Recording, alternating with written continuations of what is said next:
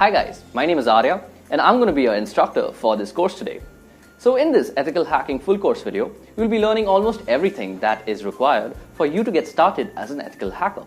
So come, let's quickly go over the topics that we are going to be covering today. Firstly, we're going to be going through the basics of cybersecurity and cryptography, where we'll be learning the key concepts of confidentiality, integrity, and availability, and how the cryptographic concepts also tie into the whole picture. Next, we'll be looking at some cyber threats. We'll be seeing how these cyber threats actually affect our computer, and then we'll also see how we can mitigate them. After which, we'll be looking into the history of ethical hacking. We'll learn how this all began in the Massachusetts Institute of Technology, and then we'll be looking into the fundamentals of networking and ethical hacking. In this, we'll be learning the various tools that are used in ethical hacking and also the network architectures that these tools are used in. After this, we'll be having a look into one of the most famous operating systems that is there, that is Kali Linux. Kali Linux is used by ethical hackers and penetration testers all around the world. We'll be learning how to install this on our local systems, we'll be learning the tools that come along with it and where we should be using them. After that, we'll be learning about penetration testing. And penetration testing is a subset of ethical hacking. So in this, we'll be learning about a tool called Metasploit, and using Metasploit, we'll be learning more about vulnerability analysis and how we can install backdoors in different computer systems and take advantages of these vulnerabilities.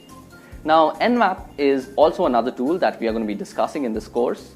We'll be learning how we can use Nmap to gather information from our networks and how we can use this information to our advantage. After that, we'll be learning deeply about 3 cyber attacks that are there in this industry. First is cross-site scripting, secondly, distributed denial of service, and thirdly, SQL injection attacks. Now, we'll be doing these attacks ourselves on dummy targets and learning more about these attacks and how they're orchestrated. And thus, we'll be learning more about how we can mitigate them if we actually become ethical hackers. Now, we'll also be discussing some very advanced cryptographic methods called steganography, which is basically used for hiding digital code inside images. Last but not the least, we'll be also discussing how you could become an ethical hacker yourself. So we'll be discussing a roadmap, we'll also be discussing the job profiles that are there in the industry, and we'll also be discussing the companies that are hiring for these job profiles along with the salaries that they are trying to offer. Also, we won't be leaving you hanging right there. We'll also be discussing the 50 most common interview questions that come along with these job profiles so that you can snag that job interview. And if you do like our content in the end, please leave us a like, please leave a comment if you want to, and do hit the subscribe button so that you can join our ever-growing community of learners.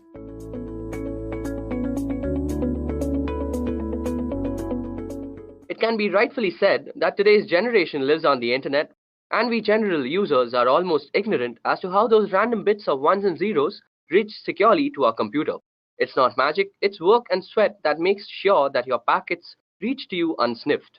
Today, I, Arya Paul from Ethio Tech, I'm here to tell you guys about how cybersecurity makes this all possible. Now, before we begin, let me brief you all about the topics that we're going to cover today. So basically, we're going to ask 3 questions that are important to cybersecurity. Firstly, we're going to see why cybersecurity is needed. Next, we're going to see what exactly is cybersecurity. And in the end, I'm going to show you all through a scenario how cybersecurity can save a whole organization from organized cybercrime. Okay, so let's get started. Now, as I just said, we are living in a digital era. Whether it be booking a hotel room, ordering some dinner, or even booking a cab, we're constantly using the internet and inherently constantly generating data. This data is generally stored on the cloud, which is basically a huge data server or data center that you can access online. Also, we use an array of devices to access this data. Now, for a hacker, it's a golden age. With so many access points, public IP addresses, and constant traffic and tons of data to exploit, black hat hackers are having one hell of a time exploiting vulnerabilities and creating malicious software for the same. Above that, cyber attacks are evolving by the day. Hackers are becoming smarter and more creative with their malwares, and how they bypass virus scans and firewalls still baffle many people. Let's go through some of the most common types of cyber attacks now. So as you guys can see, I've listed out 8 cyber attacks that have plagued us since the beginning of the internet. Let's go through them briefly. So first on the list, we have general malwares. Malware is an all-encompassing term for a variety of cyber threats, including trojans, viruses, and worms. Malware is simply defined as code with malicious intent that typically steals data or destroys something on the computer. Next on the list, we have phishing, often posing as a request for data from a trusted third party Phishing attacks are sent via email and ask users to click on a link and enter their personal data. Phishing emails have gotten much more sophisticated in recent years, making it difficult for some people to discern a legitimate request for information from a false one. Phishing emails often fall into the same category as spam, but are more harmful than just a simple ad. Next on the list, we have password attacks. A password attack is exactly what it sounds like: a third party trying to gain access to your system by cracking a user's password. Next up is DDoS, which stands for Distributed Denial of Service. A DOS attack focuses on disrupting the service of a network.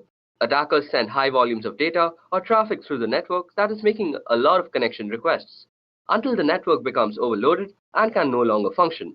Next up, we have man-in-the-middle attacks. By impersonating the endpoint in an online information exchange, that is the connection from your smartphone to a website, the MITM attacks can obtain information from the end users and entity he or she is communicating with. For example, if you're banking online, the man in the middle would communicate with you by impersonating your bank and communicate with the bank by impersonating you. The man in the middle would then receive all the information transferred between both parties, which could include sensitive data such as bank accounts and personal information. Next up, we have drive-by downloads. Through malware on a legitimate website, a program is downloaded to a user's system just by visiting the site. It doesn't require any type of action by the user to download it actually. Next up, we have maladvertising, which is a way to compromise your computer with malicious code that is downloaded to your system when you click on an affected ad. Lastly, we have rogue softwares, which are basically malwares that are masquerading as legitimate and necessary security software that will keep your system safe. So as you guys can see now, the internet sure isn't a safe place as we might think it is. This not only applies for us as individuals, but also large organizations. There have been multiple cyber breaches in the past that has compromised the privacy and confidentiality of our data. If we head over to the site called Information is Beautiful, we can see all the major cyber breaches that have been committed. So as you guys can see, even big companies like eBay, AOL, Evernote, Adobe have actually gone through major cyber breaches, even though they have a lot of security measures taken to protect the data that they contain. So it's not only that small individuals are targeted by hackers and other people, but even bigger organizations are constantly being targeted by these guys. So after looking at all sorts of cyber attacks possible, the breaches of the past, and the sheer amount of data available, we must be thinking that there must be some sort of mechanism and protocol to actually protect us from all these sorts of cyber attacks. And indeed, there is a way, and this is called cybersecurity. In a computing context, security comprises of cybersecurity and physical security. Both are used by enterprises to protect against unauthorized access to data centers and other computerized systems. Information security, which is designed to maintain the confidentiality, integrity, and availability of data, is a subset of cybersecurity. The use of cybersecurity can help prevent against cyber attacks, data breaches, identity theft, and can aid in risk management. So when an organization has a strong sense of network security and an effective incident response plan, it is better able to prevent and mitigate these attacks.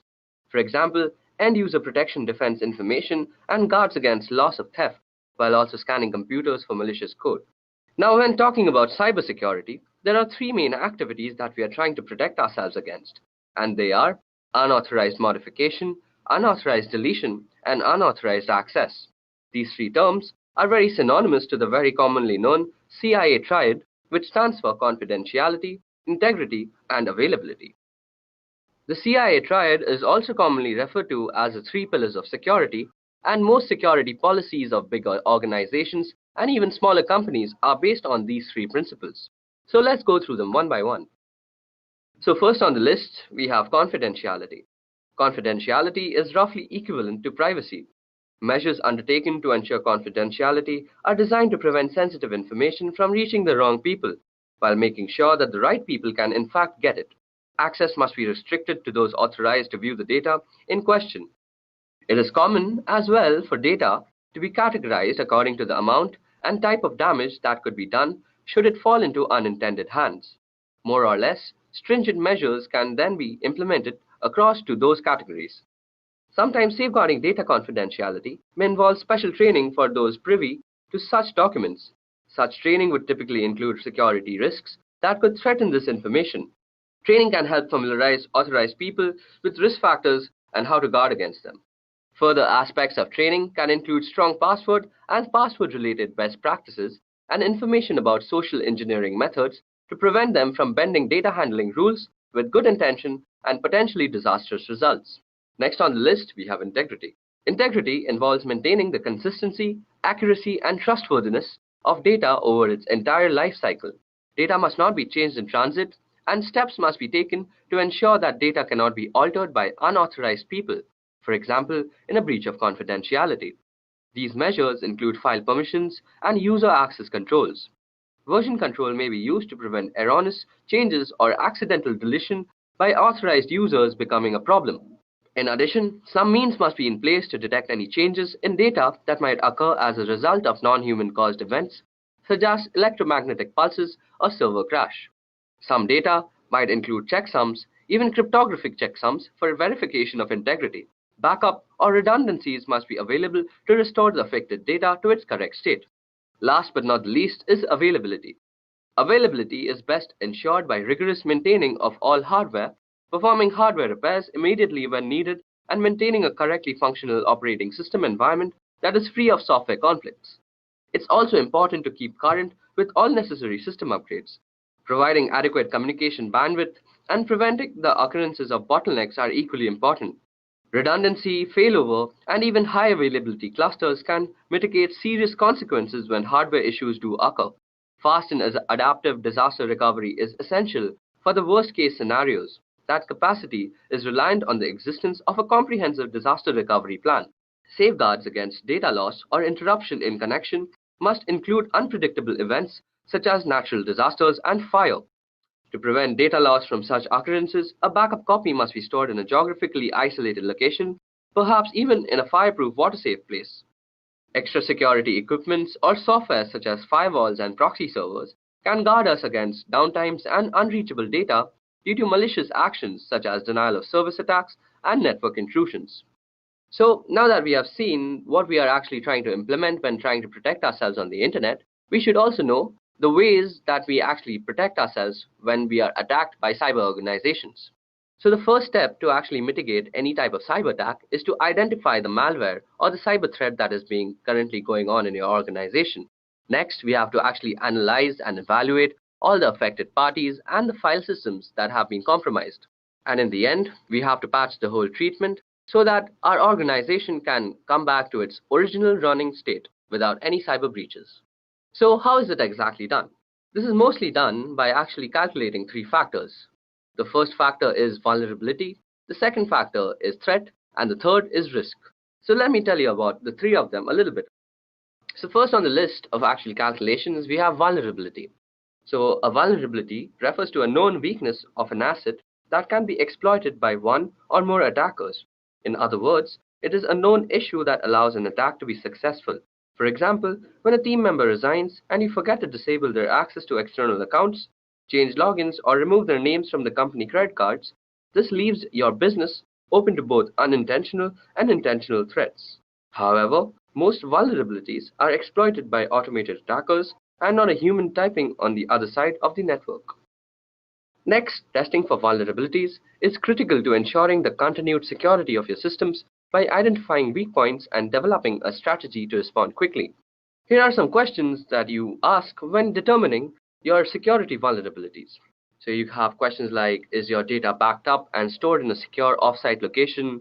Is your data stored in the cloud? If yes, how exactly is it being protected from cloud vulnerabilities? What kind of security do you have to determine who can access, modify, or delete information from within your organization? Next, you could ask questions like, what kind of antivirus protection is in use? What are the license currents? Are the license current? And is it running as often as needed? Also, do you have a data recovery plan in the event of vulnerability being exploited?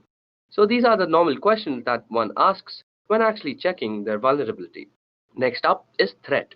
A threat refers to a new or newly discovered incident with potential to do harm to a system or your overall organization.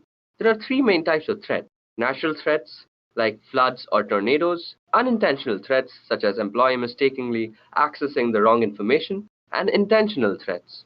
There are many examples of intentional threats including spyware, malware, adware companies, or the actions of disgruntled employees. In addition, worms and viruses are categorized as threats because they could potentially cause harm to your organization through exposure to an automated attack, as opposed to one perpetrated by human beings. Although these threats are generally outside of one's control and difficult to identify in advance, it is essential to take appropriate measures to assess threats regularly. Here are some ways to do so. Ensure that your team members are staying informed of current trends in cybersecurity so they can quickly identify new threats. They should subscribe to blogs like Wired and podcasts like the TechGenics Extreme IT that covers these issues, as well as join professional associations so they can benefit from breaking news feeds, conferences, and webinars. You should also perform regular threat assessment to determine the best approaches to protecting a system against a specific threat, along with assessing different types of threat. In addition, penetration testing involves modeling real-world threats in order to discover vulnerabilities. Next on the list, we have risk. So risk refers to the potential for loss or damage when a threat exploits a vulnerability. Examples of risks include financial losses as a result of business disruption, loss of privacy, reputational damage, legal implications, and can even include loss of life. Risk can also be defined as follows, which is basically threat multiplied by the vulnerability. You can reduce the potential for risk by creating and implementing a risk management plan, and here are the key aspects to consider when developing your risk management strategy. Firstly, we need to assess risk and determine needs. When it comes to designing and implementing a risk assessment framework, it is critical to prioritize the most important breaches that need to be addressed. Although frequency may differ in each organization, this level of assessment must be done on a regular, recurring basis. Next, we also have to include a total stakeholder perspective. Stakeholders include the business owners as well as employees, customers, and even vendors.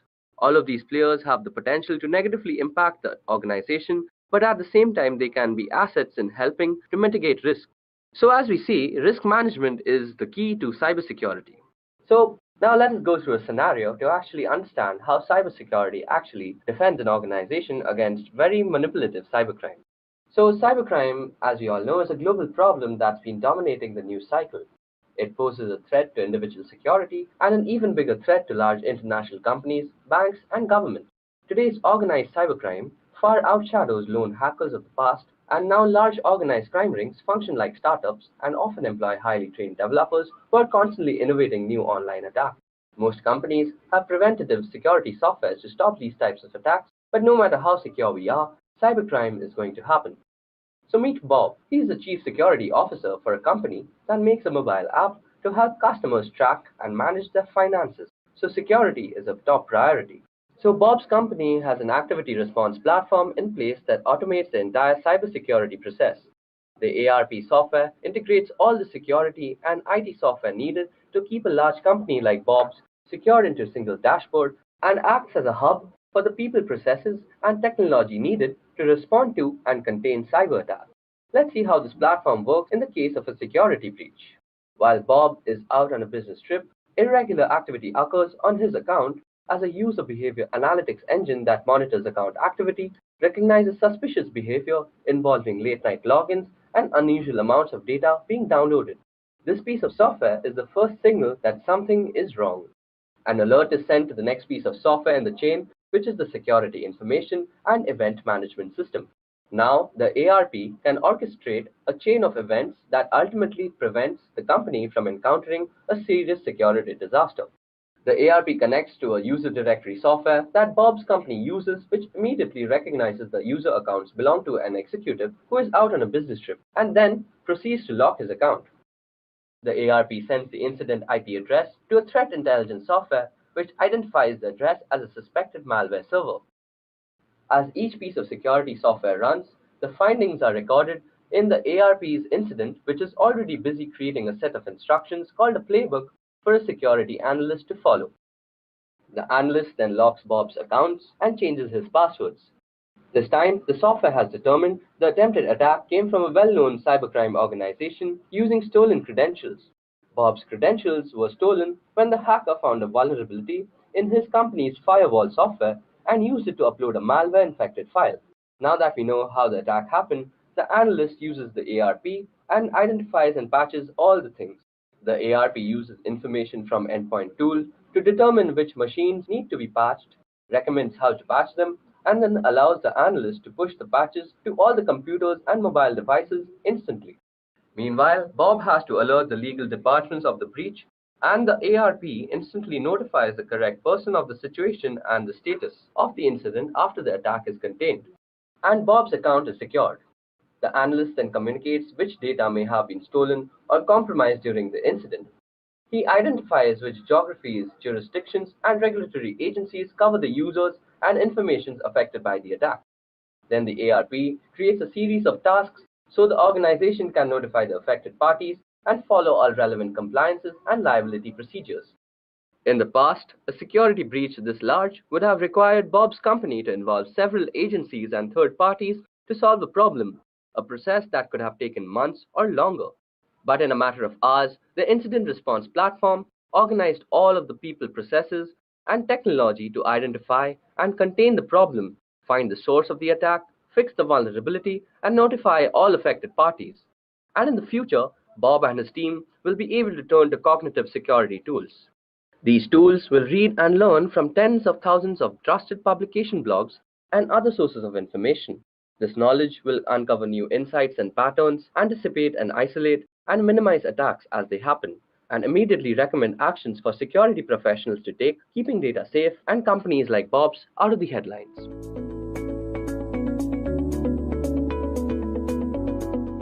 Cryptography is essentially important because it allows you to securely protect data that you don't want anyone else to have access to.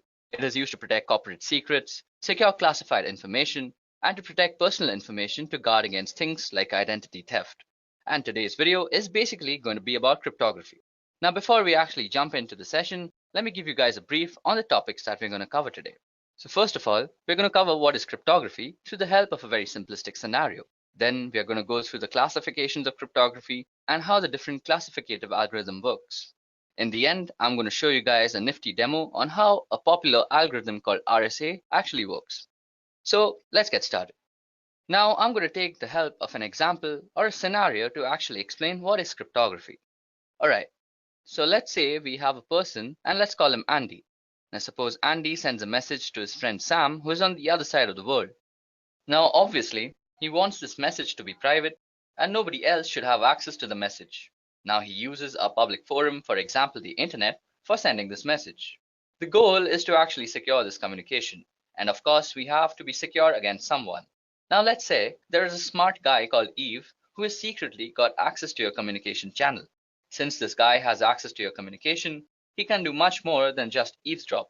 For example, he can try to change the message in itself. Now this is just a small example. What if Eve actually gets access to your private information? Well, that could actually result in a big catastrophe. So how can Andy be sure that nobody in the middle could access the message sent to Sam? The goal here is to make communication secure, and that's where cryptography comes in. So what exactly is cryptography? Well, cryptography is the practice and the study of techniques for securing communication and data in the presence of adversaries. So let me take a moment to explain how that actually happens. Well, first of all, we have a message.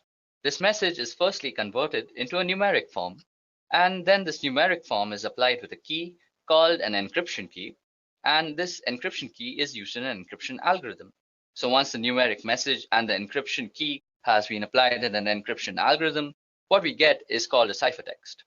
Now this ciphertext is sent over the network to the other side of the world, where the other person who the message is intended for will actually use a decryption key and use the ciphertext as a parameter of a decryption algorithm, and then he'll get what we actually sent as a message. And if some error had actually occurred, he'd get an error. So let's see how cryptography can help secure the connection between Andy and Sam. So to protect his message, Andy first converts his readable message to an unreadable form. Here he converts the message to some random numbers, and after that he uses a key to encrypt his message. After applying this key to the numerical form of his message, he gets a new value. In cryptography, we call this ciphertext. So now if Andy sends the ciphertext or encrypted message over communication channel, he won't have to worry about somebody in the middle of discovering the private message. Even if somebody manages to discover the message, he won't be able to decrypt the message without having a proper key to unlock this message. So suppose Eve here discovers the message and he somehow manages to tamper with the message and message finally reaches Sam. Sam would need a key to decrypt the message to recover the original plain text. So using the key, he would convert a ciphertext to numerical value corresponding to the plain text. Now after using the key for decryption, what will come out is the original plain text message or an error. Now this error is very important. It is the way Sam knows that message sent by Andy is not the same as the message that he received. So the error in a sense tells us that Eve has tampered with the message. Now the important thing to note here is that in modern cryptography, the security of the system purely relies on keeping the encryption and decryption keys secret. Based on the type of keys and encryption algorithms, cryptography is classified under the following categories.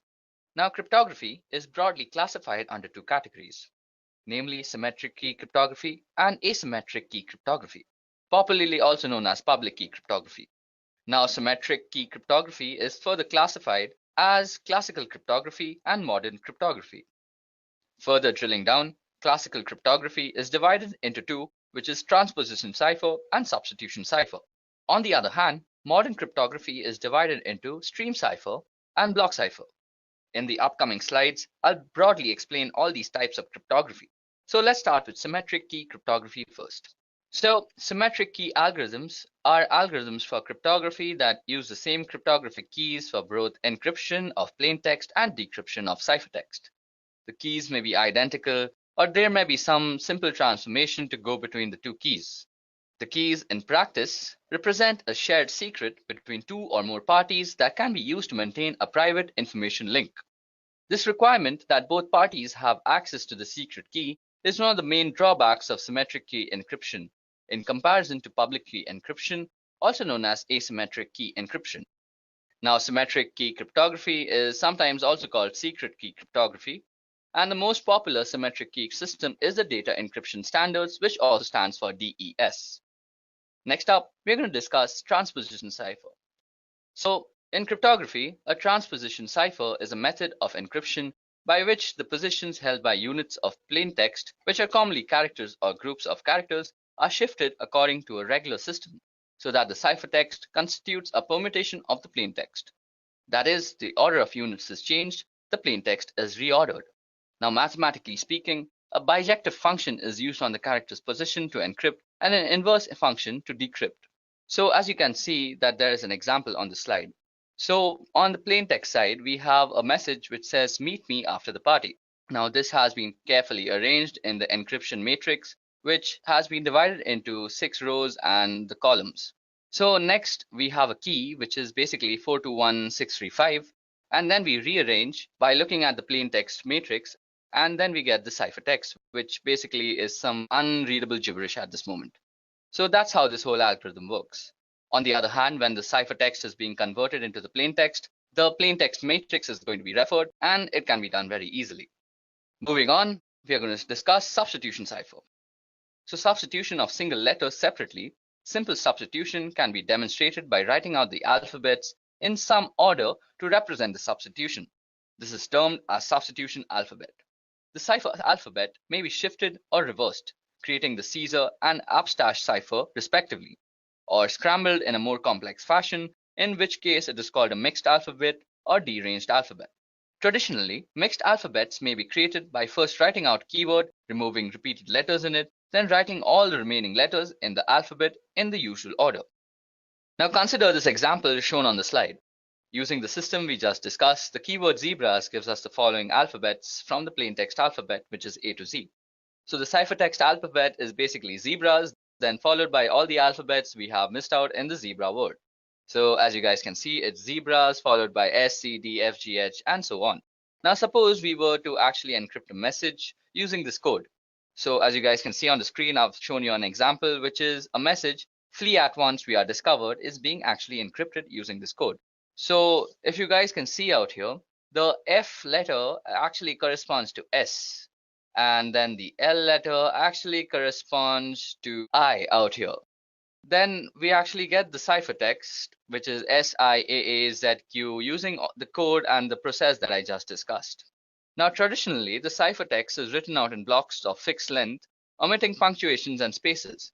This is done to help avoid transmission errors to disguise the word boundaries from the plain text. Now these blocks are called groups, and sometimes a group count, that is the number of groups, is given as an additional check. Now, 5-letter groups are traditional. As you guys can see that we have also divided our ciphertext into groups of 5, and this dates back to when messages were actually used to be transmitted by telegraph. Now, if the length of the message happens not to be divisible by 5, it may be padded at the end with nulls, and these can be any characters that can be decrypted to obvious nonsense, so the receiver can easily spot them and discard them. Next on our list is stream cipher. So a stream cipher is a method of encrypting text to produce ciphertext in which a cryptographic key and algorithm are applied to each binary digit in a data stream 1 bit at a time. This method is not much used in modern cryptography.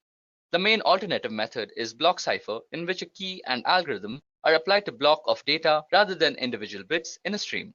Okay, so now that we've spoken about block cipher, let's go and actually explain what block cipher does.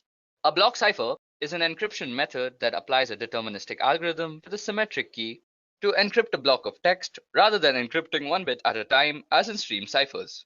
For example, a common block cipher, AES, encrypts 128-bit blocks with a key of predetermined length that is either 128, 192, or 256 bits in length. Now, block ciphers are pseudo-random permutation families that operate on the fixed size of block of bits. These PRPs are functions that cannot be differentiated from completely random permutation and thus are considered reliable until proven to be unreliable by some source. Okay, so now it's time that we discuss some asymmetric cryptography.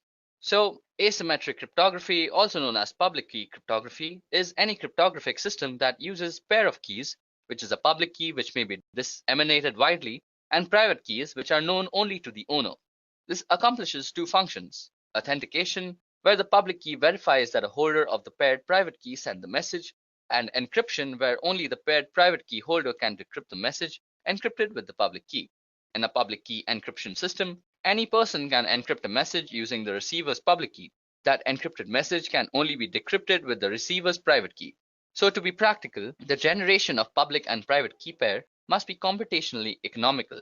The strength of a public key cryptographic system relies on computational efforts required to find the private key from its paired public key. So effective security only requires keeping the private key private, and the public key can be openly distributed without compromising security. Okay, so now that I've actually shown you guys how cryptography actually works and how the different classifications are actually applied, let's go and do something interesting. So you guys are actually watching this video on YouTube right now. So if you guys actually go and click on the secure part besides the URL, you can actually go and view the digital certificates that are actually used out here. So click on certificates and you'll see the details in the details tab. Now, as you guys can see, the signature algorithm that is used for actually securing YouTube is being SHA-256 with RSA. And RSA is a very, very common encryption algorithm that is used throughout the internet. Then the signature hash algorithm that is being used is SHA-256. And the issuer is Google Internet Authority. And you can get a lot of information about sites and all their authority key identifiers, their certificate policies, the key usage, and a lot of things about security just from this small little button out here. Also, let me show you a little how public key encryption actually works. So on the site, which is basically cobwebs.cs.uga.edu, you can actually demo out public key encryption. So suppose we had to send a message. First, we would need to generate keys. So as you can see, I just clicked generate keys and it got me two keys, which is one is the public key, which I will distribute throughout the network, and one the private key, which I will actually keep secret to myself. Now I want to send a message saying, hi there, when is the exam tomorrow? So now we are going to encrypt it using the public key because that's exactly what's distributed. So now as you can see, we have got our ciphertext. So this huge thing right out here is ciphertext, and it absolutely makes no sense whatsoever. Now suppose we were to actually then decrypt the message. We would use the private key that goes along with our account and we would decode the message. And as you guys can see, voila, we have hi there, when is the exam tomorrow? So we have actually sent a message on the internet in a very secure fashion. Above that, there's also RSA that needs some explaining because I had promised that too. Now RSA is a very, very commonly used algorithm that is used throughout the internet, and you just saw it being used by YouTube. So it has to be common. So RSA has a very unique way of applying this algorithm. There are many actual parameters that you actually need to study. Okay, so now we're actually going to discuss RSA, which is a very popular algorithm that is used throughout the internet. And you also saw that it's being used by YouTube right now. So this crypto system is one of the initial system. It remains the most employed crypto system even today. And the system was invented by three scholars, which is Ron Rivest, Adi Shamir, and Len Adelman. Hence the name RSA. And we will see the two aspects of the RSA crypto system. Firstly, generation of key pair, and secondly, encryption-decryption algorithms. So each person or a party who desires to participate in communication using encryption needs to generate a pair of keys, namely public key and private key. So the process followed in the generation of keys is as follows. First, we have to actually calculate n. Now n is actually given by multiplying p and q, as you guys can see out here. So p and q are supposed to be very large prime numbers. So out here p will be 35, but for some very strong encryption, we are going to choose very large prime numbers. Then we actually have to calculate phi. Now phi, as you can see, the formula goes is p minus 1 into q minus 1. And this helps us determine for the encryption algorithm. Now then we have to actually calculate e. Now e must be greater than 1 and less than phi, which is p minus 1 into q minus 1. And there must be no common factors for e and phi except for 1. So in other words, they must be co-prime to each other. Now to form the public key, the pair of numbers n and e form the RSA public key system. This is actually made public and is distributed throughout the network. Interestingly though, n is a part of the public key, and the difficulty in factorizing a large prime number ensures that the attacker cannot find in finite time the two primes, that is p and q, that is used to obtain n. This actually ensures the strength of RSA. Now, in the generation of the private key d is calculated from p, q, and e. For given n and e, there is a unique number d. Now, the number d is the inverse of e modulo phi. This means that d is a number less than phi such that when multiplied by e, it gives 1. So let's go and actually fill up these numbers. So n should be 35 out here. And if we generate them, we get the value of phi, which is 24, which is basically 4 into 6. And then we should also get e. Now e should be co-prime, so we are going to give it 11, as 11 is co-prime to both. So now for the actual encryption part, we have to put in e and n out here. So e out here for us is 11 and n is 35. And then we're going to pick a letter to actually cipher, which is a. And then we're going to encode it as a number. So as you guys can see, we've encoded it as 1. And out here, now after we've given the message its numerical form, we click on encryption and we get it. Now to actually decrypt the message, we are going to need d and n. Now d for us was 5 and n was 35. So 5 and 35. And then we're going to take encrypted message from above, and we're going to decrypt this message. So after you decrypt it, we have the numerical form of the plain text, and to then decode the message, just click here, decode message, and as you guys can see, we have decoded a message using RSA. So guys, that's how RSA works. I explained all the factors that we actually use in RSA, from n to 5 to e to d, and I hope you understood a part of it. If y'all are still more interested, y'all can actually research a lot on RSA. It's a very in-depth cryptographic system. D and n. Now d for us was 5 and n was 35. So 5 and 35.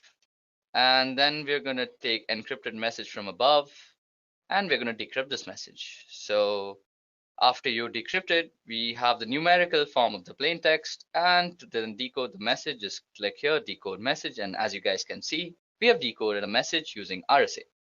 So guys, that's how RSA works. I explained all the factors that we actually use in RSA, from n to 5 to e to d, and I hope you understood a part of it. If y'all are still more interested, y'all can actually research a lot on RSA. It's a very in-depth cryptographic system.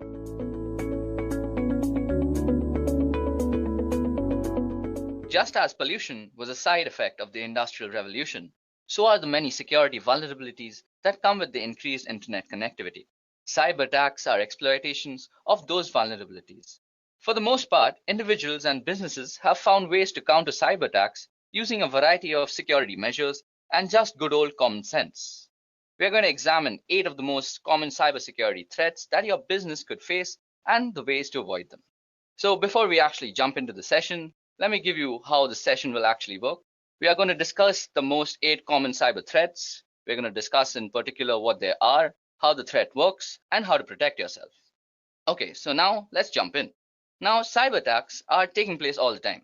Even as we speak, the security of some organization, big or small, is being compromised. For example, if you visit this site out here, that is Threat Cloud, you can actually view all the cyber attacks that are actually happening right now. Let me just give you a quick demonstration of how that looks like. Okay, so as you guys can see out here, these are all the places that are being compromised right now. The red parts actually show us the part that is being compromised, and the yellow places actually show us from where it's being compromised from.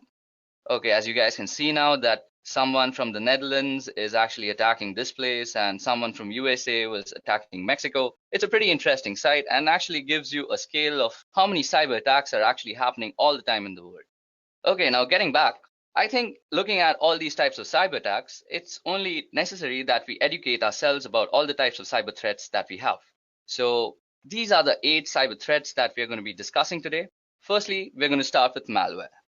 So malware is an all-encompassing term for a variety of cyber attacks, including Trojans, viruses, and worms. Malware is simply defined as code with malicious intent that typically steals data or destroys something on the computer. The way malware goes about doing its damage can be helpful in categorizing what kind of malware you're dealing with. So let's discuss it. So first of all, viruses. Like their biological namesakes, viruses attach themselves to clean files and infect other clean files, and they can spread uncontrollably, damaging a system's core functionality and deleting or corrupting files. They usually appear as executable files that you might have downloaded from the internet.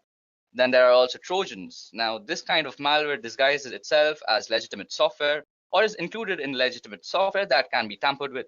It tends to act discreetly and creates backdoors in your security to let other malwares in. Then we have worms. Worms infect entire networks of devices, either local or across the internet, by using the network's interfaces. It uses each consecutive infected machine to infect more. And then we have botnets and such, where botnets are networks of infected computers that are made to work together under the controller of an attacker. So basically, you can encounter malware if you have some OS vulnerabilities, or if you download some illegitimate software from somewhere, or you have some other email attachment that was compromised with. Okay, so how exactly do you remove malware, or how exactly do you fight against it? Well, each form of malware has its own way of infecting and damaging computers and data, and so each one requires a different malware removal method. The best way to prevent malware is to avoid clicking on links or downloading attachments from unknown senders, and this is sometimes done by deploying a robust and updated firewall, which prevents the transfer of large data files over the network in a hope to weed out attachments that may contain malware. It's also important to make sure your computer's operating system, whether it be Windows, Mac OS, Linux, uses the most up-to-date security updates. And software programmers update programs frequently to address any holes or weak points. And it's important to install all these updates as well as to decrease your own system weaknesses.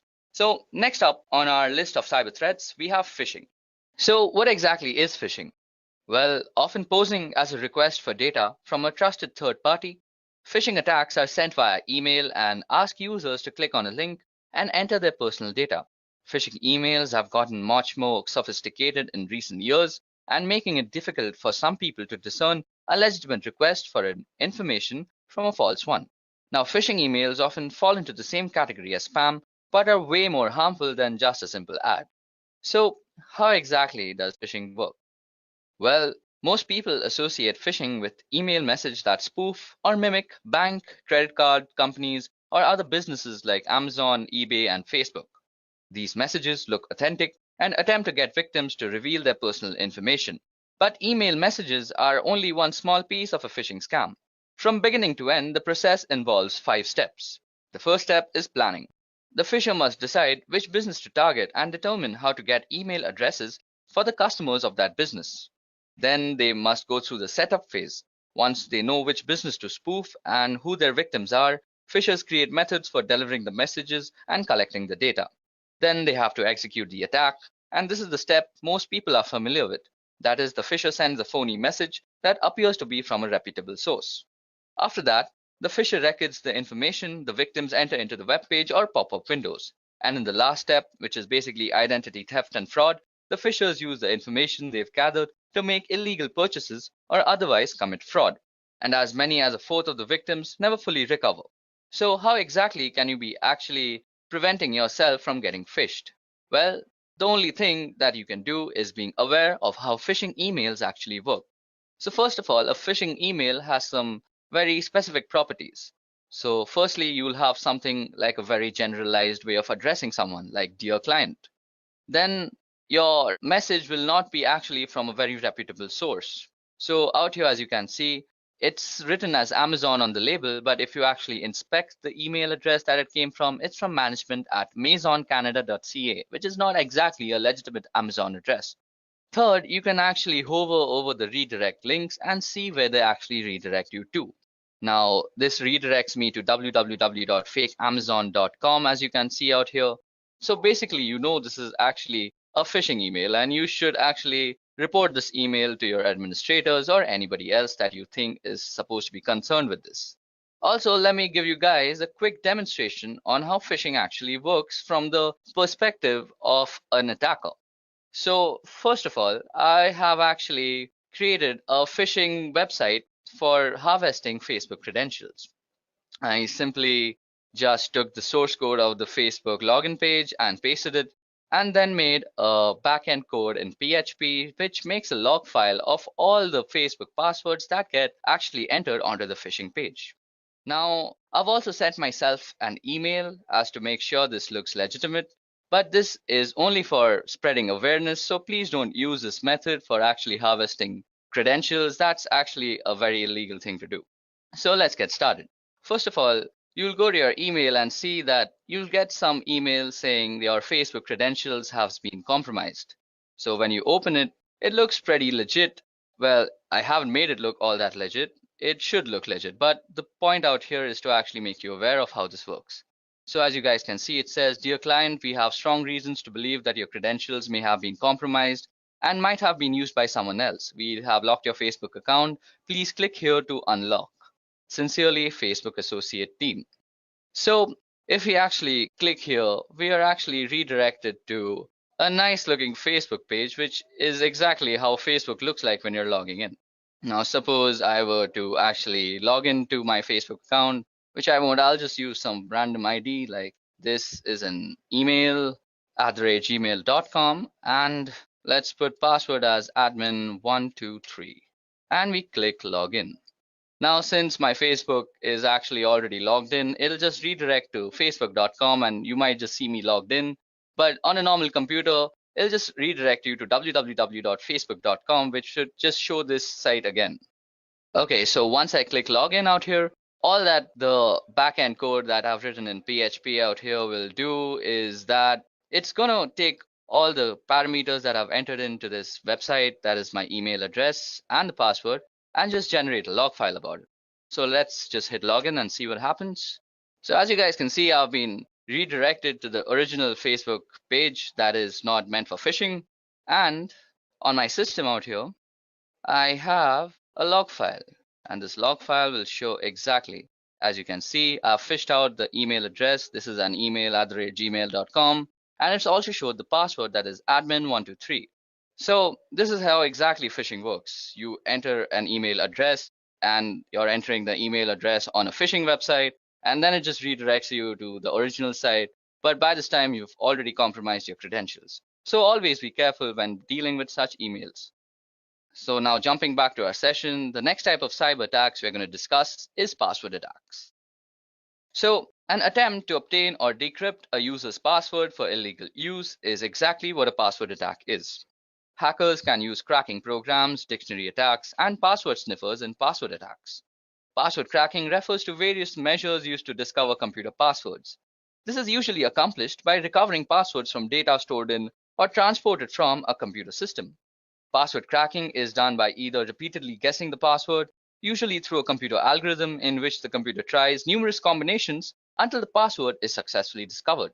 Now, password attacks can be done for several reasons, but the most malicious reason is in order to gain unauthorized access to a computer with the computer's owner's awareness not being in place. Now, this results in cybercrime, such as stealing passwords for the purpose of accessing bank information. Now, today, there are three common methods used to break into a password-protected system. The first is a brute force attack. A hacker uses a computer program or script to try to log in with possible password combinations, usually starting with the easiest to guess password. So just think, if a hacker has a company list, he or she can easily guess usernames. If even one of the users has a password 123, he will quickly be able to get in. The next are dictionary attacks. Now, a hacker uses a program or script to try to log in by cycling through the combinations of common words. In contrast with brute force attacks where a large proportion key space is searched systematically, a dictionary attack tries only those possibilities which are most likely to succeed, typically derived from a list of words, for example, a dictionary. Generally, dictionary attacks succeed because most people have a tendency to choose passwords which are short or such as single words found in the dictionaries or simple, easy predicted variations on words such as appending a digit or so. Now, the last kind of password attacks are used by keylogger attacks. A hacker uses a program to track all of the user's keystrokes. So at the end of the day, everything the user has typed, including the login IDs and passwords, have been recorded. A keylogger attack is different than a brute force or dictionary attack in many ways, not the least of which the key logging program used is a malware that must first make it onto the user's device. And the keylogger attacks are also different because stronger passwords don't provide much protection against them, which is one reason that multi-factor authentication is becoming a must-have for all businesses and organizations. Now, the only way to stop yourself from getting killed in the whole password attack conundrum is by actually practicing the best practices that are being discussed in the whole industry about passwords. So basically, you should update your password regularly. You should use alphanumerics in your password, and you should never use words that are actually in the dictionary. It's always advisable to use garbage words that make no sense for passwords, as they just increase your security. So moving on, we're going to discuss DDoS attacks. So what exactly is a DDoS or a DOS attack? Well, first of all, it stands for distributed denial of service, and a DOS attack focuses on disrupting the service to a network, as the name suggests. Attackers send high volume of data of traffic through the network until the network becomes overloaded and can no longer function. So there are a few different ways attackers can achieve DOS attack, but the most common is the distributed denial of service attack. This involves the attacker using multiple computers to send the traffic or data that will overload the system. In many instances, a person may not even realize that his or her computer has been hijacked and is contributing to the DOS attack. Now, disrupting services can have serious consequences relating to security and online access. Many instances of large-scale DOS attacks have been implemented as a single sign of protest towards governments or individuals and have led to severe punishment, including major jail time. So, how can you prevent DOS attacks against yourself? Well, firstly, unless your company is huge, it's rare that you would be even targeted by an outside group or attackers for a DOS attack. Your site or network could still fall victim to one. However, if another organization on your network is targeted.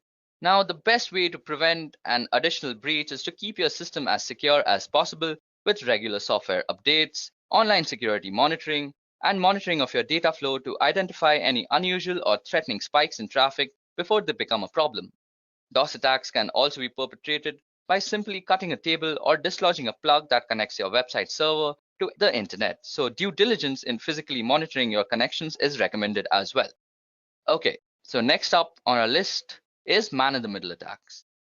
So by impersonating the endpoints in an online information exchange, the man-in-the-middle attack can obtain information from the end user and the entity he or she is communicating with. For example, if you are banking online, the man in the middle would communicate with you by impersonating your bank and communicate with the bank by impersonating you. The man in the middle would then receive all of the information transferred between both parties, which could include sensitive data such as bank accounts and personal information. So how does it exactly work? Normally, an MITM gains access through a non-encrypted wireless access point, which is basically one that doesn't use WAP, WPA, or any of the other security measures. Then they would have to access all of the information being transferred between both parties by actually spoofing something called address resolution protocol. That is the protocol that is used when you are actually connecting to your gateway from your computer. So how can you exactly prevent MITM attacks from happening against you? So firstly, you have to use an encrypted WAP, that is an encrypted wireless access point. Next, you should always check the security of your connection, because when somebody is actually trying to compromise your security, he will try to actually strip down the HTTPS or HSTS that is being injected in the website, which is basically the security protocols. So if something like this HTTPS is not appearing in your website, you're on an insecure website where your credentials or your information can be compromised. And the last and final measure that you can actually use is by investing in a virtual private network which spoofs your entire IP, and you can just browse the internet with perfect comfort. Next up on our list is drive-by downloads. So gone are the days where you had to click to accept a download or install a software update in order to become infected. Now just opening a compromised web page could allow dangerous code to install on your device. You just need to visit or drive by a web page without stopping, or to click accept any software, and the malicious code can download in the background to your device.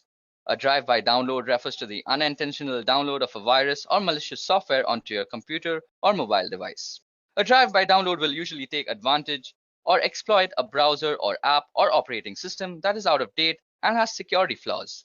This initial code that is downloaded is often very small, and since its job is often simply to contact another computer where it can pull down the rest of the code onto your smartphone, tablet, or other computers. Often, a web page will contain several different types of malicious code in hopes that one of them will match a weakness on your computer. So how does this exactly work? Well, first you visit the site, and during the three-way handshake connection of the TCP/IP protocol, a backend script is triggered. As soon as a connection is made while the last ACK packet is sent, a download is also triggered, and the malware is basically injected into your system. Now, the best advice I can share about avoiding drive-by downloads is to avoid visiting websites that could be considered dangerous or malicious. This includes adult content, file-sharing websites, or anything that offers you a free trip to the Bahamas.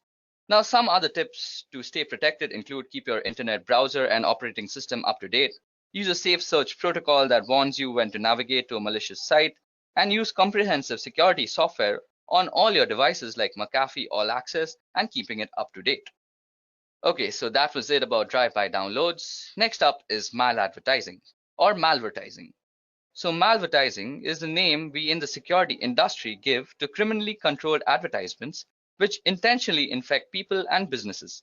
These can be any ad on any site, often ones which you use as a part of your everyday internet usage, and it is a growing problem, as is evident by a recent US Senate report and the establishment of bodies like Trust in Ads. Now, whilst the technology being used in the background is very advanced, the way it presents to the person being infected is simple. To all intents and purposes, the advertisement looks the same as any other, but has been placed by a criminal. Like you can see the mint ad out here, it's really out of place, so you could say it's been made by a criminal.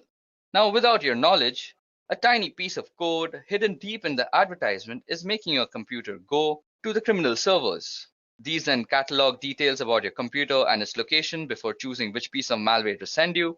And this doesn't need a new browser window and you won't know about it. So basically, you're redirected to some criminal server, the malware injection takes place, and voila, you're infected. It's a pretty dangerous thing to be in. So how exactly can you stop malvertising? Well, first of all, you need to use an ad blocker, which is a very must in this day and age. You can have ad blocker extensions installed on your browser, whether it be Chrome, Safari, or Mozilla. Also, regular software updates of your browser and other softwares that work peripheral to your browser always help. And next is some common sense. Any advertisement that is about a lottery that's offering you free money is probably going to scam you and inject a malware too. So never click on those ads. So the last kind of cyber attacks we are going to discover today and discuss about is rogue software. So rogue security software is a form of malicious software and internet fraud that misleads users into believing that there is a virus on their computer and manipulates them into paying money for a fake malware removal tool. It is a form of scareware that manipulates users through fear and a form of ransomware. Rogue security software has been a serious security threat in desktop computing since 2008. So now, how does a rogue security software work?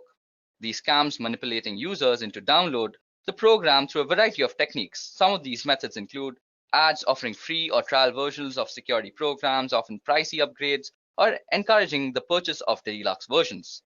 Then also pop-ups warning that your computer is infected with a virus, which encourages you to clean it by clicking on the program. And then manipulated SEO rankings that put infected website as the top hits when you search.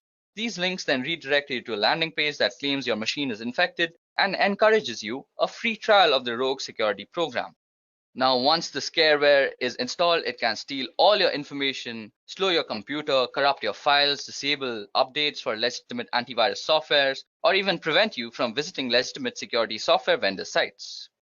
Well, talking about prevention, the best defense is a good offense. And in this case, an updated firewall makes sure that you have a working one in your office that protects you and your employees from these type of attacks. It is also a good idea to install a trusted antivirus or anti-spyware software program that can detect threats like these. And also a general level of distrust on the internet and not actually believing anything right off the bat is the way to go. Machine is infected and encourages you a free trial of the rogue security program. Now, once the scareware is installed, it can steal all your information, slow your computer, corrupt your files, disable updates for legitimate antivirus softwares, or even prevent you from visiting legitimate security software vendor sites. Well, talking about prevention, the best defense is a good offense. And in this case, an updated firewall makes sure that you have a working one in your office that protects you and your employees from these type of attacks. It is also a good idea to install a trusted antivirus or anti-spyware software program that can detect threats like these. And also a general level of distrust on the internet and not actually believing anything right off the bat is the way to go.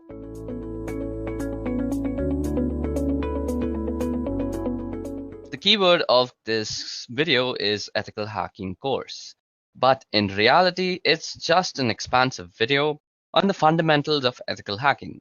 There is no such thing as an ethical hacking course, to be honest, because no course can teach you a discipline like ethical hacking. All the best that you can do in creating content for ethical hacking is that you can tell people about the fundamentals that are followed in this discipline. Okay, now before we start, let me just give you a general idea of the topics that I intend to cover throughout this video. Okay, now to be honest, we're going to cover a pretty broad range of material. We are firstly going to be going over footprinting and reconnaissance, where you get an idea of what's involved in the ethical hacking engagement that you're working on and information about the target that you're engaged with.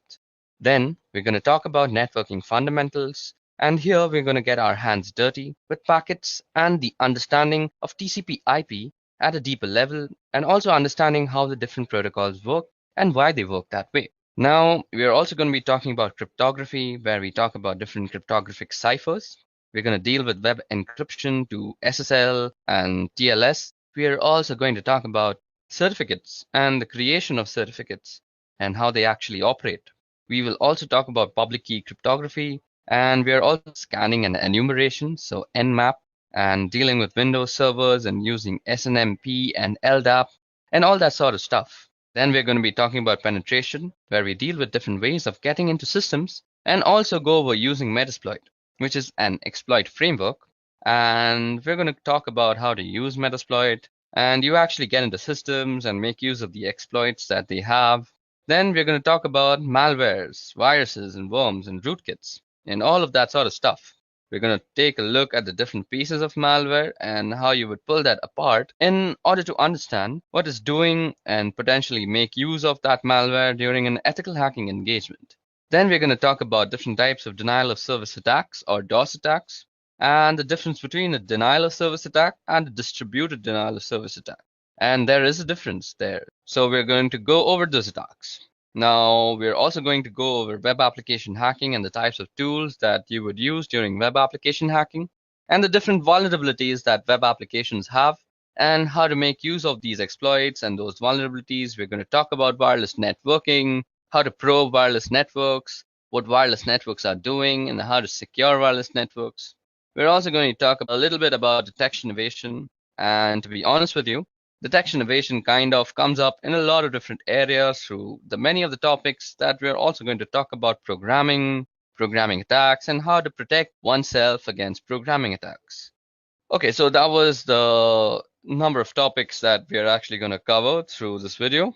Now, the approach that I'm going to be taking in the series of videos is whenever possible, we're going to be going to use a hands-on approach. So we're going to show you the actual tools I'm going to make use of and the tools to do some sort of demonstration and how they actually work. I am a big believer in getting your hands dirty as the best way to learn anything. So as we go through the series of videos, I strongly encourage you to get access to the tools that I'm going to be demonstrating wherever possible and dig in and get your hands dirty along with me. And there are places where we're going to be going over some theoretical material, and I'm not a big fan of PowerPoint slides, but sometimes they're a necessary evil in order to convey certain types of information. So wherever possible, I'm going to minimize their use, but you will run across places where they're just a necessity. And we're going to have to go through some slides where in order to get some particular points across, they are primarily of a theoretical nature. So that's the approach that we'll be taking through this video. And I hope you have fun as you go along the way. Okay, so let's begin. Now, the first topic that we're going to tackle is, what is hacking? Okay, so let us take a trip to the early days of hacking to start with. Now, the Internet Engineering Task Force is responsible for maintaining documentation about protocols and various specifications and processes and procedures regarding anything on the Internet. They have a series of documents called the Request for Comments, or the RFCs. And according to RFC 1389, it says, a hacker is a person who delights in having an intimate understanding of the internal workings of a system, computers, and computer networks in particular. While the expression hackers may go back a long time and have many different connotations or definitions, as far as computers go, some of the earliest hackers were members of the Tech Model Railroad Club at the Massachusetts Institute of Technology. And what those people did and the various things that they did and were involved in are detailed in Stephen Levy's book called Hackers for Our Purposes.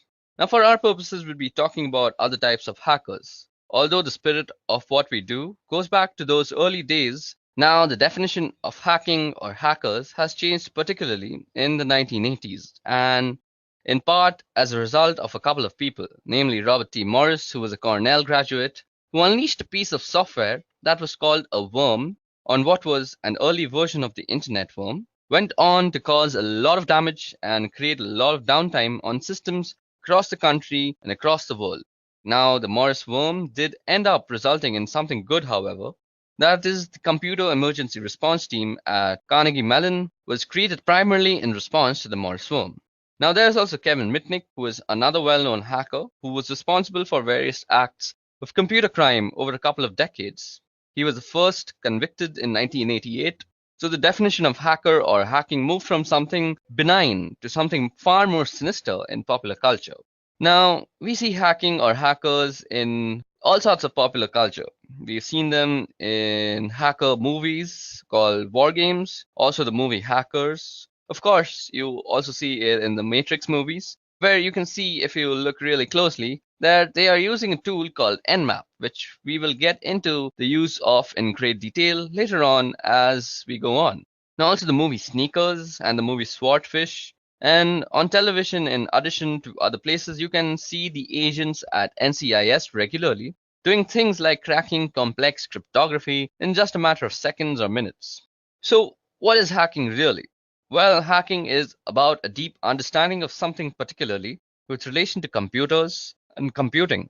It's also about exploring and the joy of learning new things and understanding them very clearly and being able to manipulate those things in ways that maybe other people haven't before. It's also about digging into problems to find out solutions in creative and interesting ways, and sometimes finding problems where there weren't problems previously. And that's a little bit about what is hacking. Okay, so now that we have talked about what exactly is hacking and how the meaning and connotations of that word has changed over time, how it came into existence, how it was coined, let's go over the reasons that people normally hack. Now, you may want to hack just for fun. As discussed previously, hacking is a tradition that goes back several decades at MIT, even preceding the computer-related definition of hacking. Now, MIT has a long and storied history of hacking, and sometimes of a computer-related nature, which in this case happens to be true, and sometimes of a non-computer-related nature instance. Now here you can see that MIT's homepage has been hacked, or you might even say defaced, to indicate that Disney is buying MIT. This was an April Fool's Day prank in 1998, and again, this is just the kind of hacking that you would do for fun rather. Now sometimes you might want to hack just to prove a political point, or any point for that matter. In this case again, Bill Gates had donated some money to the MIT, which allowed them to have a new building. And he was coming to MIT to visit and give a talk about Microsoft Windows and its systems. And as you can see, the Windows systems that were installed in the entryway at the building were hacked to be running Linux instead. And you can see here that Tux the Penguin is saying, "Welcome to the William H. Gates building." Again, that's some students who decided that they wanted to make a point about Linux and Microsoft and Windows to Bill Gates, and they thought hacking was the best way to go about it. Sometimes you hack just for the challenge. Here's an example again at MIT, where some students turned the facade of a building into a Tetris game board. Now, this was a reasonably difficult hack, and the students went after it just for the challenge of completing it.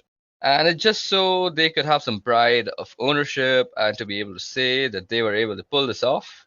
You know, the things that teenagers do to show off to other teenagers, it just increases with increase in scale. Now, in spite of its difficulties and its challenges and all the obstacles and planning that had to go into it, they were able to pull it off, and now they have those bragging rights. So that was one of them, and one of the instances where somebody would hack just for the challenge and for the fun in it. Now, sometimes you want to hack to prevent theft, and this is where we get more specifically into computer-related hackings. You see a lot of articles and stories in the news over the last few years about cybercrime, and here's an example of data theft compromised. And a fewer than 1.5 million cards for global payments, so there are some attackers who got into this company, Global Payment, and they were able to pull out about 1.5 million credit card numbers during the intrusion there. So what you may want to do is you may want to learn how to hack in order to find these holes in your systems or applications or employer systems, so that you can fix these holes and prevent these compromises from happening because of the reputational hit that your company takes whenever things like these happen. You have the risk of completely running out of business. So just to protect your job, to protect your company, and to protect your own desire of business, you may just want to learn to hack, and that's a very good reason. Now, you may also want to find all the problems that exist in your system before putting them out and deploying them so that you can keep these attackers from getting in and stealing critical or sensitive information. Sometimes you may want to hack to get there before the bad guys. And the same sort of idea is the last one where we're just going to talk about, and that exactly is ethical hacking. Now, we were just talking about how sometimes you may want to hack into your own system before publishing it out to the public. Let's take Internet Explorer for example. Now, Internet Explorer was actually published to the public with some critical error in the code, and these flaws were heavily exploited by people who actually found them. Now, a number of people in the world go out looking for these flaws, and they call themselves security researchers, and they get in touch with the vendors after they found a flaw or a bug and work with the vendors to get it fixed. What they end up with is a bit of reputation, they get a name for themselves, and that name recognition may end up getting them a job or some speaking engagements or a book deal or any number of ways that you could cash in on some name recognition from finding these sort of bugs and getting them fixed. If you want to get there before the bad guys, you may think you're helping out a vendor, you may want to just make a name for yourself. You may want to find these sort of bugs before the bad guys do, because the thing about the bad guys finding them is they don't announce them and they don't get them fixed, and that makes everybody a little less secure. Finally, you may want to protect yourself from hacked computer companies and fight cybercriminals. And this is a new headline from June 18, 2012. And we're starting to see these sort of news headlines show up as companies are starting to retaliate against attackers in order to retaliate against attackers. Now, in order to retaliate against attackers, you need to be able to have the same sort of skills and techniques and knowledge and experience that those attackers have. And where your company may want you to learn to hack, or the company may want to bring in people who are skilled at these sort of activities so that they can attack the attackers, and hopefully you end up with more steely exterior and you get a reputation for not being a company that people want to go after. Those are several reasons, and there we go. I gave you around a bunch of reasons as to why you may want to hack: for fun, to prove a point, protect yourself, to protect the company, to not run out of business, and along with another bunch of reasons. Okay, so now that we have talked about why you would want to hack, let's move on to the types of hackers that exist. Now, we're going to be talking about the different types of hacking, and the first type of hacking that I want to discuss is ethical hacking and ethical hackers, which is really what we're going to be talking about through the rest of these lessons. Now, an ethical hacker is somebody who thinks like a black hat hacker, or thinks like somebody who's intent on breaking into your systems, but follows a moral compass that's more in line with probably the majority of the population. So, their intent isn't to do bad things. Their intent is to look for bad things and get them fixed so that bad things don't happen. Ethical hackers aren't out to destroy anything, and they're not out to break anything unless it's deemed to be acceptable as a part of the engagement, and also necessary in order to demonstrate a particular vulnerability to the organization that they're working with. So, that's an ethical hacker, and there's a certification that's available from the EC Council. It's a certified ethical hacker, and if you find certifications valuable and this sort of thing is what you want to do, pursuing a certified ethical hacker may be something you might want to look into. Now, let's talk about black hat hackers. There's plenty of cases of black hat hackers through years, and let's talk about a guy in particular called Kevin Mitnick. This guy right here is a particularly good example, probably because he was a black hat hacker for a lot of his years. His goal was to cause mischief, to steal where necessary, and just to be engaged in the lifestyle of being a hacker and doing whatever was necessary to continue doing whatever he was doing. It crossed moral boundaries or ethical boundaries.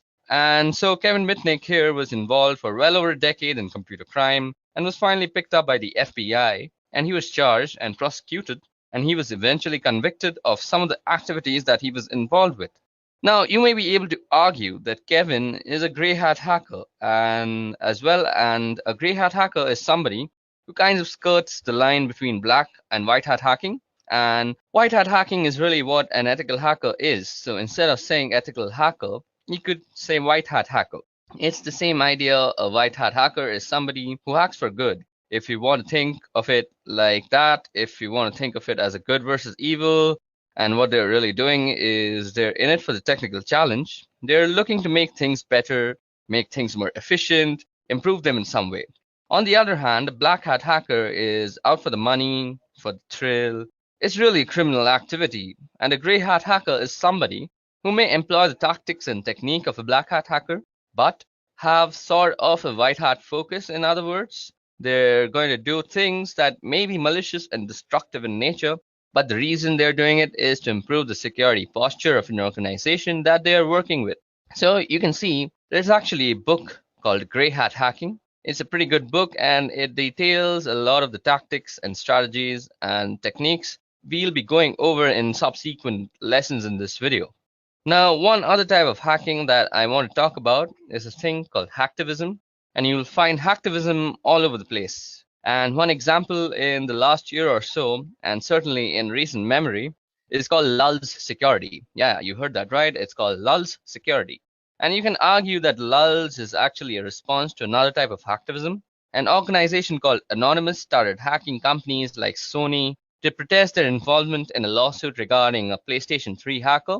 Now, Lulz Security was supposedly protesting the treatment of Anonymous, or was hacking in support of this group, Anonymous. So they hacked a number of companies and did things like pulled information, usernames, and passwords from the databases at these companies. And they said that the reason was to shine a light on the security of these companies, and also theoretically to embarrass the companies with their weak or poor security postures. And the problem with that they were doing this through were posting information that they had found online. And that information often included details about customers for these particular corporations. And for an ethical hacker, a white hat hacker, that would cross the boundary of causing harm.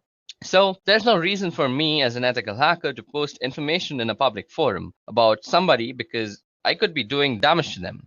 But in this case, Lal Security and Anonymous, specifically Lal Security, were engaged in a form of hacktivism, and what they were doing was not only damaging to the corporation, that certainly was detrimental to those people.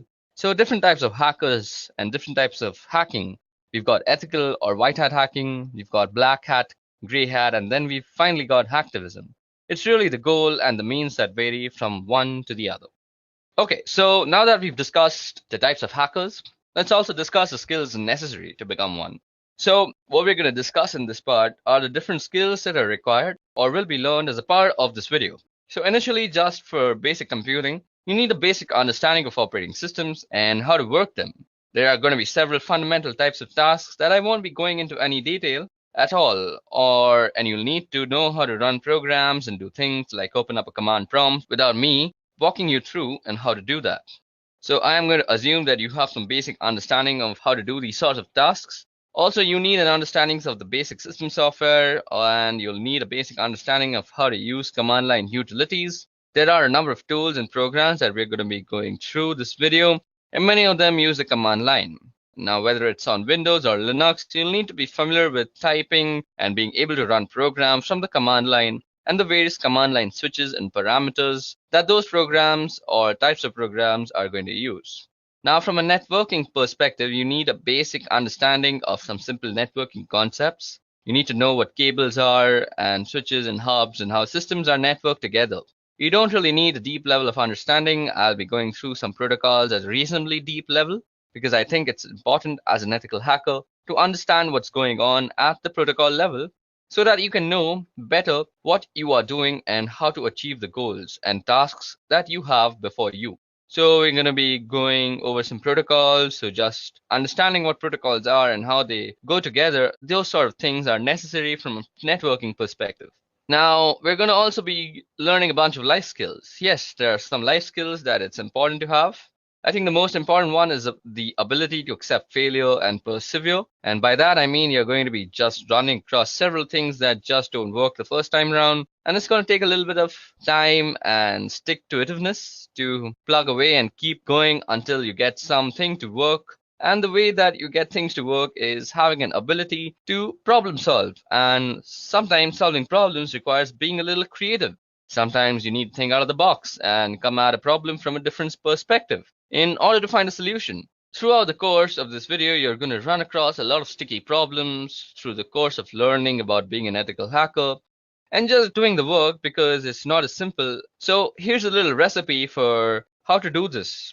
Now go follow this recipe every time and you're going to be successful. Every situation is different. Every system is different. You're going to run across some pretty sticky problems. And you're going to have to just wait and get your hands dirty and keep failing and failing and failing and failing until you find a way to succeed. So I think those skills are very necessary to learn how to be an ethical hacker. Digging through some of the material that we'll be going over in this video, as far as what you're going to be learning, you're going to be learning about how to use a lot of tools. You're going to learn networking, and by that I mean we're going to be talking about different protocols that are involved in networking systems together. You're going to learn about security and security postures. Security is the heart and soul of ethical hacking. It's why we do ethical hacking in order to make systems and networks more secure than they were previously. That's the goal from a networking perspective. We're going to be talking about how to read packets from network captures. We're going to be going into TCP/IP related protocols in a fairly significant amount of detail. And you're going to understand how protocols interact with one another. So we're going to do all that, and the reading packets is going to be really important. And we're going to do a fair amount of that in addition to just a fundamental approach to learning how to read packets in several lessons.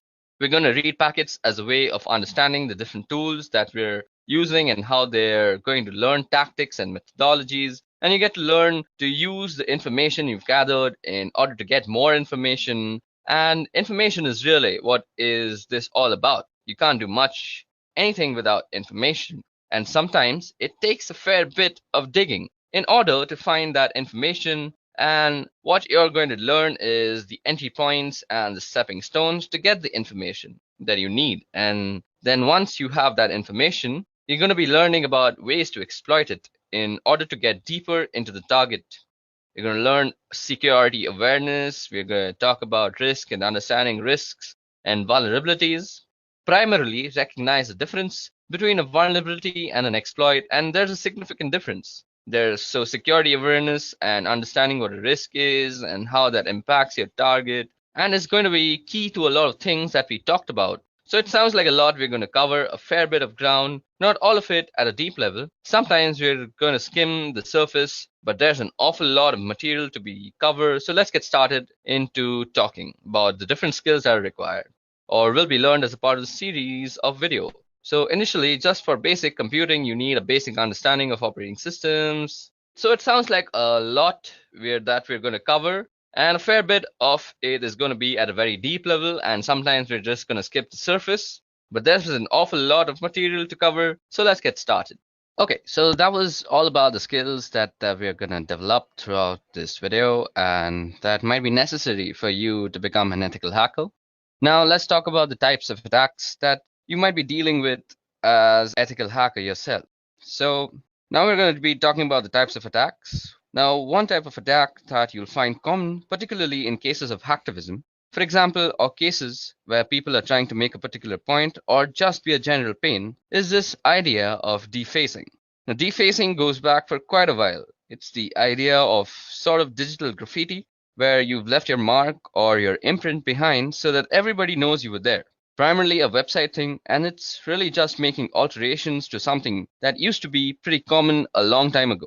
Now, it's very particular for businesses or people or just organizations in general to have their home pages be replaced by this other thing that was along the lines of, hey, I was here and I took over your web page. We also have a pretty common one, or certainly has been common over the years, and it's a pretty good path towards quality exploits and high-profile vulnerabilities, and that's buffer overflow. Now, a buffer overflow is a result of the way programs are stored in memory. When programs are running, they make use of a chunk of memory called a stack. And it's just like a stack of plates. When you put a bunch of plates down, when you pull a plate off, you're going to pull the top plate. You're not going to pull the oldest plate. You're going to pull the one that was on the top. So the same thing with the stack here. We're accessing memory, and this has to do with the way functions are called in memory. When you call a function, a chunk of memory gets thrown on top of the stack, and that's the chunk of memory that gets accessed. And you've got a piece of data in memory within that stack, and that's called a buffer. And when too much data is sent and tried to put into the buffer, it can overflow.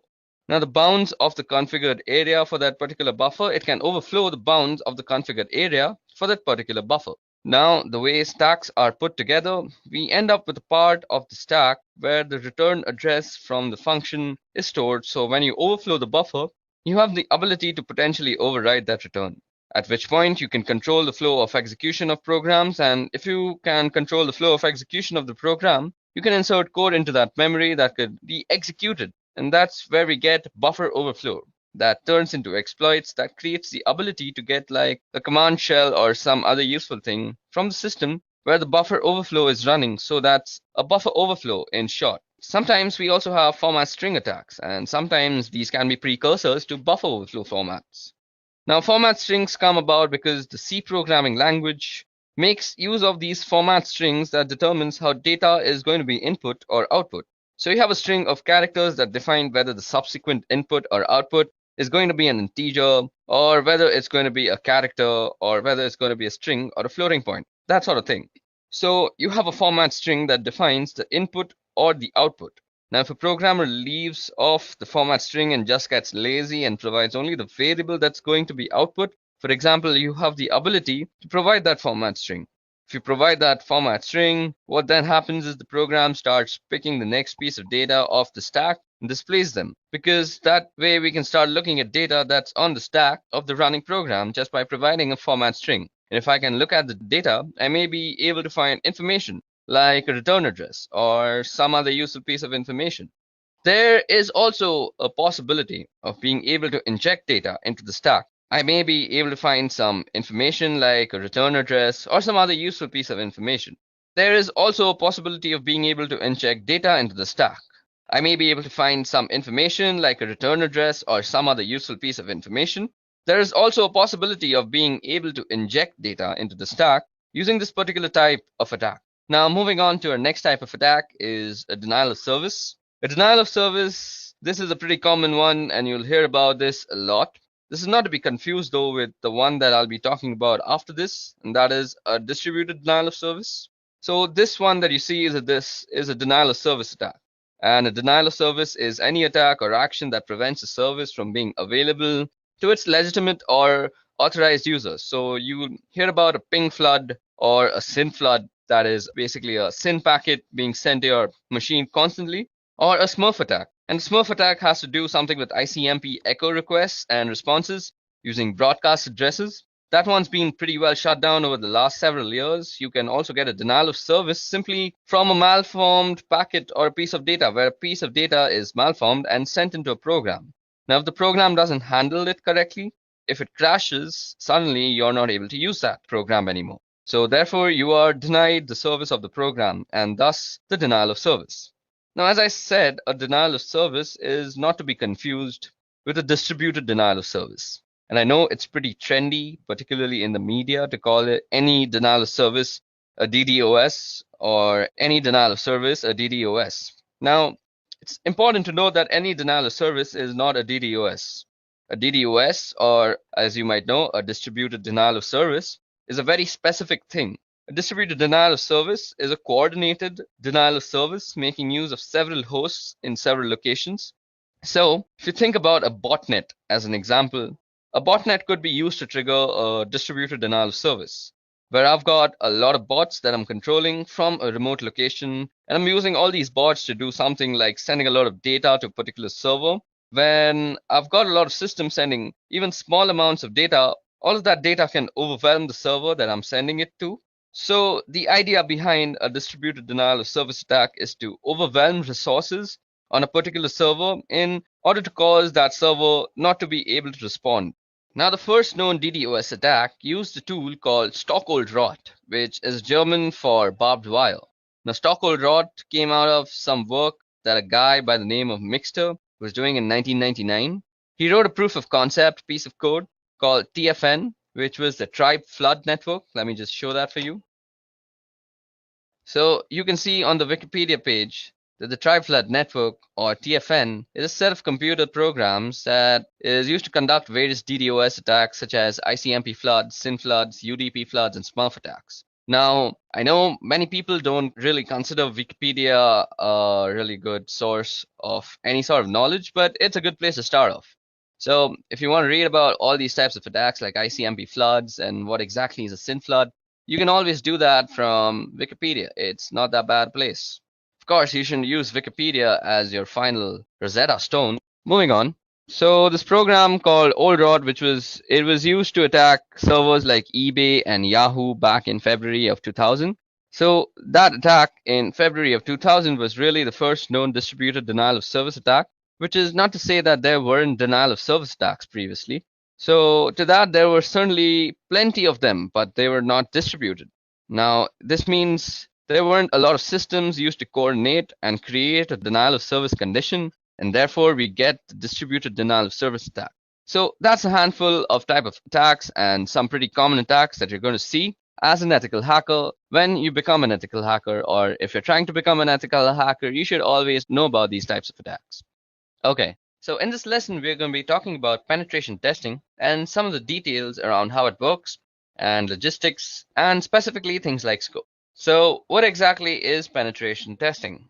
So, well, not surprisingly, it's testing to see if you can penetrate something, which means you're going to check to see whether you can break into a particular thing, whether it's a server or in applications, depending on the type of engagement you've got. You may have the ability to try to break in physically to a location, but primarily what you're going to be doing with penetration testing is you're going to be trying to break into systems and networks and applications, and that's the kind of what it's all about. And this may actually involve social engineering attacks. So it may require you to make a phone call to somebody and get them to give you their username and password, or some other type of social engineering attack, where maybe you send a URL via a crafted email. Sometimes it's just strictly a technical approach where you're running scans and you're running Metasploit and you're gaining access that way, or maybe some other type of technical application sort of connection. Sometimes it's physical access. that you need. So in order to get access to a particular system, if you can get physical access, then maybe you can get in. So that was all about, that's what exactly penetration testing is. It's checking whether you can get into a system, whether it be physically or on a network. So what are the goals of penetration testing? The goals would be to assess weakness in an organization's security postures. You want to figure out what they're vulnerable so that they can go and fix these problems. You want to help them understand their risk positions better and what they can or may be able to do to mitigate those risks. And ultimately, you want to be able to access systems in a particular way to find weaknesses. So those are really sort of the goals of penetration testing. Now, from a results standpoint, when you're done your testing, what you are going to do, well, you're probably going to generate a report. And by that, I don't mean you're going to run some automated tool and you're going to get it to generate a report for you. You're actually going to give that to the client. You're actually going to give your report to the client. And then they're going to write you a really large check. So that's not really how it works. You're going to write a report detailing the findings in a detailed way so that it includes what did you do to find out what you actually found out and how you can actually mitigate that particular risk. So you should really include remediation activities in order to fix these vulnerabilities that you find. And it's pretty easy to walk around saying, hey, that's a problem and that's a problem and that's a problem. That's really not a lot of value. In that, where there's a value is that, hey, that's a problem and here's how you can go about fixing it. So let's talk about the scope of penetration testing. So firstly, you want to actually realize how big is the breadbox and how specifically what is it that the two of you have agreed, that being you, the ethical hacker, and the other guy being the authorized person to give you permissions to ethically hack, have specifically agreed that you can do penetration testing and you can target them as an organization or the client. And what you have agreed to are any exclusions or any sort of areas that they say you're not allowed to touch. So anything, so like if they've got a database server maybe, or there's a lot of really sensitive data on it, and there's a little hesitant, and they may put a don't touch this thing clause in the scope. So there are a lot of different reasons why they may exclude areas from the scope. And if they exclude them, then trust their reason and listen to them. What they have to say in terms of this is what we want you to accomplish. So along those lines, you really need to get a sign off from the target organization. Now, we've talked about this before, and this is certainly all about the ethics and trust, and it's also about legality, because if you do something that you don't have permissions to do, you could be prosecuted for that. So definitely get the scope very clear in writing and with signatures attached to it as to what you can and what you can't do, and always get approval from the right people, and make sure you get somebody who has the right level of permissions and is the right level of management so that they can sign off on its understanding and accept the risk that is associated with a penetration test. So let me talk a little bit about security assessments and how they differ from penetration tests. The security assessment is a hand-in-hand approach with clients. So you would walk in doing a collaborative thing where you're a trusted partner and you ally with them, and your goal isn't to penetrate them and point out all the things that are really bad, but it's to get a full assessment of the risk that the organization is exposed to. And you would probably provide more details about fixes that maybe you would in a penetration test. Now, what we're going to do is we're going to walk in and make sure that the policies and procedures they have in place are really what they need for the organization and the risk appetite that they've got. And we're going to make sure that the policies and procedures have controls that can tell us whether they are being actually adhered to or not. So the procedures and policies are being followed. A security assessment is probably a little bit more comprehensive than a penetration test, and you would look at more factors to assess the security postures of the organization in their overall risk. And you would tailor the output based on their risk appetite and what they're most interested in. And that's not to say that I'm going to tell them what they want to hear, but if there's something that they know and I know that they're just not going to do, I'm not going to be making a big deal out of it because they're already aware of it. And I'll make a note of it in the report just for a completeness sake. But I'm not going to go out in a lot of detail, so it's really kind of a hand-in-hand collaborative approach, where again, you're not just saying that they want us to say we're providing some real security and risk guidance towards their activities and other things. So it may provide an unrealistic view, so you've got a week, let's say, to do this penetration test against your target. Now you're going to have to go in, you're going to have to get set up, you're also going to have to start doing a bunch of scans and make sure that you're gathering information and screenshots and data for your reports. You're going to have to do all sorts of activities. Also, during the course of that week, you're going to be engaged in probably beginning to write your report and getting a sense of what is going to say and what's going to be in it. If you don't actually get any major penetration during the course of that week, the organization may feel like they're quote unquote secure. That's one of the reasons why penetration testing, while really sexy and show, is nice and all, but if an organization walks out of it believing that in a week you didn't manage to get the keys of the kingdom, then they must be secure. That's really misguided view, because a dedicated, skilled, and motivated attacker isn't going to just take a week or some portion of that week. If they're after something, they're going to dedicate themselves to it and really go after it. So just because you didn't find a penetration in some subset of a week doesn't mean that they're secure and invulnerable to attacks. It just means that during the course of that particular week and other circumstances that were in place, you didn't get a penetration that was really significant or major. That's all it means. It doesn't mean anything beyond that. And if an organization walks away feeling like they're secure, they're going to end up not fixing the real vulnerabilities that may be in place that could expose them to significant risks. So that's penetration testing, its scopes, its goals, and how it differs to security assessments. Now it's time to go over footprinting. So what is footprinting? Well, footprinting is getting an idea of the entire scope of your target. That means not just the scope that you were given, which may be an address block or it may be a domain name, that even may be a set of address blocks. Now what you want to do is you want to figure out all the information that's associated with that in great detail as you can possibly get.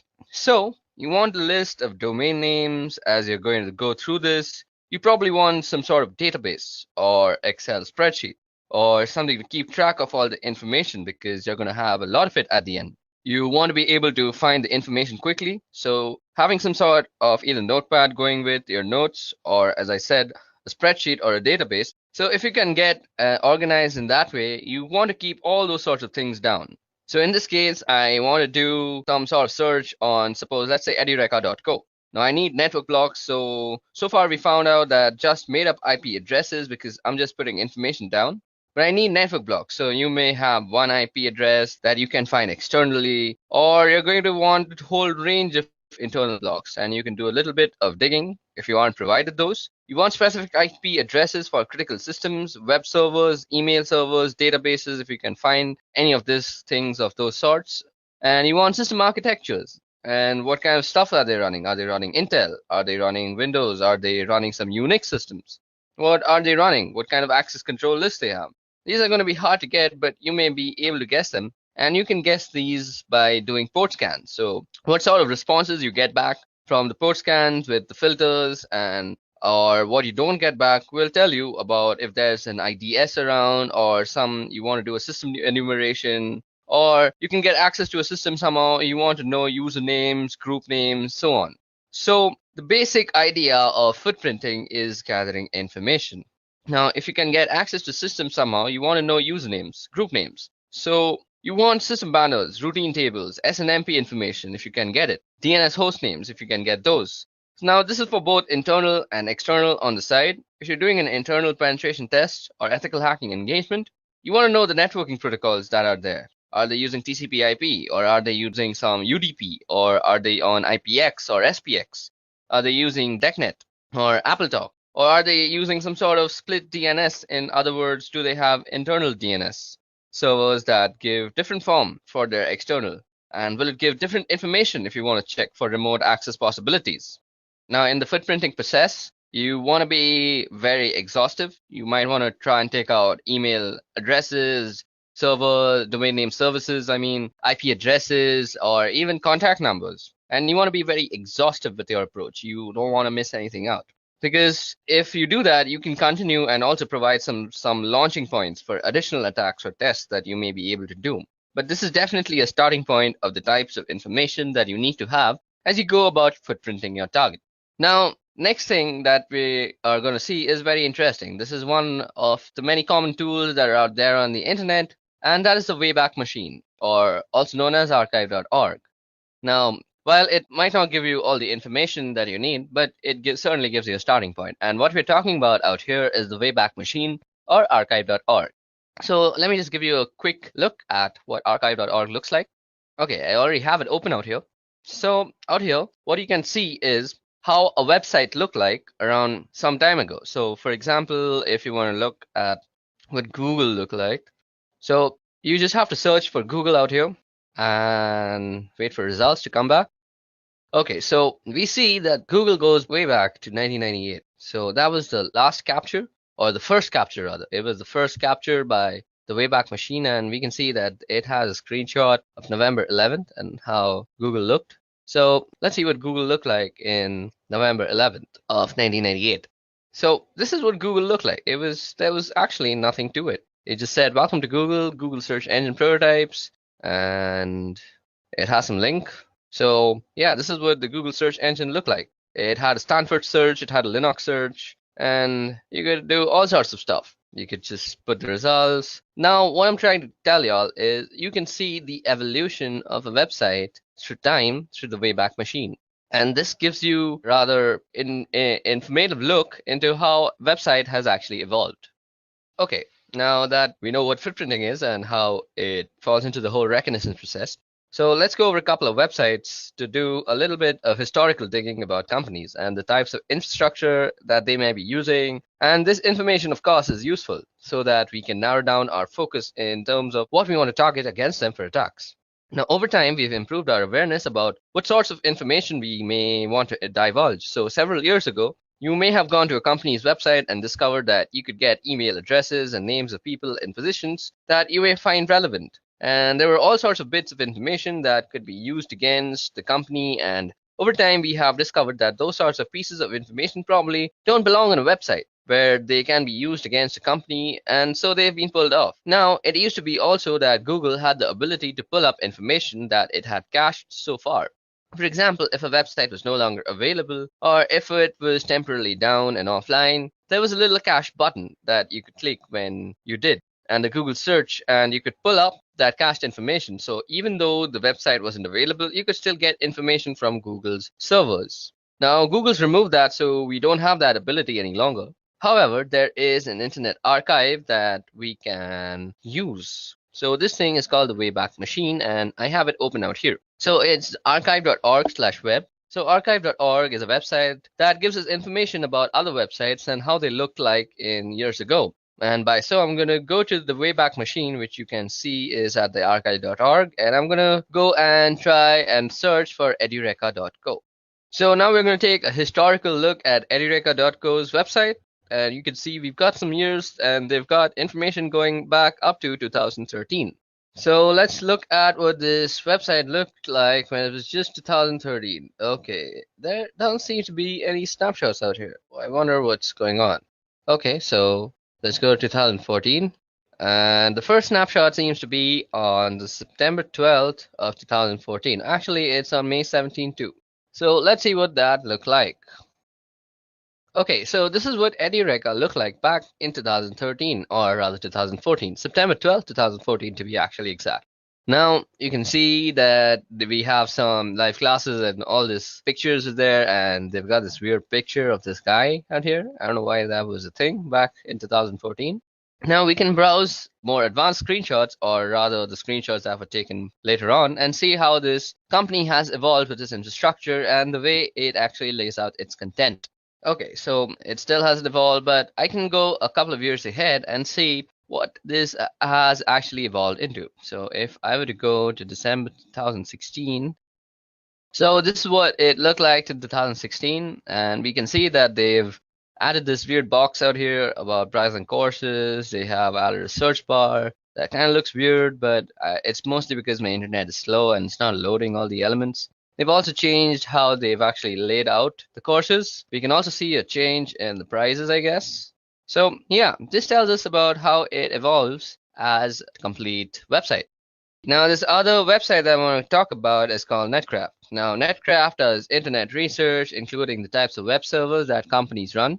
And they have a web server surveys. You can see here as we scroll that Apache Web Services has 64.3% of the internet market, of course, and that's followed by Microsoft with 13%. Interesting information, maybe useful information, but even more useful than that is looking at what different companies run for their websites. And you can see here. Okay, so let's try and search for edureka.co out here. So let's just put in the website URL. and that Netcraft generate the site report. So as you can see that some of the stuff is not available. We know that the NetBlock owner is by Amazon Technologies. The name server is this thing right here. The DNS admin is AWS DNS host master. We also have the IP address. We can go for a look up the IP on VirusTotal. We can do that. There is no IPv6 present, so that's some information that we can see. So we can obviously opt out to not target IPv6 ranges. Then there's also reverse DNS. Then we also have a bunch of hosting history. So this is a history of it. And we know that it's hosted on a Linux system with an Apache web server. And it was last seen, and this was when it was last updated. So this is some very useful information. You can also get information on stuff like Netflix. So if you just type, okay, I just spelled that wrong. So let me just change it from the URL out here. So if you go and type for netflix.com, and you'll see that it'll show you all sorts of information. So as you see that it's on an AWS server, it's an Amazon Data Services Ireland, and this is all the hosting history that it goes along with. It has some send policy frameworks, domain-based message authentication and reporting confirmations, and there's all sorts of information that you can get about websites and their web servers from Netcraft. So the Wayback Machine along with Netcraft make up for some interesting tools that are available on the internet from which you can do a little bit of your reconnaissance process. Okay, now that we have gone over Netcraft and the Wayback Machine, now it's time to actually get to know how to use the little information that this site actually provides. So what the next topic that we're going to go over is using DNS to get more information. Now we're going to be going over a tool, and this is called Whois, and it is a utility that is used to query the various regional internet registries to store information about domain names and IP addresses. And let me just show it to you about all the internet registries that are there. So I have aaron.net open out here, and these are the internet registries that provides the ISPs and looks over the internet control as a whole. So out here we have Afrinic, we have Apnic, we have Aaron, we have Lacnic, and we have RIPE NCC. So these are all the regions and all the different types of stuff that they support, all the different countries. You can look at the map that it is supporting out here by just hovering over the providers. So as you can see, all these brown region out here is Africa, Afrinic. Then we have Apnic, which is this black or grayish thing, which is India and Australia and quite a lot of Asia. Then we have Aaron, which is a lot of North America and the United States mostly. Then is Lacnic, which is mostly the Latino side, which is the South American part. Then we have the rest of Europe, which is RIPE NCC, and this is the part that RIPE NCC is providing internet to. Okay, so that was all about the internet registries. Now let's get back to the topic, and that is using DNS to get more information. Now for this, we're going to be using a Linux-based system. So I have Ubuntu running on my virtual machine out here, and let me just log into it. So firstly, we are going to be using this query called Whois that looks up these internet registries that I just showed you. Let me just quickly remove this. Okay.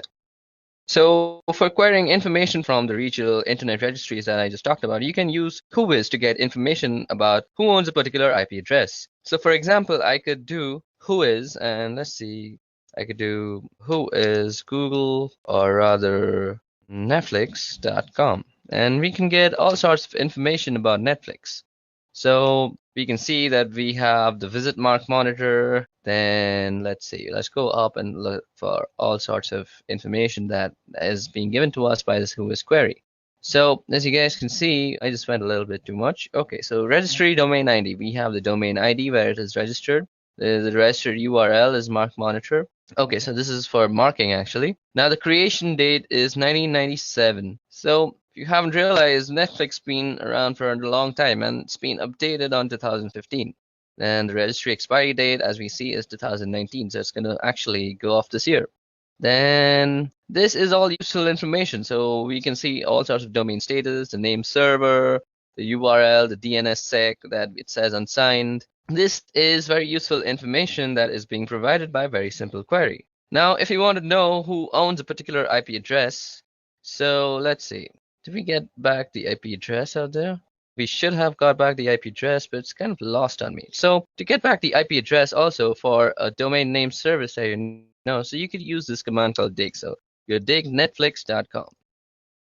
Now, as you guys can see, that it has returned a bunch of multiple IP addresses. These are all the IP addresses that Netflix is. So I could do something like if I was trying to check out who owns a certain IP address, and for example, I have got one of these IP addresses, but let's just assume I don't know that it actually belongs to Netflix. So I can go who is 54.77.108.2, and it'll give me some information. So as you guys can see, it is giving us a bunch of information as to who this is and how it is happening. So we see that it is from Aaron.net, and so we can very smartly assume that it's from the North American part. Now, we can also see that it's in Seattle, so our guess was completely right. So it also gives us a range. So this is something very useful. So if you see, we now have the range of the IPs that might be being used by this guy. So we indeed have 54, and it says it goes up to the 54. There's also 34. Now let's check that out and see what information we get. So who is, and let's check it out. What was the IP that we were just seeing? It's 34.249.125.167. So 34.249.165. I don't know. Let's see. You can also put in a random IP address. It doesn't really matter, and it'll give you the information. So let's see. Is this in some IP address? Even this seems to be an Aaron IP address, and it's also based in Seattle. And we get a bunch of information. So that's how you can use the whois query and the dig query to actually get all sorts of information about the domain name service and get information from a DNS basically. So now let's go over some theoretical part that is for DNS. So using DNS to get information. So firstly, what is a domain name service and why do we need it? So a domain name service is a name given to an IP address so that it's easy to remember. Of course, it's easy to remember names and mnemonics rather than a bunch of random weird numbers. Now, this was mainly so that we can map names to IP addresses and we can get a bunch of information from the hostname resolution. So that's the purpose of IP addresses. Now, we will also be looking at how to find network ranges. Okay, now before we get on to actually moving on to how to find out the network ranges, let me just show you how you can also use whois. So whois, suppose you want to know the domains with the word foo in it. So you could go whois foo. And this will give you a whole bunch of things about how foo exists and all the sorts of foos that there is on the internet. So that was one interesting flag. And if you want to know how to use more about whois, you could just go -- help, I guess. Yeah, so this is all the types of stuff that we can do with whois. So we can set the host, we can set the port that we want to search for. Then we can set with the L flag, we can find one level less specific match. And we can do an exact match, do an inverse lookup for specified attributes. Then we can also set the source. We can set verbose type, and we can choose for a request template. I mean, there's a bunch of stuff they can do. So you could suppose say whois verbose and suppose edureka.co. And it'll give you a verbose version of this is a RIPE database query service. The objects are in RPSL format. The RIPE database is subject to. So, okay, let's try something else like whois netflix.com. Okay, I'm sorry. I was supposed to do verbose and I kept doing H. Silly me. So you do V and it'll give you a much more. Like this is a RIPE database. Again, I think I'm doing something wrong. Okay, just for that thing. Okay, V and type. Okay. Or let's just see. Let me just show you how to use it. Primary keys are returned. Only primary keys. Okay, let's see. Let's try that out. Okay, so it seems to be that this is a RIPE database query service, and the objects are in RPSL format, so it won't really work for that thing. And it also says that no entries found because of this error. So this is for some later lesson. So for now, I hope I gave you a good idea of how to use whois. Like you could just go whois and some IP address like 192.168.101 or some gateway address like that. Or you could just go for a domain name service like Facebook and get all sorts of information about Facebook when the query actually returns you something.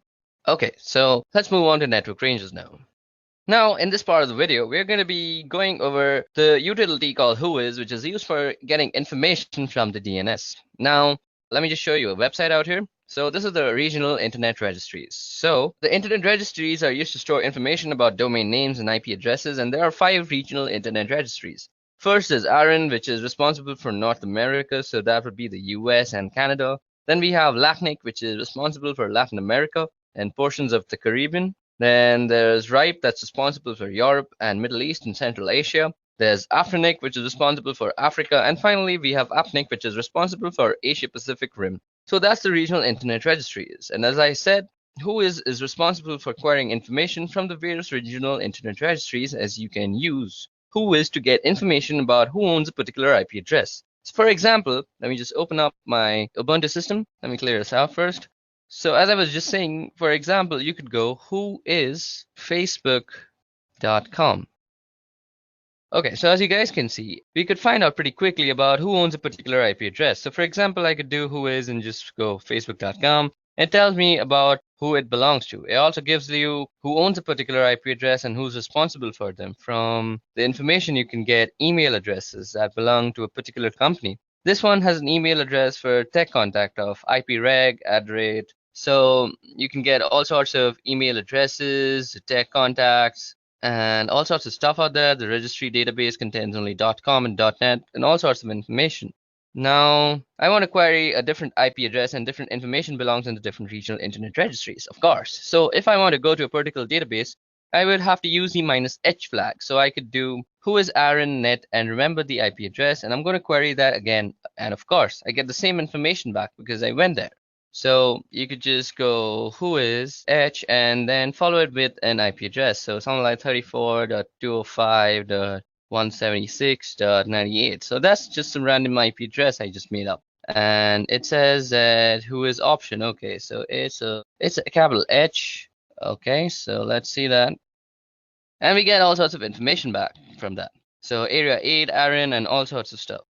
Now I can get information about domains as well. So if I can query something like netflix.com, and I can find out that this is actually Netflix, and there's an administrative contact and a technical contact, and you can see the different domain servers. So the servers that would have authority of information about the DNS entries for that particular domain. You can also see other information like when the record was created, and a whole bunch of different phone numbers that you can contact. And additional to storing information about IP addresses and domain names, sometimes it will store information about particular host names. And there may be other reasons why you would store a host name or particular information about a host name on the system, whether one of the RIRS. Now, if I wanted to look up something specifically, once I had found that, I could now do a lookup on WHOIS, suppose, let's say, something like WHOIS foo.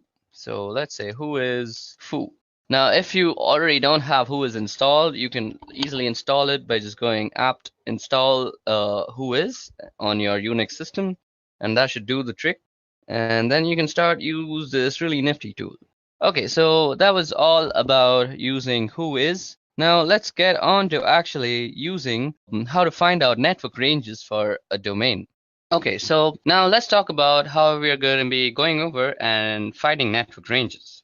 So suppose you've got an engagement and you only know the domain name and you don't know much beyond that, and you're expected to figure out where everything is and what everything is. So how do you go about doing that? Well, you use some of the tools that we either have been talking about or will soon be talking about in more detail. And the first thing I'm going to do is I'm going to use the domain name edureka.co, and I'm going to look up edureka.co and see if I get an IP address back.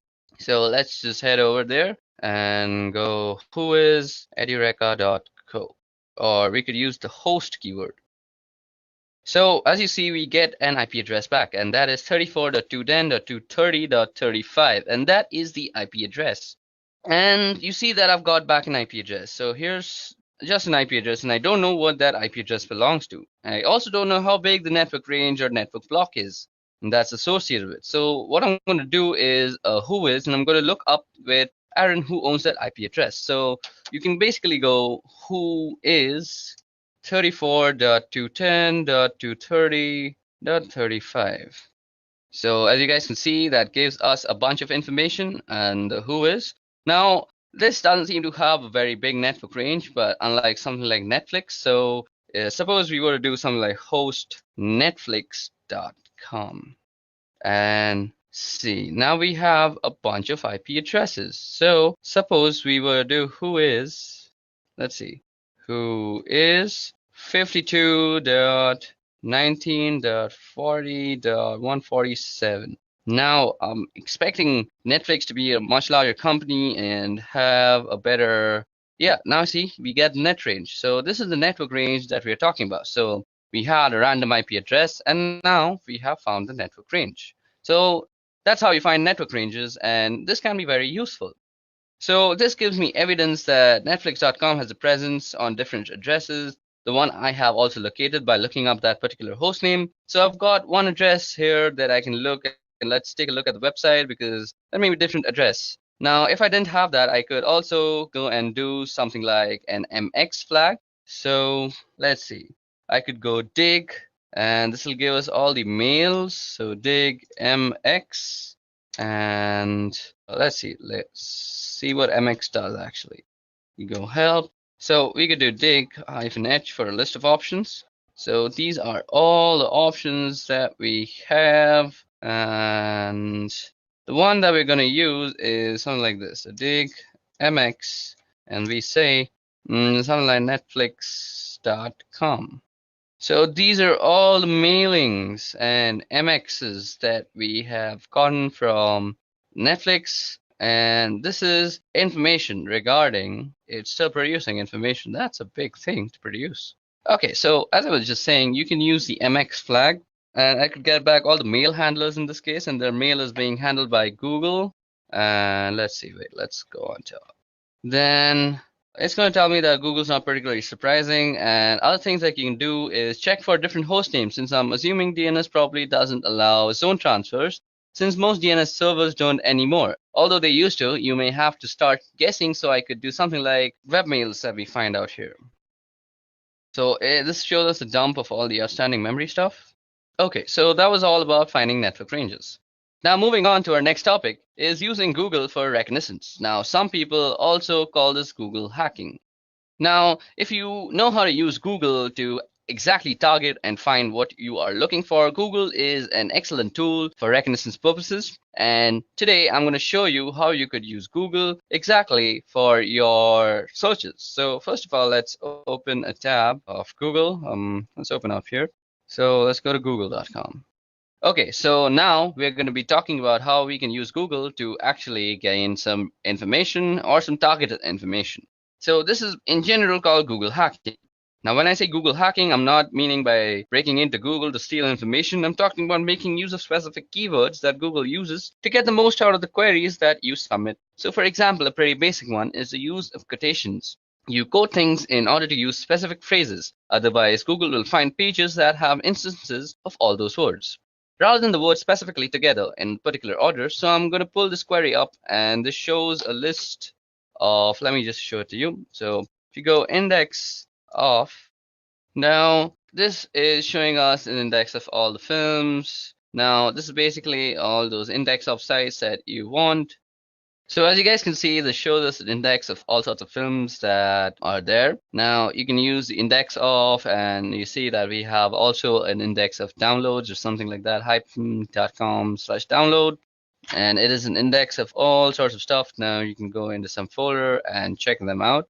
G Jones, G Worthy, G Perico. I don't know what these are, but some sort of stuff. And this is how you can use Google. Now let me just show you some more tricks. So you can use this. So suppose you're using Google to find for something like a presentation. So you could use something like file type PPTX, and it'll search for every type of file there that is PPT. Okay, let's try some other site, .ppt. So config. Okay, so this brings up all the types of files that have some configs in them. So this is some gaming configuration, as we see. This is some digital configuration of Liverpool. Now you could also use something like this thing in URL, and you could use something like root, and this will give you all the things with root in their URL. So kingroot.n, digital trends, and how to root Android. So that's in the root. And suppose you want to say something like all in file type, or suppose you want some extension. So .ppt. .pptx, does that work? Let's search for JavaScript files. Okay, I think it's JS. Okay, that doesn't seem to work either.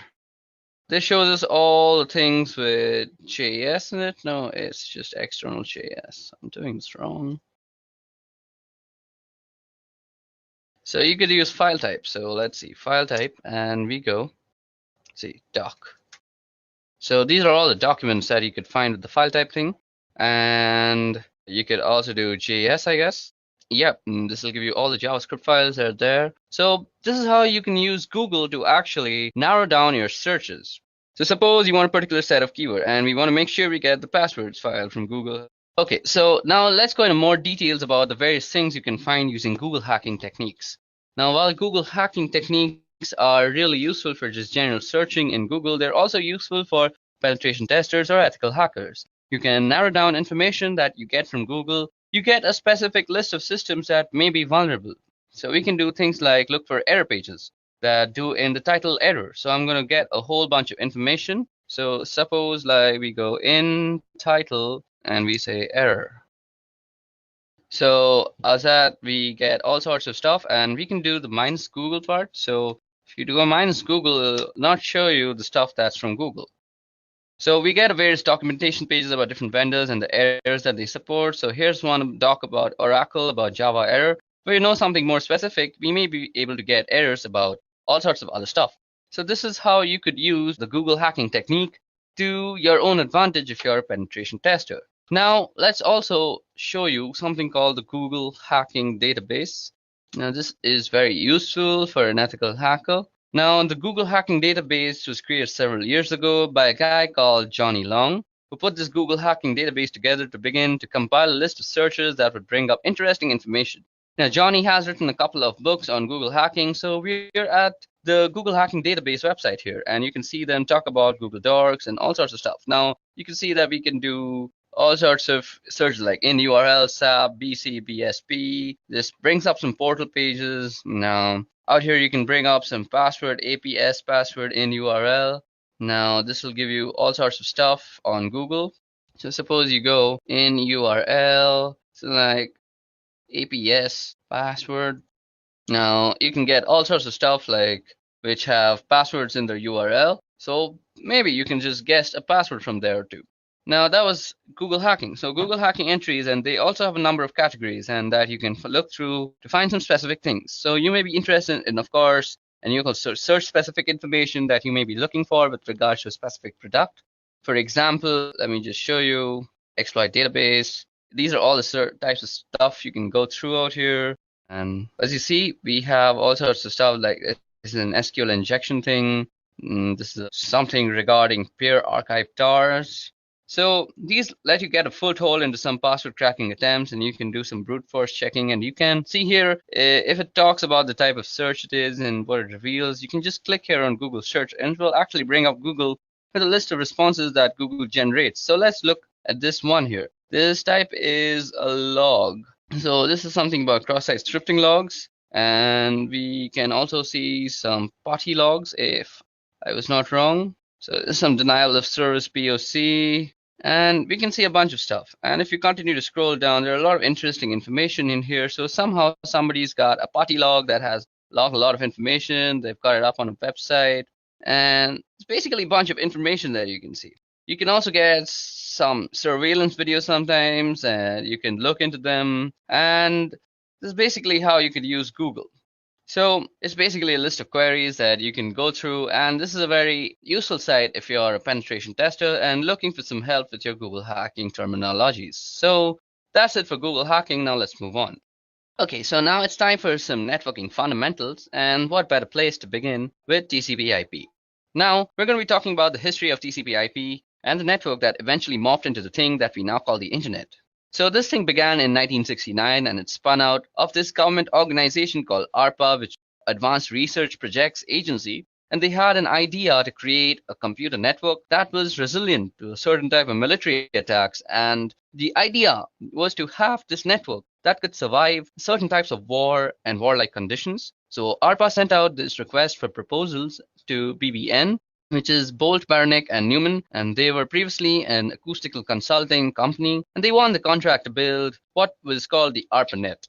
The first connection was in 1969, So that's where we get the idea that the internet began in 1969, and the internet as we call it now didn't really begin, but ARPANET did. And ARPANET has a long history that goes through NSF.net in 1980s, and after ARPANET was sort of decommissioned, and a lot of other networks were folded into this thing called NSF.net that then turned into what we now call the internet.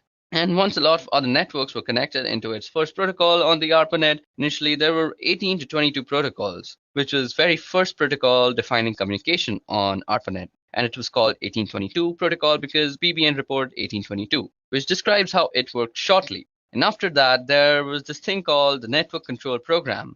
And the Network Control Program consisted of ARPANET's host-to-host protocol and an initial control protocol.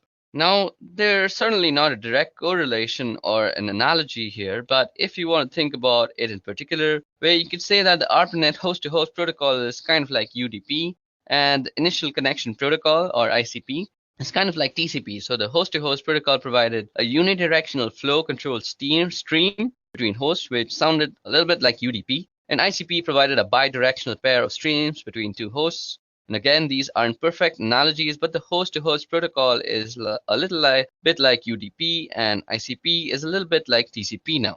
Now, the first router was called an Interface Message Processor, and that was developed by BBN.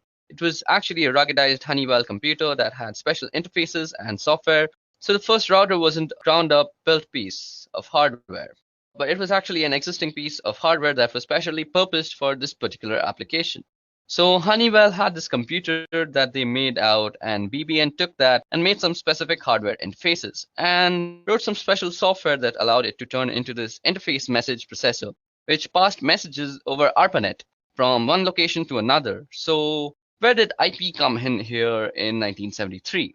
So IP came in here as well in 1973, as I just said, and a guy by the name of Vint Cerf and another guy by the name of Robert Kahn took the ideas of NCP and what the ARPANET was doing, and they tried to come up with some concepts that would work for the needs that the ARPANET had. And so by 1974, they had published a paper that was published by the IEEE, and they proposed some new protocols. They originally proposed a central protocol called TCP. Later on, TCP was broken into TCP and IP to get away from the monolithic concept that TCP was originally. So they broke it into more modular protocols, and thus you get TCP and IP. So how do we get to our version 4, which is IPv4, since that's the kind of internet that we're using right now? Version 6 is coming and has been coming for many, many years now, but we're still kind of version 4. So how did we get here between 1977 and 79? And we went through version 0 to 3 by 1979, and 1980 we started using version 4. And that's eventually became the de facto protocol on the internet.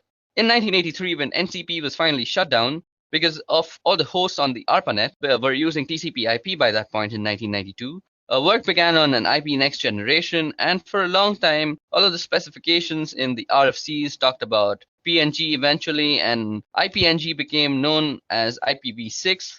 You may be wondering where IPv5 went. Well, it was a specially purposed protocol that had to do something with streaming, and certainly not a widespread thing. One of the differences between IPv4 and IPv6 is that IPv6 has a 128-bit address, which gives us the ability to have some ridiculously large numbers of devices that have their own unique IP address. IPv4, by comparison, has only 32-bit addresses, and as you've probably heard, we're well on our way to exhausting the number of IP addresses that are available, and we've done a lot of things over the years to conserve address space and reuse address space so we can continue to extending to the point till where we completely run off IPv4 addresses. Another thing about IPv6 is it attempts to fix some of the inherent issues in IP, and some of those has to do with security concerns, and there are certainly a number of flaws in IPv4. And when they started working on IP next generation or IPv6, they tried to address some of those concerns in some of those issues. And they may not have done it perfectly, but it was certainly an attempt. And IPv6 attempted to fix some of the issues that were inherently in IP. And so that's the history of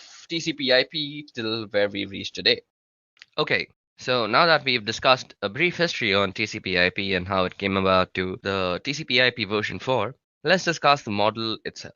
Now we're going to be discussing two models, and those are the OSI model and the TCP/IP model. Now, as I said, we'll be talking about the OSI and TCP models for network protocols and the network stacks. OSI, first of all, is the one that you see out here. It's the one on the left-hand side of the screen, And OSI stands for Open Systems Interconnect. And in the late 1970s, they started working on a model for how a network stack and network protocols would look originally.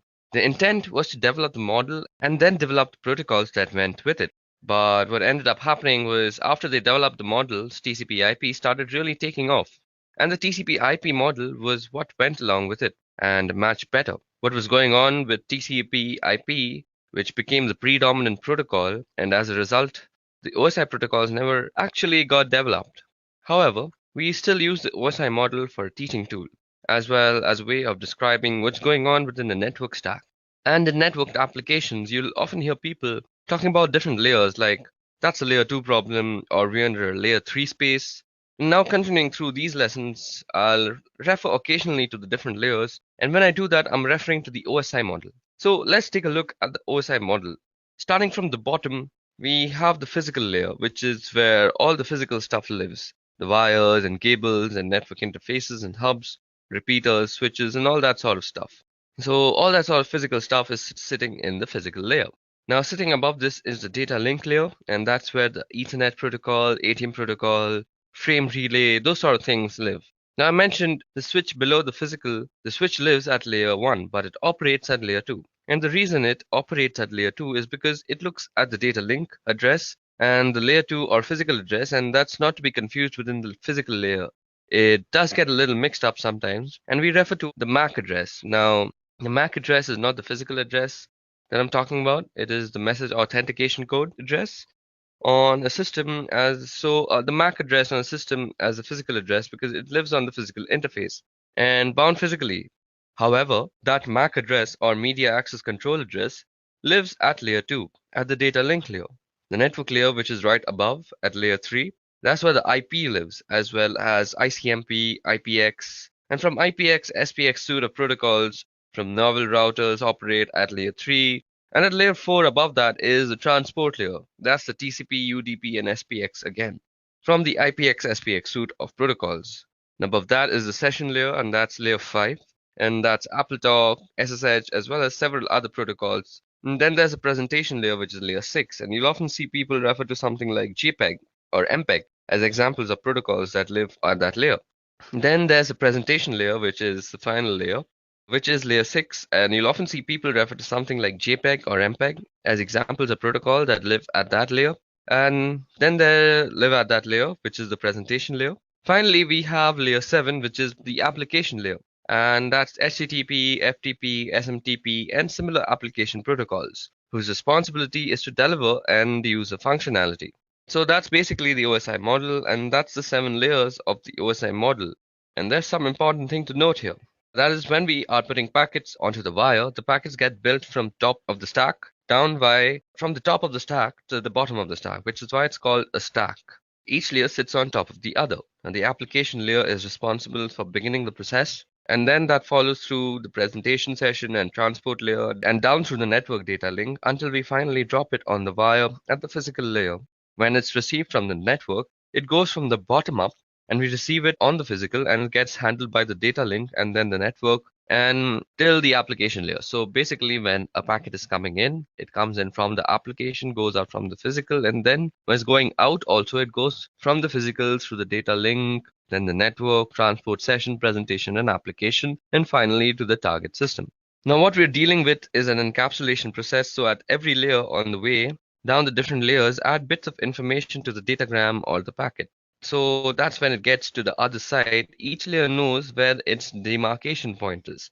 While it may seem obvious, each layer talks to the same layer on the other side. So when we drop a packet out onto the wire, the physical layer talks to the physical layer, and in other words, the electrical bits that get transmitted by the network interface on the first system are received on the second system.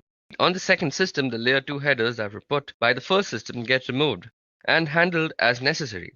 Same thing at the network layer. It's the network layer that puts the IP header, and it's the network layer that removes the IP header and determines what to do from there, and so on again. While it may seem obvious, it's an important distinction to recognize that each layer talks to each layer. While it may seem obvious, it's an important distinction to recognize that each layer talks to each layer.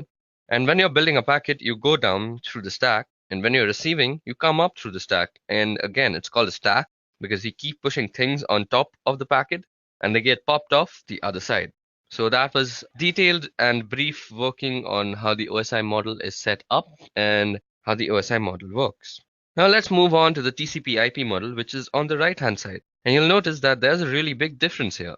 That being that there are only 4 layers in the TCP/IP model as compared with the 7 layers of the OSI model. Now we have the network access layer, the internet layer, the transport layer, and the application layer, and the functionality. Now we have the access layer, the internet layer, the transport layer, and the application layer. The functionality that the stack provides is the same, and in other words, you're not going to get less functionality out of the TCP/IP model. It's just that they've changed where different functionality resides and where the demarcation point between the different layers are. So there are only 4 layers in the TCP/IP model, which means there are a couple of layers that have taken in functions from some of the OSI models, and we can get into that right here. The difference between the models at the network access layer in the TCP/IP model that consists of the physical and the data link layer from the OSI model. So on the right here, you see the network access layer that takes into the account the physical and the data link layers from the OSI model. On the left-hand side, similarly, the application layer from the TCP/IP model encompasses all the session presentation and the application layer of the OSI model. So on the right, the very top box, the application layer, encompasses the session presentation and application layer. And on the left-hand side, that of course leaves the transport layer to be the same. And in the OSI model, they call it the network layer. And in the TCP/IP model, it's called the internet layer. Same sort of thing, that's where the IP lives. And even though it's called the internet layer as compared to the network layer, it's the same sort of functionality. So those are the really big differences between OSI and TCP/IP model. Anytime I refer to layers through the course of this video, that I'm going to be referring to the OSI model, and in part because it makes it easier to differentiate the different functionality. If I were to say layer 1 function in the TCP/IP model, you would necessarily know if I was talking about a physical thing or a data link thing. Since there's more granularity in the OSI model, it's better to talk about the functionality in terms of the layers in the OSI model, and that's the predominant model, the OSI model and the TCP/IP model for network stacks, network protocols, and applications. Okay, so now that we've discussed the TCP/IP model, let's go over another important protocol, and that is UDP. So what you see out here on your screen right now is Wireshark, and we'll be going over the uses of Wireshark and what it's useful for in the upcoming lessons. But for now, let me just show you a UDP packet. Okay, so before we get into the analysis of the packet while it's still filtering, let me just tell you a little bit about UDP. So UDP is a protocol in the TCP/IP suite of protocols. It's in the network layer. That's the network layer in the OSI. So a 7-layer reference model, the IP network layer carries the IP address, and that has information about how to get packets to its destination. The transport layer sits on top of the network layer, and that carries information about how to differentiate network layer applications. And that information about how those network application gets differentiated is in the form of ports. So the transport layer has ports, and the network layer has, in this case, an IP address. And UDP is a transport layer protocol. And UDP stands for User Datagram Protocol, and it's often called connectionless or sometimes unreliable. Now, unreliable doesn't mean that you can't really rely on it. Unreliable means that you can't trust that what you send is reaching the other side. So what means actually that there's nothing in the protocol that says it's going to guarantee that the datagram that you send or the packet that you send is going to get where you want to send it. So the protocol has no sort of safety feature like that. So you shouldn't use this protocol, that is UDP, if you want some sort of safety net. And if you needed that type of safety net, you would have to write it into your own application. So basically UDP is a fast protocol, and that's one of the reasons why it's good. It's also one of the reasons why it's unreliable, because in order to get that speed, you don't have all of the error checking and validation that messages are getting there. So because it's fast, it's good for things like games and for real-time voice and video, anything where speed is important, and you would use UDP. So right here, I have a packet capture. So I'm using Wireshark to capture some packets, and let's check out a UDP packet. So out here, you see that there are some frames that says 167 bytes on wire, 167 bytes have been captured. But we're not really interested in the frame part. We're interested in the user datagram protocol part. So out here, you can see that the source port is 1853 and the destination port is 52081. Now, it has a length and it has a checksum and stuff. So as you guys see out here, well, we don't really see a bunch of information. What you only see is the source port and the destination port, the length, and there's also a checksum. So UDP doesn't come with an awful lot of headers because it doesn't need any of the things that you see in the other packet headers. The only thing it needs is to tell you how to get the application on the receiving host, and that's where the destination port comes in. And once the message gets to the destination needs to know how to communicate back to the originator, and that would be through the source port or a return message. So a return message would convert the source port to a destination port and send back to that port in order to communicate with the originator. So we have a source port and destination port, and the length is a minimal amount of checking, and to make sure that if the packet that you received is different from the length that's specified in the UDP header, then there may have been something wrong. So you may want to discard the message to check for more messages. So the checksum also makes sure that nothing in the middle was tampered with, although if there's some sort of man-in-the-middle attack or something like that, a checksum is pretty easy to manufacture after you've altered the packet. So you can see here in the message that there's a number of UDP packets. Some of them just say UDP. The one look at happens to be from some Skype application, I guess. So talking to Skype servers, and we've already got the DNS. Now DNS also needs some fast response times because you don't want to spend a lot of time looking up information about servers that you're going to before, because just to go to them. So DNS servers throw out their queries onto the wire using UDP hopping to get fast sponsors. They don't want to spend a lot of time setting up connections and doing all the negotiating that comes with a protocol like TCP, for example. So here you see that the DNS is using UDP, and what we've got here is another UDP packet with port destination and all sorts of stuff. So you can see it out here. So you can see the checksum, it's unverified checksum status. So you can check out all sorts of stuff using Wireshark. So that was about UDP, or the user datagram protocol. Okay, so now that we're done with the user datagram protocol, let's talk about addressing modes. So addressing modes is how you address a packet to your different destinations. So there are three kinds of addressing modes. The first kind of addressing mode is unicast. This is a pretty simple one to understand. So there is one destination and one source, and the source sends the packet to the destination. And it depends on the protocol that you're using to actually address. So if it's something like TCP/IP, you're probably using a bidirectional stream, so the blue computer can talk to the red computer, and the red computer can talk back to the blue computer. But you can also use a UDP stream, which is like one directional stream. So I'm not sure if I'm using the correct word. So it's a stream that's in one direction. I guess I'm driving home the point here. So if it's a UDP, only blue is talking, and when blue stops talking, then red can talk. But if it's TCP/IP, blue and red can talk simultaneously at the same time. Now moving on, there's also broadcast. Now broadcast means that you are sending your packet to everybody on the network. So broadcast messages are very common from mobile network providers. So when you get those advertisements saying something like you have a new postpaid plan from Vodafone or Airtel or something like that, those are broadcast messages. So it's one server that is sending out one single message to all the other systems. Now there's also multicast. Now multicast is like broadcast but selective. Now multicast is used for actually casting your screen to multiple people. So something like screen share, when you're doing it with multiple people, is multicast, because you have the option to not show a particular computer what you are actually sharing. So those are the three modes of addressing: unicast, broadcast, and multicast. Okay, now moving on. Let's look into the tool that we just used to understand UDP, that is Wireshark. So what exactly is Wireshark? So this utility called Wireshark is a packet capture utility, meaning that it grabs data that's either going out or coming in of a specific network. And there are a number of reasons why this may be useful or important. One of the reasons why it's really important is what's going on in the network is always accurate. In other words, you can't mess around with things once they're on the network, or you can't lie about something that's actually on the network, as compared with applications in their logs, which can be misleading or inaccurate, or if an attacker gets into an application, they may be able to alter the logging. Now, several other behaviors that make it difficult to see what's really going on. And the network, you can really see what's going on once it hits the wire. It's on the wire, and you can't change that fact. Now, once it hits the wire, so what we're going to do here is a quick packet capture. So let me just open up Wireshark for you guys. So as you guys can see, I have already Wireshark open for us. Let me just remove this UDP filter that was there. So Wireshark is recapturing. So let us go over the stuff that you can see on the screen. Some important features of Wireshark so that we can use it later. So what I'm doing here is a quick packet capture, and I'm going to show some of the important features of Wireshark so that we can use it later on.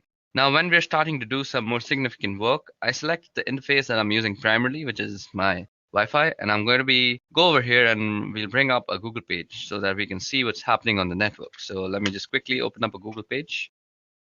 As you guys can see, it's capturing a bunch of data that's going around here. Now let me just open up a Google page, and that's going to send up some data. Let's go back. So it's grabbing a whole bunch of stuff off the network. I'm just going to stop that. I'm going to go back and take a look at some of the messages here. So some of the features of Wireshark, as you can see on the top part of the screen, here there's a window that says number, time, source, destination, protocol, length, and info. And those are all of the packets that have been captured. And they're numbering starting from 1, and the time has to do with being relative to the point that we've started capturing. And you'll see the source and destination addresses, and the protocol, the length of the packet in bytes, and some information about the packet. At the bottom of the screen, you'll see detailed information about the packet that has been selected. So suppose I'm still selecting this TCP packet out here. So we can go through the frames. The frame also has some interface IDs, the encapsulation type, and all sorts of information is there about the frame. Then we can look at the source port, the destination port, the sequence number, the flag set, the checksums. We can basically check everything about a packet because this is a packet analyzer and a packet sniffer. Now you'll see some detailed information about the packet that has been selected. So I'm going to select, so as I've selected this TCP IP packet, we see that in the middle frame it says frame 290. It means that it has a 290 A flag packet, and the packet that was captured is 66 bytes. And we grab 66 bytes and it's 528 bits later. So what you see out here was the source and the destination MAC address of the layer to layer address. And then you can see the IP address of both source and destination. And it says it's a TCP packet, gives us a source port, destination port. And we can start drilling down into different bits of the packet. And you can see when I select a particular section of the packet down at the very bottom, you can see what's actually a hex dump of the packet. And on the right hand side is the ASCII. So this is the hex dump, and this is the ASCII that you're looking at. What's really cool about Wireshark is it really pulls the packet into its different layers that we have spoken about, the different layers of the OSI and the TCP IP model. And the packets are put into different layers, and there's a couple of different models that we can talk about with that. What Wireshark does really nicely is it demonstrates those layers for us, as we can see here. It is actually 4 layers, and in this particular packet here, we can also do something. So I've got a Google web request. So what I want to do here is I want to filter based on HTTP. So I find a filter. So let's see. We can do an HTTP. And what I see here is it gets text input, and it's going to get an image. So that's a PNG image. And this is a request to get the icon that's going to be displayed in the address bar. So you also see something called ARP out here, which I'll be talking about very soon. So let just the filtering be done. Now in the web browser, it's a favicon.ico that I can do here. I can select, analyze, and follow TCP streams. You can see all the requests related to this particular request, and it breaks them down very nicely. So you can see we've sent some requests to Spotify because I've been using Spotify to actually listen to some music. Then you can see all sorts of stuff like this was something to some not found place. So let's just take the Spotify one, and you can see that we get a bunch of information from the Spotify thing at least.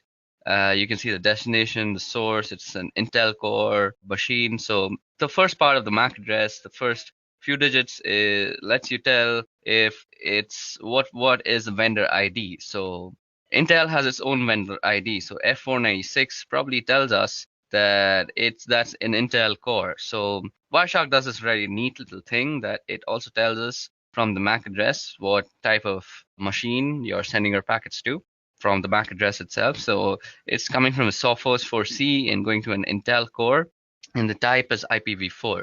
So that was all about Wireshark. You can use it extraneously for packet sniffing and packet analysis. Packet analysis comes very handy when you're trying to actually figure out how to do some stuff like IDS evasion, where you want to craft your own packets and you want to analyze the packets that are going into the IDS system to see which packets are actually getting detected as some intrusion. So you can craft your packet in a relative manner so that it doesn't get actually detected by the IDS system. So this is a very nifty little tool.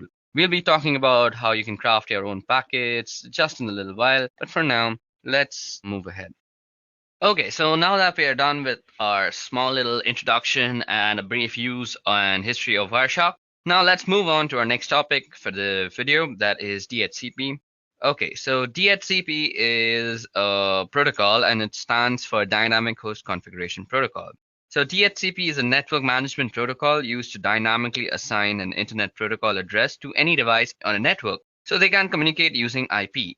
Now, DHCP automates and centrally manages these configurations rather than requiring some network administrator to manually assign the IP addresses to all the network devices. So DHCP can be implemented on small local networks as well as large enterprises. Now, DHCP will assign new IP addresses in each location when devices are moved from place to place, which means network administrators do not have to manually initially configure each device with a valid IP address.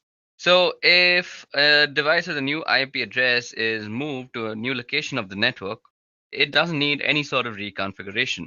So versions of DHCP are available for use in the Internet Protocol version 4 and Internet Protocol version 6. Now, as you see on your screen is a very simplistic diagram on how DHCP works. So let me just run you down. DHCP runs at the application layer of the TCP IP protocol stack to dynamically assign IP addresses to DHCP clients and to allocate TCP IP configuration information to DHCP clients. This includes subnet mask information, default gateways, IP addresses, domain name systems, and addresses.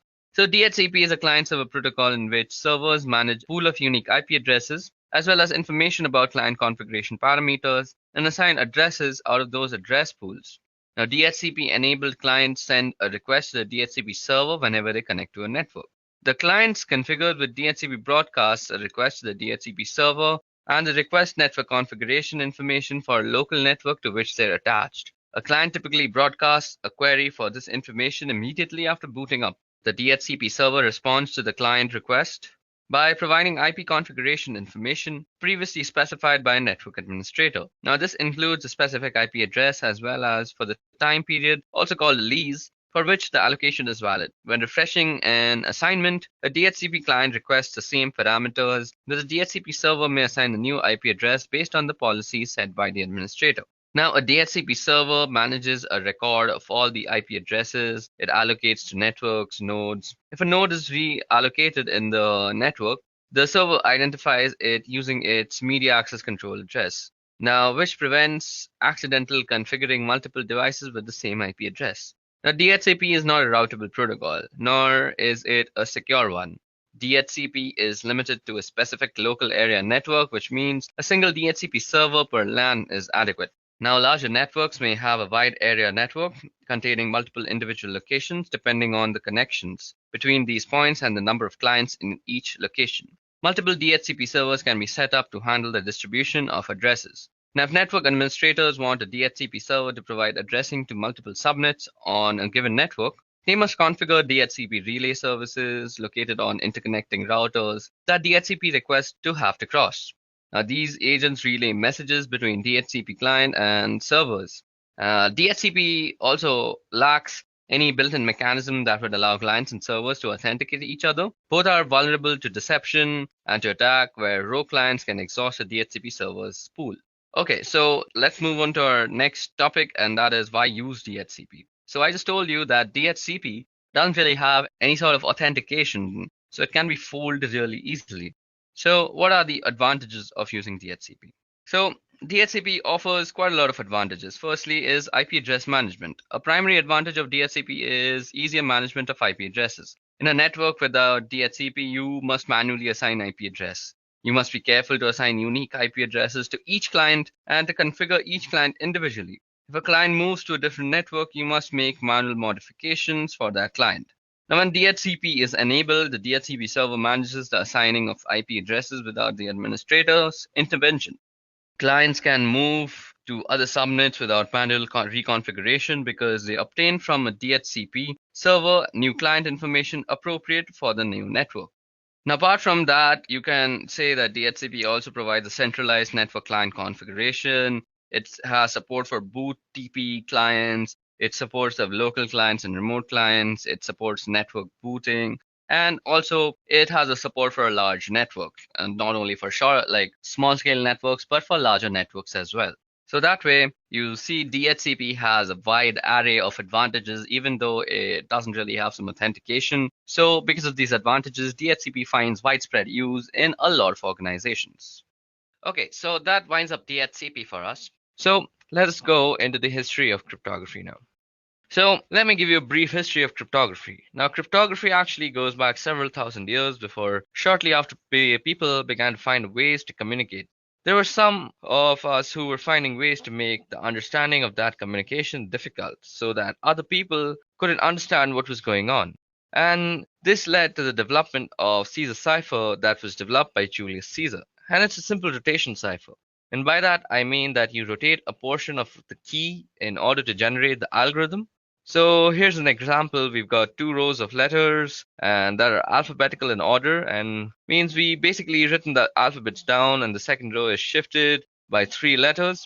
So a B is a Z actually, because if you move that way, a B is a Z from the first row gets shifted back to the second row, and then the letter D becomes the letter C. That's an example of how encryption works. So if you try to encrypt a word like hello, it would look completely gibberish after it came out of that algorithm. So if you count the letters out, you can see that the letter H can be translated to letter L. So that's a Caesar cipher. Now you must have heard of things like ROT13, which means that you rotate the 13 letters instead of 3 letters. That's what we can do here again. And this is just a simple rotation cipher or Caesar cipher. That's what, of course, the ROT stands for. It's rotate or rotation. Now, coming forward a couple thousand years, we have the Enigma cipher. Now, it's important to note that the Enigma is not the word given to this particular cipher by the people who developed it. It's actually the word given to it by the people who were trying to crack it. The Enigma cipher is a German cipher. They developed this cipher and a machine that was capable of encrypting and decrypting messages so that they could messages to and from different battlefields and war fronts, which is similar to the Caesar cipher. Caesar used it to communicate with his battlefield generals, and the same thing with the Germans. You've got to get messages from headquarters down to where the people are actually fighting, and you don't want it to get intercepted in between by the enemy. So therefore you use encryption. And lots of energy was spent by the Allies, in particular the British, trying to decrypt the messages. One of the first instances that we are aware of where a machine was used to do the actual encryption, and we're going to come ahead a few decades now into the 1970s, where it was felt that there was a need for a digital encryption standard. Now, the National Institute of Standards and Technology is responsible for that sort of thing, so they put out a proposal for this digital encryption standard. And an encryption algorithm, what ended up happening was IBM came up with this encryption algorithm that was based on the Lucifer cipher. That was one their people had been working on a couple of years previously in 1974. And they put this proposal together based on the Lucifer cipher, and in 1977 that proposal for an encryption algorithm was the one that was chosen to be the digital encryption standard, and so that came to be known as DES over time. And it became apparent that there was a problem with DES, and that was it only had a 56-bit key size, and while in the 1970s that was considered adequate to defend against brute forcing and breaking of code, by 1990s it was no longer considered adequate, and there was a need for something more, and it took time to develop. Something that would last long for some long period of time, and so in the meantime a stopgap was developed, and this stopgap is what we call the triple DES. The reason it's called triple DES is you apply the DES algorithm 3 times in different ways, and you use 3 different keys in order to do that. So here's how triple DES works. Your first 56-bit key is used to encrypt the plain text, just like you would do with the standard digital encryption standard algorithm, where it changes, and you take that ciphertext that's returned from the first round of encryption, and you apply the decryption algorithm to the ciphertext. However, the key thing to note is that you don't use the key that you use to encrypt. You don't use the first key to decrypt it, because otherwise you'll get the plain text back. So what you do is you use a second key with the decryption algorithm against the ciphertext from the first round. So now you've got some ciphertext that has been encrypted with one key and decrypted with the second key, and we take the ciphertext from that and we apply a third key using the encryption portion of the algorithm to that cipher. Encryption portion of the algorithm to that ciphertext to receive a whole new set of ciphertext, obviously. To do the decryption, you do the third key and decrypt it. With the second key, you encrypt it. And then with the first key, you decrypt it. And so you do reverse order and the reverse algorithm at each step to apply triple des. So we get an effective key size of about 168 bits, but it's still only 56 bits at a time. Now I said triple des was only a stopgap. What we were really looking for was the advanced encryption standard once again. And NIST requested proposals so that they could replace the digital encryption standard in 2001. After several thousands of looking for algorithms and looking them over, getting them evaluated and getting them looked into, NIST selected an algorithm and it was put together by a couple of mathematicians. The algorithm was called Reindoll and that became the Advanced Encryption Standard, or AES. It's one of the most advantages of AES is it supports multiple key lengths. Currently, what you'll typically see is as we are using 128-bit keys. However, AES supports up to 256-bit keys. So if we get to the point where 128-bit isn't enough, we can move all the way up to 256 bits of keying material. So cryptography has a really long history. Currently, we are in a state where we have a reasonably stable encryption standard in AES. But the history of cryptography shows that with every set of encryption, eventually people find a way to crack it. Okay, so that was a brief history of cryptography. Now what I want to do is let's go over and talk about AES, triple des, and des in themselves because they are some really key cryptographic moments in history. Because there are some really key historic moments in the history of cryptography. Now we're going to talk about the different types of cryptographic ciphers, and primarily we're going to be talking about DES, triple DES, and AES. Now DES is the digital encryption standard. It was developed by IBM in the 1970s, and originally it was cryptographic cipher named Lucifer.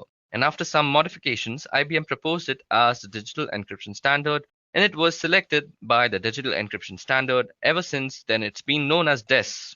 Now, one thing that caused a little bit of controversy was during the process of selection, NSA requested some changes, and it hasn't been particularly clear what changes were requested by the NSA.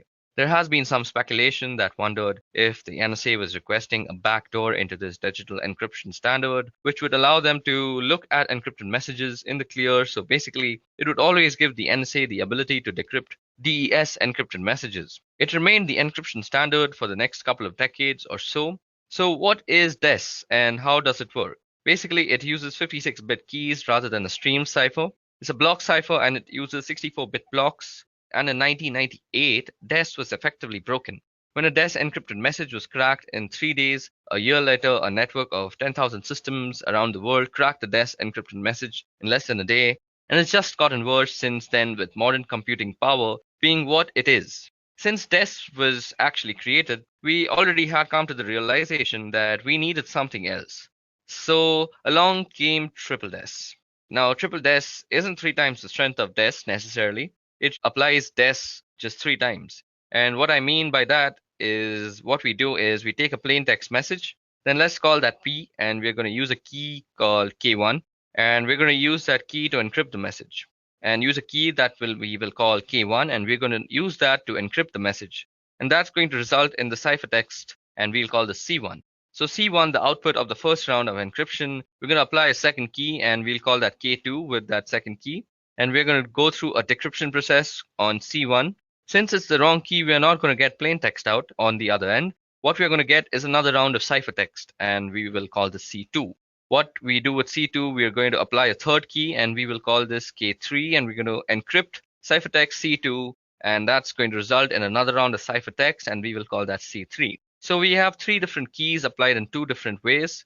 So with key 1 and key 3, we do a round of encryption, and with key 2, we do a round of decryption. So it's an encrypt, decrypt, encrypt process with separate keys. While that doesn't really yield a full 168-bit key size, the 3 rounds of encryption yields an effective key size of 168 bits because you have to find 356-bit keys.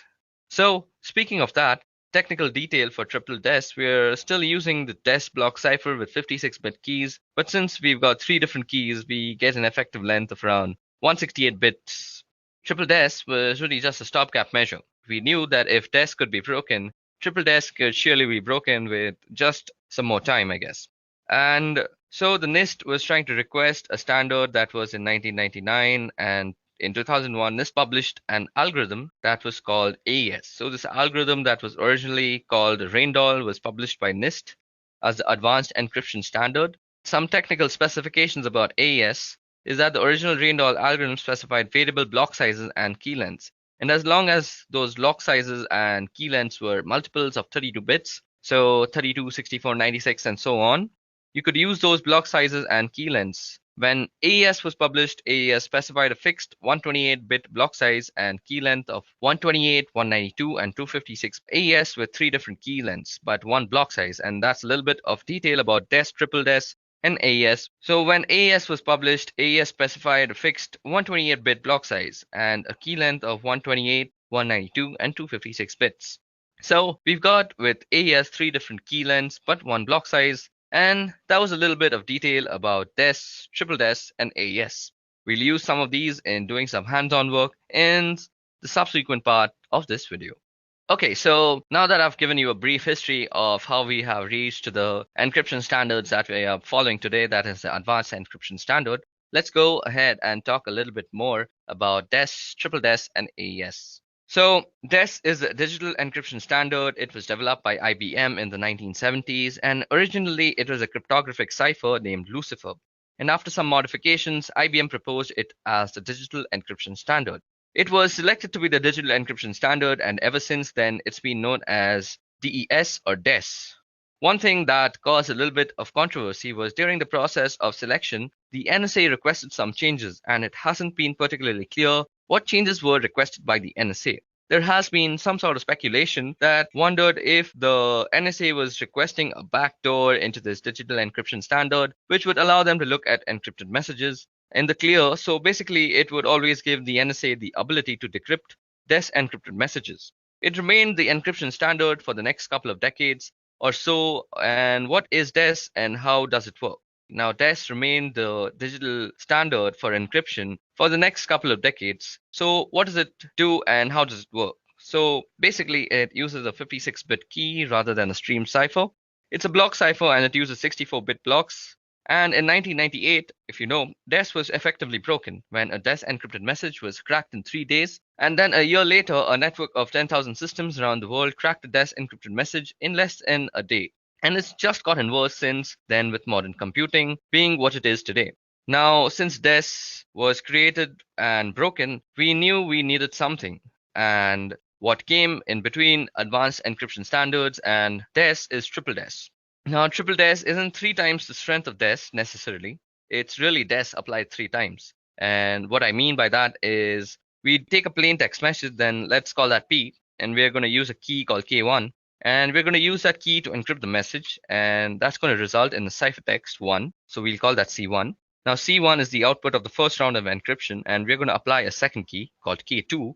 And with that second key, we are going to go through a decryption process on C1. Now, since it's the wrong key, we are not going to get the plain text out of the decryption process. On the other end, we are going to get another round of ciphertext, and we're going to call that C2. Now with C2, we are going to apply a third key, and we are going to call that K3, and we're going to encrypt ciphertext C2, and that's going to result in ciphertext C3. So we have 3 different keys applied in 2 different ways. So with key 1, key 3, we do a round of encryption. With key 2, we do a round of decryption. So it's basically an encrypt, decrypt, encrypt process with 3 separate keys.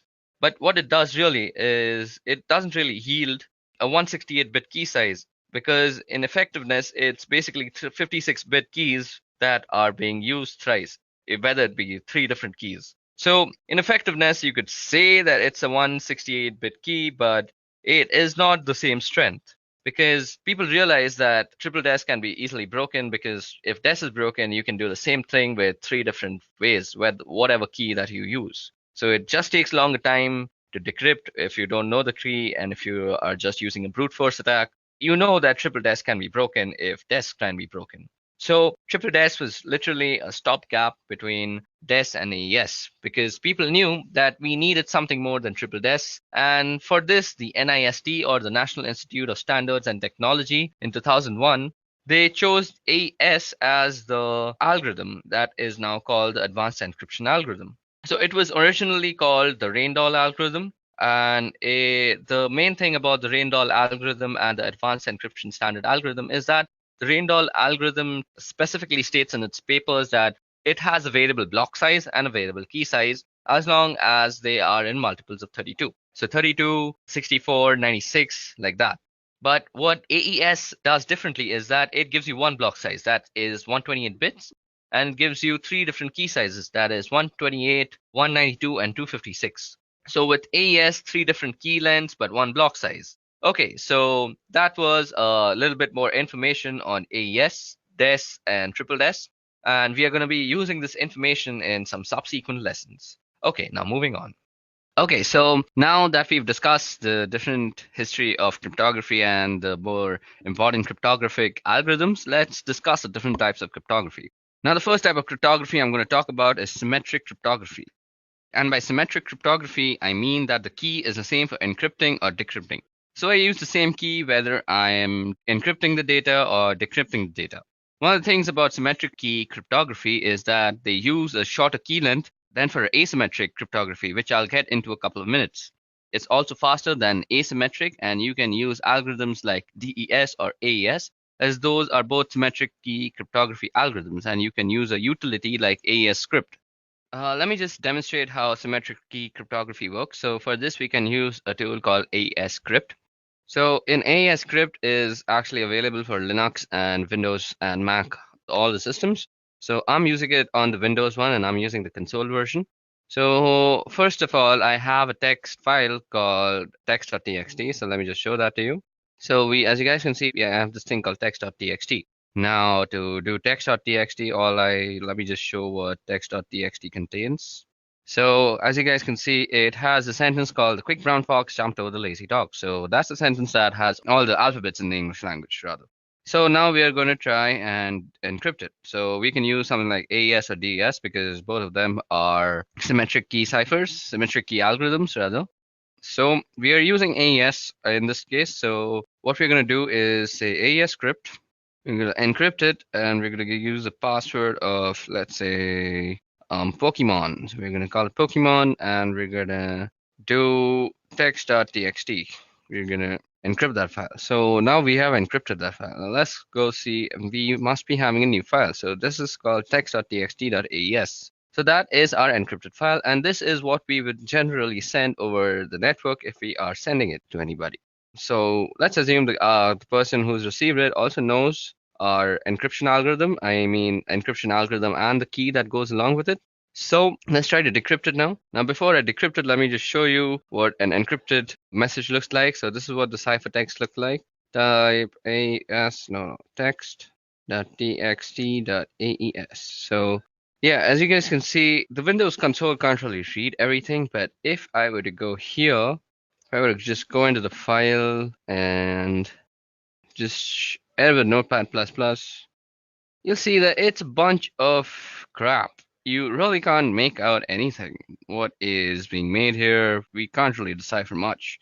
So that's the point of using encryption. Now, if you were to decrypt it, all we have to do is AES script. We're trying to decrypt. We're trying to give the password is going to be, what was the password? Pokemon. Okay, so, and we're going to try and decrypt text.txt.aes. Let's dir that again. Okay, so that just decrypts our message for us. So this is how you would use AES script for encryption and decryption.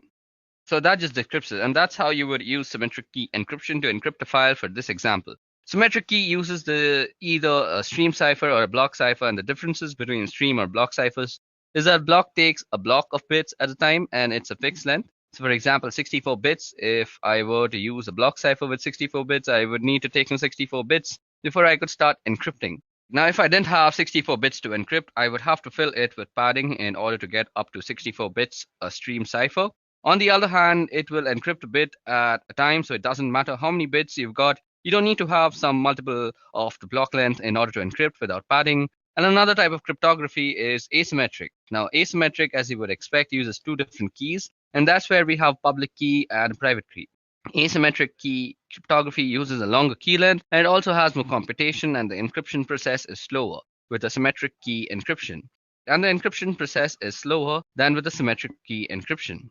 One of the uses for symmetric key is for signing documents or emails, for example, where I would have the private key sign something and the public key would be used to verify a signature. And another reason for using asymmetric key encryption is to ensure that you got it from who actually sent it. Since you've got two keys, you always know who the other end of the equation is. Where with symmetric key, since it's just one key, if you can intercept the key, you can decrypt and also encrypt messages. And so if somebody can figure out the key, you can break into a communication stream using symmetric key encryption. So asymmetric gives you the advantage of ensuring that the other end is who the other end says, and they are, since they're the only ones who should have the private key. And in this particular instance, in practice, however, hybrid encryption models tend to be used, and that's where you would use asymmetric encryption to encrypt asymmetric session keys. So basically, you encrypt the message that you are sending using symmetric key encryption, and then when you're exchanging the key with somebody else, you use asymmetric key encryption. So this is going to be a slower process. You probably won't want to use it for smaller files in order to do that. Fortunately, the file example that I have is a smaller one. So I'm going to try and generate a key right now. So for this, we have to head over to our Ubuntu system. So let's see. Let me show you how public key encryption actually works. And we are going to first create a key. So let me just clear this out for you. So first of all, let's create a file and let's call that text.txt. Now, if you see, we are going to edit text.txt to have some file. So have some text in it. So there seems to be a warning with the GTK. I'll just use echo instead. So now let's see if that is in our file. Okay, so let me just show you how asymmetric key encryption or public key cryptography works. So first of all, we need a text file. So let me see. Do we have a text file? So there seems to be a text.txt. So let's see what this text.txt says. So it says that this is a random text file. Now, what we want to do is we want to create a public key first. So I'm going to use OpenSSL for doing this. So we go OpenSSL and we are going to use it with RSA. So we're trying to generate a key. So gen RSA, and we're going to use des3 to use this, and we're going to output it into a file called private.key. So we are also going to be using a 4096 bit. So this is going to be our private key. So this will create a private key using RSA algorithm. So let it work its way out. So first of all, it's asking me for a passphrase now. So since you can protect your keys with a passphrase, so I'm just going to use my name. Okay, so now we see if we ls, and we have a private dot key, I guess. Yep. So we have this private dot key. Now we're using this private key, we are going to generate a public key. So for this, I'm again going to be using OpenSSL. And OpenSSL is a Unix based, so you will need a Unix system. So you go RSA-UTL, that's RSA utility, and what we want to do is encrypt, and we want the public key in key, and we want to use the public key that we just generated. I'm sorry, guys. So we are going to be using RSA. So first of all, we need to generate a public key. So for that, we use the private key. So we will give the private key as an argument after the in flag. So private.key, and we are trying to get out a public key. So pub out, and we're going to call it public.key. Okay, so there seems to be, okay, I messed it up a little. I forgot to give the output. So you go out, and then you use public.key. So it's asking me for a passphrase, and now it's writing the RSA key, and since the password was correct, we have a public key too. So if you see, now we have a public key and a private key. So we are going to encrypt our file using the public key. So we go OpenSSL, and we go RSA-UTL, and we go encrypt, and we can do pub in. So we are going to use the public key, and we want to put the text.txt as the file to be encrypted. So text.txt, and what we want to output is an encrypted file. So encrypted.txt. Okay, I call it OpenSLL. I need to go and edit that out now. Yeah, so that makes it a correct command. And now we have an encrypted file. So let's see. ls, and yep, encrypted.txt. So if we just cut that out, so we see it's a bunch of garbage, and we really can't read it unless we decrypt it. So for decrypting the key, all we have to do is again use OpenSSL. Let's clear this out first. So OpenSSL, And we are going to be using the RSA utility again. So RSA UTL, we're going to decrypt this time. So we go with the decrypt flag. And then we are going to be giving the in key, and that is going to be the private key. And what we want to decrypt is encrypted.txt. And what we want to output it is as, let's say, plaintext.txt. So it's going to ask me for my passphrase, which is my name, and I've entered the passphrase, and now we have a plaintext.txt. Now, if we are to go in ls, we see that we have a plaintext.txt out here, just replied info.txt. Now let me just cat that out. So plaintext.txt. So this is a random text file. And if we go up, we see that it was a bunch of garbage, and before that, it was a random text file. Now, you can also run this command called diff plaintext.txt text.txt. So this will give you a difference in the text strings. So it's 0, so it gives you, that's the difference. So both the files are the same, and that's how public key cryptography works and how symmetric key cryptography works. Okay, now moving ahead of cryptography, let's talk about certificates. Okay, so now that we're done with cryptography, let's talk about digital certificates. So what is a digital certificate? Well, a digital certificate is an electronic password that allows a person, organization to exchange data securely over the internet using public key infrastructure. So digital certificate is also known as a public key certificate or an identity certificate. Now, digital certificates are a means by which consumers and businesses can utilize the security application of public key infrastructure. Public key infrastructure comprises of the technology to enable secure e-commerce and internet-based communication. So what kind of security does a certificate provide? So firstly, it provides identification and authentication. The person or entities with whom we are communicating are really who they say they are. So that is proved by certificates. So then we have confidentiality. The information within the message or transaction is kept confidential. It may only be read and understood by the intended sender. Then there's integrity, there's non-repudiation. The sender cannot deny sending the message or transaction. The receiver, we'll get to non-repudiation, and I'll explain how non-repudiation comes into digital certificates. So digital certificates are actually issued by authorities who make it their business to actually certify people and their organization with digital certificates. Now, you can see these on Google Chrome. Now, let me just open Chrome for you guys, and you can see it out here. You can see certificates, and you can go into the issuer statements, and you can go into all sorts of stuff. So you can see it's issued by Encrypt Authority X3. So that's an issuing authority for digital certificates. Now, that was all about the theory of certificates. Let's go and see how you can create one. So to create a digital certificate, we are going to be using the OpenSSL tool again. So first of all, let me show you how to create a certificate. So we are going to be using the OpenSSL tool for that. So first of all, let me clear the screen out. So in this case, I'm going to generate a certificate authority certificate. So I'm doing an RSA key here to use inside the certificate. So first of all, I need to generate a private key. So to do that, as I had just showed you guys, we can use the OpenSSL tool. You go OpenSSL and gen RSA, and we're going to use DES3. Then we're going to out it, and let's call it ca.key. And we're going to use 4096 bits. So I'm doing an RSA key here to use inside the certificate. So I'm generating a private key, and the private key is used as a part of the certificate. And there's a public key associated with the certificate. So you've got public and private key, and data gets encrypted with the public key and then gets decrypted with the private key. So they are mathematically linked at the public and private key, because you need one for the end of the communication and the other for the other end of the communication. And they have to be linked so that the data that gets encrypted with one key gets to be decrypted with other key. So this is asking for a passphrase, and so I'm going to be giving my name as the passphrase.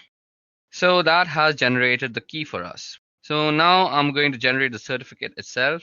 So I'm going to be using the OpenSSL utility. So first of all, you say OpenSSL, and you say request. So it'll be a new request, and it's going to be an X509 request.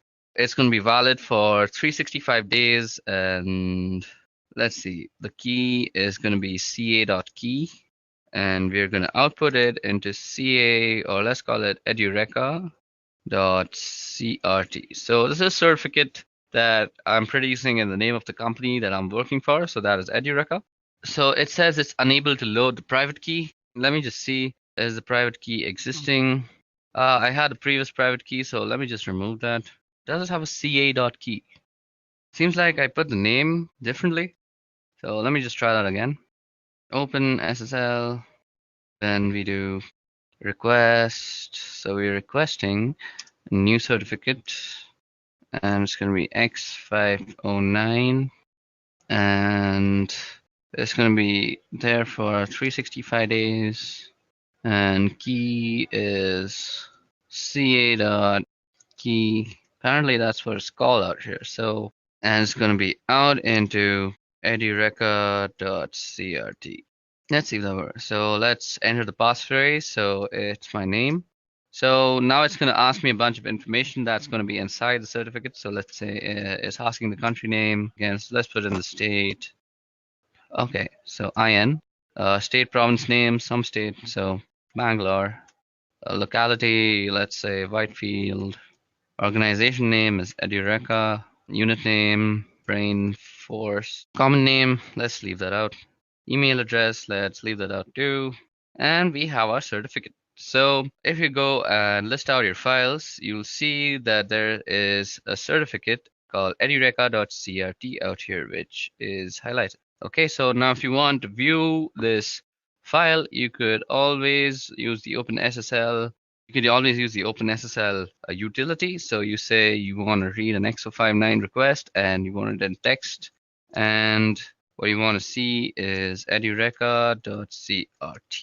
Okay, so that is the certificate. So you see that it has all the signature, it has signature algorithm, it has all the information about the certificate, and it says signature issuer is CIN in state Bangalore, in location Whitefield, Edureka Brainforce, validity. It has all sorts of information. So that was all about digital certificates, who issues digital certificates, where are they useful. So this is basically non-repudiation. So nobody can say with this certificate that if this certificate is included in some sort of a website and that website tends to be suppose malicious and there's a complaint. Now the website can't go to a court of law and say they didn't know about this because the certificate that was included had their private key and the private key was only supposed to be known to the company. So that is non-repudiation. You just can't deny that you didn't do it.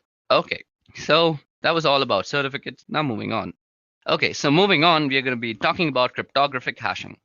Now, while the word cryptographic is in the term cryptographic hashing, and it does lead you to believe that there is encryption involved, there is no encryption involved in a cryptographic hash. There is a significant difference between hashing and any sort of encryption, and that is primarily that encryption is a two-way process. When I encrypt a piece of data or a file or anything else, what I'm doing is putting it into a state where I expect it to be able to get it back out again. In other words, when I encrypt a file, I expect it to be able to decrypt the file and get the original contents. Hashing is a one-way function on the other hand. Once I've hashed a piece of data or a file, there is no expectation and ability to get the original piece of data back. Hashing generates a fixed length value and different types of hashing will generate different length values. For example, MD5 will generate a different length value than SHA-1. And they're both hashing algorithms, but they generate different length values.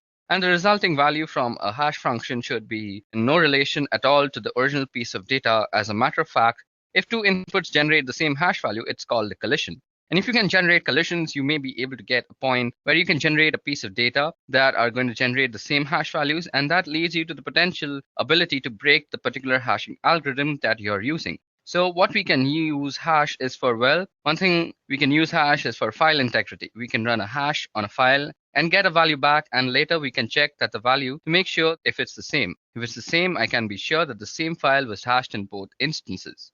So let me just show you an example of what I just said, that if we hash a file, we'll get the same hash every time. So remember the certificate that we just created.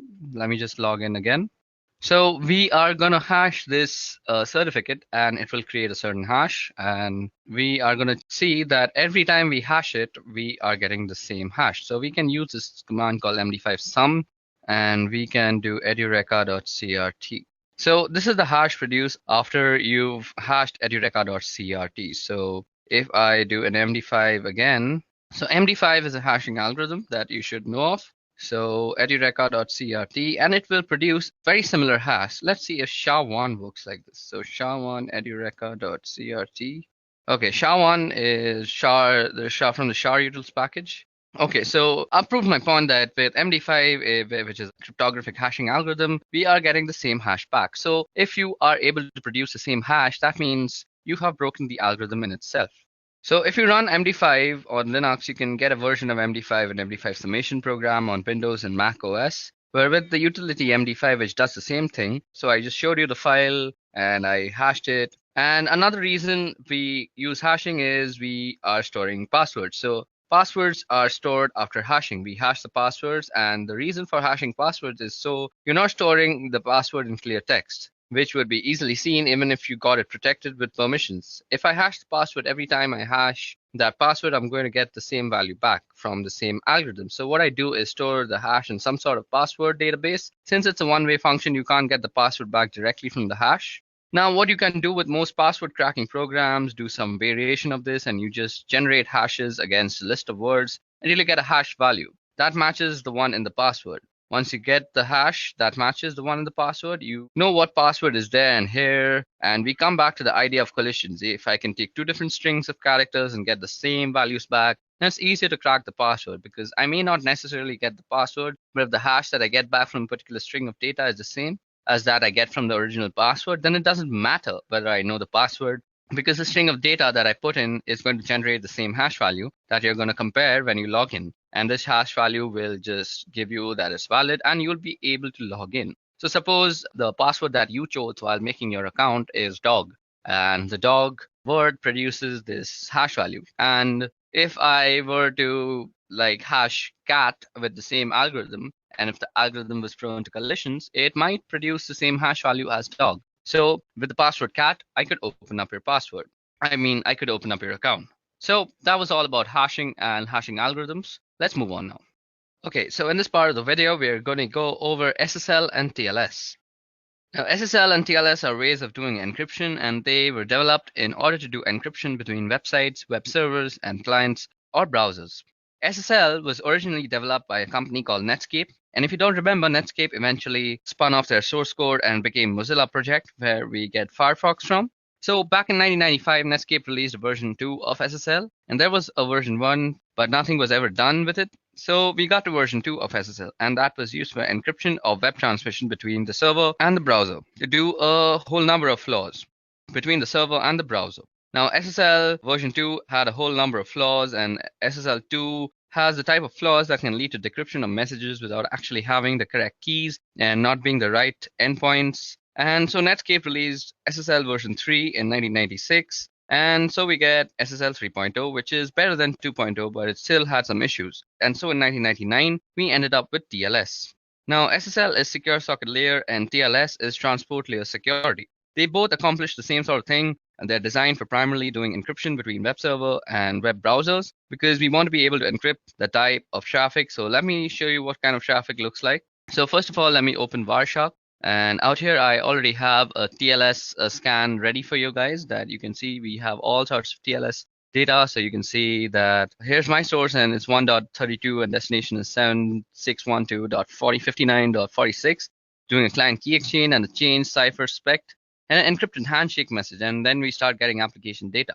So there are some other steps involved here, and you're not seeing all of it with this particular Wireshark capture because, again, we get fragmented packets, and at some point it starts getting encrypted. And you can't see it anyways because Wireshark, without having the key, can't decrypt those messages. But what ends up happening is the client sends a hello, and the server responds with a hello, and they end up exchanging information as a part of that. Now, including version numbers supported, and you get random number, and the client's going to send out a number of cipher suits that may want to support an order, and it can support the server, and it's going to pick from those suite of ciphers.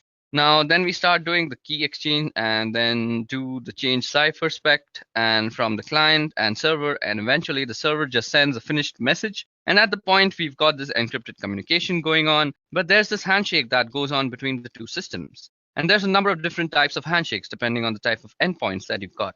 But that's the type of communication that goes on between servers and the client one. Important thing about using SSL and TLS is, as I mentioned, some of the earlier versions had vulnerabilities in them, and you want to make sure that the servers aren't actually running those. So you want to run some scans to figure out the type of calls and ciphers that different systems use. So for this, we can use something called SSL scan. So this is available for Unix. I'm not really sure if there is something that is similar for Windows or Mac, but on a Unix-based system that is Linux, we can use SSL scan. So let me just show you how to use that. Clear this part out. So what we can do is run SSL scan again, suppose www.edureca.co. So I'm going to do an SSL scan here against the website, and you can see it's going out and probing all the different types of ciphers that we know on this system. Start with SSL v3 and are going to TLS version 1. And we could force SSL scan to try to do an SSL v2. If I scroll back up, here I get the surface ciphers, which is SSL version 3. It's using RSA. And it's using RSA for the asymmetric. Now, in order to do the key exchange, and once we get the session key up, we're going to use AES 256, and then we're going to use the secure hash algorithm to do the message authentication, or the MAC. It sometimes calls the HMAC for the hashed message authentication code. And what it does is simply hashes the MAC address that you would check one side against the other to make sure that the message hasn't been fiddled with in transmission. You can see here all the different types of cipher suites that are available. Here's TLS running RC4 at 40 bits using MD5, so that would be a pretty vulnerable type of communication to use. And between the server and the client, a 40-bit cipher using RC4 is a low-strength cipher, and we would definitely recommend that clients remove those from the supported ciphers that they have on their server. All that configuration would be done at the web server as well as when you generated your key and your certificates. Normally, certificates would be handled by a certificate authority. Now, you can also self-sign certificates and have those installed in your web server in order to do communications with your clients. The challenge with that is browsers today warn when they see a certificate against a certificate authority that is entrusted of it, and it doesn't have any certificate authority at all. So you'll get a warning in your browser indicating there may be a problem with your certificate. If your clients are savvy enough, and if the users are savvy enough, you may be able to make use of these self-signed certificates and save yourself some money. But generally, it's not recommended simply because clients are starting to get these bad certificates. And when they run across one that's really a problem, a real rogue certificate, they're going to ignore the certificate message in their browser and just go to these sites that could have malicious purposes in mind and may end up compromising the clients or your customers or users. So that's SSL and TLS and how they work and negotiate between servers and endpoints. Okay, so now that we've talked about TLS and SSL, let's talk about disk encryption. Now, disk encryption is actually something that was not really difficult to do, but sort of out of the reach of normal desktop computers for a really long time. Although there have long been ways to do encryption of files, and to a lesser degree, maybe entire disks. As we get faster processors, certainly encrypting the entire disks and being able to encrypt and decrypt on the fly without affecting performance is something that certainly comes within reach. And it's a feature that shows up in most modern operating systems to one degree or another. Now, these days, we're going to look at a couple of ways here of doing disk encryption. I'm going to tell you about one of them first, and it's not the one I can show. I can't really show the other one either. So with Microsoft, their Windows system have this program called BitLocker. Now, BitLocker requires either Windows Ultimate or Windows Enterprise. I don't happen to have either version, so I can't really show it to you, but I can tell you that BitLocker has ability to do entire disk encryption, and they use AES for the encryption cipher. And the thing about BitLocker is that they use a feature that comes with most modern systems, particularly laptops. They'll have a chip in them that's called the Trusted Platform Module, or TPM. The TPM chip is what it does is it stores the keys that allows the operating system to be able to access the disk through this encryption and decryption process. And they use a pretty strong encryption cipher, which is AES, but you have to have one of the couple of different versions of Windows in order to be able to use BitLocker. And it's one of those things you would normally run in an enterprise, and so that's why they included it on its enterprise version. Now, on the macOS side, they have this thing called File Vault, and you'll see in the system preferences on the security and privacy, if you go to File Vault, you can turn on File Vault. Now, if you have the little button that there says turn on File Vault, then you can turn on the File Vault and it would ask you about setting up keys, and it works similar to Windows BitLocker. Now, PGP happens to have the ability to do disk encryption, and you can see that in the case of this, you've burned the system. They've got a package called GDE Crypt, which is a GUI that allows you to map and mount a created encrypted volume. So I could run GDE Crypt, and it would help me set up the process of encrypting the volumes that I've got on my system. Now, disk encryption is a really good idea because when you are working with clients, the data is normally very sensitive. So, as I mentioned, you can always use things like BitLocker and Windows Vault or other such softwares for disk encryption. So, what I mentioned before is now not only possible, it's very much a reality with current operating systems. Now, let's talk about scanning. Now, scanning refers to the use of computer networks to gather information regarding computer systems. And network scanning is mainly used for security assessment, system maintenance, and also for performing attacks by hackers. Now, the purpose of network scanning is as follows. It allows you to recognize available UDP and TCP network services running on a targeted host. It allows you to recognize filtering systems between the users and the targeted hosts. It allows you to determine the operating systems in use by assessing the IP responses. Then it also allows you to evaluate the target host TCP sequence numbers and predictability to determine the sequence prediction attacks and the TCP spoofing. Now, network scanning consists of network port scanning as well as vulnerability scanning. Network port scanning refers to the method of sending data packets via the network to a computer system specified service port. This is to identify the available network services on that particular system. This procedure is effective for troubleshooting systems issues or for tightening the system security. Vulnerability scanning is a method used to discover known vulnerabilities of computing systems available on a network. It helps to detect a specific weak spot in an application software or the operating system, which could be used to crash the system or compromise it for undesired purposes. Now, network port scanning as well as vulnerability scanning is an information gathering technique, but when carried out by anonymous individuals, they are viewed as a prelude to an attack. Network scanning processes like port scans and ping swipes and return details about which IP address map to active live host and the type of service they provide. Another network scanning method known as inverse mapping gathers details about IP addresses that do not map to live hosts, which helps an attacker to focus on feasible addresses. Network scanning is one of the three important methods used by an attacker to gather information during the footprint stage, and the attacker makes a profile of the target organization. This includes data such as organization's domain name systems and email servers, in addition to its IP address range. And during the scanning stage, the attacker discovers details about the specified IP addresses that could be accessed online, their system architecture, their operating systems and services running on every computer. Now, during the enumeration stage, the attacker collects data, including routing tables, network user, and group names, simple network management protocol data, and so on. So now let's talk about intrusion detection evasion. So before we get into IDS evasion, let's talk about what exactly is an IDS. Now, an intrusion detection system, or IDS, is a system that monitors network traffic for suspicious activity and issues alerts when such activity is discovered. While anomaly detection and reporting is primary function, some intrusion detection systems are capable of taking actions when malicious activity or anomalous traffic is detected, including blocking traffic sent from suspicious IP addresses. Although intrusion detection systems monitor network for potentially malicious activity, they are also prone to false alarms or false positives. Consequently, organizations need to fine-tune their IDS product when they first install them. That means properly configuring their intrusion detection system to recognize what normal traffic on their network looks like compared to potentially malicious activity. An intrusion prevention system also monitors network packets for potentially damaging network traffic, but where an intrusion detection system responds to potentially malicious traffic by logging the traffic and issuing warning notification, intrusion prevention systems respond to such traffic by rejecting the potentially malicious packets. So there are different types of intrusion detection systems. So intrusion detection systems come in different flavors and detect suspicious activities using different methods.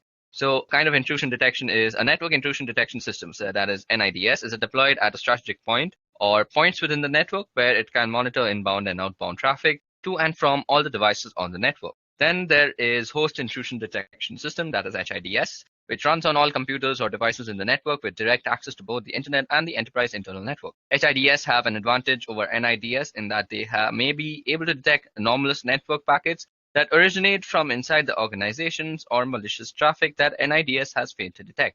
HIDS may also be able to identify malicious traffic that originates from the host itself, as when the host has been infected with malware and is attempting to spread to other systems. Signature-based intrusion detection system monitors all packets traversing the network and compares them against a database of signatures or attributes of known malicious threats, much like antivirus softwares. So now let's talk about IDS evasion.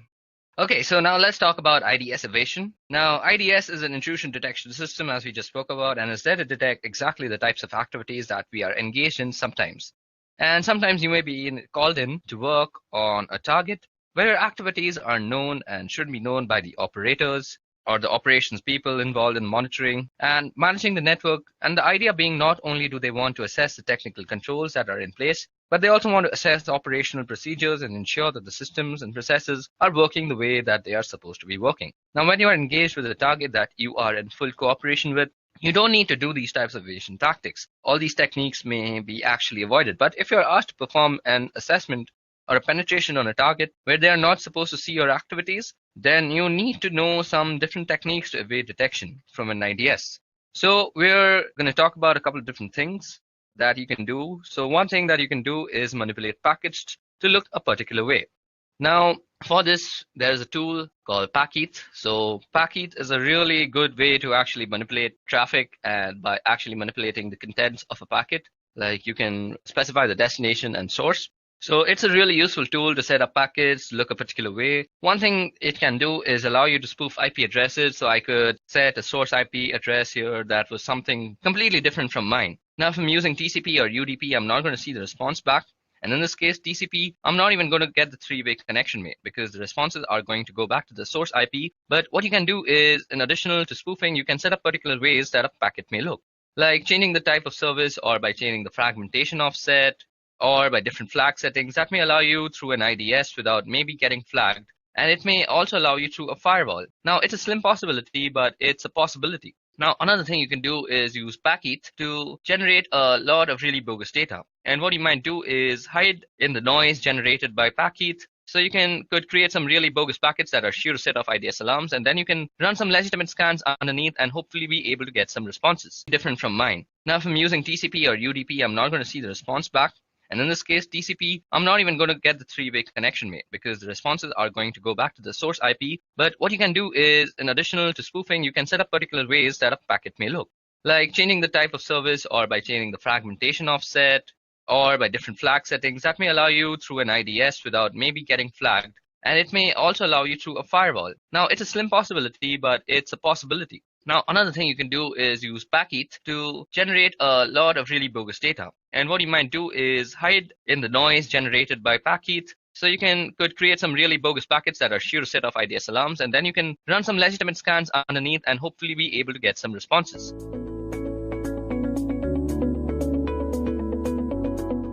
Kali Linux is the industry's leading Linux distribution in penetration testing and ethical hacking. It offers tons and tons of hacking and penetration tools and different kinds of softwares by default.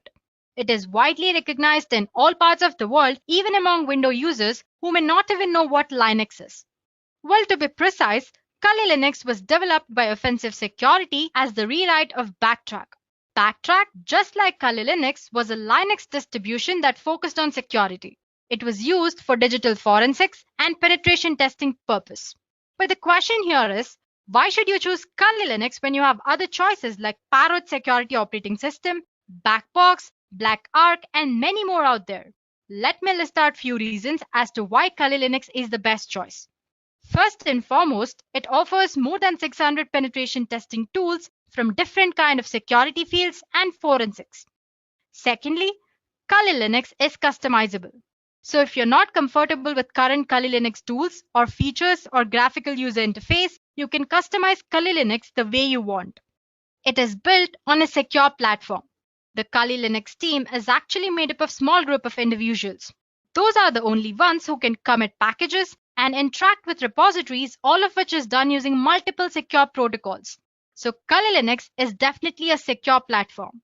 Although penetration tools tend to be written in English, Kali includes multilingual support. This way, more users can operate in their native language and locate the tools that they need for the job that they are doing on Kali Linux. And lastly, Kali Linux, just like Backtrack, is completely free of charge. On top of all these benefits, Kali Linux offers different installation options. One way of installing Kali Linux is by making a Kali bootable USB drive. This is the fastest way of installing Kali Linux and the most favorable as well. We will discuss why in a while. You can also install Kali Linux using hard disk. Installing Kali Linux on your computer using a hard disk is a very easy process. But you should make sure that your computer has compatible hardware. You can also install Kali Linux alongside your operating system. It could be Windows or Mac. but you should exercise caution during setup process because it might mess up with your default BIOS settings. Lastly, you can use different kind of virtualization software such as VMware or VirtualBox to install Kali Linux on your preferred operating system. Well, apart from all this, you can also set up Kali Linux on advanced RISC machines or ARM like Raspberry Pi, Trim Slice, Cube Truck, and many more. So there you go, guys. Now you know what Kali Linux is and why it is a leading Linux distro for ethical hacking and penetration testing. In today's session, we will explore different ways to install Kali Linux. Let's get started then. Earlier, I said that the fastest method for setting up Kali Linux is to run it live from a USB drive. But why? First of all, it's non-destructive. It makes no changes to the host system's hard drive or the operating system that it is installed on. So once you remove USB, your operating system will return to its original state. Secondly, it's portable. You can carry Kali Linux in your pocket and can run it whenever you want, just in few minutes. It's customizable. You can create your own Kali Linux ISO image and put it into USB drive using a simple procedure, which we will discuss later. And lastly, it's potentially persistent. You can configure your Kali Linux live USB drive to have persistent storage so that the data you can collect is saved and you can use it across different reboots. Now let's see how to create a bootable Kali USB drive on Windows. Guys, actually the process is very simple. It's just a 3-step process. First of all, you need to plug your USB drive into an available USB port on your Windows PC. Next, you need to note down the destination drive it uses once it mounts. For example, it could be F drive. After that, you will have to download and launch a software called Win32 Disk Imager. On this software, you'll have to choose Kali Linux ISO file that needs to be imaged and verify that the USB drive to be overwritten is the correct one. Lastly, once the imaging is complete, you need to safely eject the USB drive from Windows machine. So like I said, it's very simple, right? Well, I'm not going to show you demo on this one because like I said, it's very easy and I'm sure you guys can pull it off. If you have any doubts, you can post them in the comment section. We'll get back to you. And as for the demo part, we'll be doing 4 installations here. First of all, we'll see how to install Kali Linux using VMware on Windows operating system. Then we'll see how to install Kali Linux on Mac using VirtualBox. Moving on, we'll see how to install Kali Linux tools on different Linux distributions.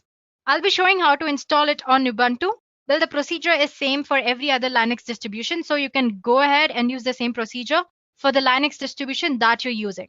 And lastly, we'll see how to install Kali Linux on Windows 10 using Windows Subsystem for Linux.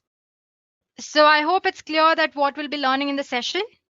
Let's get started with the first demo. In this demo, we'll see how to launch Kali Linux using VMware.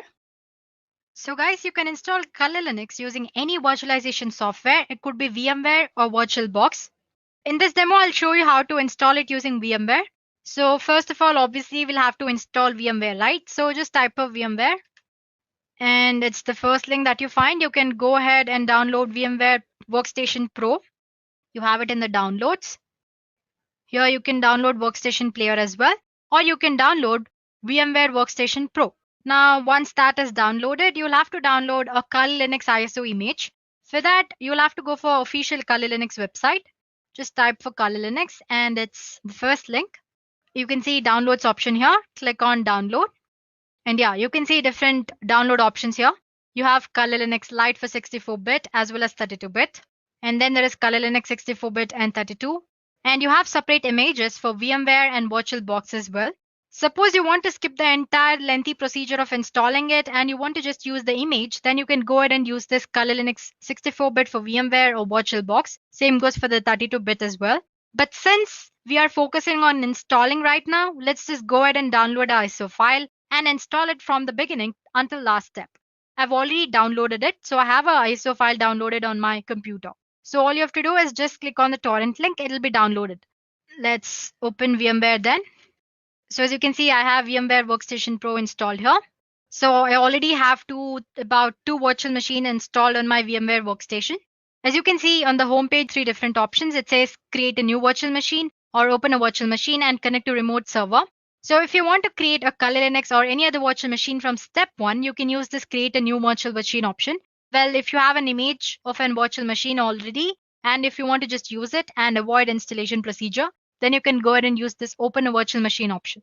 Well, just click on this create a new virtual machine and click on next. As you can see here, you have an option which says installer disk image file ISO file you'll have to attach here. So click on browse. Let's see where I've stored my Kali Linux. As you can see, I already have it here. And there's one file here. Let me click on that and open. So yeah, don't bother about this error. It usually shows that. And then click on next here. So it's asking which operating system will be installed on this virtual machine. I want it to be Linux. So make sure you select Linux 64-bit and click on next. You have an option to name your virtual machine. Let's say Kali Linux.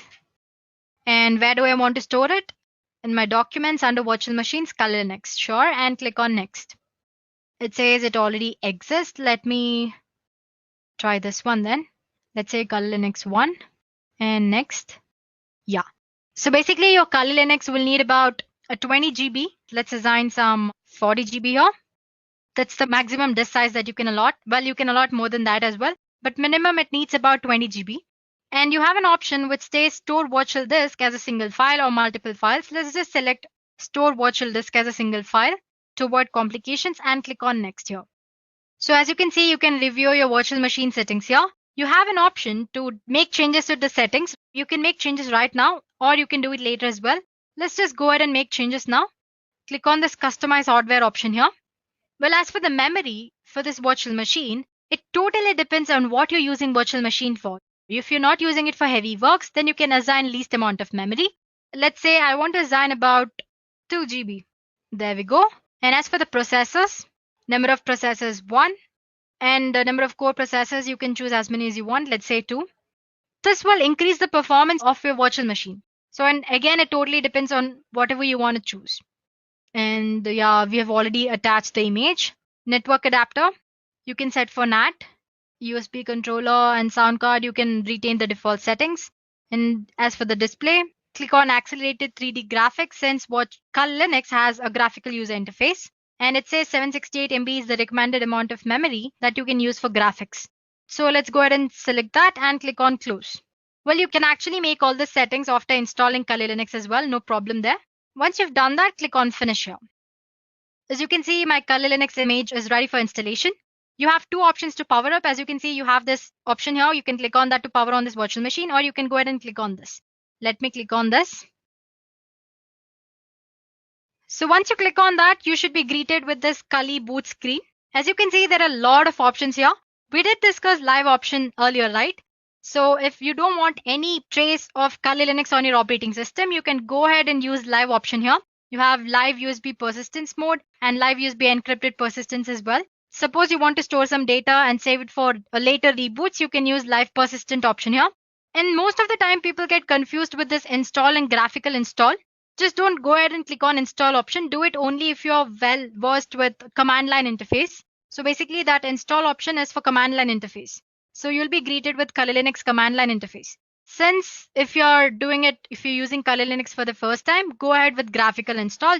Select the graphical install and click enter. So as you can see, it will start mounting storage devices.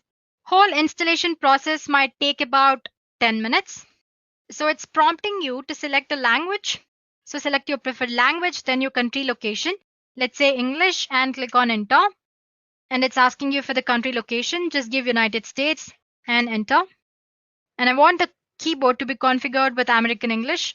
You can choose any native language. Like I said earlier, it supports multilingual or it supports multiple languages. So go ahead and choose it. But it might complicate the way you use Kali Linux later. So you can always go ahead and stick ahead with English only. Well, it doesn't matter. So as you can see, it's configuring the network. So it'll detect the ISO file and load installation component and then prompt you to enter a host name for your system. Well, in this installation, let's just enter Kali and click on enter. You can give the name you want. And next it's asking you for the domain name. Suppose you have a set of virtual machines and if you want to give all of them a domain name, you can assign a domain name as well, but it's optional. Let's not give any domain name here and click on enter. The next thing it does is it'll prompt you for the password that you'll have to enter every time you launch your Kali Linux. So just give some password of your choice and click on continue. The best thing about Kali Linux is you can set up date and time as well. You can make it later as well, but you can choose it here. So just click on Eastern or whichever choice you like and click on enter. So the installer will now probe your disk and offers you 4 different choices. As you can see, it says guided use entire disk. Guided use entire disk and set up LVM, which is logical volume manager. Same thing, which is encrypted, and manual. So if you're an expert, if you've already used this Kali Linux before, you can go ahead and select any of these 3 options from the bottom. That's LVM or manual or encrypted LVM. Otherwise, you can always go ahead and choose guided use entire disk option here if you're a beginner and click on enter. So this is the disk partition where all the data will be stored and click on continue. It's asking if you want to store all files in one partition or if you want to make partitions. So depending on your needs, you can go ahead and choose to keep all your files in single partition, which is default, or you have separate partition for one or more of the top level directories. Let's just choose the first option and click on enter. So once you've done that, you'll have one last chance to review your disk configuration. Once you're sure that you've given correct details, click on enter here. It's asking if the changes that you make to Kali Linux should be written to the disk or not. So say yes. So it will start partition and install the virtual machine. It took a while, but as you can see, installation is almost done. It's asking me to configure the package manager. Well, if you select no in this session, you will not be able to install packages from Kali repositories later. And click on continue. So suppose if you want to install other repositories or updates later on, you can always go and click on yes. Otherwise you can go for no as well. Now it's going to configure the package manager. It'll install package manager and configure it. Then it'll install grub bootloader. And it's asking if you want to install grub bootloader to master boot record. Definitely yes. So select yes and click on continue. So it's asking to select the device manually. You can click this, select the device. So yeah guys, we're done here. So you can finally click on continue option to reboot your new Kali installation. So as you can see, the entire process took about 10 to 11 minutes. So yeah, let's go ahead and click on continue here. It's going to finish the installation. So guys, as you can see, the installation process from the step where we selected the language till the last step is same. It's just the medium on which you're installing is different. For example, right now we used VMware. Later on, I'll show you how to use VirtualBox. But once your Kali Linux image is ready to boot, the rest of the installation process is similar to this. So it's finished installing. It's loading the image. So if you have done everything right during the installation process and according to your needs, you'll land up in this page. Username. So we've given it this Kali, right? Kali and password. As you can see, it's showing an error. It says that didn't work. Please try again. This is mostly because first time when you log in, you should use word root as your default username. But later on, once you've already logged in, you can change the username according to your need. So root and password, you can use the same password which you set during installation process. So as you can see, login is successful.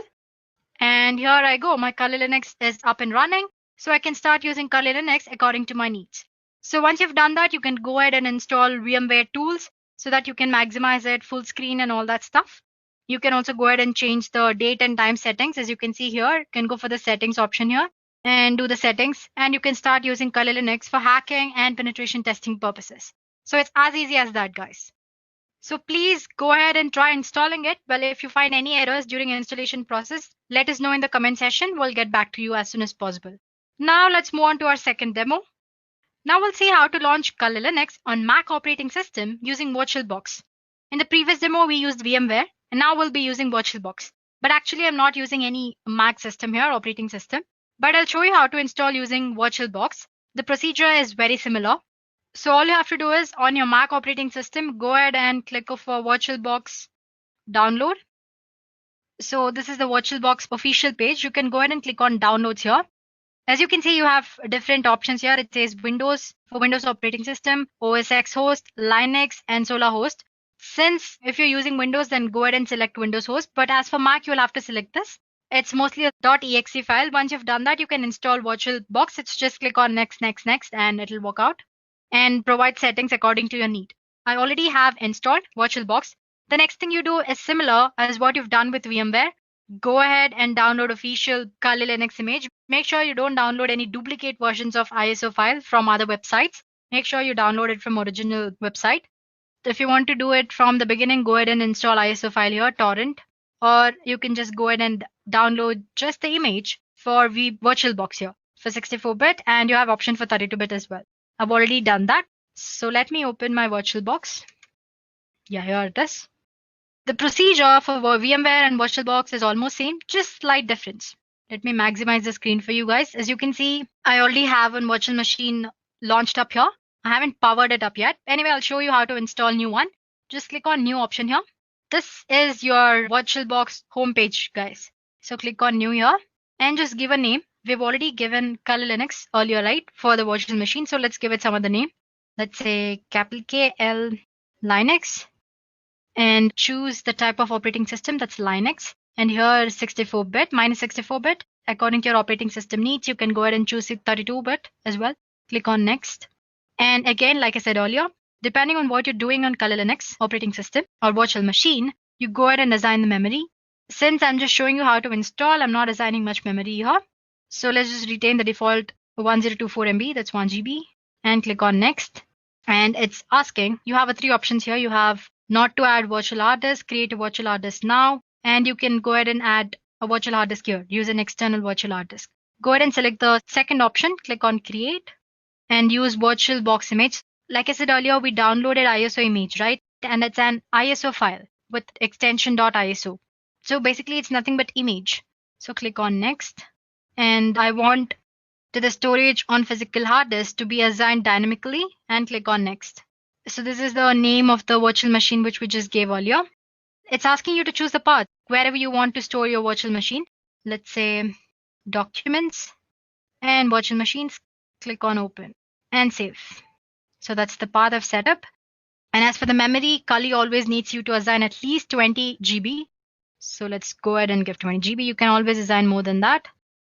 And click on create. So this is the one we just created, right? It's ready. Just click on settings. Before you power up, you'll have to make certain settings. So if you want to change name or type and version, you can always go ahead and do that here. We don't have anything in advance. It's just the folder where your virtual machine will be stored. Go for systems. We won't be using any floppy disk here. So untick it or uncheck it. And yeah, this is memory. If you want to go ahead and change or assign more memory because the performance of your virtual machine is not that great, you can go ahead and do that. For the processor, make sure you enable this extended features. So basically, if you want to increase the performance of your virtual machine, the number of processors you assign should increase.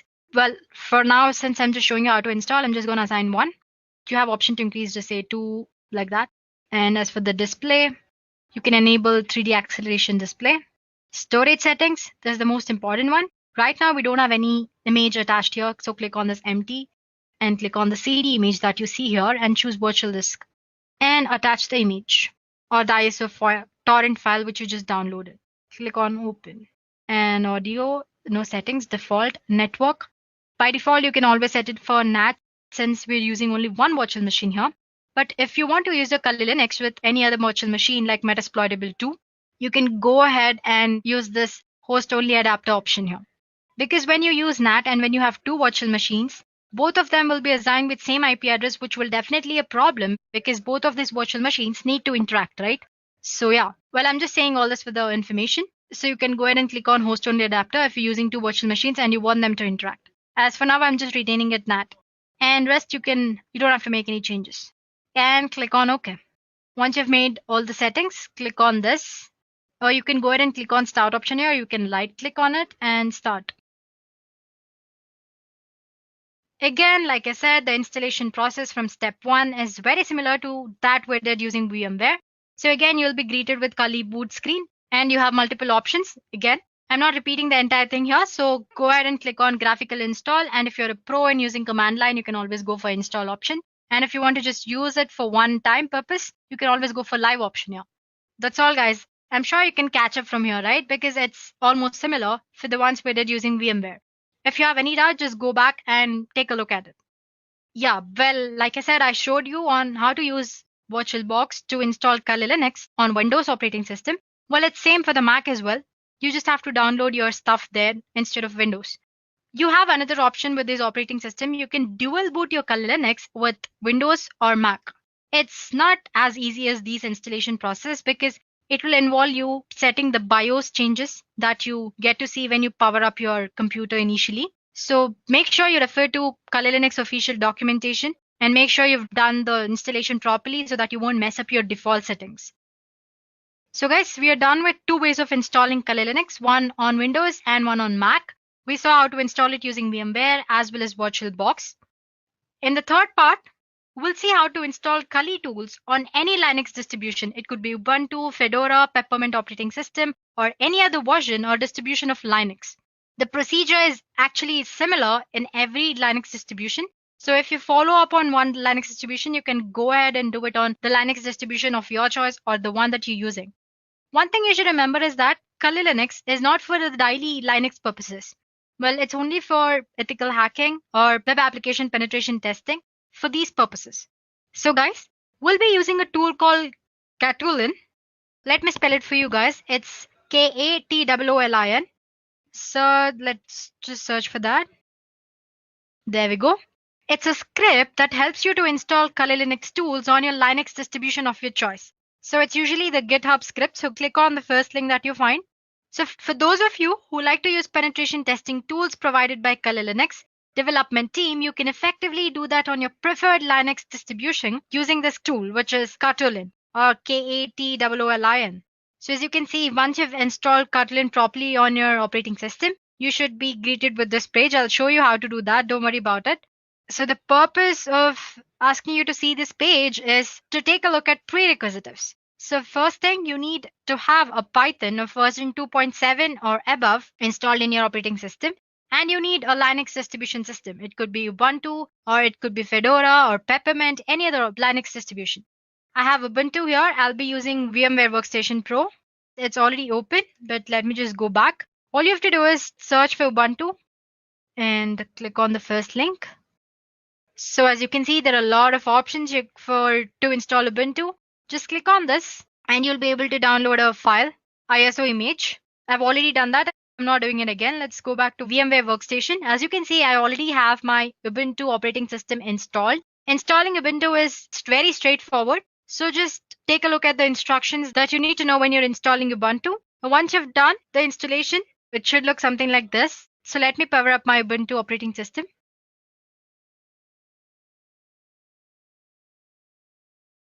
So as you can see, once you install, you'll land up on this page and it's asking for the password. You set up this username and password during the installation process, so don't worry about it. Click on enter.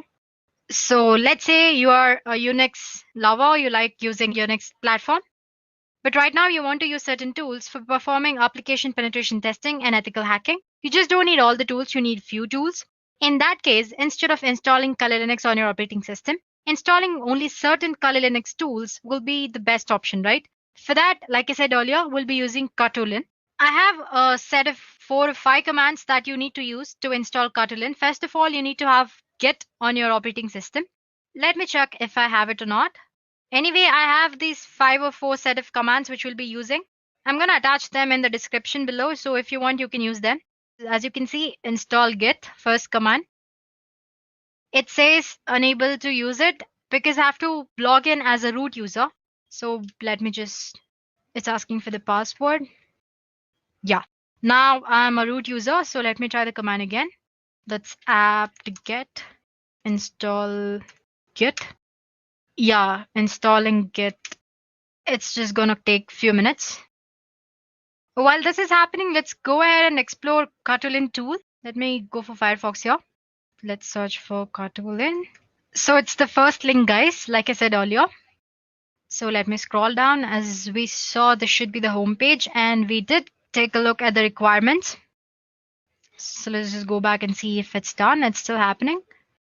So one thing, guys, make sure you have a Python of version 2.7 or above. Otherwise, the entire thing won't work at all.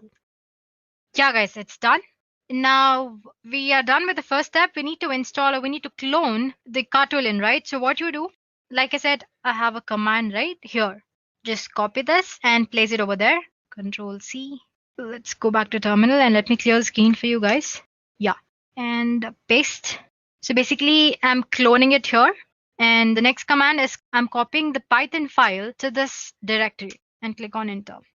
It's done. It's just quick process.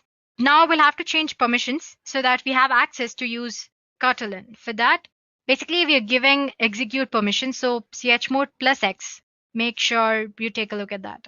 Plus X and enter. We are ready, guys. Now our Kotlin is installed. Say lin. So as you can see, it's all ready. But the first thing that you should do is before you upgrade your system, it says please remove all the Kotlin repositories to avoid any kind of problems. So as you can see, it shows you like 5 options here. First one, it says add Kali repositories and update. Next, view categories. Like I said, Kali Linux has 600 plus tools, right? So you have different tools categorized under different headings. Then you have classic menu indicator. It's nothing here. As you can see, I have a small icon here. If you click on that, it'll just show you different menus. That's all. And if you want to install Kali menu for easy access, you can do that as well. So let me just click one. Under one, it says add Kali Linux repositories, update, remove, and view all contents. So let's try removing them. Let's try with adding repositories. It says there are certain duplicate signatures removed and all that. So let's just try to remove like they suggested earlier. They've been deleted. Now one. So if you guys want to go ahead and update the repositories, already existing ones, you can go ahead and do that. I'm not doing it now because it's going to take a while. So if you want to go back, just click back. It's as easy as that. Now let's say I want to view categories and install one tool of it. As you can see, there are like huge number of categories here. So I have web application penetration tools here. I have password attacks. I have exploitation tools. Well, if you are interested, there's an introduction video of what is Kali Linux by Dureka in the cybersecurity playlist. So go ahead and take a look at that. We have explained like about 5 to 6 popular tools in Kali Linux. Anyway, getting back to today's session, let me just say 4. As you can see, it lists all the web application tools. So if I want to install all tools, there's an option that's 0. But let's just say I want to install a tool called SQL Map. I'm sure you might have heard SQL Map. If not, it's okay. It's a tool which you use for checking out vulnerabilities that are present in application database system. So anyway, it asks insert the number of the tool that you want to install. Let's say 27. So as you can see, it's installing. So it's as easy as that, guys. So once you're done installing, I'll get back to you. Any tool, I just showed you how to install SQL Map, which is there in web application tools. You can go ahead and do that for other different types of tools as well. Suppose you want to install all the tools, you can go for 0, as in click on 0 option. So there you go, guys. I just showed you how to install one tool. So you can go ahead and do that for any kind of tool under any category. So if you just want to go back, click back and go for other types of tools. Let's say 8. There you can see. So whatever different type of exploitation tools you want, you can go ahead and install them. Let me just click back and the back. Sometimes when you try to install all the tools, you might get an error saying that the file doesn't exist or repository doesn't exist. All you have to do is go for first option here. As you can see here, you have option 2, which is update. So update your repositories. Make sure the Kali Linux mirror, which is present for the updation, is the right one. Once you've done that, you won't get any errors. All the tools will be installed properly. So suppose you want to get back from these Kotlin, easy, just press Ctrl C. And yeah, as you can see, it says goodbye. So that's as easy as it is to use Kali Linux tools on any kind of Linux distribution. While I've showed you on Ubuntu, the procedure is same on any other Linux distribution, guys. So there we go, guys. We're done with 3 things. First, we did on Windows using VMware, then on Mac using VirtualBox. And third, I showed you how to install Kali Linux tools on any kind of Linux distribution. And finally, there's one last demo. Here we'll see how to install Kali Linux on Windows operating system using Windows Subsystem for Linux feature. So let me get back to my operating system. We won't be needing VMware Workstation anymore. So guys, we'll be using a feature called Windows Subsystem for Linux, which is by default present in all the current versions of Windows 10. This is actually for those who prefer using Kali Linux command line interface. So make sure to listen to me properly. Or use this option only if you are a pro in using command line interface or if you have any experience using command line interface. Otherwise, just go ahead and use VMware or VirtualBox and install Kali Linux graphical user interface option. So yeah, this Windows Subsystem for Linux allows you to run Linux distributions as subsystem on your Windows operating system. This feature is really a new feature. It exists only in Windows 10. So you need to use latest version of Windows 10 to perform this demo or use this option. And in addition to that, we also have other prerequisites, especially we need to have Git installed, or you can go ahead and zip the file, which is Windows Subsystem for Linux files normally, but having Git is also a nice thing. Secondly, you need to have Python of version 3 or above. Make sure you've installed Python and set up the path. To check if your Python is installed properly or not, just say cmd, go for your command prompt, and just type for Python version. It should show you version properly, only then you can be sure that your Python is properly installed. As you can see, for me it's showing 3.6.7, which is definitely above 3, and it's properly installed and the path is set. The first thing you need to do is enable WSL or Windows Subsystem for Linux. Just go for the control panel and there click on Programs and turn Windows features on or off. Make sure not to touch any other features. It might mess up your operating system. So scroll down, it's usually at the bottom. By default, it's never enabled. If you're using it for the first time, you need to enable it. So first thing you do is enable it. As you can see here, it says Windows Subsystem for Linux. Make sure you enable it, check mark it, and click on OK. Once you have done that, run your command prompt or terminal as an administrator. All you have to do is right click on it and click on Run as Administrator. And yes. Now we'll be enabling base distribution. That is, like I said, Windows Subsystem for Linux allows you to run a Linux distribution as subsystem, right? But for that, we need to enable this base distribution. For that, you need to install the base distribution or any kind of Linux distribution that you need. So just use lx-run and install. So once you type that, this is the output which you get. It says it's the legacy Windows system for Linux distribution. So you can go ahead and install other Linux distribution which are available in Microsoft Store. But unfortunately, Kali Linux is not available, but it doesn't matter, right? We are anyway installing it using the procedure. Just click on Y here, saying yes. I've already installed, so it's showing legacy Windows system for Linux distribution is already installed on my system. For you, it might take a while. After installing, the most important thing is it'll ask for you to set up a password and username. Don't skip that step, wait for a while, and make sure you set up the password and username properly. Only then the entire thing will work out. Once you've done that, we are done here. You can close the command prompt. The next thing you need to do is install Git. I already have it installed. It's very easy. Install.exe file and click on the installation process. It's very straightforward. And open Git bash. Yeah. Before that, let me go ahead and create a folder called text here. And as you can see, it's stored on my desktop.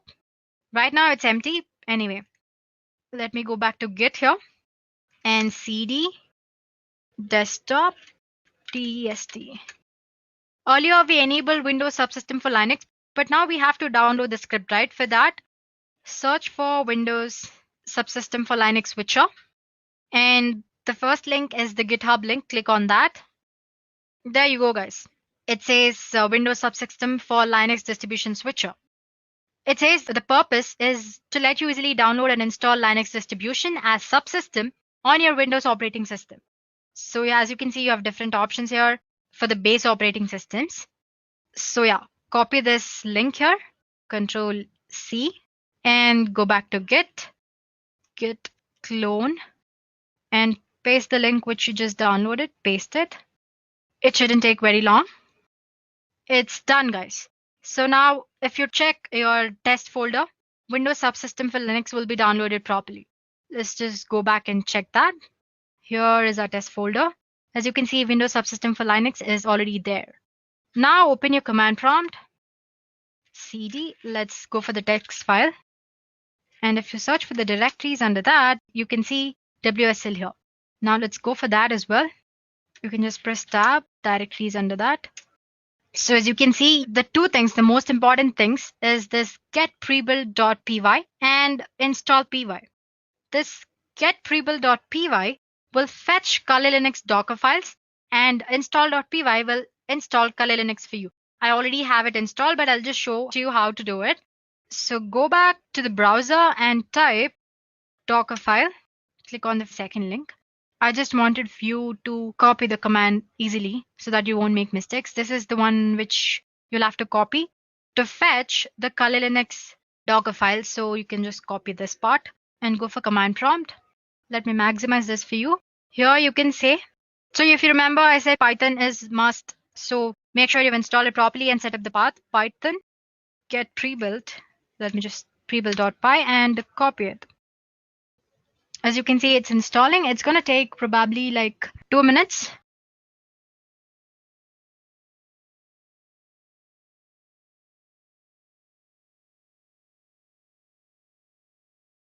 So it says it's done. It says it's saved to this file in the text folder. Let's go back and check if it's happened. Here is a test folder. Under WSL, you have Python. Yeah, as you can see, you have Python folder, a zip folder of Kali Linux installed or fetched. You'll have to install it now, right? So let me now just type Python. This is the command that you want to use. That's install.py, install.py, and copy this, or just type and enter tab, root fs tab, and click enter.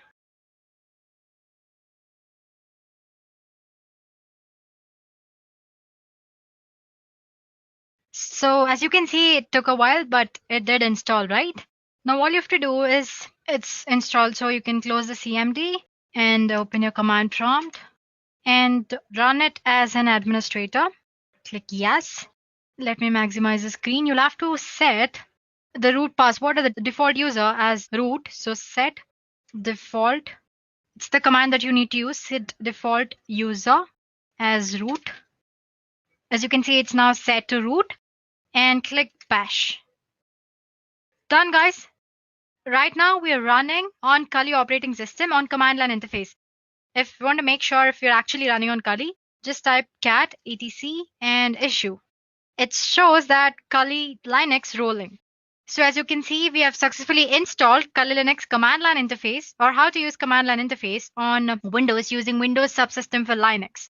And I'm telling it to you again, just use it if you know how to use command line interface very properly. Otherwise, it might be a little overwhelming for beginners. Default. It's the command that you need to use. Set default user as root.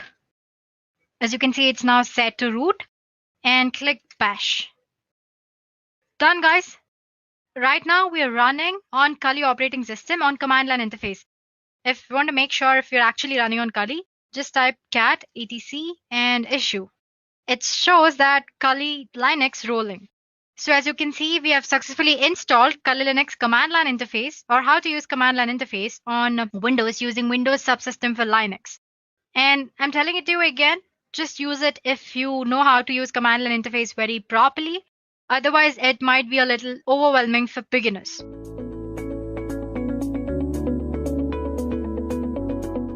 So now it's time that we go through the command line basics of any Linux terminal.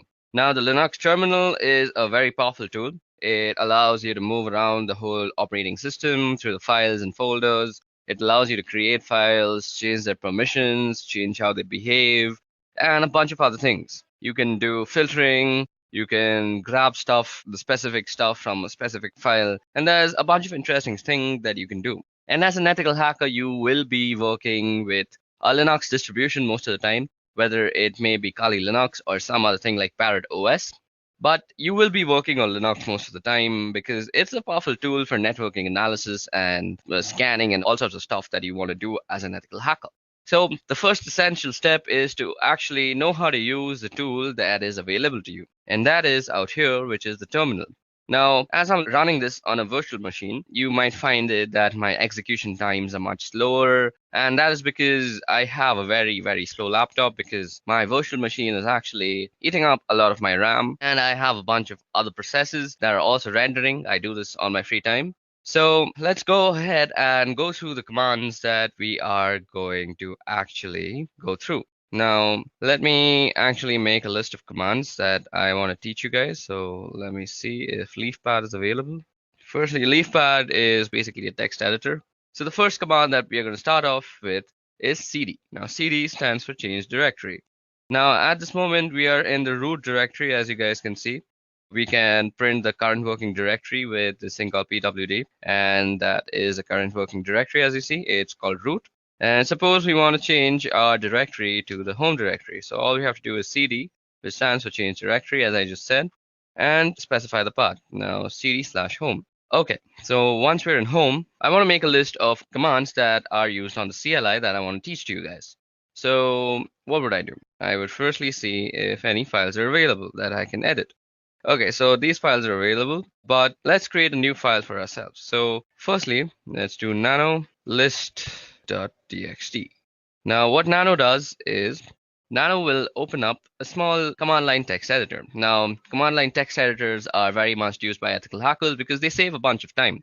If you're always switching between GUI and command line because you'll be doing a bunch of stuff on the command line, and suppose you want to write something, you're always switching to GUI, it's a waste of time. And you want to save time as an ethical hacker. So you can use this thing called a command line editor, and it can basically do most of the stuff a GUI editor would do. Now you say nano and the name of this file. So Nano basically has created this file now, and it has opened up this new fresh window, which overrides the command line that we were in, the bash. And this is a place where you can actually edit what goes into the file. Now, let's see the list of commands that I'm going to teach you. I'm going to teach you ls. ls will be the list of files. We did cd. We saw a pwd. So that was the print working directory. We'll be looking at how you can copy stuff with the cp command. Then we'll be looking at mv, which is basically move. Then we'll be looking at cat, and that's an interesting one. And also less, which is another interesting thing. Then we'll be looking at grep, which is actually used for grepping or grabbing things from files that you might want to see. You'll see what I mean in a short while. We'll see echo, which probably does what you think if you have any experience with Linux. Then we'll be doing touch. And we'll be doing make dir, which is make directory, and then we'll do in chown, chmod, then one of the most dangerous commands that is rm, and then you can do man plus help. Okay, so these are the list of commands that we are going to go through in this part of the video. So suppose I was making this video and I wanted to save this somewhere. So if you see down here, there are a bunch of options that are shown to you. Now this caret sign might be not what you're thinking, that the shift 6 one, it's not shift 6. It's actually a control. So caret is control, and then G of course means G. So if you go control G, it will actually get help. Now what we want to do is save the file, and that is control O, and that is write out. So what we want to do is say control O, and now it's going to say if we want to name the file list.txt, and we want to name the file, and it says that we have written down 15 lines. So that's how you save a file. Now all we want to do is exit out of here. Okay, so first let's go ls and let's go through whatever there is. So ls shows us the list of files that are there in that directory. Now, ls can also show you the list of files in a directory with the path that you specify. Like if I say ls var, it'll show me everything that is in var. Okay, there are a lot of interesting things in var. So let's head over to var. So cd/var, and you hit enter. And now we are in the folder var. So now to actually demonstrate how powerful ls is, we have a few flags. Now to see the flags of any command, you can just do -- help universally throughout the Unix command line. So out here you see some information that is kind of tough to read, but if you go on top and scroll out here, you'll see all the flags that you can use with the command, that is ls, and how you can use them. So you can see what to use and you can read a little bit about it. So if you use all, it ignores entries starting with dot. So suppose we were to do ls in var, let's see. So it shows us like this. Now if we do lsl, it'll show a long list with more information. So these are the permissions that you see out here. We'll be seeing how we can change the permissions of files soon enough. And this is who owns the file, the user and the user group. This is the file number, I guess. I'm not sure. This is when they were created. This is the name of the file. This is the time when the file was created, I guess. Okay, so that's how you get very detailed information about all the files. Now, there's another thing you might want to use with ls, and that is the a tag. So you can go lsa, and it will show you all the hidden files also. So now you see some 2 files that were not shown out here. Our file list begins from backup, but when we do -la, we see 2 more files, that is dot and dot dot. So let's see if we can move into that, cd dot. So we can't even move into that. So that's interesting. So these are hidden files. So These are not seen to random users, and we can actually do stuff with them. We'll see how we can use hidden files later on. So if you want to show hidden files to ls, all you have to do is ls and -la. So that was all about ls. So let's move back to /home, where our list of commands that I want to show you all was. So cd home, let's ls and see what was it called. It's called list. And suppose I want to see the contents of list.txt. All I have to do is say list.txt. Now it shows us whatever this file is containing. It'll read it out for you. So we've done cd, we've done ls and its various forms, we've done pwd. Now it's time to do cp. So cp is basically used for copying files from one place to another. So suppose I want to copy this address file that is there into some other directory, let's say var. So all I would have to do is cp name.txt, and then you specify which location you want to actually copy it to. So cd/var. So this is where I want to copy my file to, and you hit enter and it's copied. But that was a very small file. Now we can actually check if it was copied before I move on and pour some more knowledge into you.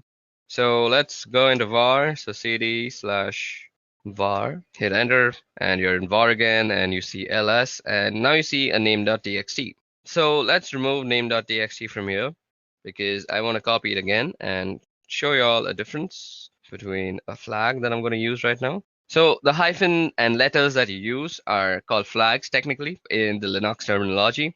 So let's go back to home. Now, instead of the name of the file and moving back to home just like I did, you can type out the complete name of the file out here. So you could have gone cd/home/name.txt and copy it to /var. But this time what we're going to do is we're going to use the -v, which is basically used for a verbose output of whatever you're doing. So most of the commands that we're going to be using will have a -v with them. So let's see how this actually affects the output. So what we're going to do is we want to copy, so cp and verbose, and we want to copy the file name.txt, and we want to copy it to the folder called var, right? So now you'll see that it will give us what is being moved, rather, that is name.txt, and where it is being moved to. So this is a very good way of knowing what is actually happening, because if you do it without the verbose part, and suppose name.txt was just a 20 GB file, and you just don't know if it has finished or not.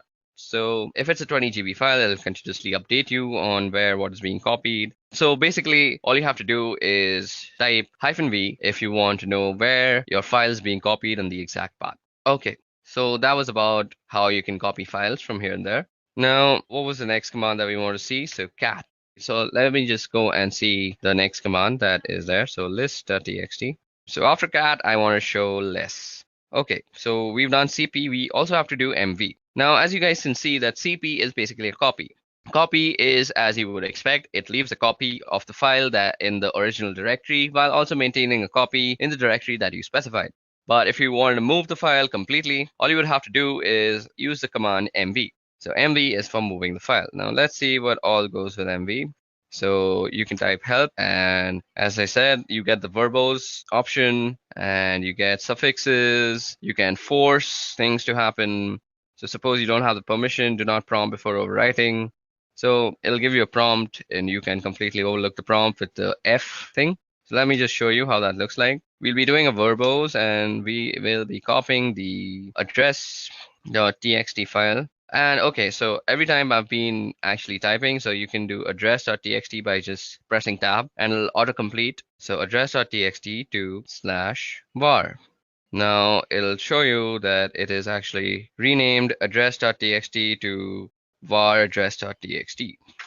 Now, if you go and do ls out here, you will see that address.txt is not actually here, but if we were to move to var, so cd/var. Okay, I've also been typing out commands that I've been previously using, and you can simply toggle through all the commands that you've used by the up and down keys. So ls, mv, mvv help, cat list. I did cd home, and now I have to go through all this just to prove a point.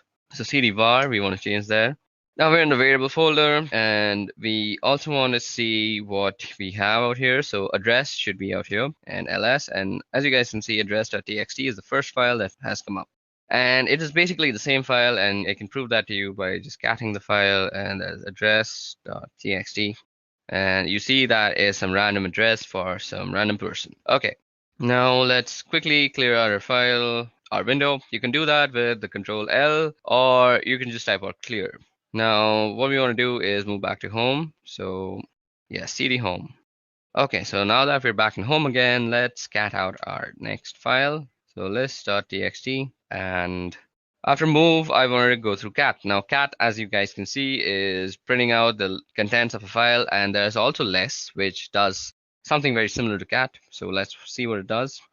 So if you go less and do list.txt, you actually see the contents of the file in a completely new window, which overlays on the previous window.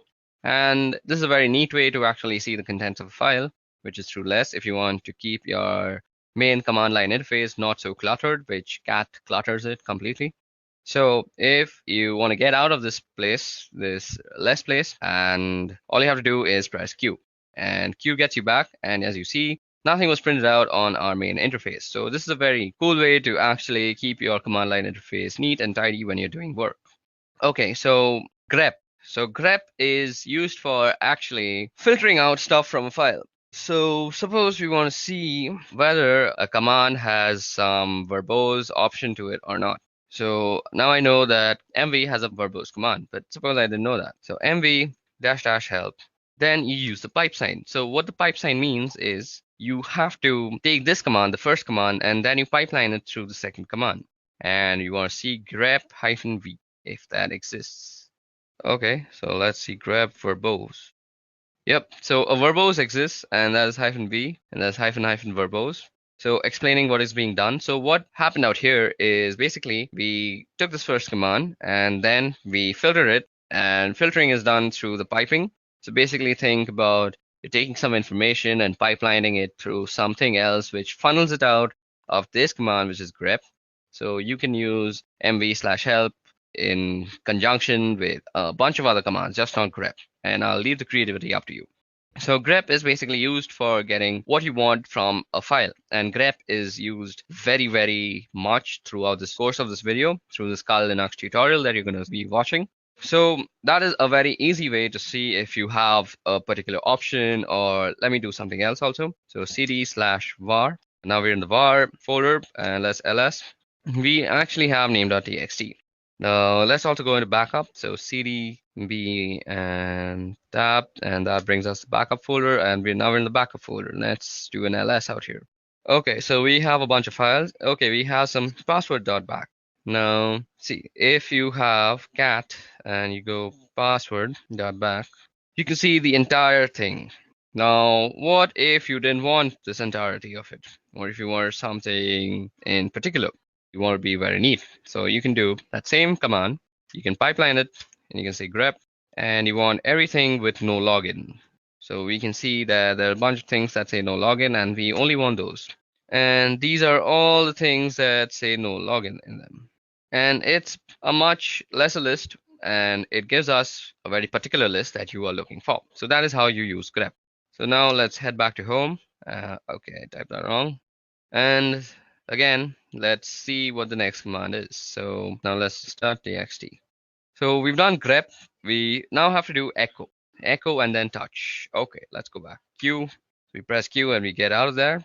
So what did I have to teach again? I'm such a dummy. We have to do echo. Okay, so what is echo used for? So suppose you were to say echo and open quote hello world. It would basically do what command says, and that is echo whatever you say. Now it'll say echo hello world, and that will basically echo whatever you typed out in the quotations, that is hello world, spelled very wrong. Okay, now suppose you want to actually put this into a file. So you could do echo hello world, let's spell it properly this time, and you want to insert it into a file. We had a phone number, I guess, phone number.txt, yep, and we can echo it into that thing. Now that was done. Now let's see what is in phone number.txt. Phone number.txt, and it says hello world. So you can basically input text into a certain file with the echo command, and that's how you do it. Okay, now let's also see how you can make directories, and that is with the make directory command. So, okay, we also had to do touch before that. I forgot. Now, touch is used for quickly creating files. So, touch, you could say touch and then the file name. So, we can create a name file again, name.txt. Or that will create a name.txt. Let me just show it to you, lsl. And we have a name.txt. We can also create multiple files with touch. And we could say file 1, file 2, and file 3. So like this, you can create multiple files. And let me just ls that out and show it to you, lsl. And we have file 1, file 2, and file 3. Now we can also create a directory. So make dir and the name of the directory. So suppose you wanted to save all your movies in one directory. Make directory movie. And now you have a directory called movies. And you can also move into movies. So cd movie.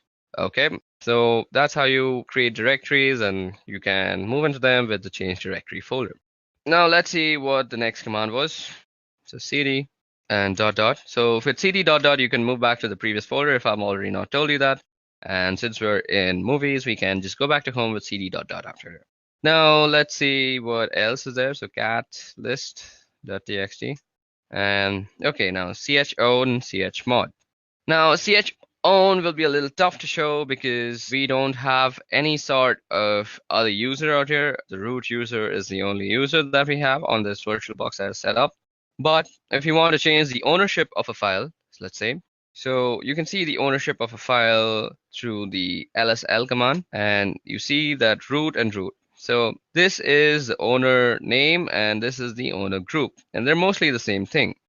So our next command that we're going to actually see is called chown. So let's see how chown is actually used. Chown is used for changing the ownership of a file. So I actually don't remember how to use chown. So if you actually don't remember or you're getting stuck somewhere, just use the help function. So if a command line argument is symbolic, so let me just go through this once. So this is how you use it, owner and then colon group. Okay, and then the file name. So you go chown, and then you want to say the name of the owner and the group you want it to belong to, that is root and root, and then you specify the name of the file. So suppose I want to change file 1. Now it already belongs to root and root, so it doesn't really matter because I don't have any other username to actually change the ownership to. So this is how you would normally change ownership. So let me just show you where you can see the ownership, and that is ls-l. And out here, the root and root you see on file 1 is basically this is the owner and this is the owner group. They're normally the same thing and the same name, but if you had some different owner like a guest, you could change it by actually using the chown method, the command. Methods are different things. I always get confused because of the programming. Okay, now the next command that is left is called chmod. To actually show you how chmod works, let me show you an interesting file. So suppose, let me just do this once. Okay, now echo. What we want to echo is, let's echo hello world. And let's put that in quotation, and we want to put this in test. Now, once we've done that, let's ls, and we see that we have a test file out here. And we want to move test to test.sh. So test.sh is the executable file that is used in bash scripting. So we move test to test.sh, and the way you actually execute bash files on your command line is with the dot and the slash. So you say dot slash, and if I press T and I press tab, you see that there is no options that's coming up. That is because test.sh is not an executable file.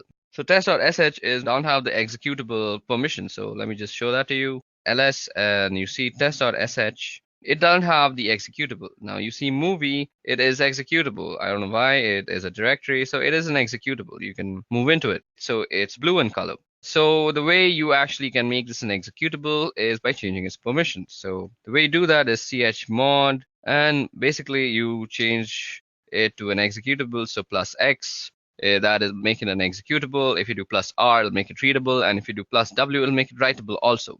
So if you do plus x and do test.sh, and now you go and do lsl, you'll see that test.sh has become green because it is an executable file now. And now if you do dot slash and you press T, you get test.sh if I press tab. So now it is an executable file, and if I execute it, it presses out hello world onto my screen. So that's how you can use the chmod, or which is basically the change of permissions of files. and we'll be changing permissions of files throughout the course of this video. It'll be very useful for us, and you'll see as we go along with this video. Okay, so the next thing that I want to show you all, only two are left, and I remember those now, and it is RM.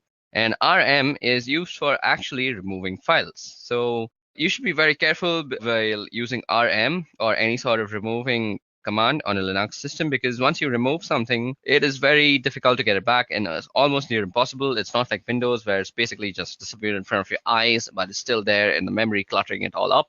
That's why Linux always trumps Windows. That's one of the reasons. I'll make a video on that later on. But for now, let's focus on RM. Now, we can remove file 1. So let's see. So file 1 is going to be removed. So if we ls now, you see file 1 doesn't exist. But let me show you. RM, and if I do movie, it'll say cannot remove movie is a directory. But if you go into the help menu, I bet there will be a option that you can just forcefully remove it. So RM force will just remove. So RM/R, and you can do movie, and it'll recursively remove everything. And if you go here and do LSL, you'll see that there is no movie directory anymore, and that is how you can remove movies. Now that prompt that you see out there is actually a safety measure, because once you remove a directory and it's not retrievable, that's a very sad scenario, and you don't want to get yourself in such a scenario in whatsoever possibility. Okay, moving on, so on and so forth. That was all about the RM folder. Now you can do RM and the address of anything. So RM, I know we moved an address.txt, so into the var folder, we can go rm var and address.txt. And that will remove address.txt from the folder of var. Let me just show you that worked. So cd var and ls, and you see that there is no address.txt out here.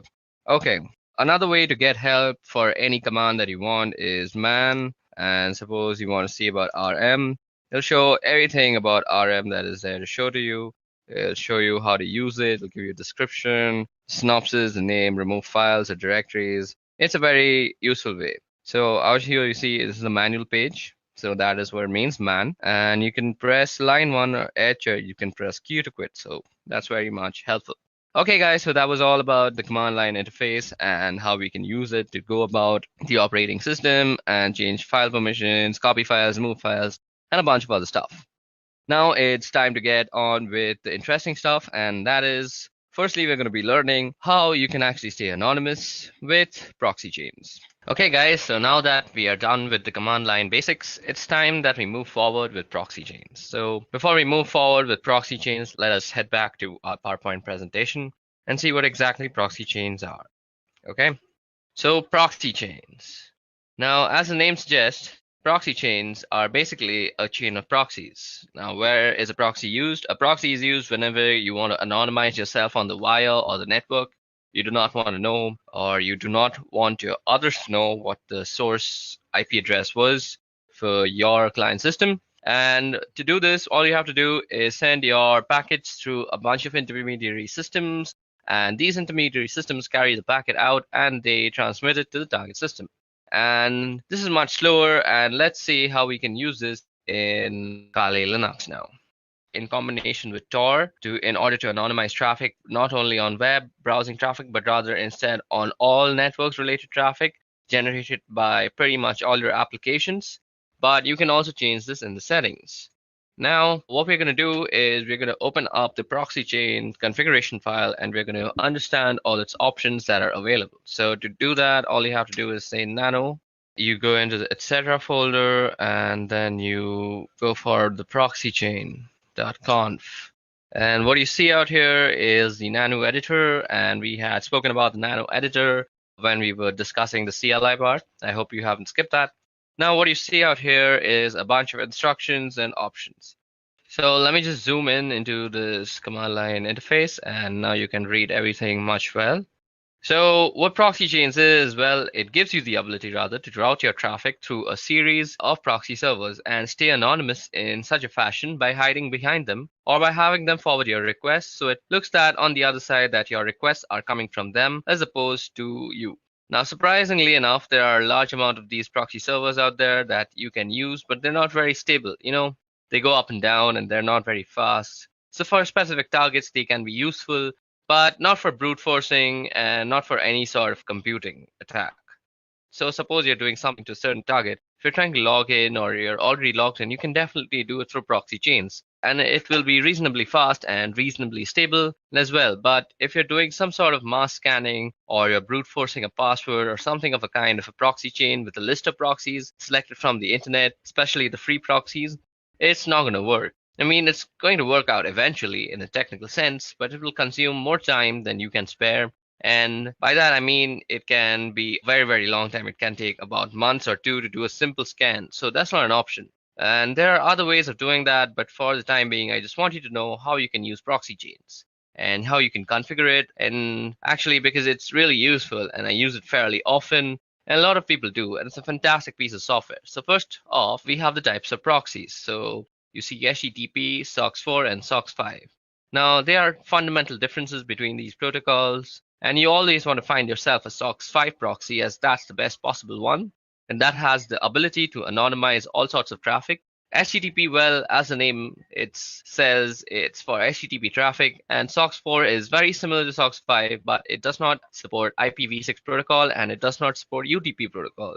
So this can be SOCKS 4 and it can be rather problematic, and you always want to make sure that you're using SOCKS 5 wherever and however. Anyway, down below you have these other options, which we will go over. So basically, how you enable these options is that you don't need to type some complex lines of code or anything of any kind. Basically, all you have to do is just delete the hash out here. Let me just show you. So suppose we wanted to actually activate dynamic chains option. So all we have to do is delete the hash. But let's put in the hash right now. So after you delete the hash, all you have to do is save the file and the option is enabled. This hash presents a commented outline, meaning that the system reading this will ignore if there is a hash, and if there isn't a hash, it will take it into consideration and interpret it accordingly. Anyway, what we have here are statements which allow us to specify how we want our traffic to be routed. So first off, we have dynamic chain. Now, dynamic chain is a sum and is an option which you will find people using the most. It is most commonly used option and a preferable one too at that. And honestly, I think it's the best one out there, primarily because it's the most stable one. And here's why. Now, suppose you have ABCD proxies. So those are some servers with IP addresses, with open ports. And if you have a strict chain policy, which is enabled on this computer right now, as you see, if you have a strict chain policy, we can only be able to access any site on the internet in general by going through ABCD. So you have to go through all of them, and you have to go through them in that specific order, that is ABCD. And that's not always a good thing. I mean, if you're paying for 5 proxies, that's not a problem because they will always be operational and they will always be up. And why not? That's not a bad idea or an option. But there are, however, people who use proxies for free and they don't tend to pay for them. Why would you pay for like 5 proxies for a simple scan or something of that kind? They're not free and they cost money and they're rather expensive also. But still, I mean, the act of paying itself identifies you and kind of diminishes the amount of anonymity you have on the internet. So some complex payment methods can still be used to actually anonymize yourself, but it's fairly simpler to just use a dynamic chain. So firstly, we're going to go ahead and uncomment the dynamic chain option, and we're going to comment out the strict chain option. So strict chain will no longer be used, and I will be using dynamic chains.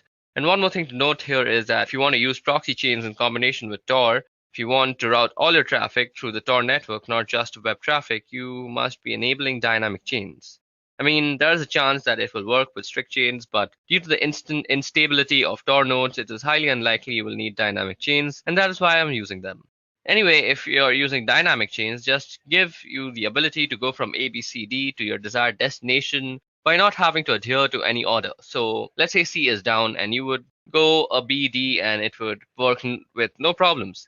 Even if B was down, you would go to a D and you would go and still reach the destination. So as long as one single proxy is functional, it's going to work and you don't require any specific order to do it down below.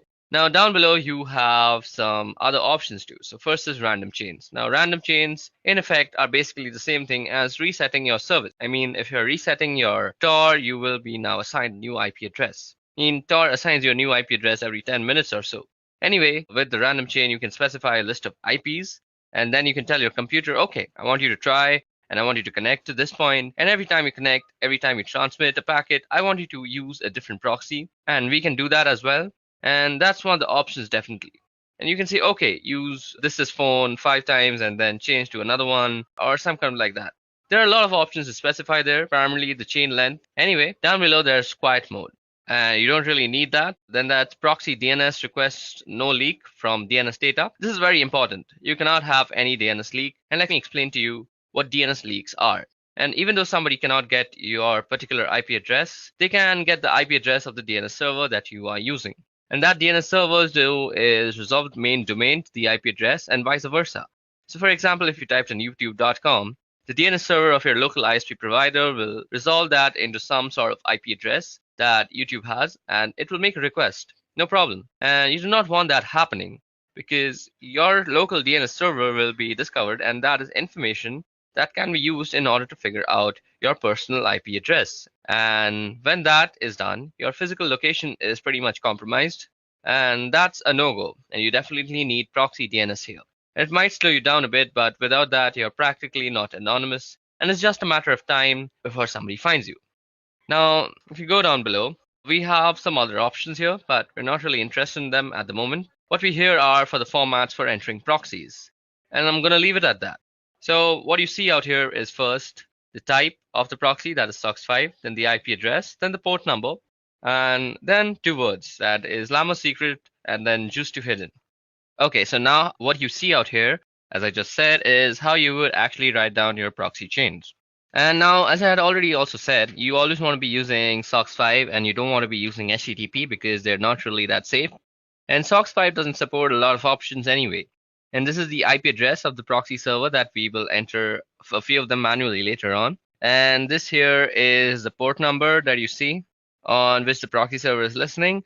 And that port is open over here. These 2 words now, what some proxy servers, especially paid ones, will always have a username and password. So you can just type them here in plain text. Unfortunately, it is assumed that only you and you alone have access to this computer besides this file. And besides, this file is not everybody can read this file. Anyway, so if you can just type in the username here and password here, you will gain access to a certain proxy that you have chosen or that you have paid for. Anyway, these are just some examples, and we won't actually be using these proxies or anything of a kind. We need to go down below here. Out here you see. And at the end of the file, so if I just press enter a couple of times, there we go. So here is only one proxy active at the moment, and it says SOX4, and all traffic being routed here through Tor by default. So let's set to Tor now, and Tor default listens on this port. So this 9050 port is where Tor listens on. Now, what we want to do is we want to add a SOX5 proxy address. So what you want to do is just type in SOX5 and the same IP address, SOX5, and you want to be keeping the spacing correct, just use tab. So 127.0.0.1, and then you want to specify the port number also, so 9050. So what you see out here, the 127.0.0.1, this is the loopback address of your computer. So this is for inter-device communication, and if you ping this address, if you're pinging yourself basically, and usually people ping this address in order to make sure that the IP protocol is set up correctly, even though they don't have internet connectivity. So let's just type in 1.27.0.0.1 and the same port number and 9050. So now we have to press Control O to save our file, and we're going to save under the same name, and we wrote 65 lines of codes down, and that's written. And now you have to press Control X and you exit out. So let's press Control L and clear out our screen. Now we just edited our proxy chains configuration in a very neat environment. So to go ahead and type in our service door status, so we want to check the status of our Tor service. So service Tor status. So Tor service could not be found. So do we have the Tor service installed? Okay, so Tor service is not installed. Just give me a little moment. I'll quickly install it. Okay, so now that we have set up our proxy chains configuration file and we have put in a SOC5 proxy chain, giving it the Tor service. Now what we need to do first is start up our Tor service. Now to actually check if Tor is running or not, or if the Tor service is running or not, let me just clear that out. We need to go service Tor status. And you see it says it's inactive. So what you have to do is say service Tor start, and that will start the Tor service. It might take some time depending on the system that you're using, and voila, there it has started it for me. Now, what you have to do to actually use proxy chains before you go to any website. So all you have to do is say proxy chains.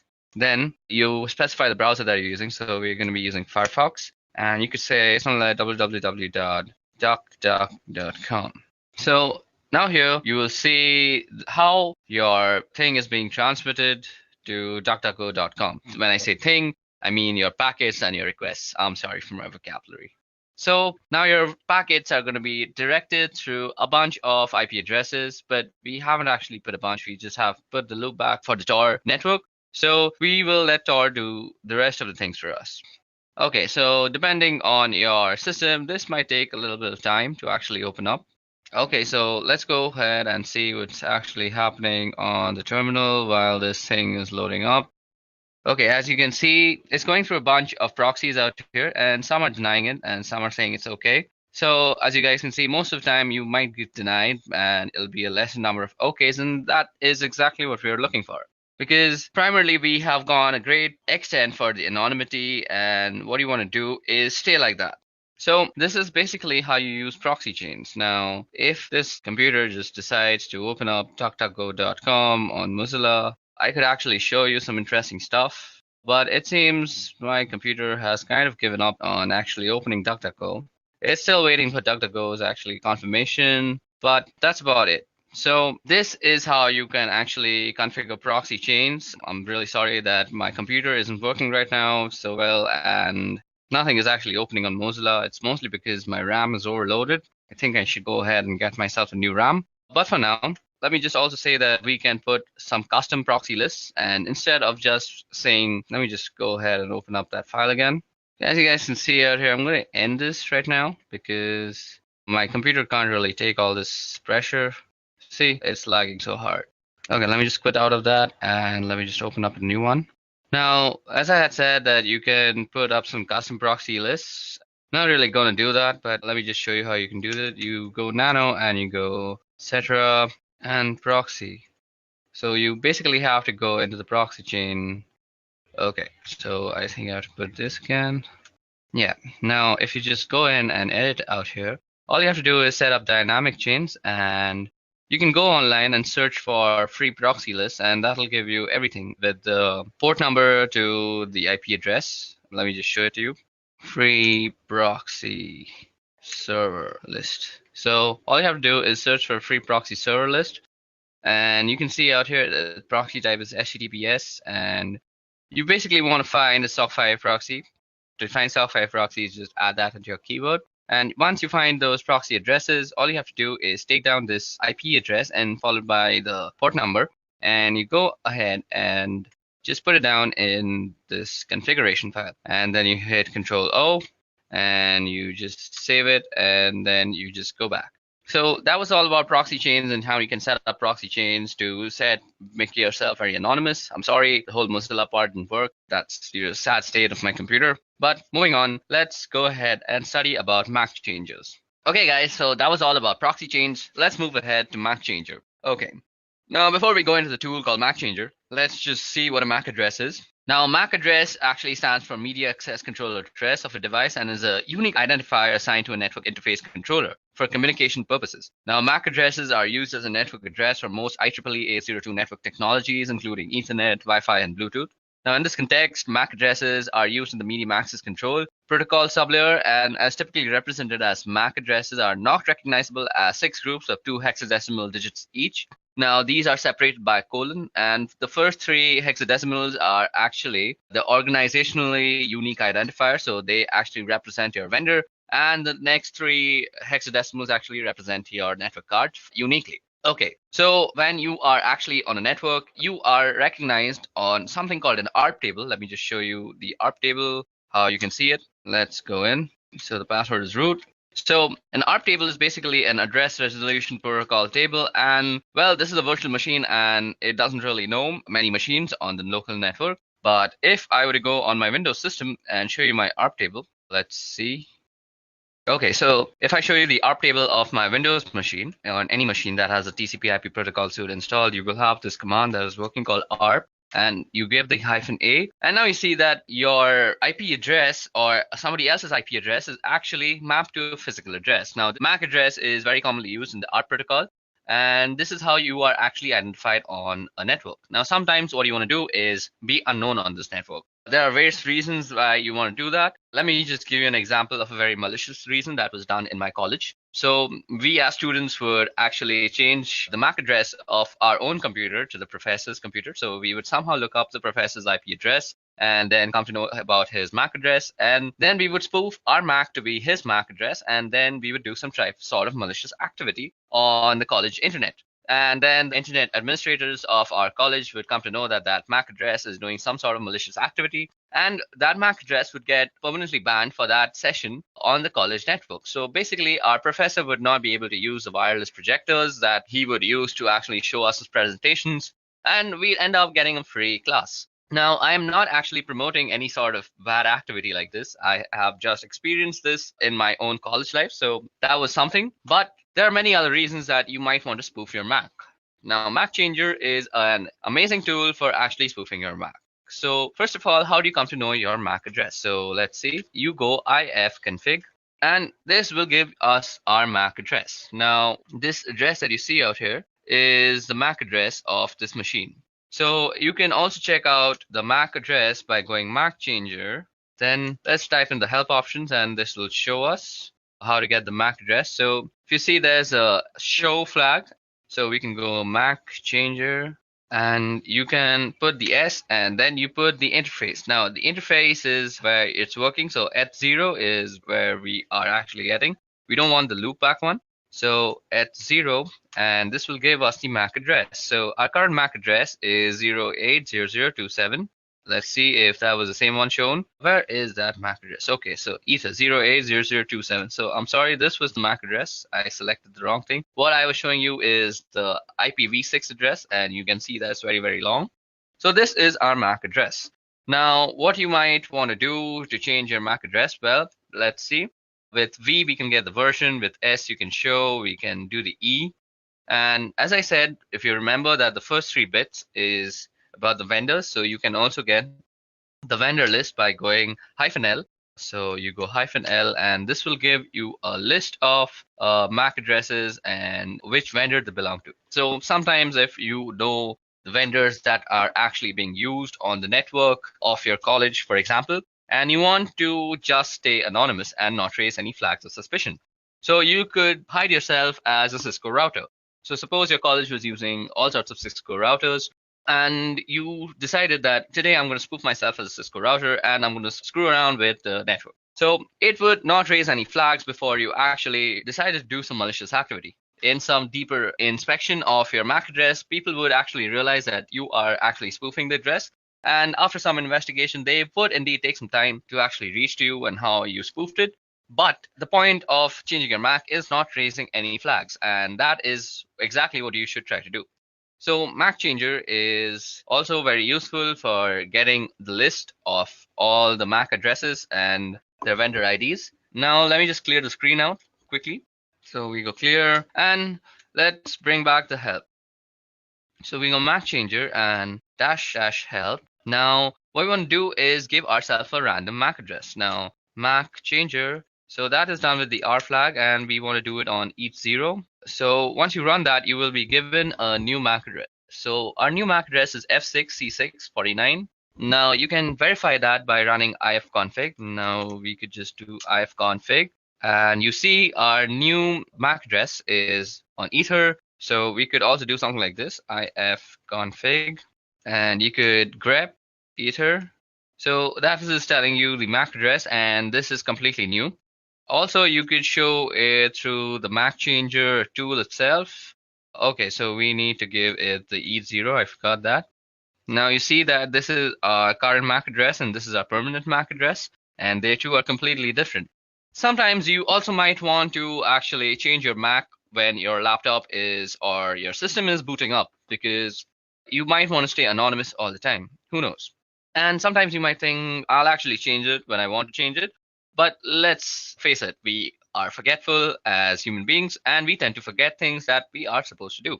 So what else is better than to actually automate the whole process yourself and forget about remembering all these stupid nitty-gritty stuff? So you can tell Linux or Kali Linux to actually change your MAC address on boot up is use this tool called crontab.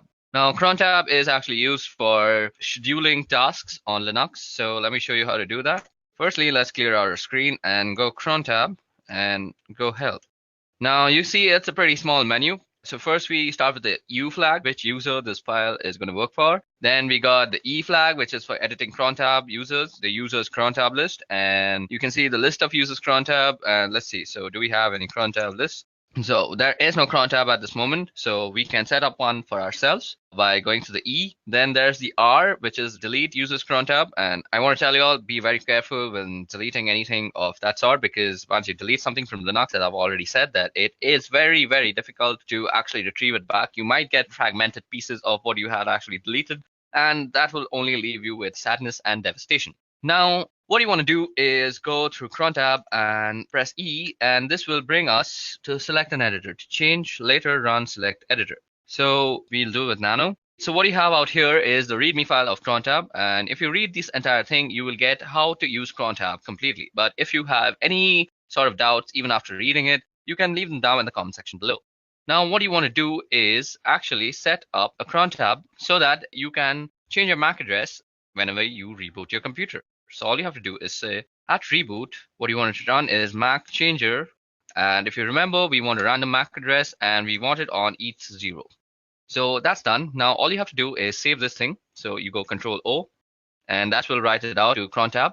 And you press enter and you have written down one line. Now you go Control X, you have exited out. So now let's us clear the screens by pressing Control L and enter. And let's go ahead and get our MAC address. So if we go ahead and run that, our MAC address is set to F6, C6, 49. So just remember the first few letters, F6, C6, and 49. Now let me just reboot my computer, and you will see after I reboot and run ifconfig again with grep ethop, we will see a different MAC address.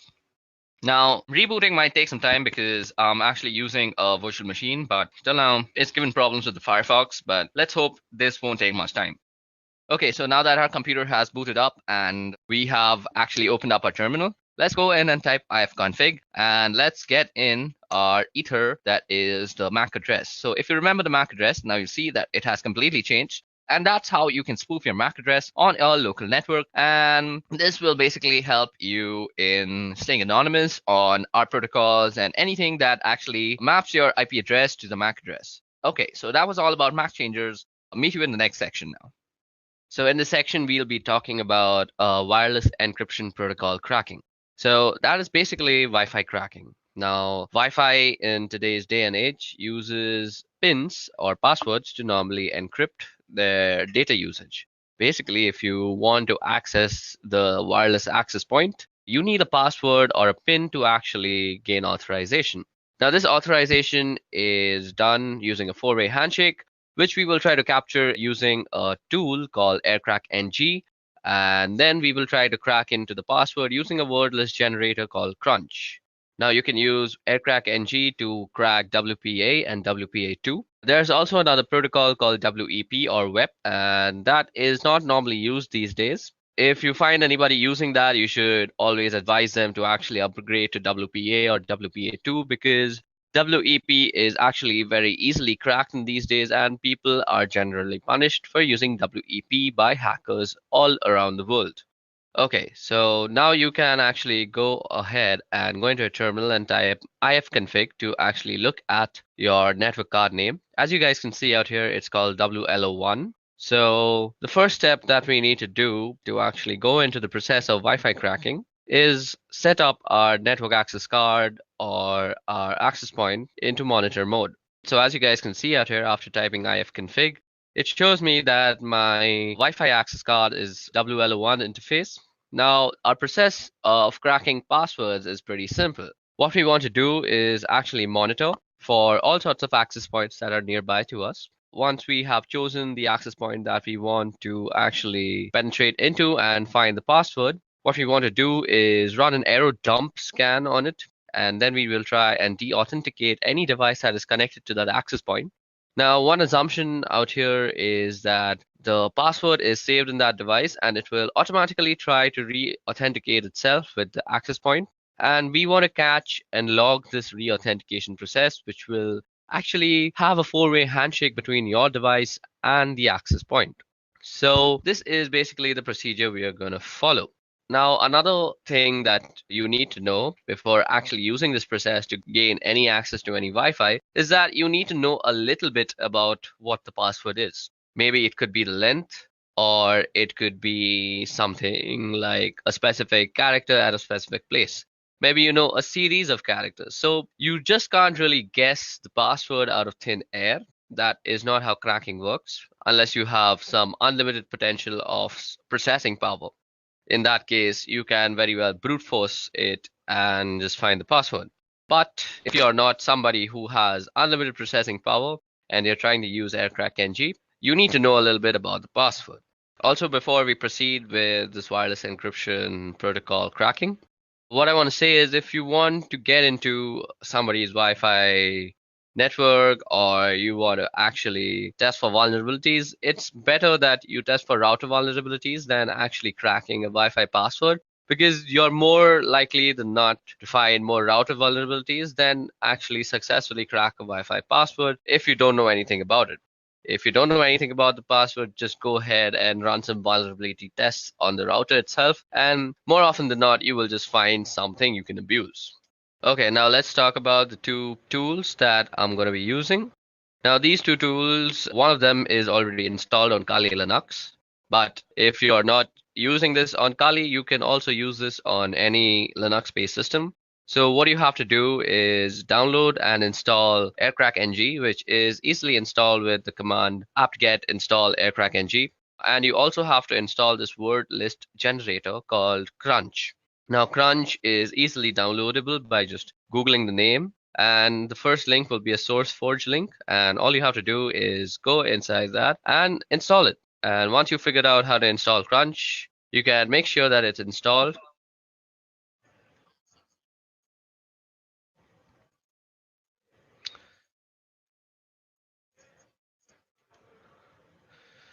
Now, once you have installed both the softwares, you can check out if the manual pages are opening up. Let me just open the manual page of AirCrackNG and show you that it has been properly installed. Now, as you guys can see, the manual page of AirCrackNG opened up and the manual page of Crunch is also opening up. So that means both of our softwares have been successfully installed on our system. Now, before we go ahead, let me just show you how Crunch actually works. So Crunch is basically a word list generator. What you would do is you try and generate a word list with given characters. So what you can see out here is I've typed in Crunch 35. So that means the minimum length is 3 and the maximum length is 5. And I've given it a series of numbers. So it will use these numbers and generate all the words that are possible from length 3 to length 5. So the way we are going to use Crunch in conjunction with AirCrack is that we are going to use Crunch to generate the word list. And then we're going to pipe the word list through AirCrackNG when we are actually trying to capture and crack what we will capture in a certain log file. Now, what you want to do first is actually put your network interface card on a monitor mode. Now, you can do that by typing in ifconfig and then the interface name, which happens to be WLO1. And first, you have to put it down. So ifconfig WLO1 down. Now, to put your interface card into monitor mode, you have to type in iwconfig and you go the name of the interface and then you go mode monitor. Okay, it seems I've spelled it wrong, so let me just do it once again. So that has put our network interface card into monitor mode. And what we need to do after that is we need to start up our network interface. So all we have to do is type in ifconfig WL1 up. Now, once it is up and running, you can check by typing in ifconfig that indeed your network interface card is up and running. Don't worry, it's running in monitor mode if it's up and running. What we want to do next is pretty important to the whole process. So what we want to do now is check for some services that might still be running in the background that might hamper with our whole scanning process. So we do this by actually typing in the command airmon ng check, and then the name of the interface. So as you guys can see, nothing is exactly running right now. But if there were any process running, you would only add the command ermon ng check, and instead of writing the interface name, all you have to do is say kill, and it will kill any processes. Now, if you see any process named the network administrator, you want to kill that process first separately, and then kill any other child processes. You may need to actually run this command a few times before all the processes are killed, and then you're good to go. Okay, so now that we have finished killing all the subprocesses, what we want to do is run an error dump scan on the network card. So that is WLO1. So for this, we go error dump -ng, and then we put in the name of the interface. And this will start up a scan that will look something like this. So after you run the error dump scan on your interface, what you see out here is a result of all the access point that is found out through the monitoring mode. Now, if you see, we have a bunch of columns out here. First of all, we have the BSS ID column. Now, the BSS ID column is basically the MAC address of all the routers that are found. Now, every router obviously has a MAC address. So those are the MAC address that is tied to the router names, which is shown by the ESS ID. Then we have the PWR column, we have the beacons column, we have the data packets column. Another important column is the channel column. It's important to know which channel your router is working on. Then we can see the cipher column, the authentication. So out here, we can see the encryption that is used. So most of it is using WPA2. So what we will be cracking is basically WPA2. So from this list, what you need to recognize is basically the Wi-Fi router that you want to crack into.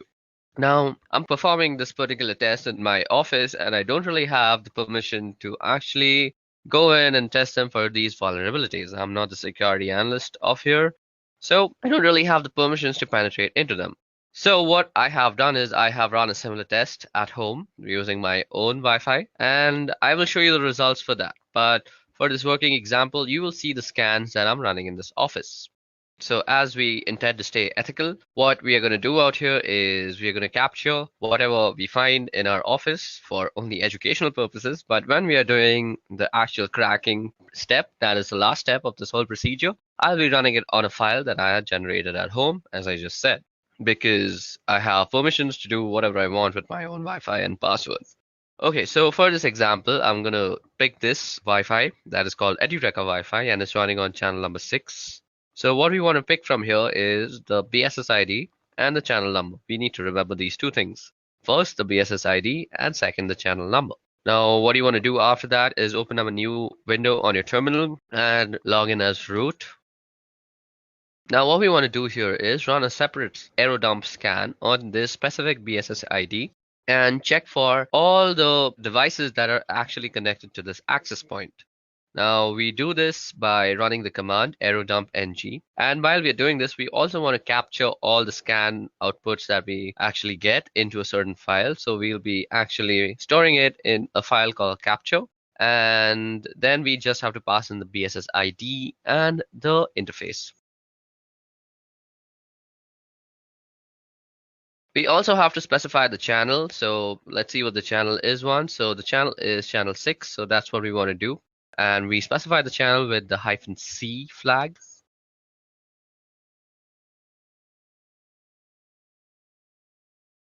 So after you have identified the MAC address, all you need to do is copy it down and place it after the BSS ID flag.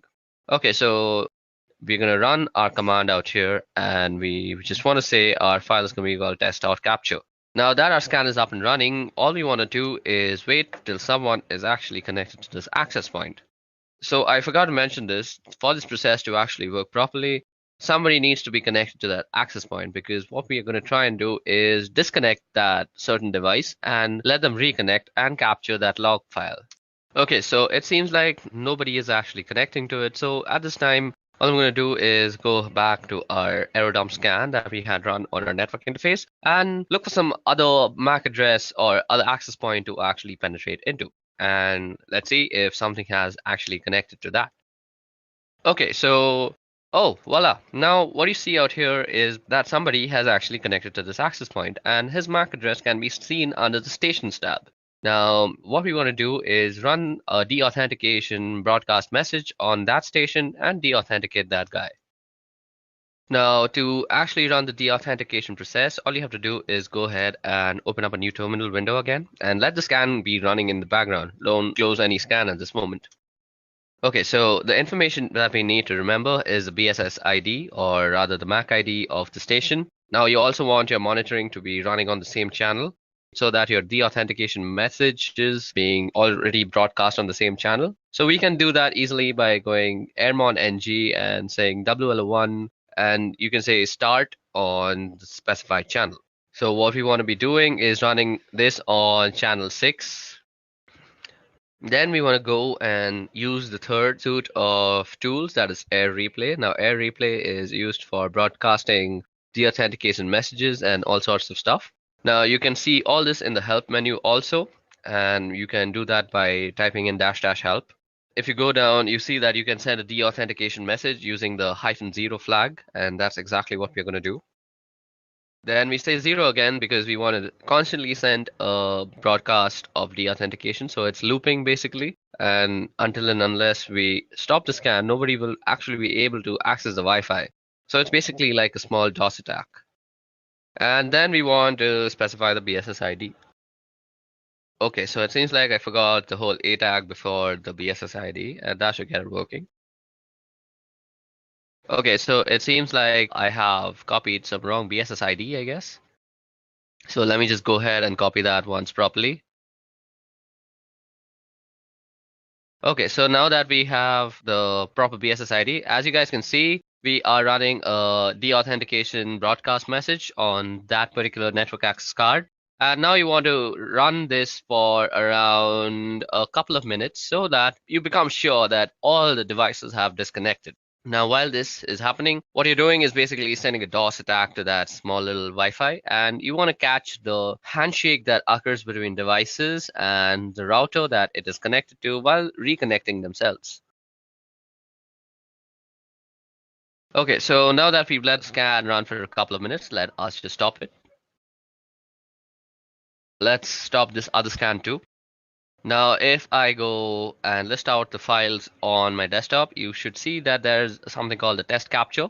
Now, the test capture is given to us in various formats. We have the capture format, which is test capture -01.cap, and then we have test capture CSV. We have a Kismet CSV. So it gives you a bunch of formats to actually run your cracking on. Now, if you remember, I had told y'all that I have already generated a similar file at home, basically, when I was trying to crack into my own home password. So I will be running the test on that file, or the cracking procedure on that file, and that is the last step of this whole procedure. So let me just go ahead and move into that folder. So I go cd scan. Now, as you guys can see out here, if I list down the files, you can see a capture1.cap, capture1.csv, there's a Kismet CSV, and there's a netxml. So I was not lying when I said that I have already done this at home. So we are going to run our cracking process on capture01.cap. Now, let me just tell you guys, the password for my home Wi-Fi is sweetship346. So you can say that I know the entire password, but I'm going to act like somebody who only has a general idea of what my password looks like. So let's say I know that my password contains sweet ship, but I don't really know the last 3 numbers or letters or whatever they may be. Okay, so we are going to use Crunch once again to generate a list of words that might include sweet ship 346. And let me just open the Crunch manual for once. Now, if you go down in the Crunch manual, what you'll see is the -T. So as you guys can see, there is a pattern that is specified like @God, and then followed by 4 other @, and all the @ will be replaced by a lowercase character. Now you can remove @ and use a comma, and it'll be replaced with an uppercase character, or you can use percentages, which in case it'll be numbers, or you could use the caret sign, in which case it'll insert symbol. So when you know the length of the password and also a certain degree, a few letters, you can use the -T flag. So that is exactly what we're going to use with Crunch out here for this example. So let me just remind you guys that the password for my home Wi-Fi is sweetship346. Now what we can do is we can ask Crunch to actually generate something that looks like sweetship346. So what I could do is say Crunch.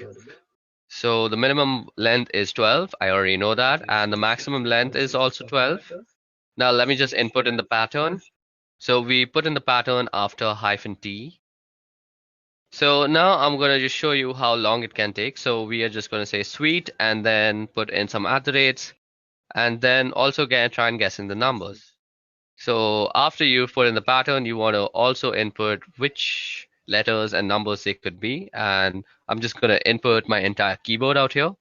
Now what you want to do is pipe this command through aircrackng's cracking procedure. Okay, so now what we want to do is pipe this command through aircrackng, and we want to write from, or rather read from, the capture file. So what we go is -w and then hyphen and then the capture file name. So capture01.cap. And then we also have to specify the ESS ID, which is given through the E flag. And the ESS ID for my home Wi-Fi is nestaway_C105. So that's exactly what I'm going to type in. And this will start up the cracking process on my Wi-Fi from the captured file.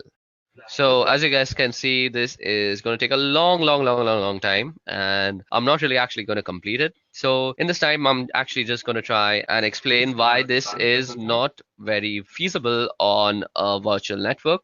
So basically, this is not feasible because at this moment, my computer is using all 4 of its cores and all the memory that is possible. So what this means is, on a virtual box, this is not really possible. Your virtual box doesn't really have that much power. If you're using a 4-core processor computer, only 2 of its maximum cores can be actually allotted to your VirtualBox machine. Above that, you can't really give it the entire memory because that will make your computer crash. So if you want to do something like this, it's better that you install Kali Linux as a dual boot or as your own daily driver, and then you can do this. So this is why I have not done this on a virtual machine and instead done this on Deepin Linux, which is my daily driver operating system. Now, as you guys can see, it is constantly trying to actually guess the password by actually going through all the permutations and combinations. That is basically, it's taking in all the words generated from Crunch, piping it into the current command, that is the aircrackng command, and it's comparing everything. So what I'm going to do is I'm actually going to end this because this will take a very long time. And what we're going to do is we're going to actually try and shorten the command of the amount of guessing that we're trying to do. So let me just try and do that. So as you guys can see out here, I have reduced the number of alphabets that might be actually tested. But even in this case, this will take a humongous amount of time. And let me just show that to you. So as you guys can see, the test is running, and there's not really much you can do. You can just let this run, go out for a cup of coffee, and then come back. And you might still see that running. It really depends on what the password is and how much time it takes to crack it. And how much processing power you have directly affects how much time this will take. So let me just show you guys that this is taking a bunch of time.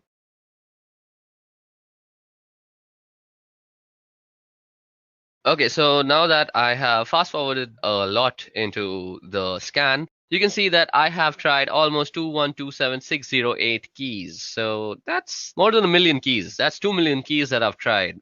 So, and it still hasn't reached SweetShip 346. So what we're going to do is, just to show you for demonstration purposes that this procedure actually works, let me just shorten our guessing even more. So what we want to do is, this time we want to just guess the numbers. So we will modify our command accordingly. So we just put in SweetShip and let the algorithm just guess the 346 part. So we're going to remove the alphabets from the guessing scope also. And as you guys can see, the password is almost immediately guessed because only 456 keys were tested. And as you guys can see, it shows that the key was found and it's SweetShip 346. Now, let me also show you that it works with the guessing of letters, just because I don't think I've justified that letters are also guessed and not just numbers. So let me make it just guess the P part. That is sweet, she, and then it should guess P and then 346. So let me just show you that. And as you guys can see, it guesses it almost immediately after just going through 15,000 keys. Okay, so that brings us to the end of this Wi-Fi cracking tutorial and also to the end of this video, which was regarding ethical hacking using Kali Linux. I hope you guys had a bunch of fun learning about MAC changes, proxy chains, and a bunch of stuff that we did, like Wi-Fi password cracking. I hope you practice these procedures and methodologies that I've taught you only for your own educational purposes and not use it to harm anybody or do anything harmful with it, because let me just tell you very seriously that you can be prosecuted by the law. So let's end this video on a good note by saying please practice this for only educational purposes. Let me just show you that. And as you guys can see, it guesses it almost immediately after just going through 15,000 keys. Okay, so that brings us to the end of this Wi-Fi cracking tutorial and also to the end of this video, which was regarding ethical hacking using Kali Linux. I hope you guys had a bunch of fun learning about MAC changes, proxy chains, and a bunch of stuff that we did, like Wi-Fi password cracking. I hope you practice these procedures and methodologies that I've taught you only for your own educational purposes and not use it to harm anybody or do anything harmful with it, because let me just tell you very seriously that you can be prosecuted by the law. So let's end this video on a good note by saying please practice this for only educational purposes.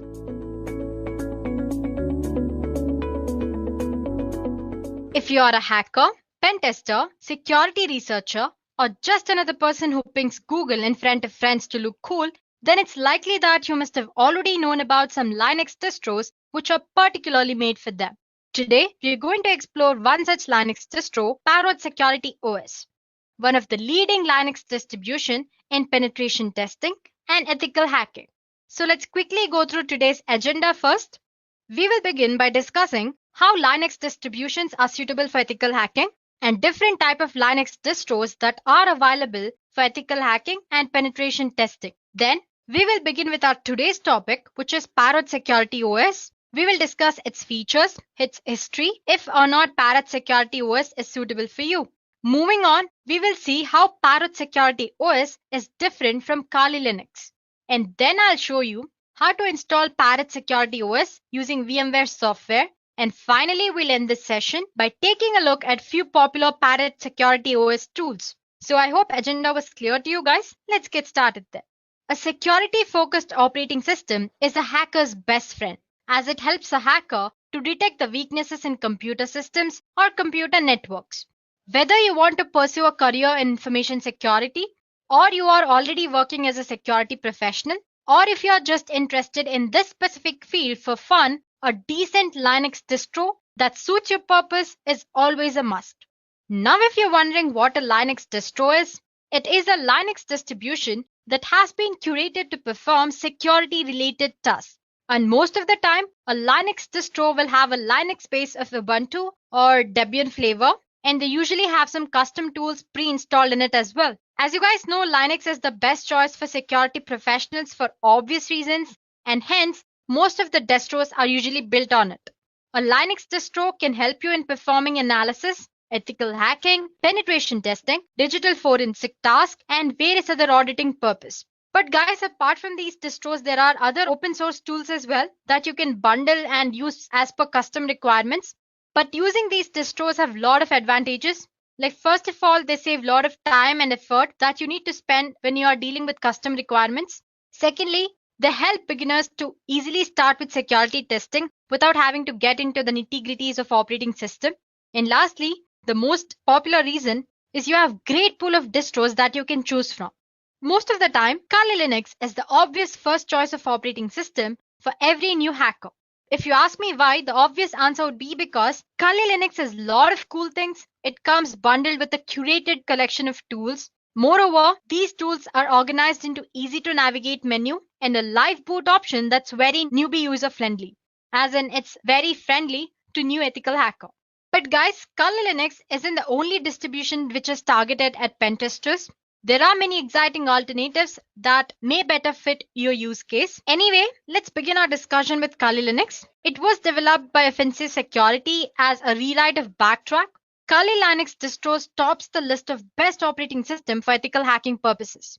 And then there is Parrot Security OS, which is our today's discussion. It is a mixture of frozen box operating system and Kali Linux. It's the second most popular operating system for ethical hacking and penetration testing as well. And then you have Backbox Linux. It's a Ubuntu-based operating system with its focus mainly on security assessment and penetration testing. Then you have Pen2, an excellent hacking operating system with wide variety of tools that you can choose from. Apart from these, you have Deft Linux, Blackout Linux, Cyborg, Bucktrack, and many others. But as for today's session, we will be discussing about Parrot operating system. Parrot OS is the second most popular Linux distro for ethical hacking after Kali Linux. It is a comprehensive, portable security lab that you can use for cloud penetration testing, computer forensics, reverse engineering, hacking, cryptography, and many other security purposes. Now, a little bit about its history. The first release of Parrot OS appeared in April 10, 2013. Originally, it was developed as part of Frozen Box. Now it has grown to include a community of open source developers, professional security experts, advocates of digital rights, and Linux enthusiasts from all over the world. Well, compared to others, Parrot Security OS promises a lightweight operating system and it's highly efficient. Along with its plethora of legally recognized tools, you also get the opportunity to work and surf anonymously, which is like a granted wish to an ethical hacker or any penetration tester. We'll learn about other features in the later part of the session. So moving on, since its release in 2013, Parrot has grown rapidly and currently offers many different flavors targeted towards different use cases. For example, like I said, we have Parrot Security. It's the original Parrot OS and is designed with penetration testing, forensics, hacking, development, and privacy in mind. Then you also have Parrot Home, which is targeted towards desktop users. It strips out the penetration testing packages and presents a nicely configured Debian environment.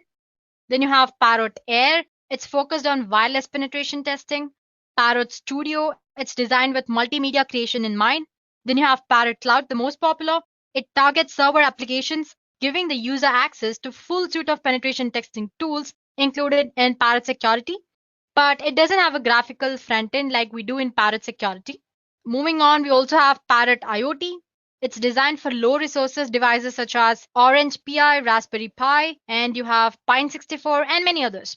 So it's true that Parrot Security OS doesn't have large community of users behind it as Kali Linux does, but the distribution has been gaining a lot of momentum recent years, so things could be very different just a year or two from now. So let me convince you more. Let's just discuss the features of Parrot Security OS. Let's start with the system requirements. It's based on Debian 9. It runs on a custom hardened Linux 4.5 kernel. It uses a made desktop and LightDM display manager. It requires a minimum of 256 MB RAM and works with both 32 and 64-bit systems as well as ARM compatible version. Apart from this, Parrot OS can also be installed on cloud and updated to perform cloud-based security testing. So basically, it runs on Debian 9. It is compatible with 32 as well as 64-bit systems and ARM systems as well. And it requires a minimum of 256 MB RAM. So those are the system requirements.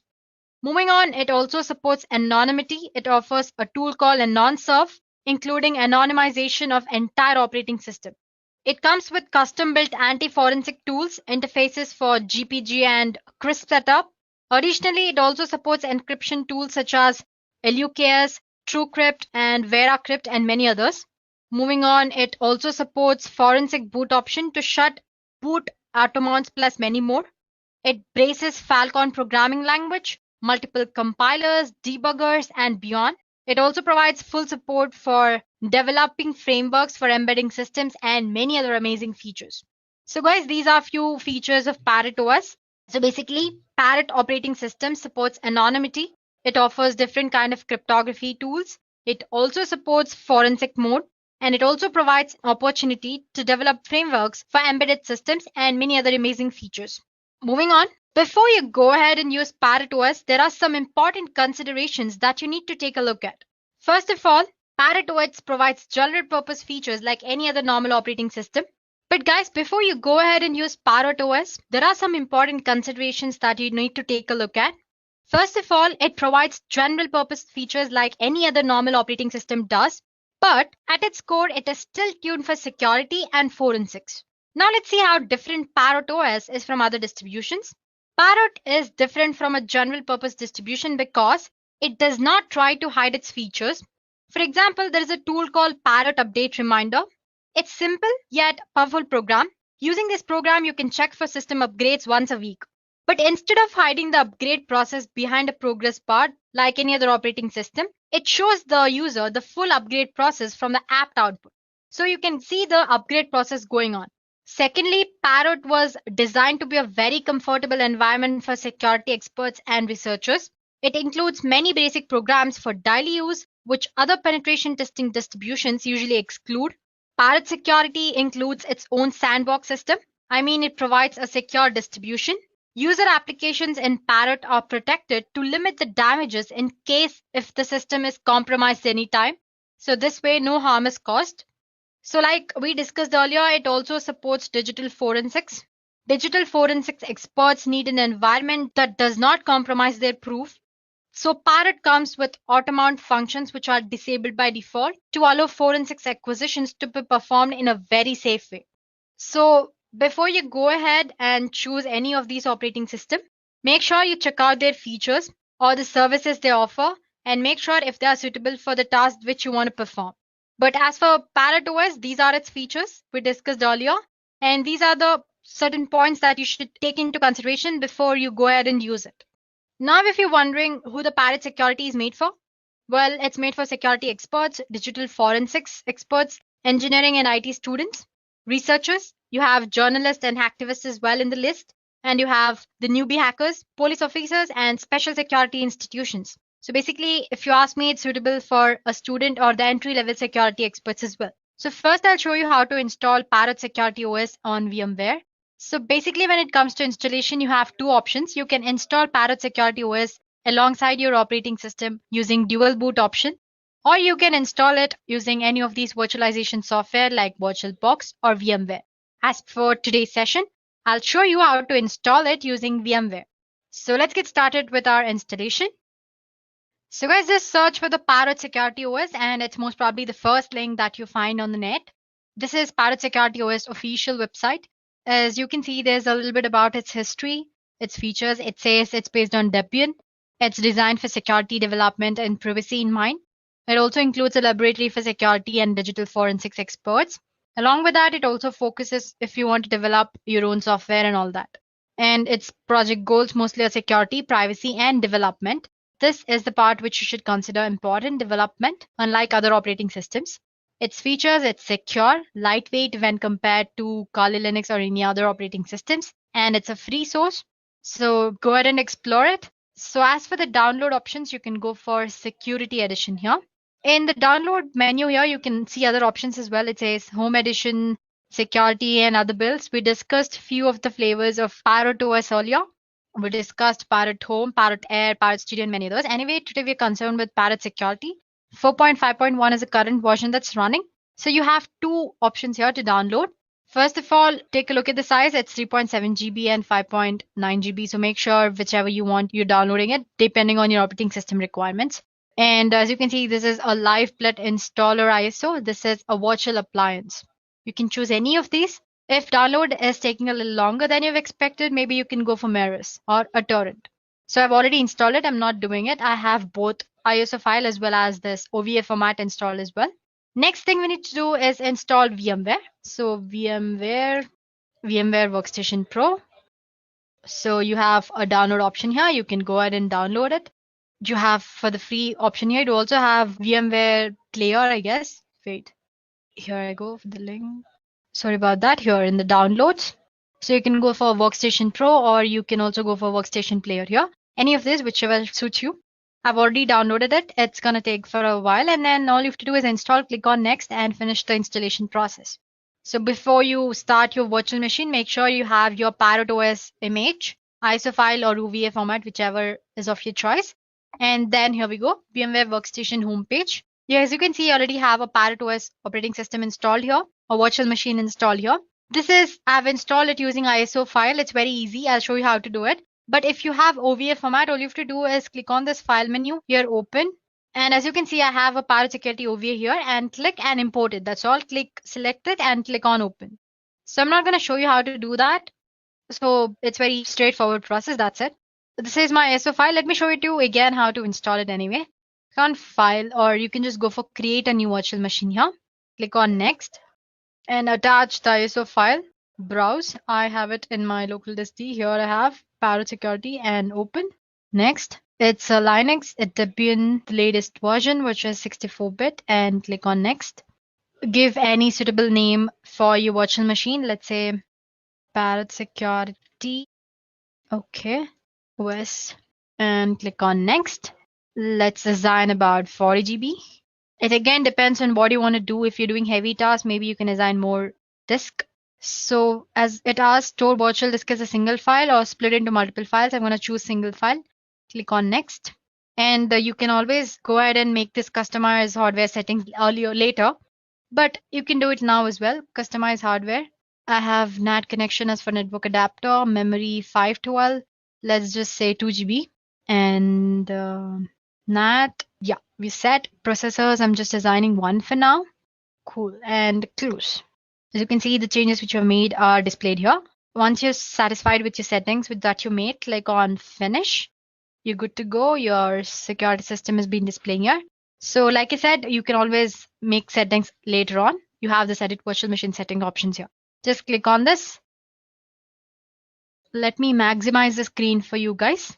So as you can see, the Parrot Security ISO is very flexible. There are quite a few options. You have live mode, you have terminal mode, you have RAM mode. So basically live mode is just a standard live USB boot option. Just like you can see while you're installing Kali Linux. Suppose if you don't know how to install Kali Linux, there's a video on how to install it as well by Dureka. You can refer to that in the ethical hacking playlist. Okay, so coming back, sorry about that. You have persistence mode, encrypted persistence, forensics mode, and all that. Terminal mode, as you can see, is another live boot option, but without graphical user interface. But the most popular one among new hackers, or if you're the first time user, is install option with a graphical user interface. So it's almost familiar with Kali Linux users. If you want to get a feel of Parrot Security, and all its features, maybe you can go for live mode. But if you want to get just started, then you can always go for install mode. I'm going to click on that and click on standard installer. So it's mounting all the installation tools and all that. So once the machine is booted up, you'll be asked to select your preferred language. In the grub menu, select the graphical installer options and click on, let's say, English and United States, American English. So then the loader will automatically install some additional components and configure your network related settings. It might take a while. So basically then the installer should prompt you for a host name and the root password. Let's give some root password. Give the password of your choice. Re-enter the password for verification. And now it's going to ask you to set up a user apart from the root user. So let's just say test user. Continue. I'm going to keep it as test. Continue and choose a password for the new user, which is different from the root user password that you'll have to remember. So just give this new user a password. Continue. Re-enter the password. Okay, let me just go back and my mistake. Let me try it again. Select your time zone. So basically after you've set your password, it's asking you for the time zone. Let's say Central, Eastern. So now the installer will provide you 4 choices about the partition of the disk. The easiest option for you is to use guided use entire disk option, which is the first option here. Experienced users can always go for manual partitioning method for more granular configuration options. So yeah, guided partitioning, I'm going to select it. Guide use entire disk. This is the disk where I want to store. So it's asking if you want to store all files in one partition or different. Let's just say all files in one partition and hit on continue. So now we'll have to confirm all the changes to be made to the disk on the host machine. Be aware that continuing will erase the data on the disk. So after that, you can just click on finish partitioning and writing disk thing. It's asking if you want to write the changes to the disk. Obviously, yes. So click yes. So once on confirming the partition changes, the installer will run through the process of installing the files. Let it install the system automatically. This may take a while. So I'm going to meet you guys once the installation is done.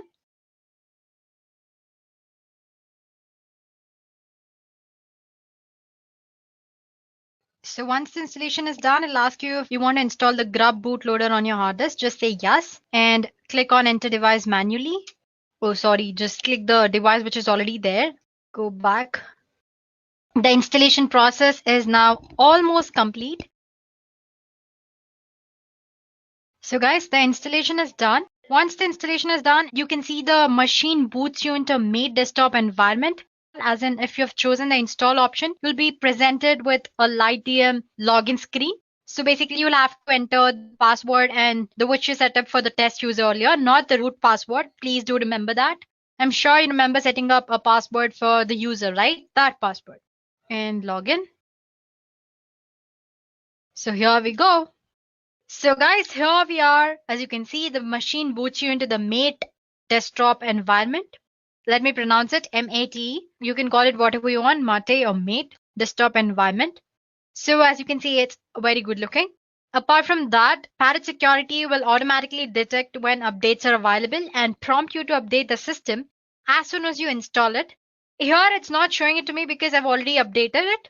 But otherwise, all you can do is just go to the terminal here. You can see a terminal option here, right? Go to terminal there and just say sudo apt-get update. It'll ask me for the password. Here we go. Might be I might have updated in another virtual machine anyway. I installed the other one as well. Maybe it's in that. Anyway, it'll update for you. So let me just minimize this. While it's updating, let's go ahead and do other things. Oh, it's almost done, I guess. Yeah, as you can see, it's almost updated. And it says 116 packages more can be upgraded. And if I want, I'll have to run update list. If I want to see which of those packets are, I have to just list out those using apt command here. I'm not showing you to you guys. So anyway, when you're making use of it, make sure your system always stays updated. Okay, let's go back to exploring Parrot OS. So as you can see, system is laid out in a very straightforward manner with a collection of tools that you might be familiar with if you've used Kali Linux before. The menu system is almost similar to Kali Linux and it's very easy to navigate. The real difference is that Parrot Security is meant to be used as a daily driver, as in your regular operating system, to do the other things as well. To prove that, you can see you have sound and video options here, a lot of programming languages options as well. You have system tools and you have graphics included. You have Office applications or softwares. You have Base, you have Math, Writer, and Planner, just like any other normal operating system. So while you can use Kali Linux as a desktop workstation, it really is a penetration testing distribution first. I'm talking about Kali Linux. So with Kali, you need to build the system towards being a daily use system. As in, you start using Kali Linux, you need to modify or you need to customize it in such a way that you make it more plausible or easy for you to use for the daily purposes. But that's not the case with Parrot Security OS. Its interface and everything is so good, it almost appears like a normal operating system, and it is like a very normal operating system. So you have your penetration testings, which are there. And along with that, you have your day-to-day applications are also there in this. Now talking about the system requirements, the default Parrot Security install uses about 313 MB of RAM. So as you can see here, you can see this quite little bar. It's like a task manager, which you can find it in your Windows. You can click on that. It'll show you all the progress that's going on. First of all, it says the Parrot GNU Linux system and the release and the kernel, all the information about your ISO file. And you have Mate desktop environment here. And the hardware, which is this, and the processor it's based on, available space and all that. When you click on the processes, it shows all the processes which are currently running, sleeping, just like your task manager and your Windows operating system. So yeah, like I said, it requires about 313 MB of RAM, approximately around that. But of course, this is only system-related process running. When compared to Kali Linux, it's very lightweight. Kali Linux install requires about 604 MB of RAM, and that too only with system-related process running. So like I said, it's a very lightweight system. So yeah, the bar is a task manager. It lists all the processes that are running and all that. You obviously have a terminal, which I showed earlier. The cool thing with terminal is that it goes with their interface. Other than that, it's pretty much like any other normal terminal. And then there is appearance of the interface, I mean. My first reaction when I saw it was, wow, amazing, right? When compared to the plain Kali Linux. So yeah, you get to use cool collection of wallpapers as well. You have change desktop background here. You have fonts, interface, and see you have quite a lot of collection of wallpapers. And you can go ahead and add your customs as well.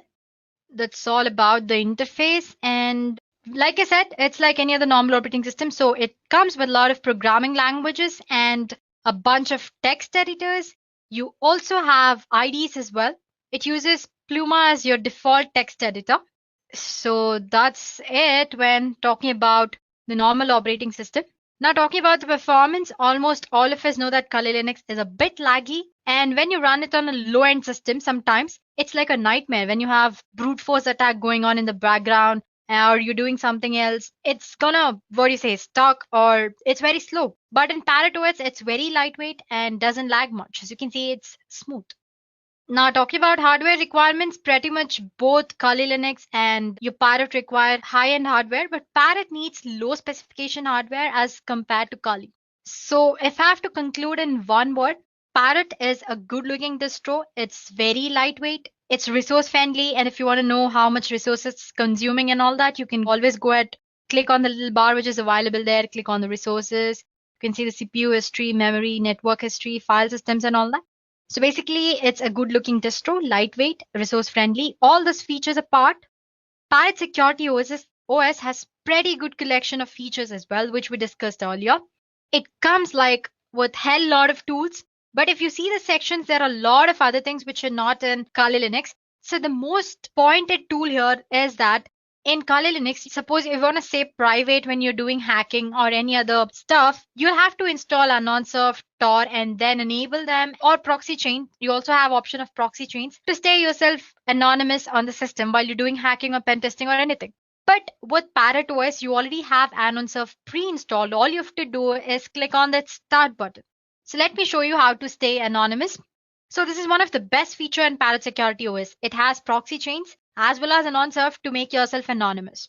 So you can go for this Anonsurf and click on Anon Start here. Before that, you can check your IP of your system. So it says 106.51.73. Just remember it. You don't have to note it down anywhere. 106.51.73. Now, if I go and enable this, first of all, it'll ask you for the administration password. Give that. Okay. So basically, once you enter the password, it'll ask you if you want the Anonsurf to kill the dangerous process, which that can be de-anonymize your clear cache files or modify your IP table rules and all that. It'll ask you if you want to do that. Just say yes. So basically, as soon as you click on S, as you can see the notifications here, the tool will attempt to kill dangerous processes that can de-anonymize you anytime. It'll clear your cache files. It'll modify your IP tables, modify your resolve config file, disable your IPv6, and only allow you the outbound traffic through Tor. As you can see, it says Tor is running, started it for you. Imagine doing all this stuff by yourself if you don't have Anonsurf, like in Kali Linux. This would be quite a bit of effort manually, but with the script already present here, it's just a click away. So Parrot Security also includes a similar script for I2P as well. Apart from that, once you've enabled, you can also check, like I said, your IP address now.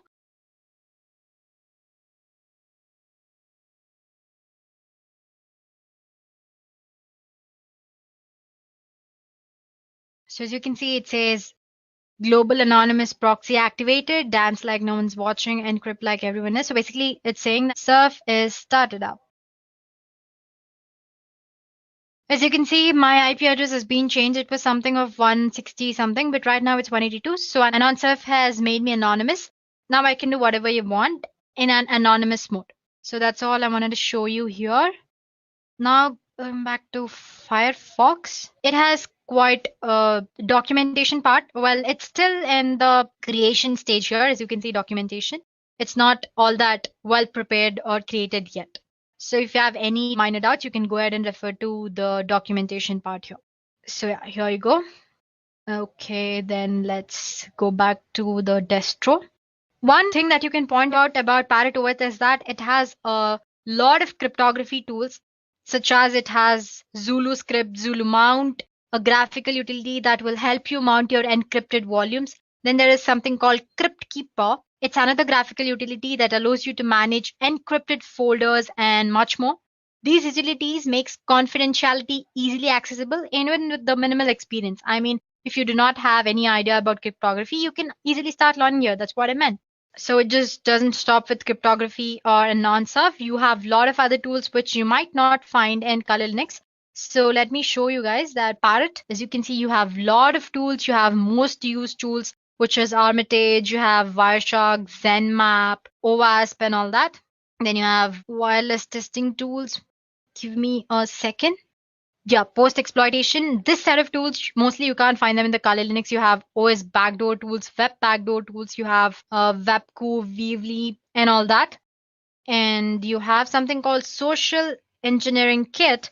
If I'm right, it should be in the exploitation tools. Where's exploitation? Here. You can see a social engineering toolkit. Just click on that. Password. So it is started up, all that. So if I just click one, you have a lot of options. The update, set configuration, you have social engineering attacks. So you have different type of attacks here. You have PowerShell attack vectors. You have mass mailer attack. You have phishing attack vectors and all that. So basically you can click on that and enable all the attacks. I'm not going to show you in this demo how to do it. This is just the basic introductory video about Parrot OS. So let me just close the terminal. Well, there are common tools like you have Nmap. I'm sure you know how to use Nmap. Let me just show you anyway. Nmap is one of the scanning tools. You can find it in information gathering. I'm sure Nmap is here. Yeah, it's one of the basic tools. Okay, let's just explore Nmap and Dimitri here. Let me just show you how to use Nmap first. Just click Nmap. You have all the help or the Nmap configuration options are displayed in front of you. If you don't know how to use, just go through them. It's pretty easy. A simple example, I'm already using the one which is already there. Just say scanme.nmap.org. Okay, here I go, making spelling mistake again. Sorry about that. It's gonna take a little while, that's all.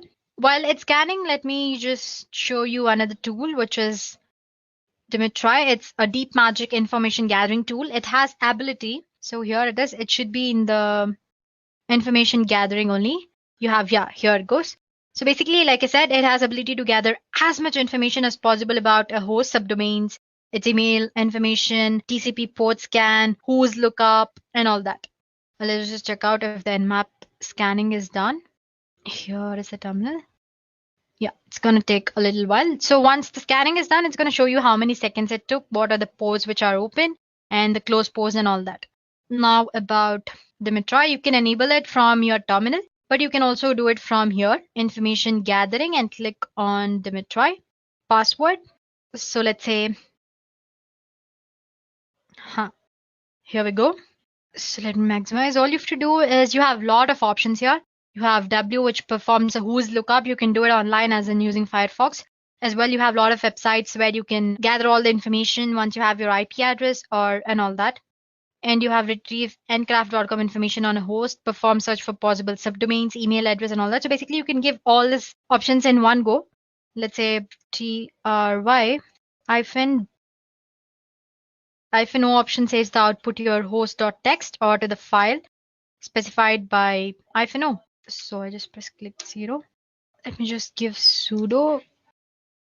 Let me just check if I have given any file here. I do have a file called test.txt. Okay. So like I said, in the -o option, it'll save your output to the .txt file or to the file specified by -o option.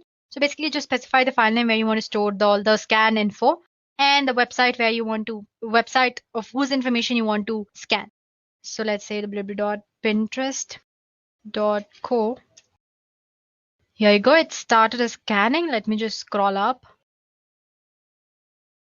The host name and the host IP address it's showing. Once you have IP address, as you know, you can gather almost all the information. It's also showing the places where it's originated, it's created, lost, modified. You have sources, you have address here, and then, yeah, last modified, created, source, and all that. So basically, it's showing a lot of information here. Similarly, you can, using Dimitri or a deep magic information gathering tool, you can actually gather information about any other website you want to know. Let's just check out if Nmap is done scanning. So see, as you can see, it's done. So I've given a website name here. Instead of that, you can go ahead and give the IP address, which is this one, and it'll show you the same results. As you can see, there are a lot of ports. Usually Nmap scans about more than 1,000 ports. As you can see, it says 992 are the closed ports and these are the open ports. And suppose you want to know information about each port, because basically if you're an hacker, if you try to hack something, you don't need information about all the ports. It's basically the one port which you want to. So to know that, there are a lot of options which are provided by Nmap. If you want to know more about by Nmap, there's a video in the Edureka playlist all about Nmap. It's under network security. So you make sure to take a look at that. So while you are taking a look at Parrot Security OS, make sure you go ahead and watch a video on Kali Linux as well. So you will know how different Parrot OS and Kali Linux are, though they are similar in few parts. So yeah, that's it about system as in Parrot OS. So like I said, it's one good looking distro, which is lightweight when compared to Kali Linux, and lot of tools, lot of unique tools as well when compared to Kali Linux. And it's very smoother, way smoother. Apart from all these good things, there are a few things that are problematic with Parrot OS. First of all, like you don't find a search bar here. That's not a problem, but that's one demerit you can say. And it's also a little problematic when it comes to launching your application. The process is a little slow, unlike Kali Linux. So guys, this is your Parrot OS. So basically, this was a crisp video on what Parrot OS is, its review, its features and all that. And make sure to watch a video on Parrot OS versus Kali Linux.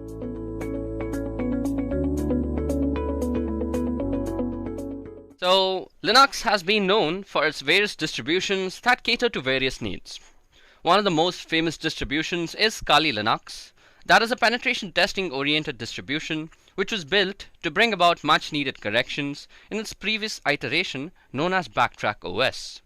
Now, since the release of Kali Linux, it has gone under various iterations in the form of updates, while other penetration testing and security related distributions were also being developed all around the world.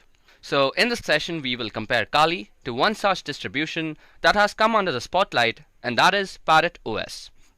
So today in this video I will first be giving you guys a brief introduction to what exactly is Kali Linux, and then I will also give a brief introduction to what Parrot OS is. Then we will be comparing Kali versus Parrot according to various parameters. So let's move ahead. Now let me give you guys a brief introduction to what Kali Linux is. So Kali Linux is a penetration testing and security focused operating system. As the name suggests, Kali has a Linux kernel at its core. Above that, the creators of Kali, Matti Aharoni and Devon Kearns, also added the latest injection packages to help pen testers save some time. Kali Linux is developed according to the Debian development standards, and it was developed as a refined penetration testing distribution that would be served as a replacement for Backtrack OS. Currently, the development of Kali is being handled by Offensive Security, which is the organization that provides prestigious certifications like OSCP, OSCE, and OSWP. Over the years, Kali has developed its own cult following, with people who would swear by the word and by the power provided by Kali. While I may not be such a staunch believer in Kali Linux, there are plenty of reasons for one to use Kali. For one, it's absolutely free. Secondly, it comes pre-installed with tons and tons of penetration testing tools and security related tools. Above that, it can be completely customized according to your needs, as the code is an open source Git tree and the whole code is basically available to the public to be tweaked. Also, the kernel that runs Kali Linux comes with the latest injection packages, and it also comes with GPG signed packages and repositories. Above that, Kali Linux has some true multi-language support, and it was developed in an extremely secure environment. Also, Kali supports a wide range of wireless devices. Now, at this moment, Kali may seem like a very useful operating system. But as you guys might remember the great quote from Spider-Man, great power comes with heavy resource utilization. According to the official documentation of Kali, the system requirements are quite heavy. On the low end, Kali Linux needs a basic of at least 128 MB of RAM and a 2 GB hard disk space to set up a simple SSH server that will not even have the GUI of the desktop. On the higher end, if you opt to install the default GNOME desktop and the Kali Linux full meta package, you should really aim for at least around 2 gigs of RAM and around 20 GB of free hard disk space. Now, besides the RAM and hard disk requirement, your computer needs to have CPU supported by at least one of the following architectures, them being AMD 64, i386, and ARML and ARMHF, and also ARM 64.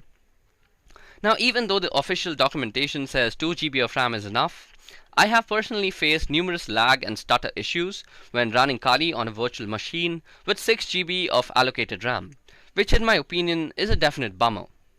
Now let's take a moment to discuss about Parrot OS. So Parrot, much like Kali, is also a Debian-based distribution of Linux. When I say Debian-based, it means that the code repositories adhere to the Debian development standards. Parrot OS 2 comes with its own arsenal of penetration testing and security-related tools. Most of these tools are also available on Kali. Now, Parrot was first released in 2013 and was developed by a team of security experts, Linux enthusiasts, open source developers, and advocates of digital rights. The team was headed by Lorenzo Falletra, and Parrot is designed in a very unique way. While the operating system has everything that is needed for a security expert, it doesn't present itself to be a daunting learning experience for beginners who want to set foot into the world of ethical hacking and vulnerability analysis. Parrot OS can be very well used as a daily driver, as it provides all of the necessary tools to complete day-to-day tasks. So, who exactly is Parrot OS made for? Well, first of all, it is made for security experts and digital forensic experts. It can be also used by engineers and IT students who are enthusiastic about ethical hacking. Then Parrot OS can be also used by researchers, journalists, and hacktivists. And last but not the least, Parrot OS is also meant for police officers and special security institutions. Okay, so now let's take a moment to actually discuss the system requirements that one might need to run Parrot OS. So the system requirements for Parrot is much more forgiving than Kali Linux. On the CPU side, you need an x86 architecture with at least 700 megahertz of frequency. And architecture-wise, you need i386, AMD 64, or AMD 486, which is basically the legacy x86 architecture, or ARML and ARMHF, which are basically IoT devices like Raspberry Pi. On the side of RAM, you need at least 256 MB on an i386 architecture, 320 MB on an AMD 64 architecture, and as a general documentation, 512 MB of RAM is generally recommended by the ParrotSec OS people. On the GPU side, Parrot OS is very surprising as it needs no graphic acceleration. That means you can run this without a graphic card. On the side of hard disk space, Parrot OS needs at least 16 GB of free hard disk space for its full installation. That is 4 gigabytes left, 4 gigabytes lesser than Kali Linux. And for booting options, both Kali Linux and Parrot OS have the legacy BIOS preferred. Now, comparing two operating systems when it comes to Parrot OS and Kali Linux, that are both operating systems meant for similar purposes, that is penetration testing in this case, it becomes really tough. Most of the factors in such cases boil down to a matter of personal taste rather than an objective comparison. Now, before we move ahead with the comparison, let me list out a few similarities that you might have noticed between the two operating systems. So first of all, both operating systems are tuned for operating penetration testing and network related tools.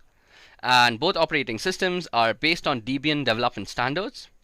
Both of the operating systems support 32 and 64-bit architecture, and both operating systems also support Cloud VPS along with IoT devices. And of course, both of them come pre-installed with their own arsenal of hacking tools. Now, let's get down with the differences. The first criteria of differences that we are going to discuss is hardware requirements. Now, as you guys can see on the slide, I have put down the system requirements of Parrot OS on the left hand side, and I have put down the system requirements of Kali Linux on the right hand side. So as you guys can see, Parrot OS and Kali Linux both need 1 GHz dual core CPU. When it comes to RAM, Parrot OS needs much lesser RAM than Kali Linux. Parrot needs 384 MB of RAM for its minimal running time, and Kali Linux needs 1 GHz of RAM on the other hand. In terms of GPU, Parrot OS doesn't really need a graphic card as it has no need for graphical acceleration. Kali Linux, on the other hand, if you're trying to run the GNOME desktop version, you will certainly need a graphic card. On the other hand, Parrot OS needs 16 GB of free hard disk space for its full installation, and Kali Linux needs 20 GB of free space. So basically, Parrot OS is a much more lightweight version. So we see that Parrot OS definitely wins against Kali Linux when it comes to hardware requirements due to its lightweight nature. Not only does it require lesser RAM to function properly, but the full installation is also pretty lightweight, thanks to the use of the Mate desktop environment by the developers. So basically, if you're having an older hardware configuration on your computer, Pirate OS should definitely be your choice. Now the next parameter that we're going to compare the two OSs in is look and feel. Now this section completely boils down to personal choice. Personally, I prefer the minimalistic look that is given by Pirate OS. The interface of Pirate OS is built using the Ubuntu Mate desktop environment. There are two clear sections. On top, you see a pane, which contains applications, places, systems, which is much like Kali itself. Pirate also gives some cool information about CPU temperatures along with a usage graph. And the bottom pane contains the menu manager and the workstation manager, which is a brilliant addition to the Linux system. Kali Linux, on the other hand, follows the GNOME desktop interface. While it still has the functionality that is offered by Pirate OS, it doesn't provide the same clean and refined look in my opinion. If you don't know your way around a Kali interface, it is pretty easy to actually get lost. Now, the next parameter that we're going to compare them is hacking tools. Now, since both these operating systems are tuned for penetration testers and ethical hackers, I think hacking tools is the most important criteria that both the operating systems are going to be compared in. So when it comes to general tools and functional features, Pirate OS takes the prize when compared to Kali Linux. Pirate OS has all the tools that are available in Kali Linux, and also it adds its own tools. There are several tools that you will find on Pirate that is not found on Kali Linux. Let's take a look at a few of them.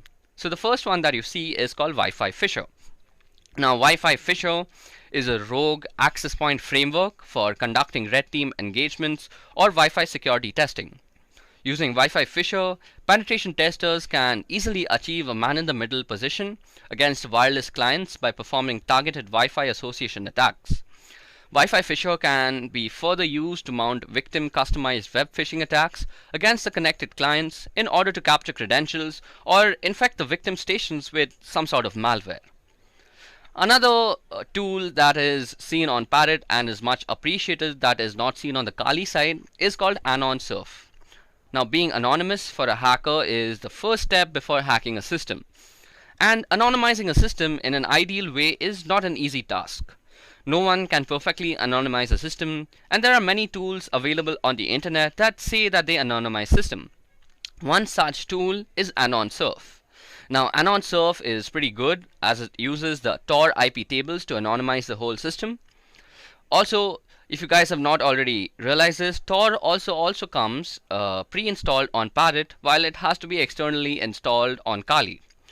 Now, these things that you see, that Wi-Fi Fisher, Tor browser, and Anon Surf, surely they can be imported and downloaded on Kali, but they don't really come pre-installed, and that is what counts right now.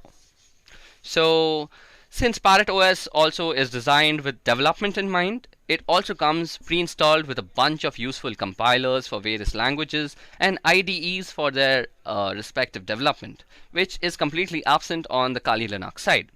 So for this part of hacking tools, Pirate OS definitely takes the prize. Now the next thing that we are going to compare both these operating systems is release variations. Now both operating systems come with a variety of variations, but Pirate OS has much more diversity in terms of variety. So let me just explain what I mean. So as you guys can see on the left hand side, I have listed down the release variations that are available for Pirate OS. Now aside from the full editions, which is both provided by Pirate and Kali, they also both provide the light editions on Pirate side and the light edition on Kali side. They are both basically the same thing, wherein minimalistic tools are actually pre-installed and you can install and customize the operating system according to your own needs. If you don't choose to customize the operating system, you can very well use it as a very lightweight and portable operating system. So Pirate OS Lite Edition and Kali Lite Editions are two flavors of the operating system. Now this is where the differences start. So Pirate OS Air Edition also exists. So this is an edition that is used for wireless penetration testing and wireless vulnerability testing. So basically anything wireless, Pirate OS Air Edition does it faster and does it better. Then there's also Parrot OS Studio Edition, which is used for multimedia content creation. Yes, you heard that right. Parrot OS can also make content for your social media. So if you're thinking about using Parrot OS for marketing as well as security, Parrot OS is definitely your go-to operating system. Kali, on the other hand, aside from its light version and full edition, offers some desktop interfaces like the E17, KDE, XFCE, the Ubuntu Mate, and the LXDE. So these are basically just skins that run over Kali and basically make Kali look a little different from one another. You can check out all these different customizations on the Kali documentation. Other than that, Kali has also support for cloud and IoT devices in the form of the ARM-L and ARM-HF releases. These releases are also available in Parrot OS, so Parrot OS doesn't stand down.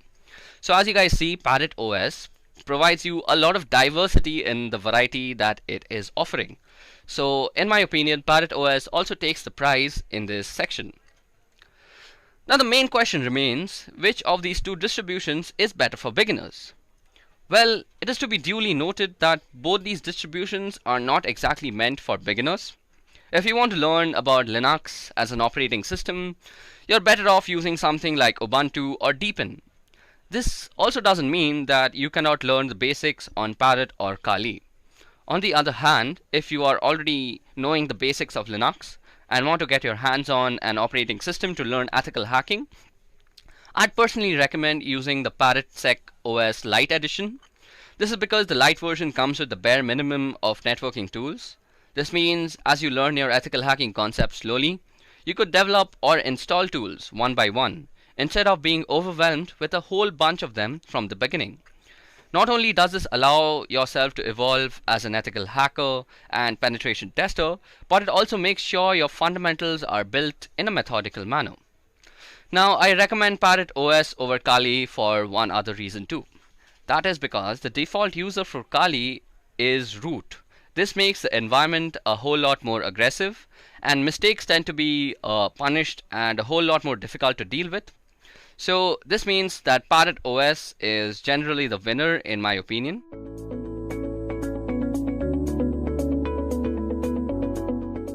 When you get hired as a penetration tester or a security analyst, one of your main roles is vulnerability assessment. So what exactly is vulnerability assessment? Well, a vulnerability assessment is the process of defining, identifying, classifying, and prioritizing vulnerabilities in a computer system, application, and network infrastructures, and providing organization doing the assessment with the necessary knowledge, awareness, and risk background to understand the threats to its environment and react appropriately to them. So vulnerability is a situation that can be taken advantage of by a hacker or a penetration tester for their own misuse or actually for fixing the issue. So vulnerability assessment has 3 steps. So the first step is actually identifying the assets and the vulnerabilities of the system. The second step is actually quantifying the assessment. And the third is reporting the results.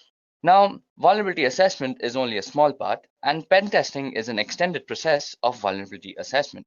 Pen testing or penetration testing includes processes like scanning, vulnerability assessment in itself, exploitation research, and reporting whatever the results are. So in the industry, one of the most widely used frameworks when penetration testing is Metasploit. So Metasploit is widely used in penetration testing, as I just said, and also used for exploitation research. So some of you might ask, what exactly is an exploit research? Well, in this world, there are tons of exploits, and the way to approach each one of them is ever so different. So what we have to do is exploit all the research that is available to us, and we have to find the best way to approach them. So suppose, for example, you have a secure shell login. So the best way to actually approach a secure shell login, until my knowledge, is that you have to get a backdoor access to this from the port numbers that you can scan via Nmap or Zenmap. Okay, so without wasting much time at looking at PowerPoint presentations, let's actually get started as to how we can use Metasploit. So Metasploit is a freely available open source framework that is widely used by pen testers, as we just discussed. So to actually install Metasploit, which is easily available on Linux and Windows, I guess. Let me just check it out. So you go on your browser and you type Metasploit downloads. Now you just visit the first link, and as you guys can see, it says it's the world's most used penetration testing tool, and then you just download the Metasploit framework by clicking the download button here. So y'all might also find a pro version, which is a paid thing, and this has a little bit of extra features like group support and actually helping a company work as an organization, but we don't actually need that when practicing our pen testing abilities. So for that, you just go ahead and download Metasploit framework and install it on your system. Above that, there's another thing I want to make you guys aware of, and that is Metasploitable. So when actually pen testing, we need a server or a website to actually pen test things on. So normally this is a very illegal thing to do without permission. So Metasploitable has actually created a server with a lot of vulnerabilities on it, and it's called Metasploitable 2. So Metasploitable 2 is easily downloadable from this link, and it's a VirtualBox file, so you guys must have a virtual machine software on your system to actually set this thing up. I'll also go through how to actually set up Metasploitable because it has a lot of configuration and network management to go with it, so we'll get to that later. But for now, let's get started with Metasploitable. So before that, Metasploitable is written in Ruby, and if you all know Ruby coding and you all know how to make exploits, you all can also always contribute to the Metasploit community. So Metasploit is one of the most widely used pen testing tools in the industry. So what exactly is Metasploit? Well, it's a framework, and what a framework is it's actually a collection of tools. So these tools are majorly used for penetration testing and exploitation research. Now one might ask, what exactly is exploit research? Well, there are tons of exploits out there, and there are tons of ways to actually approach them. And this only comes to us from thorough research as to how we can approach each and every exploit in their best way. So talking about Metasploit, well, it's open source and it's free, and it's also written in Ruby. So if you guys know Ruby coding and know how to make exploits, y'all can always contribute to the Metasploit framework. Now talking about the download part, well, y'all can easily download Metasploit from its download page, which is www.metasploit.com/download. I'll be leaving the download link in the description. And once you're on the download page, you'll see two versions. One is the free version, which is the original Metasploit framework, and it's the core framework that everybody works on. And then there's Metasploit Pro, which comes with a 14-day free trial. So Metasploit Pro actually has a few extra features, which is great for an organization, like it helps you work as a team. But if you're a guy who's just practicing pen testing like me, Metasploit framework, the free version, is the absolute way to go. Now also, when pen testing, y'all will also need Metasploitable. Now Metasploitable is an intentionally vulnerable target machine for actually practicing your Metasploit skills on.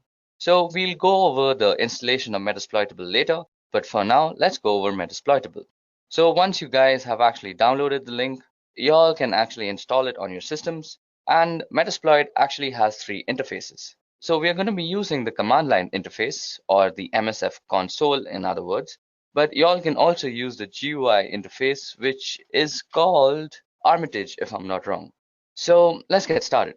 So first of all, I've already actually downloaded Metasploit and installed it on my computer, and y'all can just do the same by pressing the download button, as you guys can see. So to start up Metasploit, all you have to do is go on your terminal, and so to start a Metasploit, all you have to do is go on your terminal on Linux.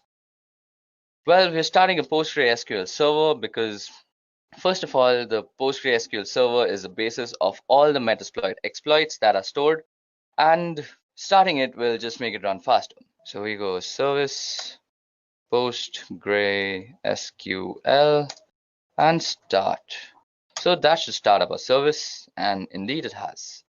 So the next thing you want to do is go in and type MSF console. And that's going to take a little bit of time because I have a very slow computer, and it's going to start up our Metasploit frame. So as you guys can see, we got a big banner out here which says Metasploit Cyber Missile, and the banner changes every time. Don't get worried if you have a different banner.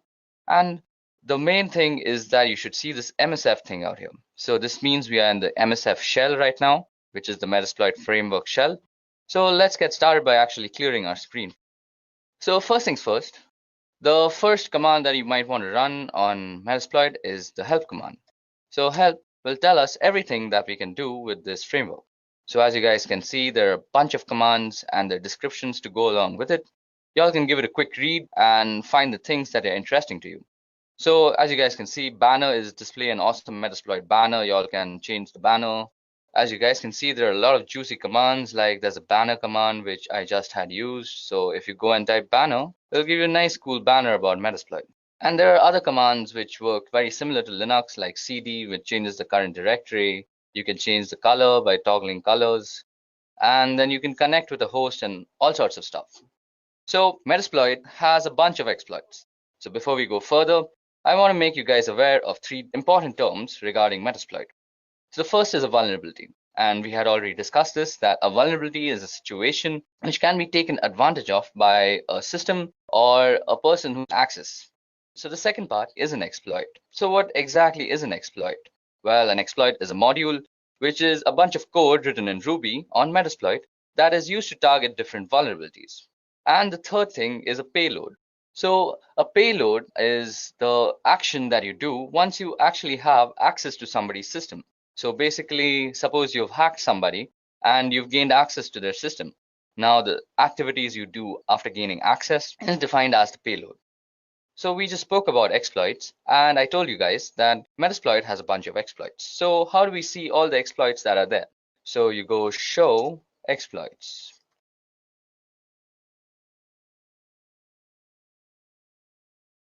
Well, as you guys can see, we've loaded up a bunch of exploits, which is basically all the exploits that Metasploit has to offer at this moment. So let me just increase the screen a bit. And let's scroll completely to the top.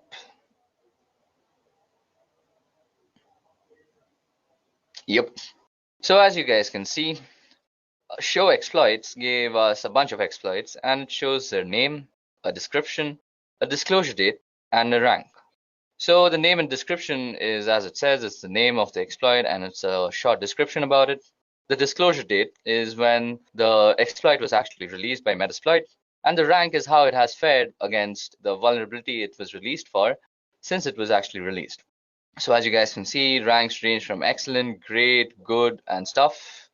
And we have a bunch of exploits. So as you guys can see, there's an Android exploit, there's a Samsung Galaxy Knox Android exploit, there are a bunch of Windows exploit, Adobe Flash exploits, FTP exploits, MySQL exploits, ASP.NET exploits, and a bunch of other stuff.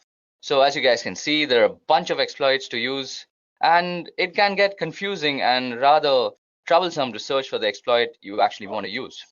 So as a pen tester, you can always go for the search keyword, which is basically, suppose you know that you have a MySQL server which has a bunch of vulnerabilities and you want to test those out. So you simply go search MySQL.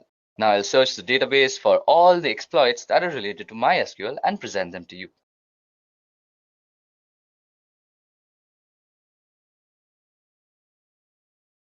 Okay, so we have our results. So as you guys can see, we have a bunch of MySQL related modules now.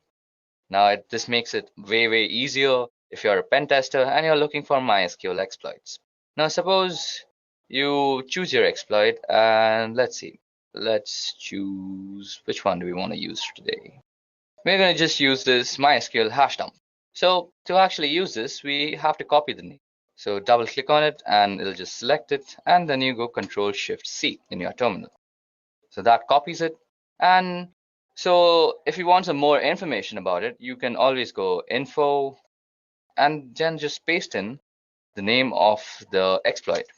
So this gives us a bunch of information, actually gives us all the information you need about the exploit. So it gives you the name, that it's a MySQL password hash dump.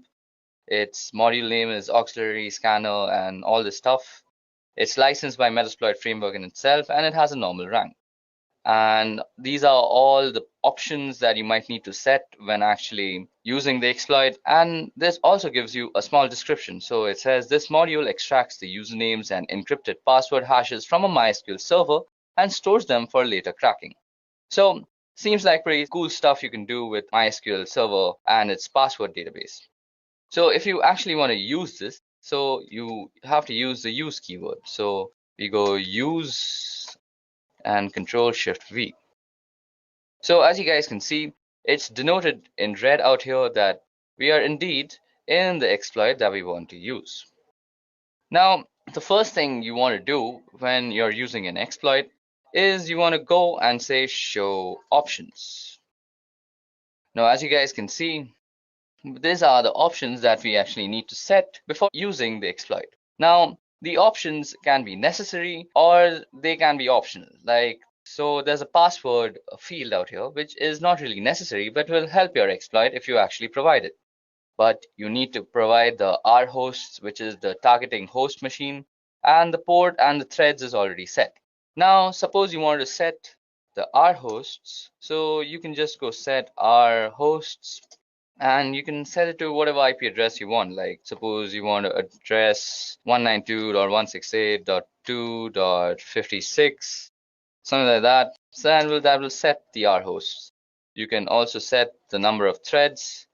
Now, threads are actually what the threads mean in parallel processing. That means how many parallel threads you're going to run so that you have faster computation. So this means you need GPU power if you have multiple threads running. So let's set threads to 30 for now.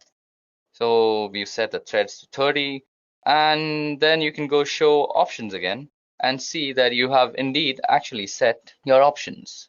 So we've set the threads to 30 and our host has also been set. So that was all about how you can get into a module, get some information about a module, and how you can also use the module. So once you're done using the module, or once you're done setting up the options rather, you can go ahead and run the command run or even exploit. And this will start actually running the exploit on the system that you want to. Now I've put in a very arbitrary IP address, and that does not have MySQL port running, so our exploit failed. Now, once you have tested out your exploit and you want to go back to the main MSF Unix shell, just go ahead and type back. It's as simple as that. So that brings us back to the MSF command line. So let's go ahead and clear our screen now. Okay, so it's time we do something interesting.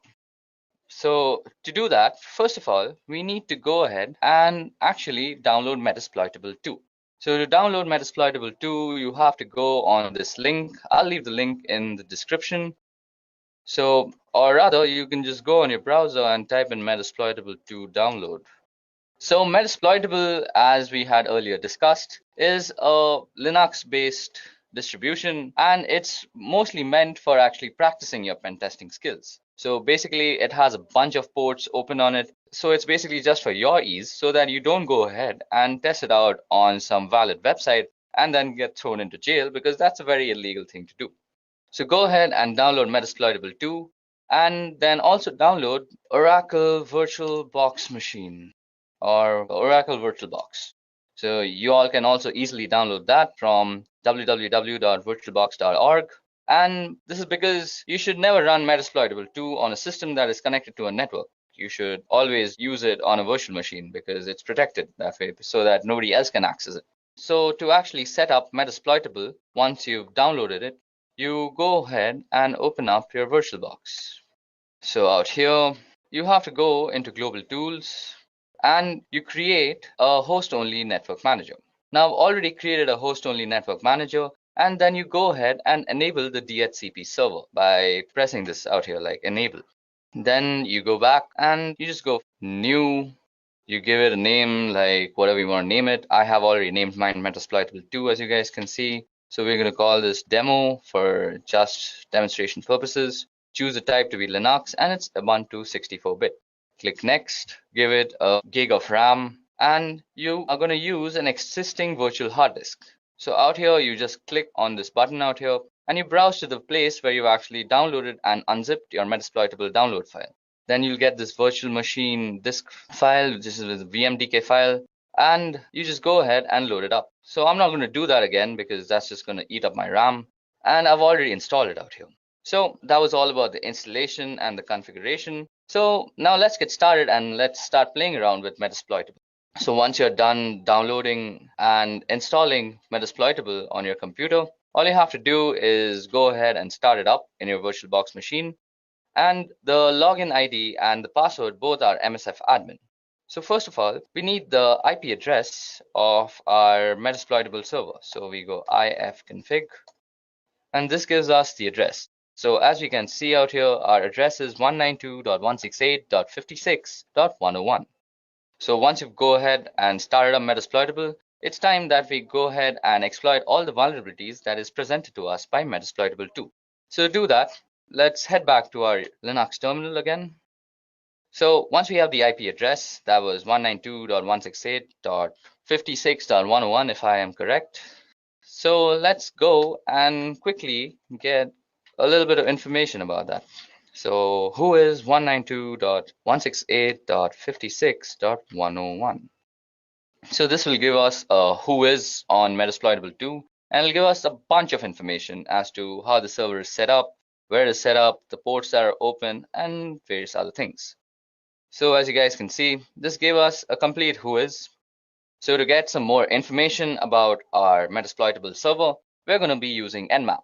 Now, if you guys don't know about how to use Nmap, you can go out and check my other video on the playlist. I've made a pretty good Nmap tutorial. So we go Nmap -f -s and v, which is steel version, and we give it the name or the domain name server, 92.168.56.101. So we've got a juicy result out here, and we can see that there's a bunch of stuff open.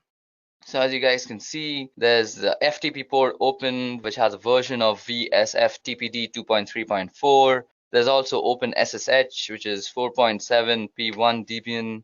There's also Telnet, which is almost miserable to have Telnet running on your computer. Then there's SMTP, there's HTTP, and there's a bunch of ports open, as you guys can just see on your screen.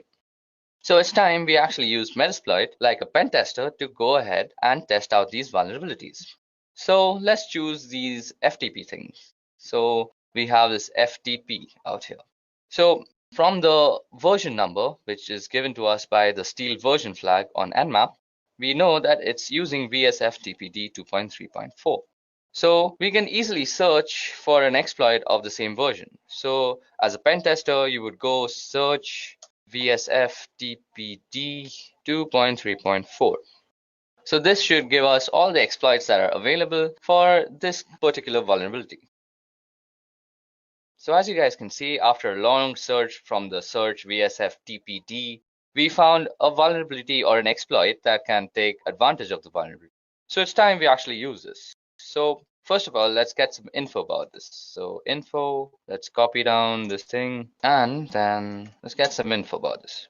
So as this module description says, this module exploits a malicious backdoor that was added to VSFTPD download archive. This backdoor was introduced in the VSFTPD 2.3.4 tar.gz archive between June 30th and Walla.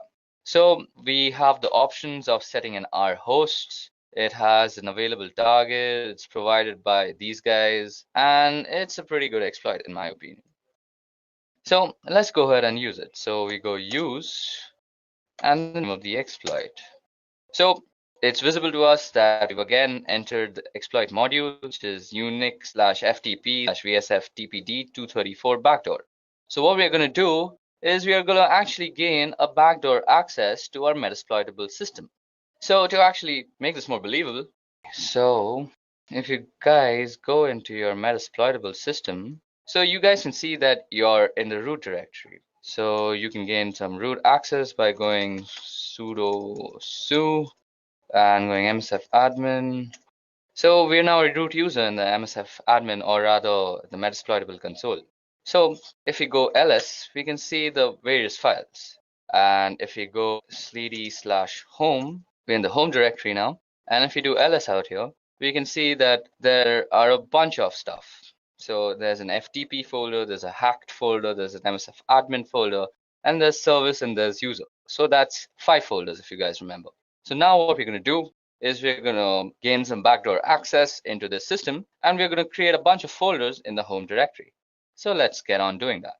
So to do that, we head back to our Metasploit terminal, and we go show options as we had already entered our exploit. So go show options. So as we see, the options that we have to provide is the R host and the port number. Now the port number has already been set because it's 21, and that's where FTP runs, or rather TCP runs. And we now just have to set the host. So to set the host, we have to just put in the IP address of our Metasploitable server. So if I remember correctly, it's set our hosts to 192.168. .56.101. So that has set our hosts. So we can again check that if we've done it correctly by going show options. And we indeed have set our hosts. Now all we have to do is run the exploit. So we go and hit run. So as you guys can see, we have actually gained a backdoor service has spawned and it's handling, and the command shell session has started. Now you might be confused as to why do I have this blinking line? Well, this blinking line actually means that you are inside the Metasploitable server. That means we have already gained a backdoor access, and this blinking line denotes that we are on the terminal of Metasploitable 2. Now if you guys don't believe me, let's do some experimenting. So as I had said, I'll create a bunch of folders in the home directory. So let's change to the home directory first. Or rather, first you can also do a who am I, and instead do that you're the root user. Next, you go and do cd/home, and I'll change to the home directory. Now, let's make a bunch of folders, like make directory, this is a test. So that should have made a directory. So let's go into that directory, cd, this is a test. So we're already into the directory, this is a test. Now let's make a file called targets.txt. So that creates the file. So just to see if you have actually done it properly, let's go back to our Metasploitable server. Now in the home directory, you go and type in ls again. Okay, so let's type in ls and see. So as you guys can see, we have created a this is a test folder, and it's already available there. So let's go and move into that folder. So this is a test, and we are already in that folder. So, and we had also created a text file, which was called targets. So that was ls, and it should give us a targets.txt.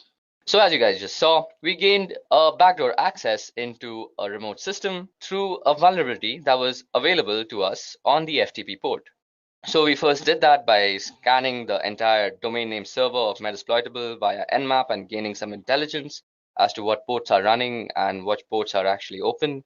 Then we found out that the FTP port was open. Then we went on to Metasploit and we found out exploit that vulnerability very successfully. We found out how to use the exploit, some information about that exploit, and in the end, we actually executed our commands. And we are already in that folder. So, and we had also created a text file, which was called targets. So that was ls, and it should give us a targets.txt. So as you guys just saw, we gained a backdoor access into a remote system through a vulnerability that was available to us on the FTP port. So we first did that by scanning the entire domain name server of Metasploitable via Nmap and gaining some intelligence as to what ports are running and what ports are actually open. Then we found out that the FTP port was open. Then we went on to Metasploit and we found out exploit that vulnerability very successfully. We found out how to use the exploit, some information about that exploit, and in the end, we actually executed our commands.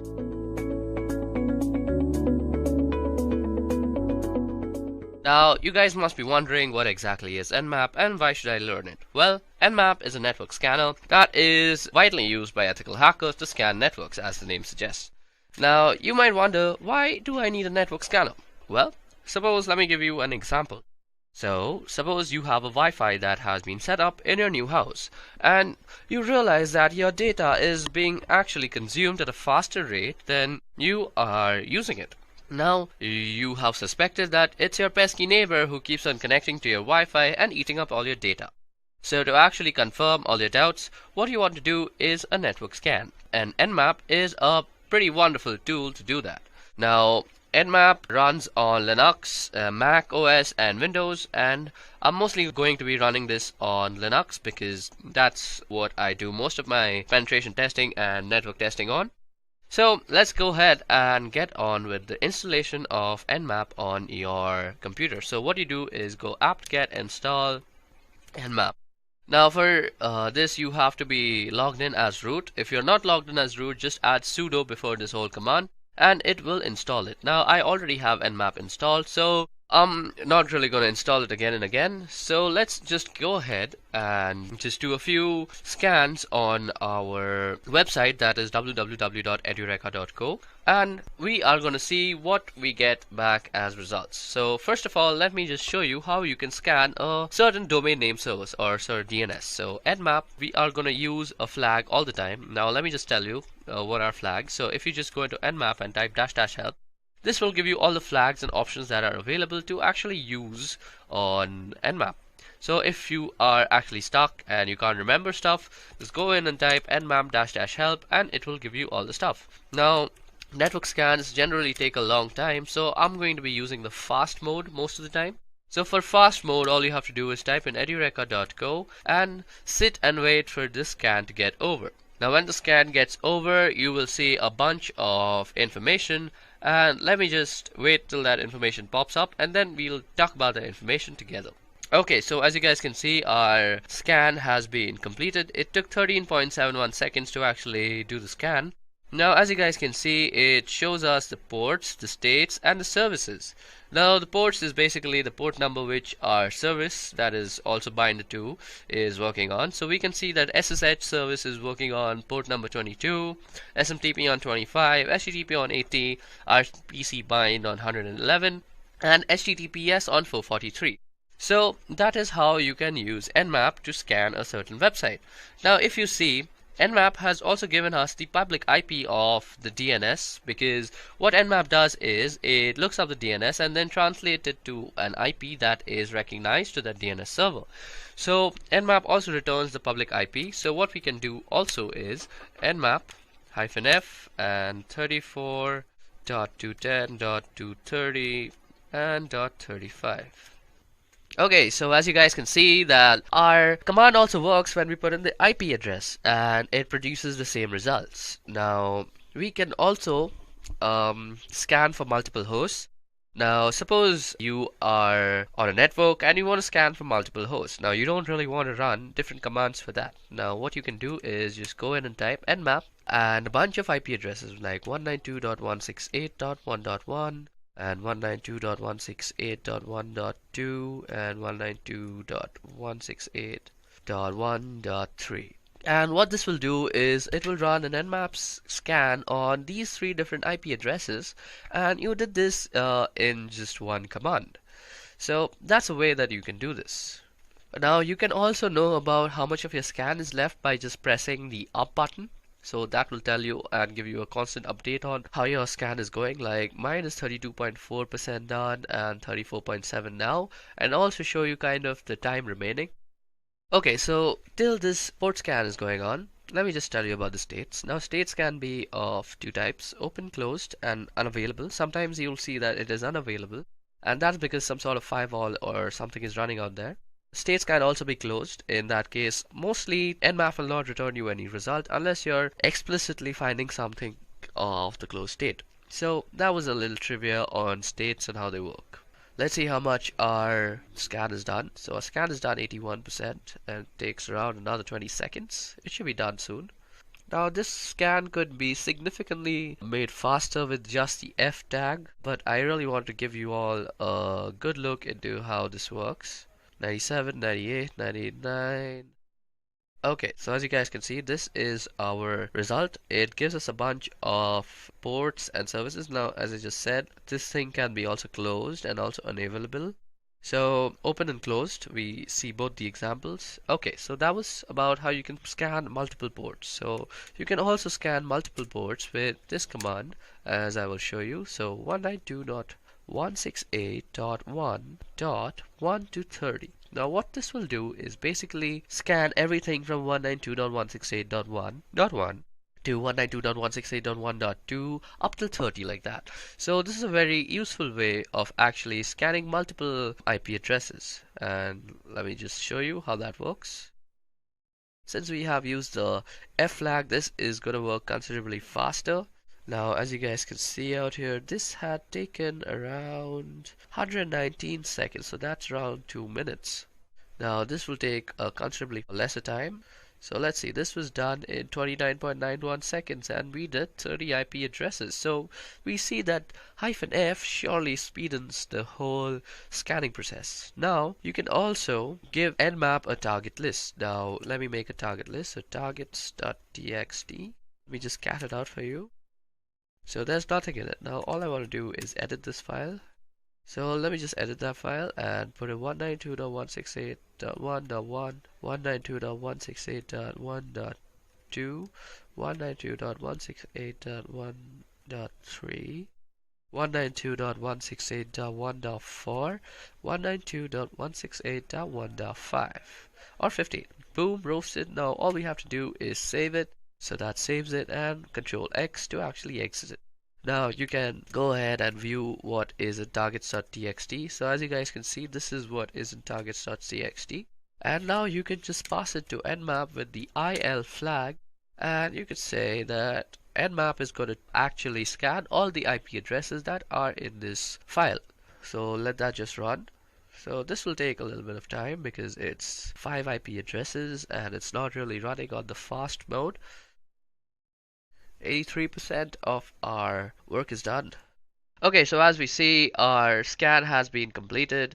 Now what you see out here is the scan results for whatever we had provided in the targets.txt list. So that's how you can also provide nmap input file, and it will give you the results for all the targets that were specified in the file. Now let's go ahead and talk about a little bit on port scanning. So nmap is also a brilliant tool for scanning ports, and if you have a server or a website, you know that there are around 65,535 ports out there on every server, and almost 99% are unused. So sometimes scanning ports is really a necessity. Now you can scan ports by just using the P flag and specifying the port number, and this is how you would do it, and you would just specify the IP address after that. So I'm going to use www.edureka.go, and what you can also do is this will scan only the port number 20, but you can also scan from port number 20 to 25. You can also put in commas and tell nmap you also want to scan all these other port. 80 is HTTP and 443 is HTTPS. So you can surely do that. So let me just go ahead and run this. Okay, so that gives us an information on the ports that is there. Now something about ports also, you suppose you know you want to scan for some HTTP ports, so you can just say nmap, and with the -p you can just say that I want to scan the HTTP port on www.edureka.go. So that will just go ahead and do that, and as you guys can see, that gave us a result. And you can also add in stuff like MySQL, FTP, and stuff like that. So let me just see and show you how that runs. Okay, HTTP is not a port, HTTP. Okay, so as you guys can see, these are the ports that are running, and it gave us according to the name. Now if you want to scan all the ports, you can use -p and then the IP address at www.edureka.go. Now this generally takes a lot of time because you're basically doing 65,000 scans, so I'm not really going to do that. I'm going to quit this out. Another thing that I wanted to show you all that generally takes a lot of time to actually execute is called something like an aggressive scan. So as you guys can see out here, I have done an aggressive scan on Edureka. So to do that, all you have to do is nmap -a, and then you go edureka.go. So let us see how much time did this take to actually execute. This took 459 seconds. That's a long time for a scan. But it gives us a bunch of other information. For example, it gives us the trace route. So what is a trace route, first of all? So trace route is the route taken by a packet to actually reach the clients and the target server. So as you guys can see, our packet had 22 hops. First it went to the first hop was to the gateway router, that is 192.168.1.1. Then it went to the Airtel lease line, then it went to this IP address, then it went to the BSNL VSNL.net, and it went to London, New York, then Chicago, and it went all the way up to wherever this thing is hosted. That was some information, and then there is some other information given to us like the TCP open, TCP wrap, program versions, port types, port states, and all sorts of other information is given about in an aggressive scan. Another scan that I have previously also done and kept for y'all is because it takes a lot of time, and I have done something called the service version. So nmap-s and v with v capital will give you the service version. So it tries to actually guess the version of the service that is running. So for example, on the TCP port it tells us it is postfix SMTPD. On the Apache it's Apache HTTPD, and you can see all sorts of versions that are here. Another thing Nmap is generally brilliant is for guessing the operating system that is running. Now, I have already done this scan previously because this takes a humongous amount of time that I don't really have, and that is 386.34 seconds, and this scan together basically took me more than 10 minutes, and I don't really have that kind of time for explaining all this stuff. So, as you guys can see out here, the OS is kind of, OS detail is Fortinet, FortiGate. It kind of tries to guess the OS upon the time to live that is in the response from the packets that it sends.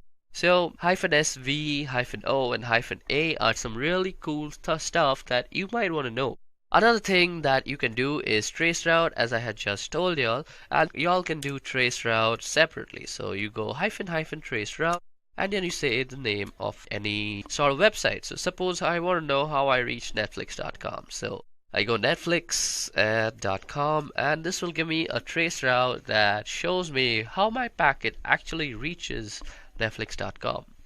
Okay, so this is basically it was a direct one hop. Okay, so that was surprising.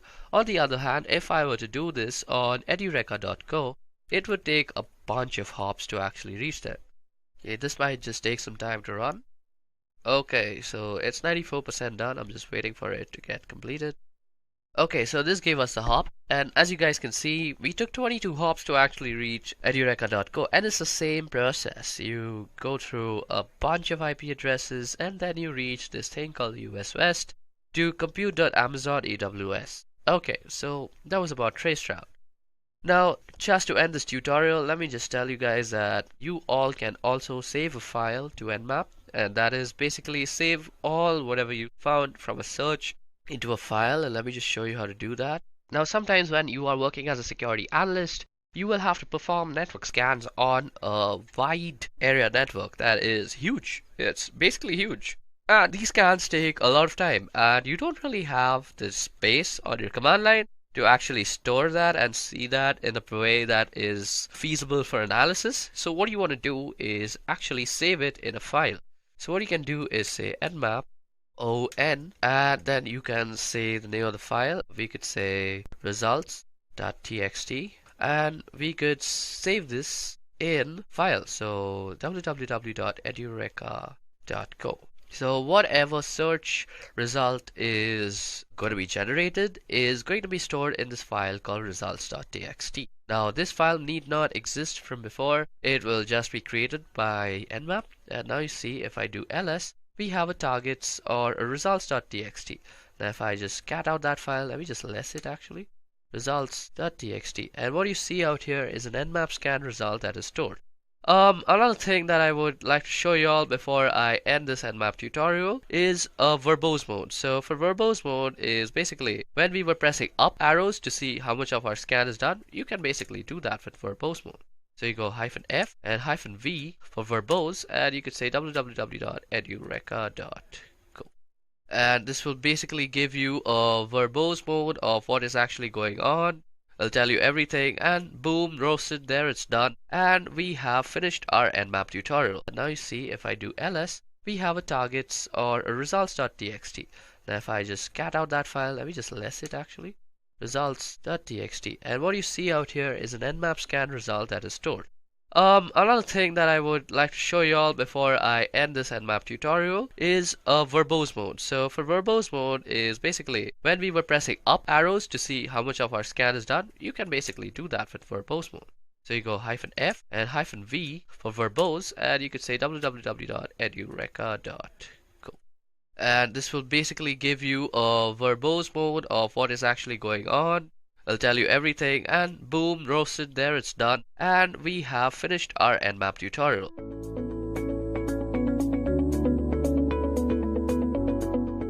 So first of all, what exactly is cross-site scripting? Well, cross-site scripting refers to client-side code injection attacks wherein an attacker can execute a malicious script, also commonly referred to as a malicious payload, into a legitimate website or web application. Now, XSS is amongst the most rampant of web application vulnerabilities and occurs when a web application makes use of something like an unvalidated or unencoded user input within the output that it generates. Now, by leveraging XSS, an attacker does not target a victim directly. Instead, an attacker would be exploiting a vulnerability within a website or something like a web application that the victim would visit, and essentially using the vulnerable website or the web application as a vehicle to deliver a malicious script to the victim's browser. Now, while XSS can be taken advantage of within a VirtualBox script, ActiveX, and Flash, unquestionably the most widely abused is JavaScript. This is mostly because JavaScript is the fundamental to any browsing experience. All the modern sites today have some JavaScript framework running in the background. Now, XSS can be used in a range of ways to cause serious problems. Well, the traditional uses of XSS is the ability for an attacker to steal session cookies, allowing an attacker to probably impersonate a victim, and that just doesn't stop there. So XSS has been used to wreak havoc on social websites, spread malware, website defacements, and fish for credentials, and even used in conjunction with some clever social engineering techniques to escalate to even more damaging attacks.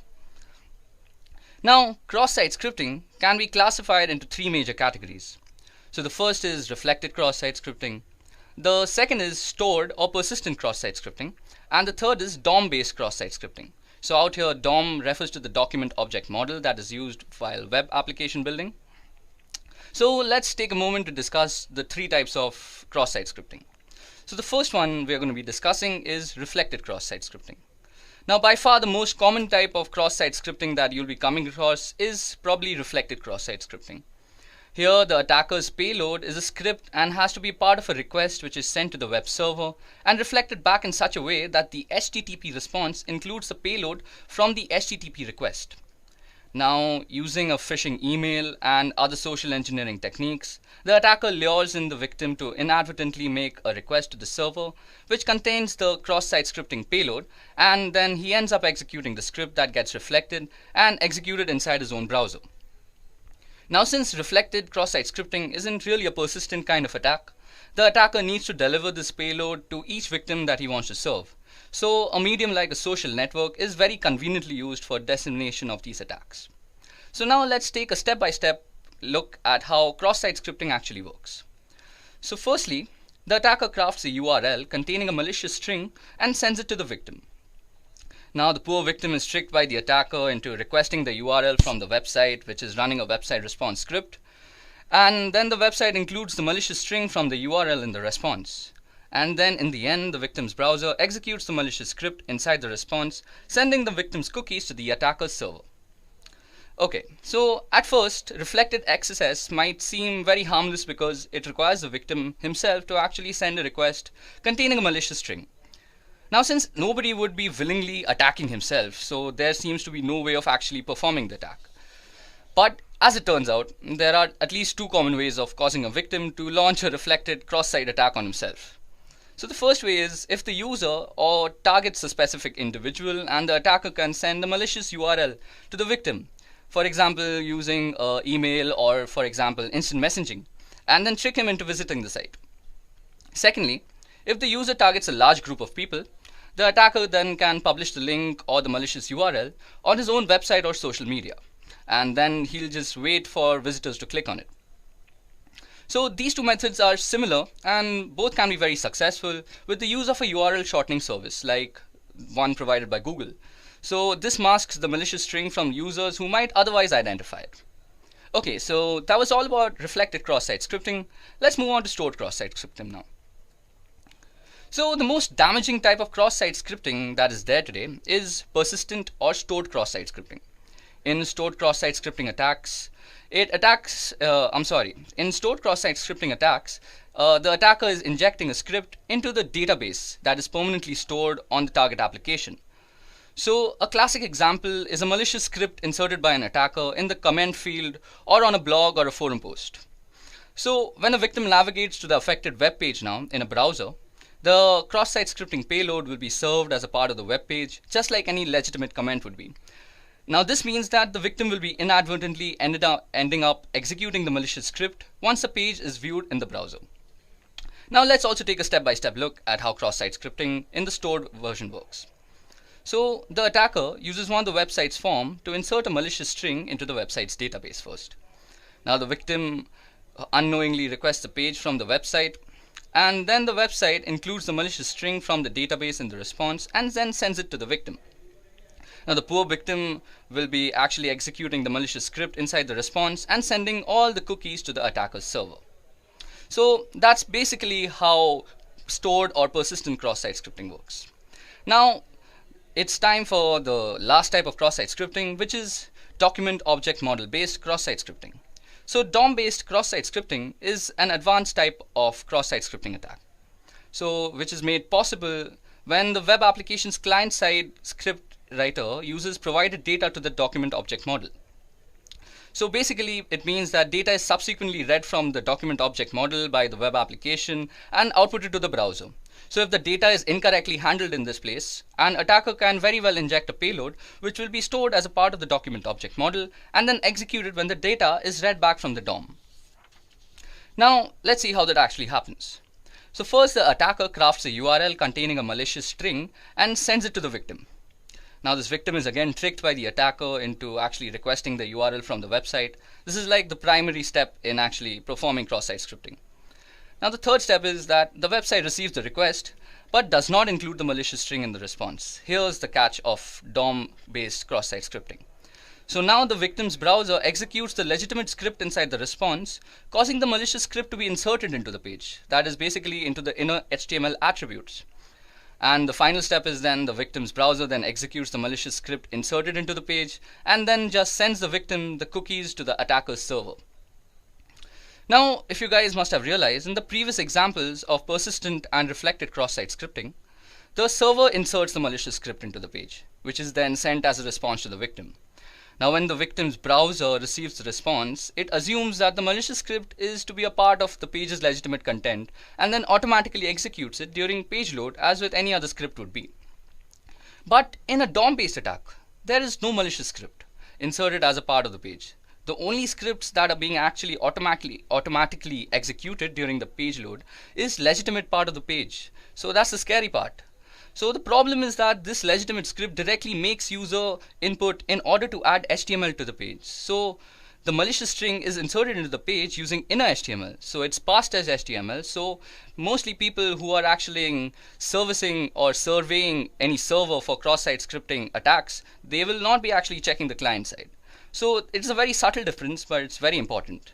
So in traditional cross-site scripting, the malicious JavaScript is actually executed when the page is loaded as a part of the HTML server. And in DOM-based cross-site scripting, the malicious JavaScript is executed at some point after the page has already been loaded, because the page's legitimate JavaScript treating user input is using it in an unsafe way. So now that we have actually discussed all the three types of cross-site scripting that is widely available today, now let's see what can actually happen if if you were actually a victim of cross-site scripting, I'm sorry. So let's see what can happen if you actually were a victim of cross-site scripting. So the consequences of what an attacker can do with the ability to execute JavaScript on a web page may not immediately stand out to you guys, but especially since browsers like Chrome run JavaScript in a very tightly controlled environment these days, and JavaScript has very limited access to users' operating systems and user files. But when considering that JavaScript has the access to the following that we're going to discuss, we can only see how creative JavaScript attackers can get. So firstly, with malicious JavaScript has access to all the same objects that the rest of the web page has. So this includes a thing called cookies. Now cookies are often used to store session tokens, and if an attacker can obtain a user session cookie, they can impersonate that user anywhere on the internet. Secondly, JavaScript can read and make arbitrary modifications to the browser's document object model. So your page will just be incorporated with all sorts of scripts and viruses without you even knowing from the server side. Now, JavaScript can be used with the XML HTTP request to send HTTP requests with arbitrary content to arbitrary destinations. And the most scary part is that JavaScript in modern browsers can leverage HTML5 APIs, such as accessing a user's geolocation, webcam, microphone, and whatnot, and even specific files from the user's file system. Now, while most of these APIs require the users to opt in, cross-site scripting in conjunction with some very clever social engineering can bring an attacker a very long way. Now, the above in combination with social engineering, as I just said, allows an attacker to pull off advanced attacks including cookie theft, key logging, phishing, and identity theft too. Now, critically, cross-site scripting vulnerabilities provide the perfect ground for attackers to escalate attacks to more serious ones. So now that we understand what cross-site scripting attacks are and how damaging they can be to your application, let's dive into the best known practices that are actually followed to prevent them in the first place. So the first mechanism that is used is called escaping. So escaping data means that taking data an application has received and ensuring that it's secure before actually rendering it for the end user. Now, by escaping user input, key characters in the data received by a web page will be prevented from being interpreted in any malicious sort of way. Now, in essence, you're censoring the data your web page receives in a way that will disallow characters, especially those brackets that begin the HTML attributes, like in HTML and IMG. So these will be stopped from being rendered, which would otherwise cause harm to your application and users and database. But if your page doesn't allow users to add their own code to the page, a good rule of thumb is normally to escape any and all HTML, URL, and JavaScript entities. However, if you are running a forum and you do allow users to add rich text to your content, you have a few choices. So firstly, you'll need to carefully choose which HTML entities you will escape and which you won't, or by replacement format for raw HTML such as Markdown, which will in turn allow you to continue escaping all the sorts of HTML characters. Now, the second method that is normally used is called validating input. So validating input is the process of ensuring an application is rendering the correct data and preventing malicious data from doing harm to the site, the database, and the users. So while whitelisting and input validation are more commonly associated with stuff like SQL injection, they can also be used as an additional method of prevention for cross-site scripting attacks. So input validation is especially helpful and good at preventing cross-site scripting in forms, as it prevents a user from adding special characters into the fields instead of refusing the request completely. But input validation is not the primary method of prevention for vulnerabilities, such as cross-site scripting and even SQL injection for that example, but instead they help to reduce the effects should an attacker actually discover such a vulnerability in your system. Now, the third way to prevent cross-site scripting attack is to sanitize user input. So sanitizing data is a strong defense, but should not be used alone to battle cross-site scripting attacks. It's totally possible that you find the need to use all three methods of prevention in working towards a more secure application. Now, as you guys might notice, that sanitizing user inputs is especially helpful on sites that allow HTML markup to ensure data received can do no harm to users, as well as your database by scrubbing the data clean of potentially harmful markup and changing the unacceptable user input into an acceptable format. Okay guys, so that was all the theory about cross-site scripting. It's time for the demo right now. So for the demonstration now, I'm going to be showing you guys the three types of cross-site scripting that we have discussed throughout the course of this session. So not only will this be rather interesting to see how cross-site scripting works on a vulnerable web application, but it will also give us a better understanding of cross-site scripting in itself. Now, to perform cross-site scripting is a very big crime, so we really can't target any random website or web application for that matter. So keeping that thing in mind, I have chosen the Broken Web Application project. So this is brought to us by OWASP, which stands for Open Source Web Application Security Project. Now, the Broken Web Application Project, or BWAP, is a broken web application that is intentionally vulnerable, and it incorporates a majority of the known bugs that are out there. And it is widely used by security enthusiasts, students, and practicing ethical hackers to mostly practice and nurture their skills in the right direction. Okay, so to get started, first of all, we need to download a few files and get things ready. So first of all, we'll download the Broken Web Application project, and I'll be leaving the download link in the description just in case you guys want to practice in your own free time. Secondly, we'll need to download a VirtualBox. Now, after we have both the files ready and we have it installed and we have our Broken Web Application installed in the virtual machine, we are good to go. Now, I've already done all that boring job and actually installed the Broken Web Application. As you guys can see, I'm already running the OWASP Broken Web Application on my virtual machine, and this is the OWASP virtual machine. So as you guys can see, it's based off Linux, and if we go ifconfig, it'll give us the IP address that it's running on. So as you guys can see, it's running on 192.168.146.4. So if we just head over there, yeah, I've already opened that up, we get a portal. So for this particular demonstration, I'm going to be using the Broken Web Application project and also WebGoat. So first of all, let's head over to the Broken Web Application project.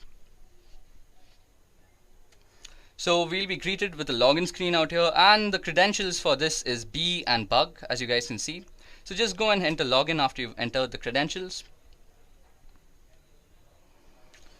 Okay, so you all will be welcome with a place where you can choose your bug, and you can also choose the amount of security that you want to practice with.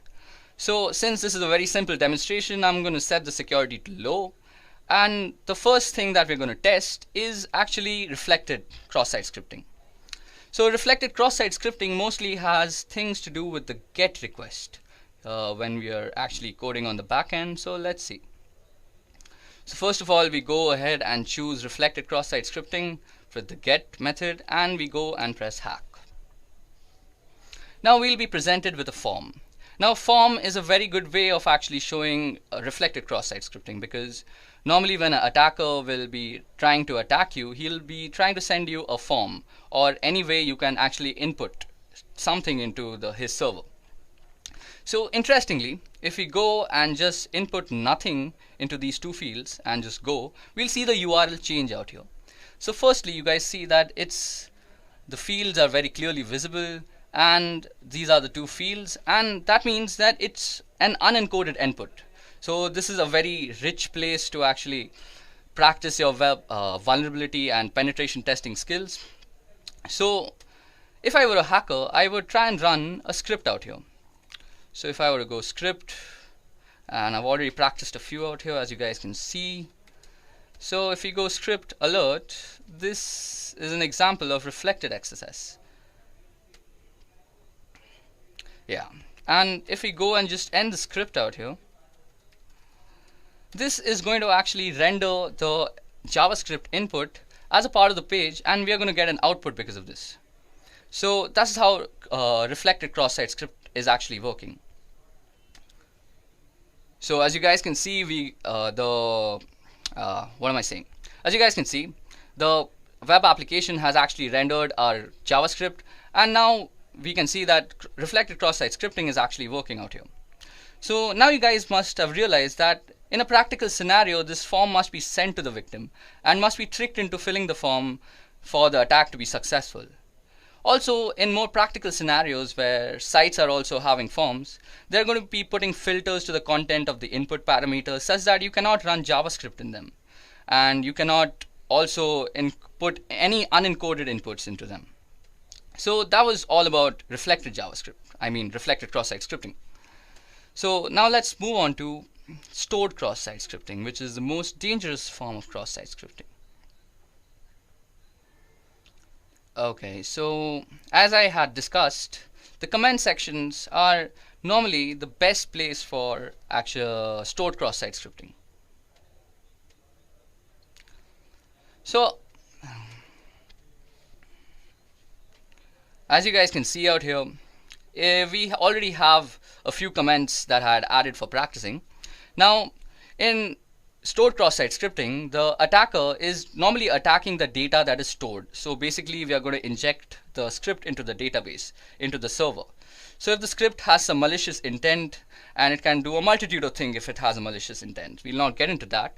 So for that reason, let's first add a normal comment out here. So let's say if this was a blog, I'd say good job there, like I'd said, or something like, hey man, nice work. And if you go and press submit, okay, it's showing this is an example of persistent cross-site scripting because I had already inserted a malicious script. So this is that script out here, the second input. But just for demonstration purposes, let's go and input it again. So we can also input raw data, that is unencoded input, in the form of a script. So let's go alert. And let's just print hello world.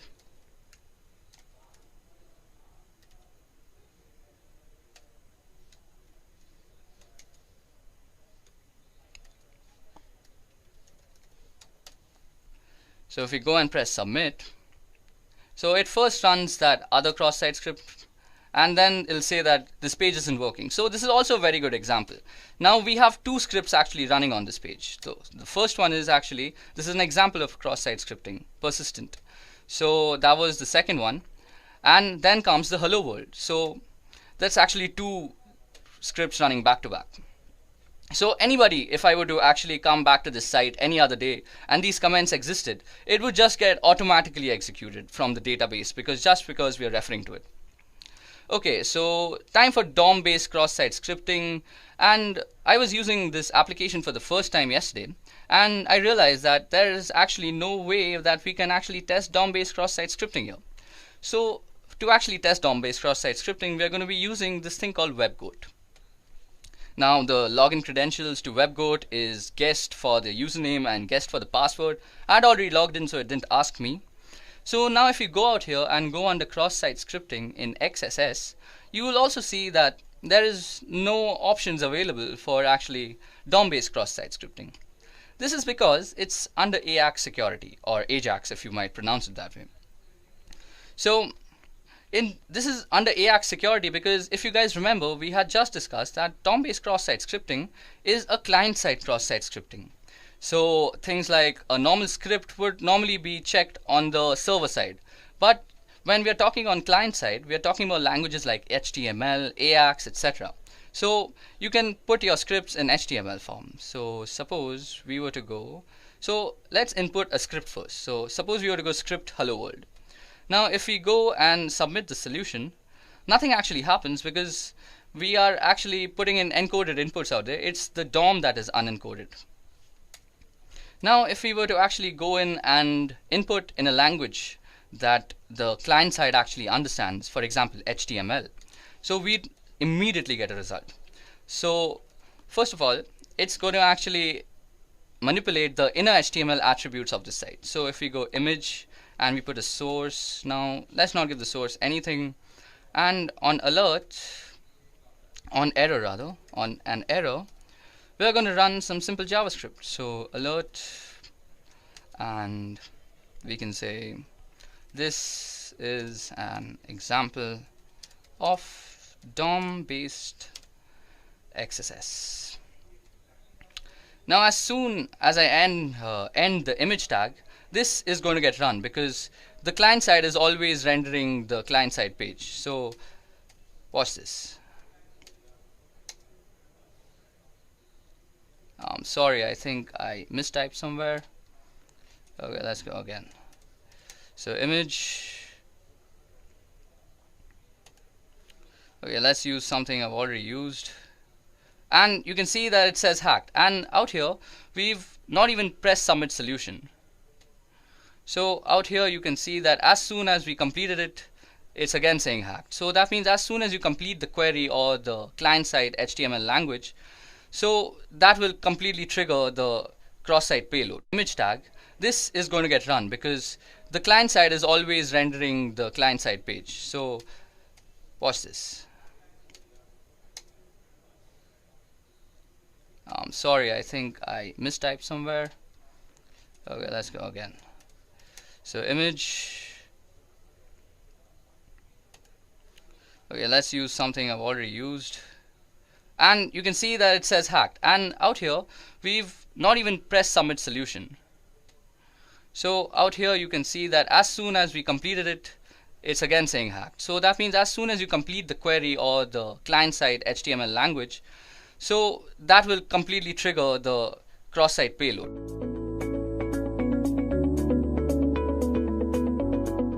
Firstly, let's go over what DOS and DDoS means. Now, to understand a DDoS attack, it is essential to understand the fundamentals of a DOS attack. DOS simply stands for denial of service. This service could be of any kind. For example, imagine your mother confiscates your cell phone when you are preparing for your exams to help you study, without any sort of distraction. While the intentions of your mother is truly out of care and concern, you are being denied the service of calling and any other service offered by your cell phone. Now, with respect to a computer and computer networks, a denial of service could be in the form of hijacking web servers, overloading ports with requests, rendering them unusable, denying wireless authentication, and denying any sort of service that is provided on the internet. Attacks of such intent can be performed from a single machine. While single machine attacks are much easier to execute and monitor, they are also easy to detect and mitigate. To solve this issue, the attack could be executed from multiple devices spread across a wide area. Not only does this make it difficult to stop the attack, but it also becomes near impossible to point out the main culprit. Such attacks are called distributed denial of service or DDoS attacks. Now let's see how they work. The main idea of a DDoS attack, as explained, is making a certain service unavailable. Since everything that is attacked is in reality running on a machine, the service can be made unavailable if the performance of the machine can be brought down. This is the fundamental behind DOS and DDoS attacks. Now, some DOS attacks are executed by flooding servers with connection requests until the server is overloaded and is deemed useless. Others are executed by sending unfragmented packets to a server which they are unable to handle. These methods, when executed by a botnet, exponentially increase the amount of damage that they are doing, and their difficulty to mitigate increases in leaps and bounds. To understand more about how these attacks work, let us look at the different types of attacks. Now, while there are plenty of ways to perform a DDoS attack, I'll be listing down the more famous ones. These methodologies have become famous due to their success rate and the damage they have caused over time. It is important to note that with the advancement in technology, the more creative minds have devised more devious ways to perform DOS attacks. Now, the first type of methodology that we're going to discuss is called ping of death. Now, according to the TCP/IP protocol, the maximum size of a packet can be 65,535 bytes. The ping of death attack exploits this particular fact. In this type of attack, the attacker sends packets that are more than the max packet size when the packet fragments are added up. Computers generally do not know what to do with such packets and end up freezing or sometimes crashing entirely. Then we come to reflected attacks. This particular attack is more often than not used with the help of a botnet. The attacker sends a host of innocent computers a connection request using a botnet, which are also called reflectors. Now, this connection that comes from the botnet looks like it comes from the victim, and this is done by spoofing the source part in the packet header. This makes the host of computers send an acknowledgement to the victim computer. Since there are multiple such requests from the different computers to the same machine, this overloads the computer and crashes it. This type of attack is also known as a Smurf attack. Another type of attack is called mail bomb. Now, mail bomb attacks generally attack email servers. In this type of attack, instead of packets, oversized emails filled with random garbage values are sent to the targeted email server. This generally crashes the email server due to a sudden spike in load and renders them useless until fixed. Last but not the least, we have the teardrop attack. So in this type of attack, the fragmentation offset field of a packet is abused. One of the fields in an IP header is the fragment offset field, indicating the starting position or offset of the data contained in a fragmented packet relative to the data in the original packet. If the sum of the offset and the size of one fragmented packet differs from that of the next fragmented packet, the packets overlap. Now, when this happens, a server vulnerable to teardrop attacks is unable to reassemble the packets, resulting in a denial of service condition. Okay, so that was all the theoretical portion of this video. Now it's time to actually perform our very own DDoS attack. Okay, so now that we finished the theoretical part of how DDoS actually works and what it actually is with its different types, let me just give you guys a quick demonstration on how you could apply a denial of service attack on a wireless network anywhere around you. Like this could be somewhere like Starbucks where you're sitting, or this could be a library also, or your college institution. No matter where you're sitting, this procedure will work. So the first thing we want to do is actually open up a terminal, because we will be doing most of our work on a command line basis. Now for this particular demonstration, we will be actually using two tools. First is AirCrackNG, which is a suite of tools which contains AirCrackNG, AirmonNG, AirReplayNG, and AeroDumpNG. So these are the four tools that come along with it. And the second one that we'll be using is called MacChanger. Okay, so let me just put my terminal on maximum so you guys can see what I'm actually writing out. So first thing we want to do is actually log in as a root. So let me just do that quickly. So because we need to log in as root because most of the stuff that we're going to do right now will need administrator access. Now, the first thing we want to do is check out our wireless network card's name, and we can do that easily by typing ifconfig. Now you can see that my wireless card is called WLO1, and we get the MAC address and we also get the IPv6 address. So that's my wireless network card, and we'll be actually setting that up in monitor mode. Now, before we actually go into and start up our network card in monitor mode, let me just show you how you can install the two tools that I just spoke about, that is AirCrackNG and MacChanger. So to install AirCrackNG, you can just go apt-get install AirCrackNG, hit enter, and this should do it for you. I already have it installed, so it's not going to do much. To install MacChanger, you could just go the same command, that is apt-get install MacChanger, and you can check if both the tools have been installed properly by opening the manual pages by typing man AirCrackNG, and this will open up the manual page for you. And let's also do the same for MacChanger. So what we're going to do first is set up our network interface card into monitor mode.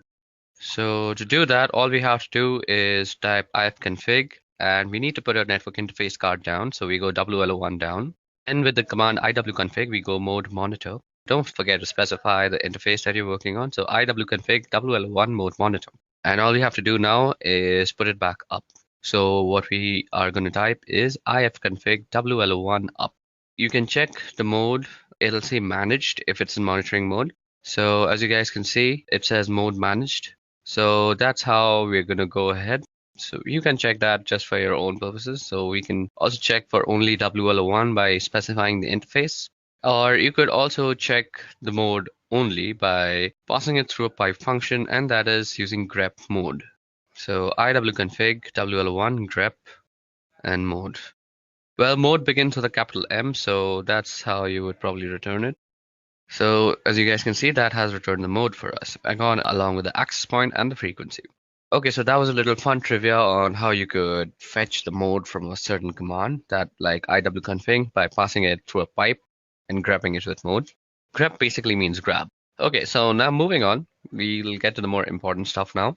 So firstly, we need to check for some sub-processes that might still be running and that might actually interfere with our scanning process. So to do that, what we do is airmonng check and then the name of the interface.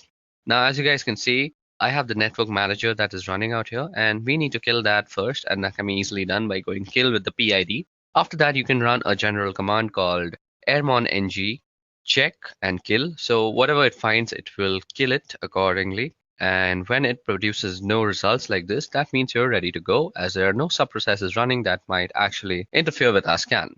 Now what we want to do is we want to run a dump scan on the network interface card and check out all the possible access points that are available to us. So as you guys can see, this produces a bunch of access points, and they come with their BSS IDs. They also have the power, which is the PWR, that is the power of the signal.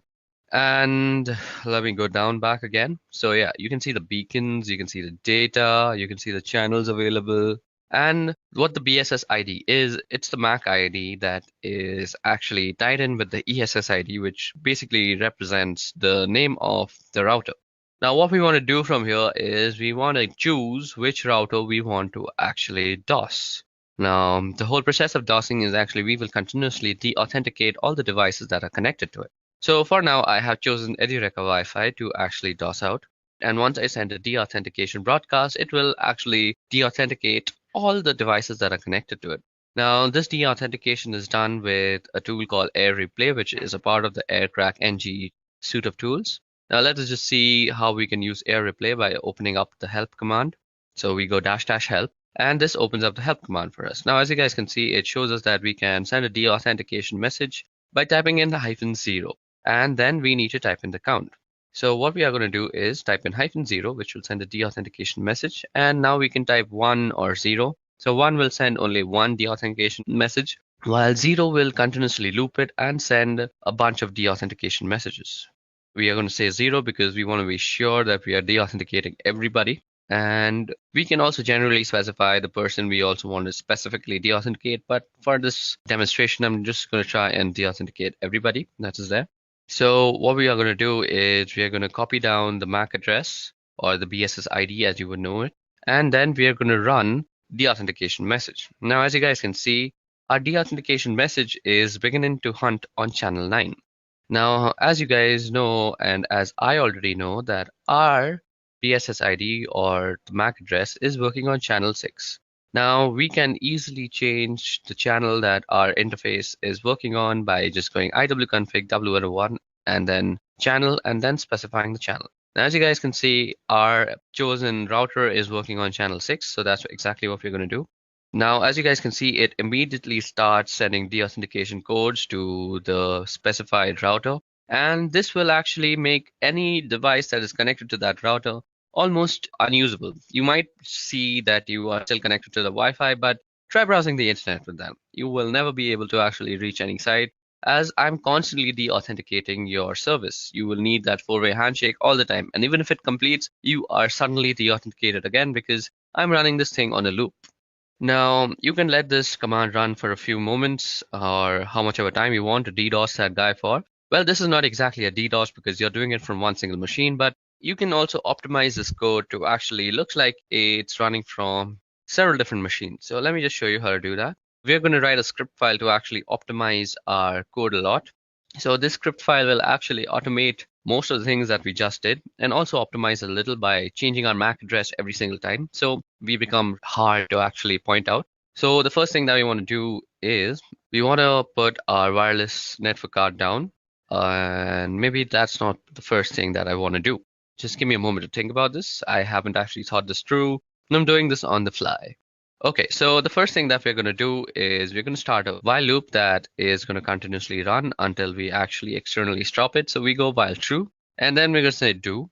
And the first thing that we want to do is send out a deauthentication message, and we are going to send it around 10 deauthentication messages. And we want to run it on a specific BSS ID. So that is the BSS ID that I had copied. So let me just put in that. And then we just put in the interface that it's supposed to work on. Now, what we want to do after that is we want to change the MAC address after we have sent all these 10 packets. So what we will need to do is put down our wireless network. And as already discussed, we can do that with ifconfig w1 down. And now what we want to do is change our MAC address. So we can do that with the simple tool that we had installed and saying MAC changer -r. So let me just open up a quick tab and show you guys how MAC changer actually works.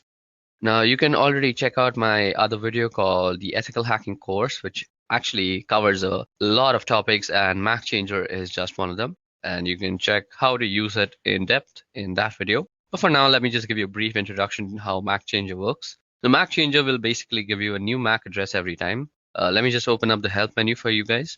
So as you guys can see, these are the options that are available to us. We can get a random MAC address. We can also tell it to show our MAC address. And we also have to specify the interface when we want to show us the MAC address. Now let me just generate a new MAC address. So you see out here that interface up or insufficient permissions is being shown. So this means we always have to put down our interface first. So let me just do that quickly. ifconfig w1 down. And now what we want to do is give ourselves a new MAC address. And boom, roasted, we already have a new MAC address, as you guys can see from the new MAC part. Now, if we put back our network interface card and then try and show our MAC address again, we see that our current MAC and our permanent MAC are two completely different MAC addresses. And our current MAC and the new MAC are identical. So this is how you can actually generate new MAC addresses to spoof your own identity on the wire. And that is very useful in this case because the person you're attacking will be so confused as to what to do because your MAC address is changing every time. And there's no real solution to the situation that you're creating for him. At least I don't know of any solution. If you do know how to stop this for yourself, please leave it down in the comment section below and help the world a little bit. Now we want to also get to know what our MAC address is every time. So let me just pipe my function through the whole thing, and let me just try and grab the new MAC address. So MAC changer are WL1 and grep MAC, and then we want to put our network card in the monitor mode, and then we also want to put up our network interface card. Now what we want to do out here is optimize it. So we can't be attacking constantly. So let us put a sleep timer. So this will make our program sleep for a particular amount of time. I'm going to make it sleep for 5 seconds. So after every 5 seconds, it's gonna send that particular BSS ID 10 deauthentication messages. Then it's gonna bring down my interface card. It's gonna change my MAC address. It's gonna put back the interface card into monitor mode and sleep for 5 seconds, and then repeat the entire process. And to end the script, let's just say done. So that will denote when the loop is done. Now let me just save it. Control O, Control X to exit. And there we go. Okay, so first of all, to actually run this, need to give it some more permissions. So as you guys can see, we already have it. Let me just put it in a much more readable format. Okay, so as you guys can see, our dos.sh doesn't really have executability. So we can do that with the command chmod. So I'm going to give it some executable permissions. So chmod plus x and then the name of the file. So this will actually change our dos.sh into a executable bash script. Okay, so it seems that we have done some error. So let's just go back into our bash script and check for the error that we have probably done. So nano dos.sh. Okay, so the thing that I am missing is that I forgot the -a that I'm supposed to put before putting the BSS ID in the air replay ng part of the code. So let me just go ahead and quickly do that. Okay, so now that that is done, let me just save it and quickly exit and see if this thing is working. Okay, so now we are trying to work out our script. Now, you guys should know that this EduReca Wi-Fi is my company's Wi-Fi, and I have complete permission to go ahead and do this to them. Also, my company's Wi-Fi is kind of secure, so every time it senses that a deauthentication message is being sent like that, it kind of changes the channel that it is working on. So these guys are really smarter than me most of the time. And this time, I'm just going to try and force them to work on channel 6. So let me just go ahead and run my script once. Okay, so let me just check that they're still working on channel 6. Yep, they're still working on channel 6. Let me just check my script once if it's correctly done, if I have the perfect MAC ID. Let me just copy in the MAC ID just to be sure once again. So there you go, we've copied it. Let's go into the script and let's paste it out. Okay, so now that that is done and we have the MAC IDs and everything set up properly, let me just show you how to run the script. So you go dot and // and then you said dos.sh. Now you see that our thing is working on channel 8. So this will definitely not work and will say that BSS ID is not there. So what we need to do, as I had showed to you guys earlier, we can go iwconfig WL1 and change the channel to channel 6. Oops, I changed it to channel 8 again. This will not work. I'm sorry, that was my bad. So now that we have changed it to channel 6, you can see that it is sending everything immediately. Okay, so that is actually running our script very well. And as you guys can see, the security measures that are taken by my company, it will not always work on channel 6. It'll keep rotating now until it finds a safe channel. So it really can't find a safe channel. I will always be DOSing on channel 6, and it will run sometimes and it won't run sometimes, but mostly with unsecure Wi-Fi that is running at your home mostly, this will work 100% times. So let me just stop this because my company will go mad on me if I just keep on DOSing them. So this brings us to the end of our demonstration. This is how you can always DOS your neighbors if they're annoying you. But remember, if you're caught, you could be prosecuted.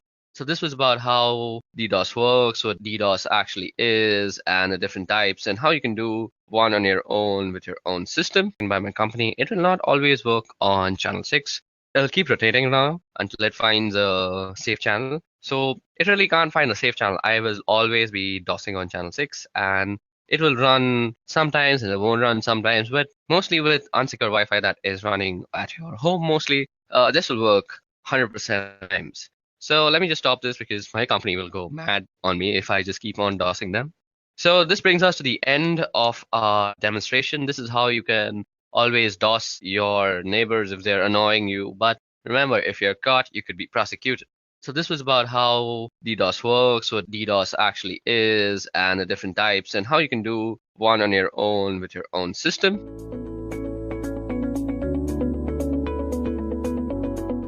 In early days of internet, building websites was straightforward. There was no JavaScript, no backend, no CSS, and very few images. But as web gained popularity, the need for more advanced technology and dynamic websites grew. This led to development of Common Gateway Interface, or CGI as we call it, and server-side scripting languages like ASP, JavaScript, PHP, and many others. Websites changed and started storing user input and site content in databases. Each and every data field of a website is like a gate to database. For example, in login form, the user enters the login data. In search field, the user enters a search text, and in data saving form, the user enters the data to be saved. All this indicate data goes to database. So instead of correct data, if any malicious code is entered, then there are possibilities for some serious damage to happen to the database and sometimes to the entire system. And this is what SQL injection is all about. I'm sure you've heard of SQL. SQL Query Language, or SQL, is a language which is designed to manipulate and manage data in a database. SQL injection attack is a type of cybersecurity attack that targets these databases using specifically crafted SQL statements to trick the systems into doing unexpected and undesired things. So by leveraging an SQL injection vulnerability present in web application or a website, given the right circumstances, an attacker can use it to bypass web application's authentication details, as in if you have login and password, user can or attacker can enter just the user ID, skip the password entry, and get into the system. Or he can sometimes retrieve the content of an entire database.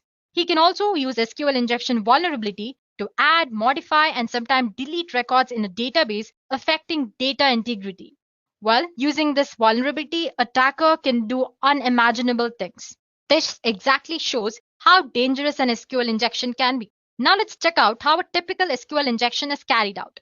Well, let's start with non-technical explanation. Guys, I have a simple analogy here. So first, let's go through this. Once you understand this, you'll easily able to relate this with what SQL injection attack is. So anyway, first imagine that you have a fully automated bus that functions based on the instructions given by human through a standard web form. Well, that form might look something like this. For example, the form might say, drive through the route and where should the bus stop, if when should the bus stop. This route and where should the bus stop and this condition, that's when should the bus stop, or the user inputs. This is where user have to enter the input into the form.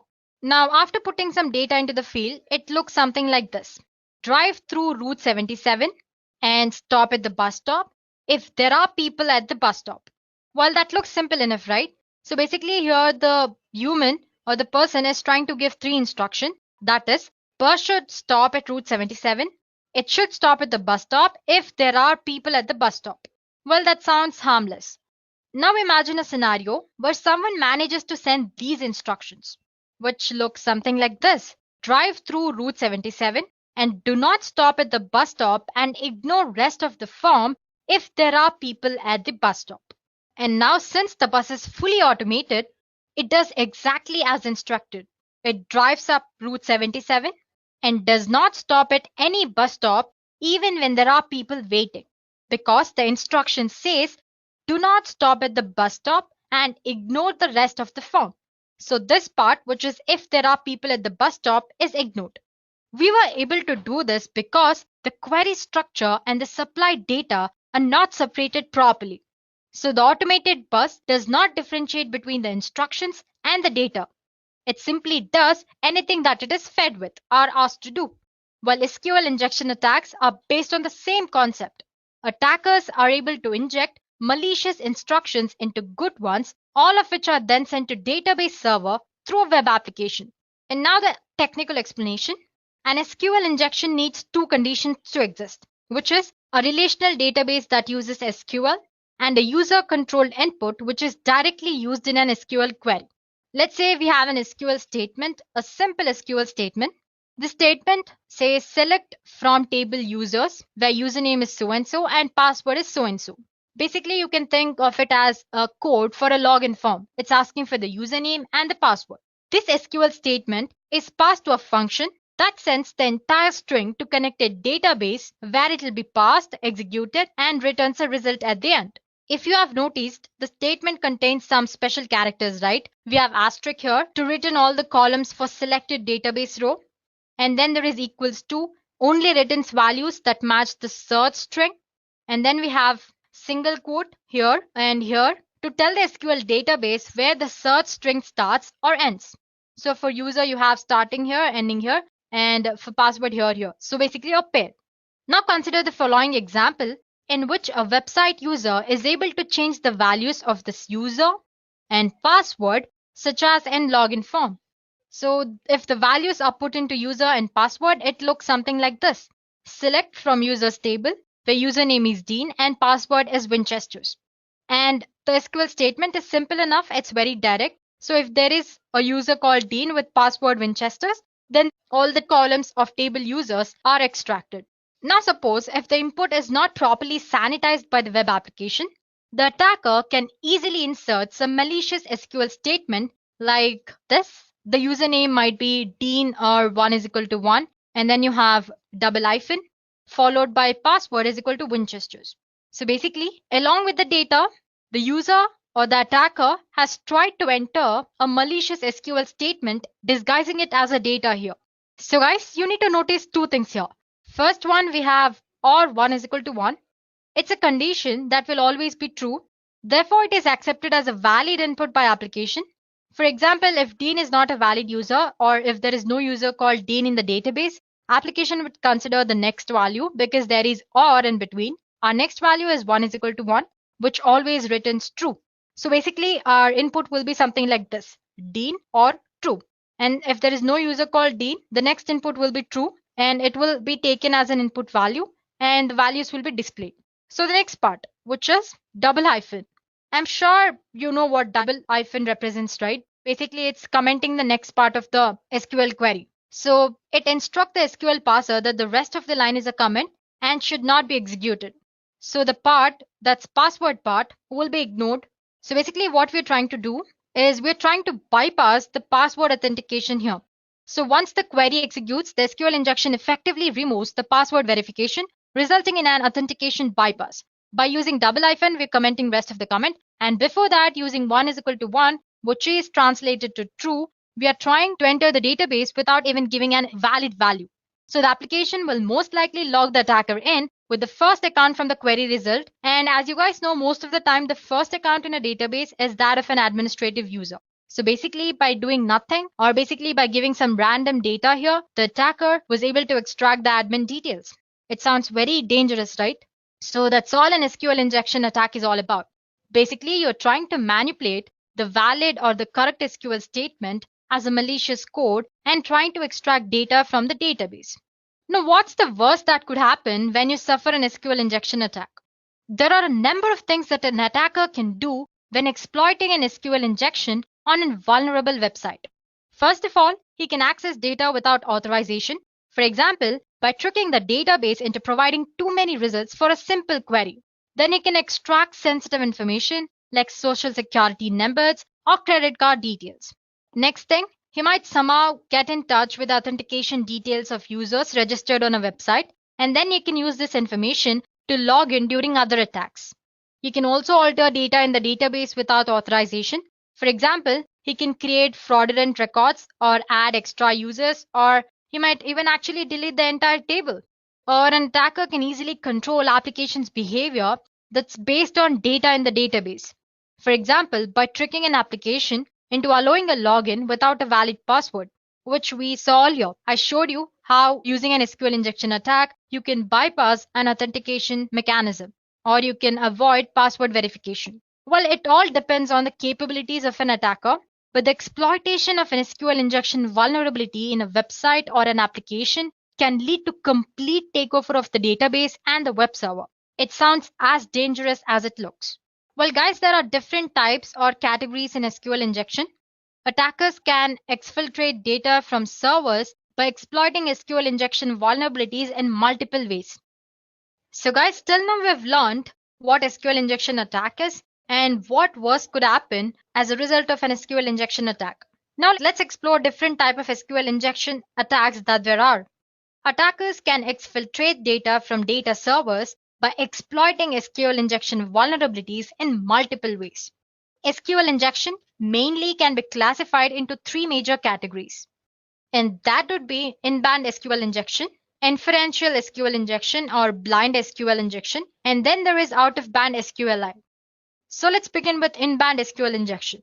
In-band SQL injection is one of the most common and very easy to exploit when compared to other SQL injection attack types. In-band SQL injection occurs when an attacker is able to use same communication channel to both launch the attack as well as gather the result. It's further divided into error-based SQL injection and union-based SQL injection. Now talking about the next type, which is blind SQLI, or we can also call it inferential SQL injection. It usually takes much longer when compared to in-band SQL attack, but it is just as dangerous as any other type of SQL injection. So in this attack, no data is actually transferred via web application, and the attacker will not be able to see the result of an attack like in in-band. That is why what we call it as the blind SQL injection. So basically here, an attacker reconstructs the entire database structure by sending payload, by observing the web application's response, and by resulting behavior of database server. So basically he observes and then attacks based on the data he finds out. It is further divided into blind Boolean-based SQLI and then blind time-based SQLI. And lastly, we have out-of-bound SQLI, which we'll discuss at the end. Okay, let's get started with error-based and then we'll move forward with the other types. Okay, so here we go. Error-based SQL attack. It's type of in-band SQL attack. It is a technique that relies on error message thrown by a database server to obtain information about the structure of the database. So basically, here an attacker will rely on the error message which is sent by the database server to manipulate the database. So an attacker can retrieve information such as table names and other content from visible database errors. If you guys notice, most of the times the errors are too detailed. Well, it's not necessary for the errors to be so detailed. Well, that's one, you can say, a drawback of database errors here. For example, let's consider this query. Well, don't get overwhelmed by the complicated way it looks. Anyway, you have a request here. With this valid data, I'm attaching an injection point, which says extract the version basically. That's all it is doing. The above query returns an error in which it displays version of MySQL that I'm using. So guys, as you can see, basically I'm using version parameter here, and this is my entire injection point. And using this version parameter, the query will result an error. In the error, it will display version of MySQL that I'm using. Similarly, I can fetch existing database, tables in the database, and finally the content which is present in the table. So the best way or the way to avoid here is you can avoid displaying database error messages in very detailed format, which in turn prevents hackers from fetching the information. So basically make errors as little informative as possible, up to the point. So that's all about the error-based SQL attack. So in simple terms, the attacker makes use of the information which is provided in the error to extract data from the database. Next type of attack is union-based. I'm sure you can understand by the name itself. Anyway, in this attacker, the attacker uses union SQL operator to combine the results of two or more select statement into a single result. And this result is then returned as a part of HTTP response. So here's an example.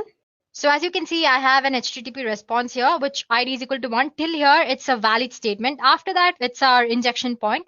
We are trying to use select MySQL, which is a standard database name, and union operator select version. So basically, this will again display the version of MySQL that I'm using. So these are two different kind of in-band SQL types. Moving on to next type, which is Boolean. So like I said earlier, guys, this inferential or blind SQL injection are referred to as blind because no data is actually transferred via web application, and the attacker will not be able to see the result of an attack here. Okay, so the first type, which is Boolean based. So when an SQL query fails, sometimes some part of web page or disappear. I'm sure you might have noticed, right? Suppose if you're entered something wrong in the URL, sometimes the page which you're viewing either disappears, or it might change the entire website, or it might fail to load anyway. These indications allow attackers to determine whether the input parameters is vulnerable and whether it allows extraction of data. This attack is typically very slow, especially on large databases, since an attacker would need to enumerate a database character by character. So guys, for example, you can see the query which is on the screen. With this request, the page should load as usual if the database version is 5x, but if it behaves differently, for example, like it might display an empty page or half the details of the website are gone, then you can consider the website version is different, indicating if the website is vulnerable to an SQL injection or not. So basically what he does is here, the attacker gives some sort of input. He observes what kind of response does a database server gives to that query. Based on that, he'll determine if it's possible to exploit the SQL vulnerability present in that application, or if at all the SQL vulnerability is present or not. So that's all about Boolean based. Then comes the time-based SQL injection. In some cases, even though a vulnerable SQL query does not have any visible effect on the output of the page, it may still be possible to extract information from an underlying database. Hackers determine this by instructing the database to wait or sleep a stated amount of time before responding. So basically here, if there is no visible output from the database server, the attacker will ask the entire database to sleep for a while. If the page is not vulnerable, it will load quickly. If it is vulnerable, it will take longer than usual to load in response to the query. So to execute that, the true function is changed to something like sleep 3, which instructs the database to sleep for 3 seconds. So basically, as you can see in this example, we are instructing the database to be sleep for 3 seconds. If the page takes longer than usual to load, we can assume that the database version is 5.x. Okay, then comes our final SQL injection type, which is out-of-bound SQL. It's not very common. Sometimes only when an attacker can retrieve information from a database is used some sort of out-of-band techniques. Usually these type of attacks involve sending data directly from the database server to a machine that is controlled by the attacker. So guys, these are the major categories of an SQL injection. And now that we have learned the theory part, it's better if we know how to actually perform them in reality. So let's explore at least a few of these types, if not all. So to show you guys how to perform an SQL injection, first of all, I need a web application or a website on which I can actually perform an SQL injection. There are a lot of web applications which are vulnerable. So all you have to do is just type php id is equal to 1. This should give you the applications which have SQL vulnerability present in this database. But the thing is, I'm still not sure if I can use these websites. It's almost illegal, right? Because these are actually present on the net. But that won't be posing a problem since we're just trying to learn how to perform SQL injection. There are a lot of vulnerable web applications or websites which are especially made to actually perform such attacks. I'm sure you might have seen in other previous videos related to ethical hacking and cybersecurity, where we used Kali Linux and we used Metasploitable 2. We had different other kind of vulnerable web applications like DAM vulnerable application and Mutiliday and many others. As for today's session, we'll be using another such web application, which is called WebGoat. As you can see, it says WebGoat is a deliberately insecure web application maintained by OWASP designed to teach web application security lessons. So you can install and practice with WebGoat. It not only has SQL injection, it also has other kind of vulnerabilities, which you might have seen when we were discussing the WordPress website vulnerabilities, like cross-site scripting, SQL injection, and content delivery, many others. Okay, the latest version of WebGoat that's running right now is version 8. So basically all you have to do is you can search for WebGoat 8. So here you go, you have a GitHub version here, you can click on that. So that's a brief introduction about WebGoat. So basically it's a vulnerable web application where you can test your skills or actually see how the attacks happen. So all you have to do is install WebGoat. Right now the current running version is WebGoat 8. All you have to do is type for WebGoat. You can see the WebGoat GitHub link here. Click on that. And if you scroll down here, it says download the latest release of WebGoat. You can run it as a container using Docker. Anyway, you can just click on this. And there you have your jar file. Just click on that, it'll be downloaded. I already have it downloaded. You can store it in your favorite folder or the folder which you access very easily. So one more point is that there's a prerequisite which you need to have to use WebGoat, which is your Java, latest version of Java. So let's say cmd command prompt. Let me just check if I have Java version. So as you can see, I have latest version, which is Java 11.0.2. So if you have older versions, delete them or just update them to the new version. And sometimes it also says that to actually use WebGoat, you need to have Tomcat, but it runs without Tomcat as well, as when it comes with the pre-installed JVM and Tomcat. But to be on the better side, please do make sure you are using JVM. Okay, guys, I have my WebGoat stored in my D folder. So all I have to do is and dir. Let me maximize the screen for you guys. So here you go. You can see my WebGoat jar file here. So now to start using that, all you have to do is java-jar and WebGoat. Let me just press tab. There it goes. Click enter. Well, it starts a WebGoat application for us. It might take about like half a minute.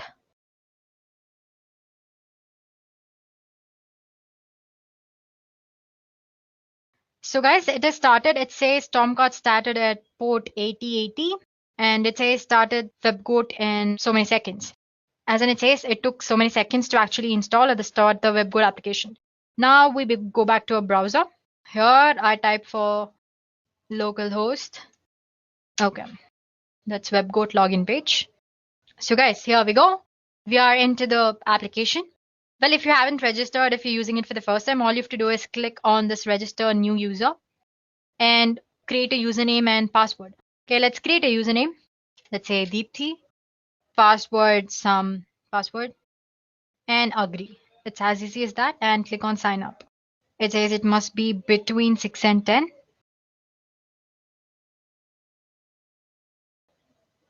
So yeah, and I'm gonna say save. Here you go. This is the WebGoat application. As you can see, it's a deliberately insecure application that allows interested developers just like you to test vulnerabilities, which are commonly found in Java-based applications that use common and popular open source components like SQL and other components. So you have different other kinds of vulnerabilities here as well discussed. You have insecure deserialization, you have access control flaws, you have cross-site scripting. Under that, you have different categories. And then you have authentication flaws like JWT tokens. Then you have authentication bypass. You have password reset. And then there is injection flaws, which we're going to discuss today. Under that, you have cross-site scripting as well, or XXE. And then other general like HTTP basics and proxies. So let's go for our today's topic, which is SQL injection. The first thing that you want to do is not go for advanced. It's a little complicated. So just click on injection here, SQL injection. You will land upon this page. So basically the first page is all about what SQL query languages, that's SQL is about. Different type of SQL injection, not the types which we discussed. String-based SQL injection and numeric-based SQL injection. And then just click next. Ignore this, it's mostly because of the network error anyway.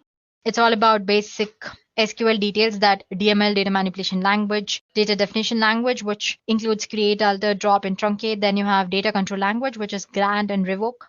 So it basically described what an SQL injection attack is. Basically, if you recall, SQL injection is basically entering a malicious data into an actual data, this way getting access to the database content. So the things that you can do using SQL injection, you can read and modify sensitive data from the database. You can execute administration operations on the database by getting access to admin data. You can shut down the entire database. You can truncate the tables, and you can add malicious users as well. You can recover the content of a given file from the file system. You can issue commands to operating system as if the application is of your own. There you go. Then what all you can do, you can spoof identity, you can tamper with existing data, you can destroy, you can pick an administrator.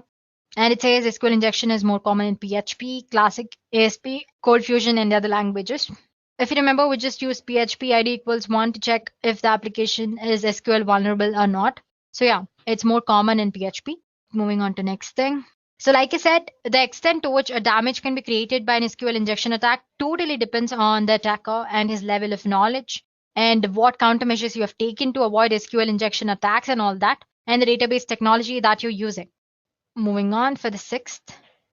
So this also we discussed in the theory part, as in I showed you an example on how to actually perform an SQL injection attack. So this is string-based SQL injection attack. You can see there's an SQL query which says select from user table where name is username. But you can see it's using some sort of quotations here. It's using single quotes to indicate that's the start of the content and a single quote here to indicate the end of the content.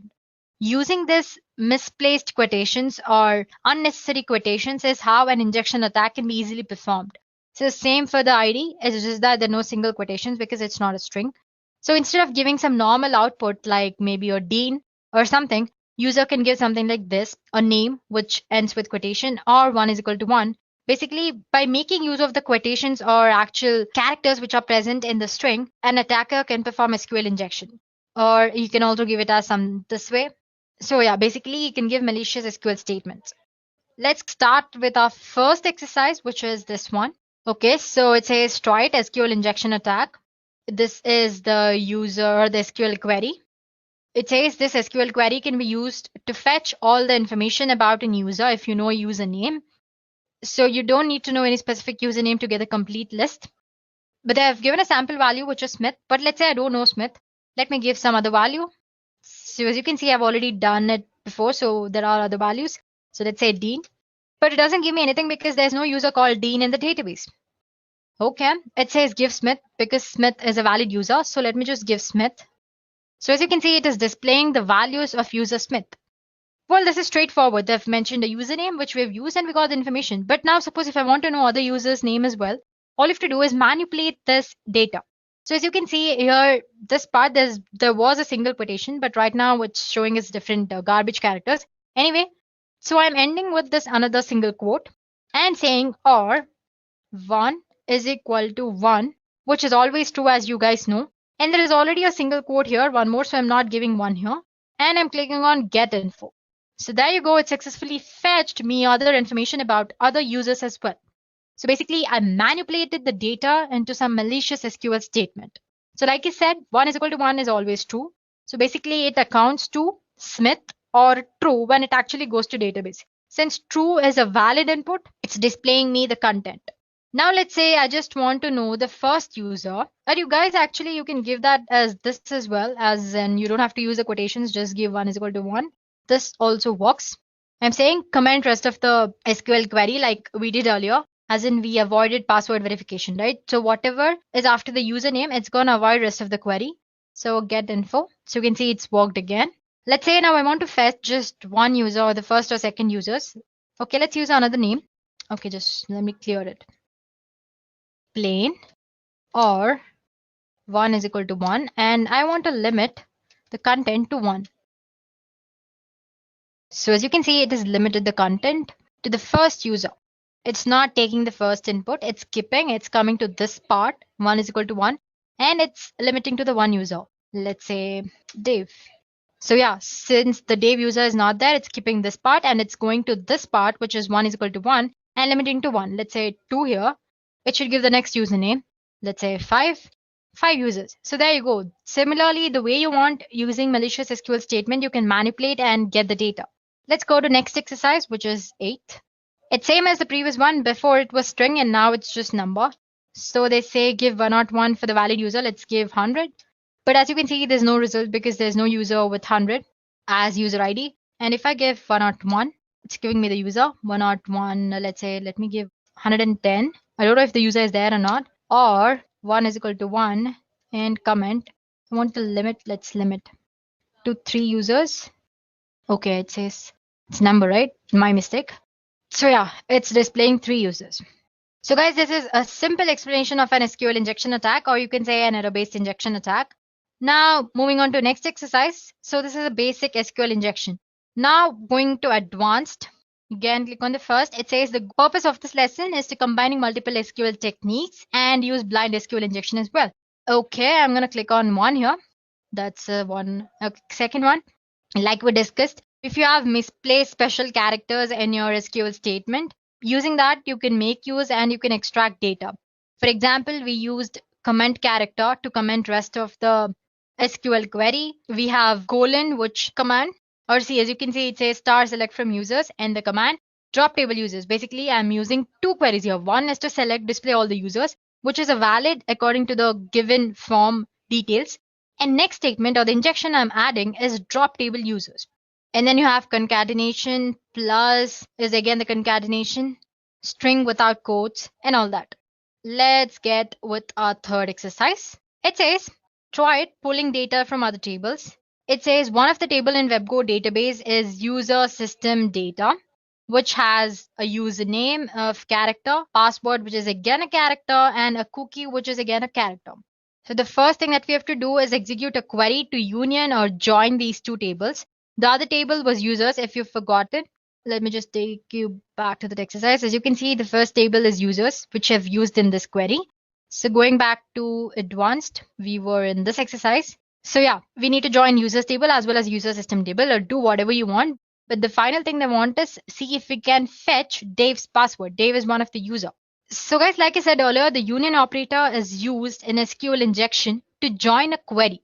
And the result of this forged query will be joined to the result of actual query. So you have one query, for example, let's say you're giving username and I'm giving union there. I'm attaching another statement. So basically for the result of the previous query, I'm adding my injection point via union. We are asked to fetch Dave's password here. Well, there are a lot of ways you can do it. We can do it without using union as well. Let me show you one way. Let's say I have Smith. I'm going to end this here. And let me say select star from user system data. And I'm again quoting it. And that should do it.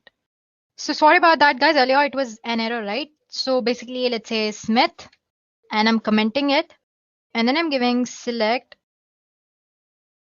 star from user. What is the table name? System data in the query and comment the rest. So as you can see, it has fetched the password of Dave. This is one way of doing it. But then we explored error-based SQL injection earlier. Now I want to show you how to use union command to extract or to perform this exercise. Anyway, so basically, like I said earlier, again, you can use union to combine two results. So the first thing you need to do is you need to know the number of columns in your user tables. For that, the simple thing that you can do is Smith. You can use group by or order by. Both of them works fine. I'm using order by 1 and let me comment it. It is giving me some sort of output. So I can say number of columns is more than 1 or actually 1. Let me try one more. 2, comment. It's still giving output. Let's give 3, 4, 5, 6, 7. It's still giving me output. Let me try go for 8. Yeah, as you can see, when I've given till 8, it says invalid order by expression. It's because, as you can see, if I give 7, the number of columns here is 7. User ID, that's 2 first name, 3, 4, 5, 6, and 7. Total number of columns is 7. And when I give it 8, it's giving me error because the number of columns are just 7. So this way, based on the error it's displaying, you can actually extract data, or you can actually know. So now that we know there are 7 columns, I'm going to use union statement. Remember guys, when you're giving union, in the select statement, the number of fields or the number of columns that you're giving should be the same number of columns as in the users table. That's 7. That's why we found the number of columns. The values are needed because the two queries must have equal number of columns in order to avoid syntax error. If you have like 5 columns in your second table, and if you have 7 columns in the first table, the union won't happen properly and you're going to get the syntax error. To avoid that, we found out the number of columns so that you can manipulate it in the query. For example, let's say Smith, and now the union select user ID, 7 columns, user ID, then password. Let's give username as well, username, password, then cookie. Make sure the data types is right as well, matching, then cookie, then user ID. Let me just count. So I have 1, username 2, that's 3, password 4, 5, 6 the field, and 7 user ID. From which user table? That's user SYSTEM system. Sorry about the mistakes, guys. Data, and comment the rest of the session. Now if I give get info, as you can see, it is fetching the information. So basically we used union operator. We combined that with actual query, which was name. So basically we gave Smith as the username. Along with that, we attached our next query, which is select. We found there are 7 columns in our user tables. Since we're using union, we're adding 7 tables in the query as well and asking it to display the information. So as you can see, it displays Dave password, which was same as before. That was when we performed Smith in the query, and select star from user data system data. Okay. So as you can see, the password now and the password earlier was also different, as in same. Sorry about that. Now if I give this to check, pass W0, and then I have R and capital D. So it says, congratulations, you have successfully completed the assignment. There you go, guys. I've showed you error-based SQL by finding out number of columns, and in the simple SQL as well. After that, we also learned how to use union operator to extract the data. So like I said, we have learned at least 2 types of SQL injection attacks here. Then going to next one, it says blind SQL injection attack. We've already learned about blind SQL injection attacks. Basically, no output, or an attacker can't actually see the database input here. So basically, the attacker determines the answer or the data he wants based on the application's response to the query he gives. And the next part is about difference. So it says in a normal SQL injection, error messages from database are displayed and given enough information to find out how query is working, or similarly in the case of union-based SQL as well. So in case of this blind SQL, nothing is displayed. You will start asking questions based on true or false statement, and depending on the response the system or database server gives to you, you determine what kind of attack can you actually perform. So for example, you have this SQL query and it'll change to URL in this form. That's HTTP. This is the query is equal to 4 and 1 is equal to 1. This will be translated to this form. You know the website is vulnerable for a blind SQL injection. But if the browser responds with page not found or something else, you know that a blind SQL injection might not work, or that there is no vulnerability present in that application. Similarly, you can go ahead and change 1 to 2, which will not return anything because obviously the query returns false, which 1 is not equal to 2, right? So basically it equates to some content or data and false. Now, how do we actually take the advantage of above true or false thing?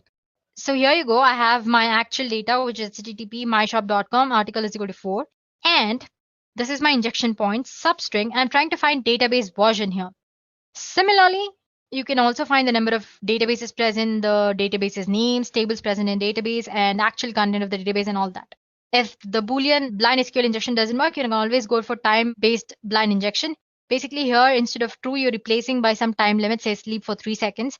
Even after giving that, if the application actually loads properly, it means there's no SQL vulnerability. If it takes a little time to load, then it means that there is some sort of SQL vulnerability and you can exploit that. So there you go. And our next assignment is, it says, now that you know all the basics of SQL injection, go ahead and log in as a Tom.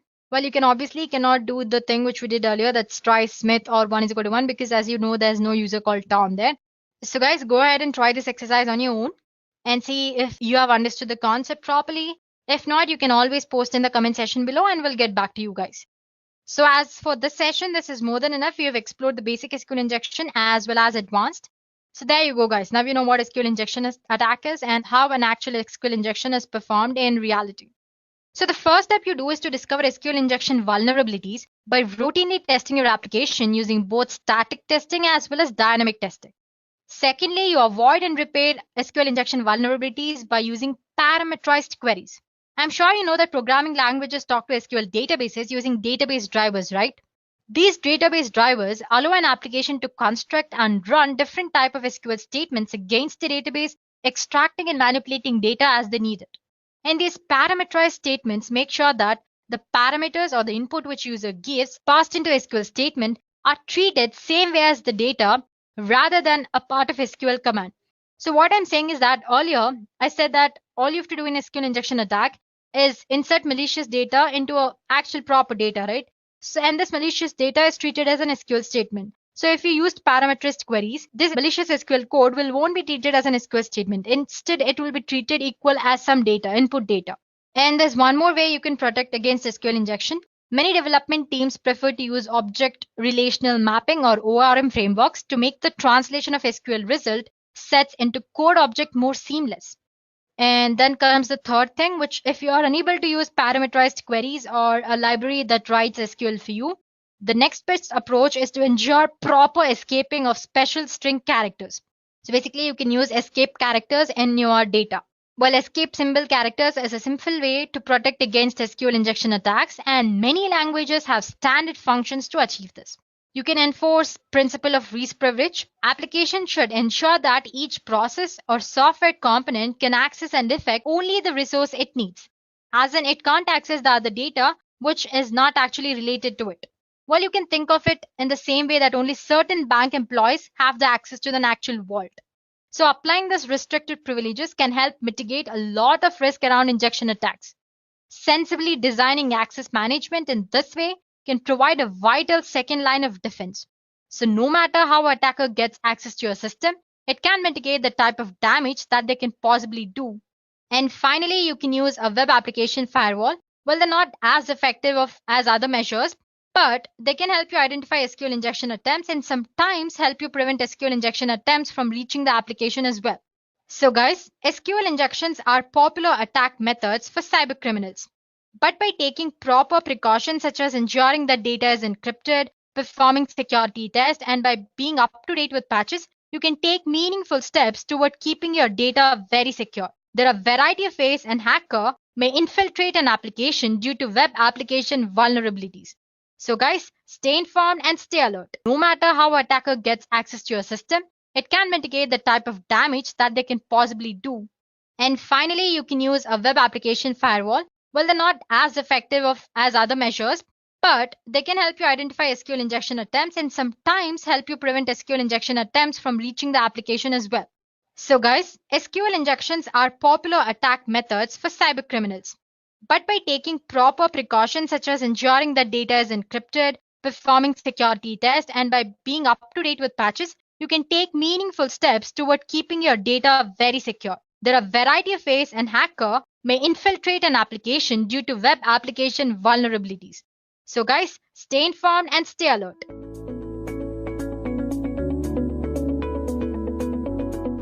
So you remember the last time you went shopping online? Remember all the pictures of clothes, books, and electronics that you looked at? What if I tell you that those images weren't really for you? What if those pants you were looking at were really detailed blueprints of military installments? You would never know, right? This is the nature of steganography. Steganography is science of hiding information from plain sight.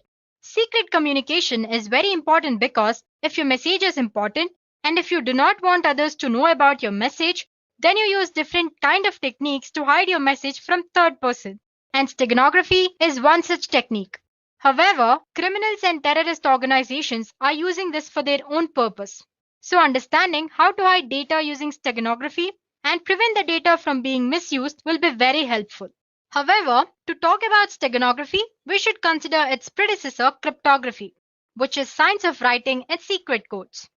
Basically, cryptography makes messages meaningless to the casual reader by encrypting the data using a set of rules which are known to both sender and receiver. Only the intended receiver with the decryption key can extract the actual message. Thus, when an attacker discovers the message, it is still difficult for him to get the secret message. If cryptography is a strong way to encrypt and secure a communication, then why do we need a new technique? Answer is very simple. When we are using any cryptography technique, we need to send a secret key and third person can easily judge that some secret kind of communication is going on. In simple terms, cryptography does not try to hide the fact that secret message is being sent. This is where steganography comes into picture.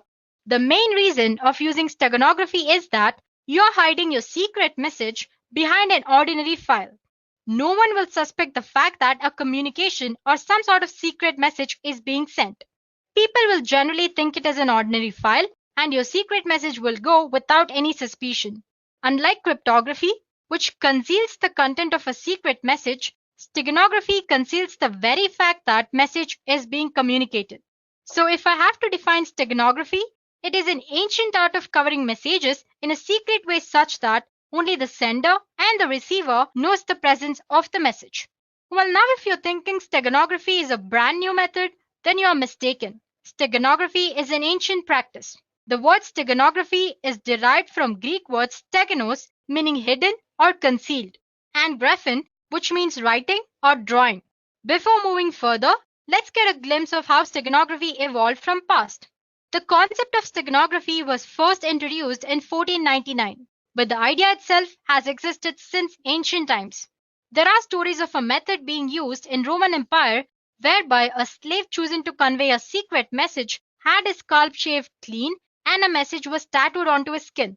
When the messenger's hair grew back, he was dispatched on a secret mission. On the other end, the receiver shaved the messenger's scalp again and read the secret message. Well, that was one way of doing it. Demaratus, the king of Sparta, sent a secret message on tablet covered with wax. When it was received at the other end, the wax was scraped off to recover the message. Another oldest and the most fascinating and common way to hide message is to use invisible inks. The actual message can be made visible if document was heated gently. Next came the null cipher. Null cipher refers to the method of encrypting where plain text is mixed with actual message. Next was hiding data in the images. Microdots were used to conceal a message. A microdot is a simple text or an image which is reduced in size to hide its contents. And this microdot or the images or the text which are present in a microdot are then read using magnifiers. Apart from these techniques, there were others as well, like spread spectrum, semograms, etc. So like I said earlier, steganography is an ancient practice. The majority of today's steganographic systems use multimedia objects like image, audio, video, etc. as cover media. Well, if you don't know what I mean when I say cover media, don't worry about it. You will know more about it as we progress through this session. But for now, cover media is a place where you actually store your hidden information or you store your secret information. So based on the type of cover media, steganography is divided into multiple types. To begin with, we have text steganography. Text steganography is hiding information inside the text files. It involves things like changing the format of existing text, changing words within a text, generating random character sequences, or using some sort of context-free grammar to generate readable text. Well, there are different methods to hide data in text. Some of the popular ones include format-based method, random and statistical generation, linguistic method. Moving on, we have image steganography. This is nothing but hiding data in an image. It's one of the most popular way of hiding data because in image, there are huge number of bits present in digital representation. So it's easy to store or hide data in an image. There are a lot of ways to hide your information inside an image. Common approach includes LSP steganography, which we'll be discussing in detail later. And then there is masking and filtering, some sort of encryption techniques, and many others. Moving on, audio steganography. It sounds according to its name. In audio steganography, a secret message is embedded into an audio signal, which alters the binary sequence of corresponding audio file. Then there is video steganography. In video steganography, you can hide any kind of data in digital video format. The advantage of this type of steganography is that large amount of data can be hidden very easily. You can think of it as a combination of image steganography and audio steganography. Well, there are two classes of video steganography. One is embedding data in uncompressed raw video and then compressing it later. Other one is embedding data directly into compressed data stream. And next there is network steganography. Like it sounds, it's a technique of embedding information within network control protocols like TCP, UDP, ICMP, and many others. For example, you can hide information in the header of an TCP/IP packet in some fields that are either optional or not important. And finally, there's email steganography. It's not a very well-known type, but anyway, email that contains the files embedded within hidden information using steganography can be very difficult to detect as well as read. Now that we have learned of different types of steganography, let's take a look at few features that a steganographic technique must and should possess. I'm sure you can see an image of an adorable and cute kitten on the screen, right? Well, that's our cover image or the file where we store our secret data. So the first feature that any steganographic technique must possess is transparency. It's an important feature. Each cover media, it can be image or audio or video, has certain information hiding capacity. If more information or data is hidden inside the cover, then it will result in degradation of cover media. As you can see, the stego image or our final image after hiding data inside our cover image is not proper or exactly similar to our original image, right? So there's some sort of distortion. So if attacker notices this distortion, then our steganographic technique fails and there is possibility that our original message can be extracted and damaged by attacker. Well, that's the first feature. Next feature is robustness. Robustness is the ability of hidden message to remain undamaged even if the stego media undergoes some sort of transformation like cropping or scaling and blurring or linear and non-linear filtering or some sort of hindrance. So we have to make sure that technique in any way doesn't affect our secret message. And the last property, tamper resistance. This is one of the most important feature because if attacker is successful in destroying the steganographic technique, then the tamper resistant property makes it difficult for the attacker to alter or damage the original data. Well, you can think of it as a last step that as a sender you can do to protect your data from other people. Okay, so till now we have covered what steganography is, a bit about its history and its types. Now let's go through a basic steganographic model. Well, it's pretty simple concept. But before we start, we should be aware of few technical terms that I was using earlier and which I said I'll explain later. So here we go. We have something called cover object or cover file. This is the file that we will use to hide the information. It could be an image or a video or an audio or networked or the different types which we discussed earlier. And then there is our secret message. As you know, this is the secret information that we want to hide into cover object. And sometimes you also have something called stego key, and I'll explain you what that is when we encounter it. So let's get started then. So there is an steganographic encoder, which uses some sort of steganographic method or function to embed the secret message, which is represented by M, into our cover object or cover file X. So as you can see, there's a function which takes X, which is our cover file, M that is secret message, and another input that's K. Like I said, K is nothing but key or stego key. It is a key to embed data in a cover and extract data from the stego medium. Well, it's optional. Using a key provides extra security, that is all. So basically our steganographic encoder method or function takes this cover image, secret message and key as an input and embeds our secret message into cover object. Embedding process generates a stego object and the stego object looks exactly like our cover object. Now this stego object is sent to receiver through the network without any encryption here. So this is where our steganographic encoding process ends. Now if on the other end, receiver wants to extract the secret message, all he has to do is feed the stego object into steganographic decoder, which also takes key as one of its input, and then as a result, he gets secret message which was intended for him. So like I said, it's a very simple process, right? So if I summarize, you have your cover file, which could be image, audio, or anything.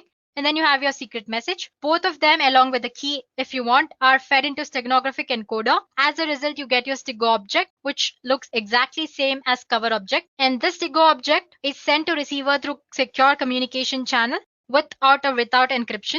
On the other end, if receiver wants to extract the secret data, he feeds this stego object into steganographic decoder and he gets cover object and secret message as an output. So this is how steganography actually works. Well, if I want to make this process more secure, I can add one more step, which is encryption. Let's see how to do that.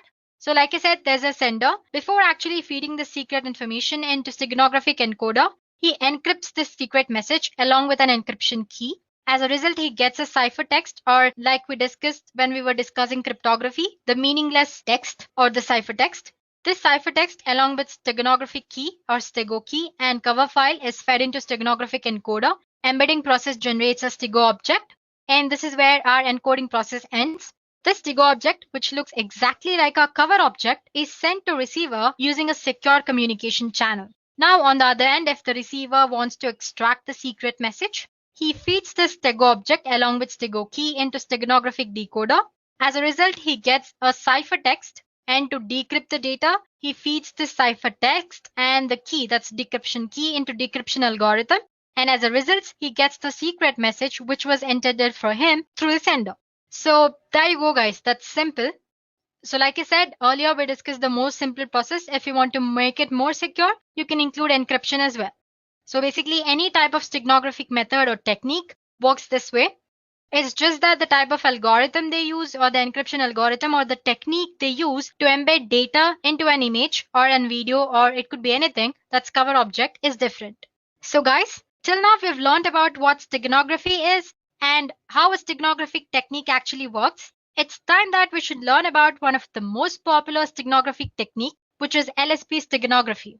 If you remember, earlier we talked about image steganography, where we hide secret data inside an image. Well, one of the popular technique to hide secret message inside an image is LSB steganography, or least significant bit steganography. Now, before we jump into what LSB steganography is, let's take a look at a few basic concepts. On the screen, I have an image. To be more precise, let's call it a digital image. Every digital image is a finite set of digital values called pixels. You have probably heard the term before and generally know that pixels make up an image. Pixel is actually short for picture element. Well, you can think of them as dots of illumination, typically so small that you're unable to see them. Thousands or even millions of individual pixels together make up an image. So each pixel can be one color at a time. However, pixels are so small that often blend together to form new colors. In this session, we will work with RGB color model.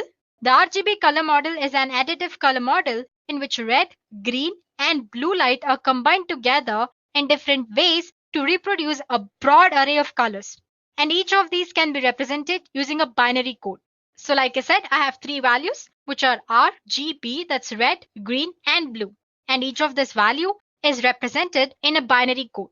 So by mixing the 8-bit binary red, green, and blue values, pixel can be any color. And the color is usually determined by number of bits used to represent it. Well, in this case, we are using 8 bits. So we can display for about 250 colors.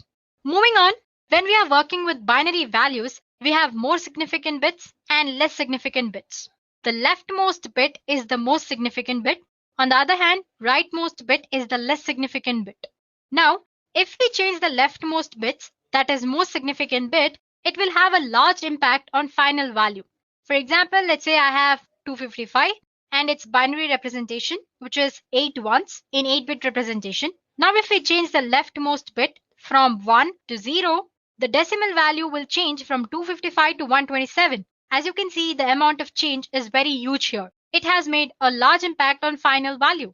On the other hand, the rightmost bit is the less significant bit. Now, if I change the rightmost bit, it will have less impact on final value. For example, if we change the leftmost bit, which is 1, to 0, it will change the decimal value from 255 to 254. And you can note that the change is about decimal 002%, which is very less when compared to most significant bit. So the point I want to state here is that if we change most significant bit or MSB, it will have larger impact on final value. But if we change LSB, the impact on final value is very less. This very point is made use by LSB steganography. So in this method, which is LSB steganography, least significant bit of an image or of a pixel in an image is replaced with a bit of a secret image. The result of this process alters the original output very slightly. So your cover image and your stego image, that's your final result, after hiding the data, look exactly same without any difference. This technique works very good for image, audio, and video steganography. Well, let's consider a simple example. Suppose we want to insert letter A into an image. The binary representation of A is 1 followed by 5 zeros and again 1. Now, like I said earlier, we are using RGB color model here. So, and I'm using 8 bits to represent each of these values, which is red, green, and blue. So I'll be needing about 3 consecutive pixels. That's about 9 bytes to replace all the least significant bits by the bits of the letter A. Well, don't worry about it. You'll understand once you see the next image that I show you on the screen. So like I said, I'm considering 3 pixels, which is about 9 bytes. So these are the pixels before insertion. I've picked like random pixels. So as you can see, I have 3 pixels, 1, 2, 3, and 9. So totally 9 bytes I have here. And now if we replace the last bit or LSB for each byte with a bit from binary representation of A, what we get is this. So as you can see, I have replaced the 0 with this 1 here. So as you can see, 0 is replaced with 1. And then I have 5 zeros, 0, 0, like 5 zeros followed by 1, 1, which is already 1, so I'm not replacing anything here. So as you can see, all the color bits have been replaced here. So once you're done with replacing, you'll find that the final result or the stego image is very much identical to your actual image. That's your cover object. On an average, LSB requires that only half of the bits in an image can be changed. As you can see, I've like left 3 or 4 bits unchanged here. For example, this one, and the 0 here. The 0 in the first line, in the last line, I have 2 ones left without changing it. So if need required, you can hide data in the least and the second least significant bits as well. And still, the human eye would not be able to discern it. So guys, that's all about least significant bit steganography. Well, that's the concept. So to summarize, every pixel can be represented using different color models. Well, in this demo, I've used RGB color model, and each of these values are represented using 8 bits. while you can use different number of bits as well. And this number of bits used usually determine the color which pixel displays. Like I said, we have used 8 bits here. And in a binary format, we have least significant bit and most significant bit. Like I said, changing most significant bit makes more changes to our final value, but that does not happen when we change the least significant bit. So we made use of that point. So basically the least significant bit steganography make uses of the fact that changing LSB doesn't make much change to our actual image. So it replaces the LSBs in the cover object by the binary bits of secret message. So there you go, guys. Now you know the theory part of the concept. It's time to perform a small demo. In this demo, we'll see how to use the concept of LSB steganography and hide secret text in an image. So here are the steps involved. First, to encode the text into image, the program loads an image and looks or considers each pixel hexadecimal's value. Then the program asks you for the secret text and converts it into its binary form. And then one by one, it stores the secret message bits into LSB of image pixels, which is our blue value bits of RGB model. After the message is embedded into an image, program adds delimiter to the end to determine when the text ends. So here ends the encoding process. Suppose you want to retrieve the data, then the program extracts all the zeros and ones from the stego image until delimiter is found, and there goes our secret message. So these are the steps we'll be performing in the program. So guys, this is what our program does. Well, to summarize, it takes our image, it converts that into hexadecimal values, it takes our secret text and converts it into its binary value, then replaces the LSB of cover image with the bits of secret message. Once it does that, it adds a delimiter at the end so that we know that this is where the text ended. So this is how encoding is done. Suppose you want to retrieve the message, all you have to do is extract zeros and ones from the stego object and convert the binary form into string format. That way you can get your secret message, or the receiver can extract the secret message. Well, I'm using the code which I found in GitHub. And suppose if you guys want to experiment as well, please do post your email IDs in the comment section below and we'll get back to you with the code. Now let's get started with the demo. So guys, I'll be using my Ubuntu system here. So as you can see, I have a code. Let me show it to you guys. I have code here and I have certain images of different formats. I have one of JPG and one of PNG as well. Okay, let me delete this file, move to trash. So going back to terminal, let me show you guys the code first. The file name was hide py. Okay, I think I've misspelled it wrong anyway. Let me just check it anyway. It's HID. Silly mistake, hide.py. Here we go, guys. I already have code because I've already extracted it from Git and I'm using it here. So I'm just going to explain you the basic concept of how this code works actually. So like I said, we're going to convert our image into its hexadecimal format. So I have a code which converts RGB values to hexadecimal values. Before that, since we're using images here, we need to import certain libraries. We need Python library image or PIL, which is below. Well, if you're using Windows operating system, you need to separately download it. But if in Ubuntu, it comes by default. And suppose if it doesn't work, let me go back. Well, if it doesn't work, all you have to do is make sure you have Python 3 version installed. For that, check Python 3 version and make sure you have pip installed. Again, you can check using version command itself. Okay. So as you can see, I have pip installed. And suppose if you don't have, please do install it. The command is simple. All you have to do is the sudo apt install python 3 pip. That's it. Just click enter and it'll install. I'm not doing it again because I already have it installed like you guys saw.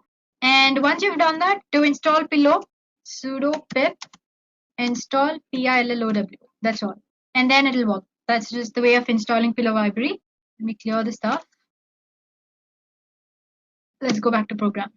So since we're using images, like I said, we need to use certain libraries. Here we'll be using pillow library.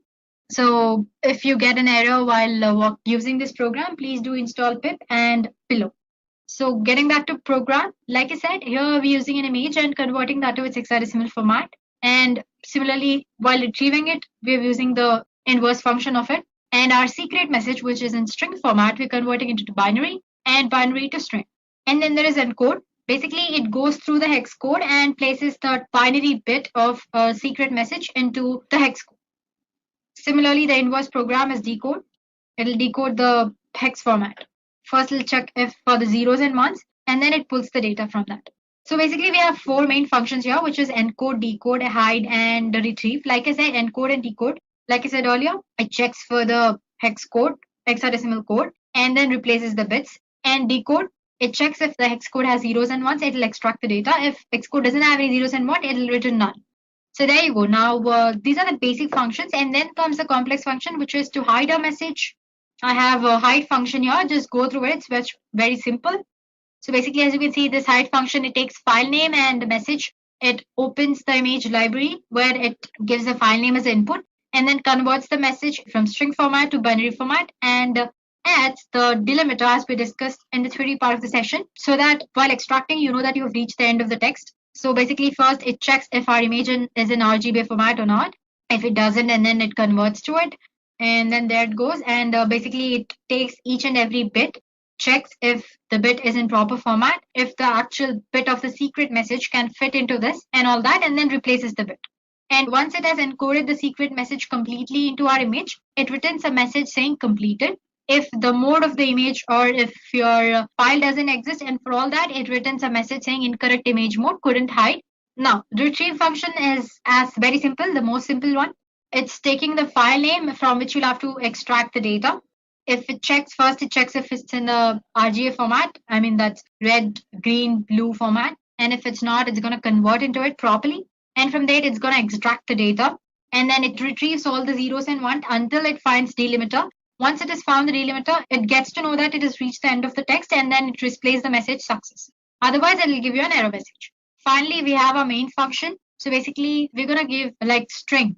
You have switch option while writing code, right? Either in Java or C++, anyway. Just like that, I'm going to give a code.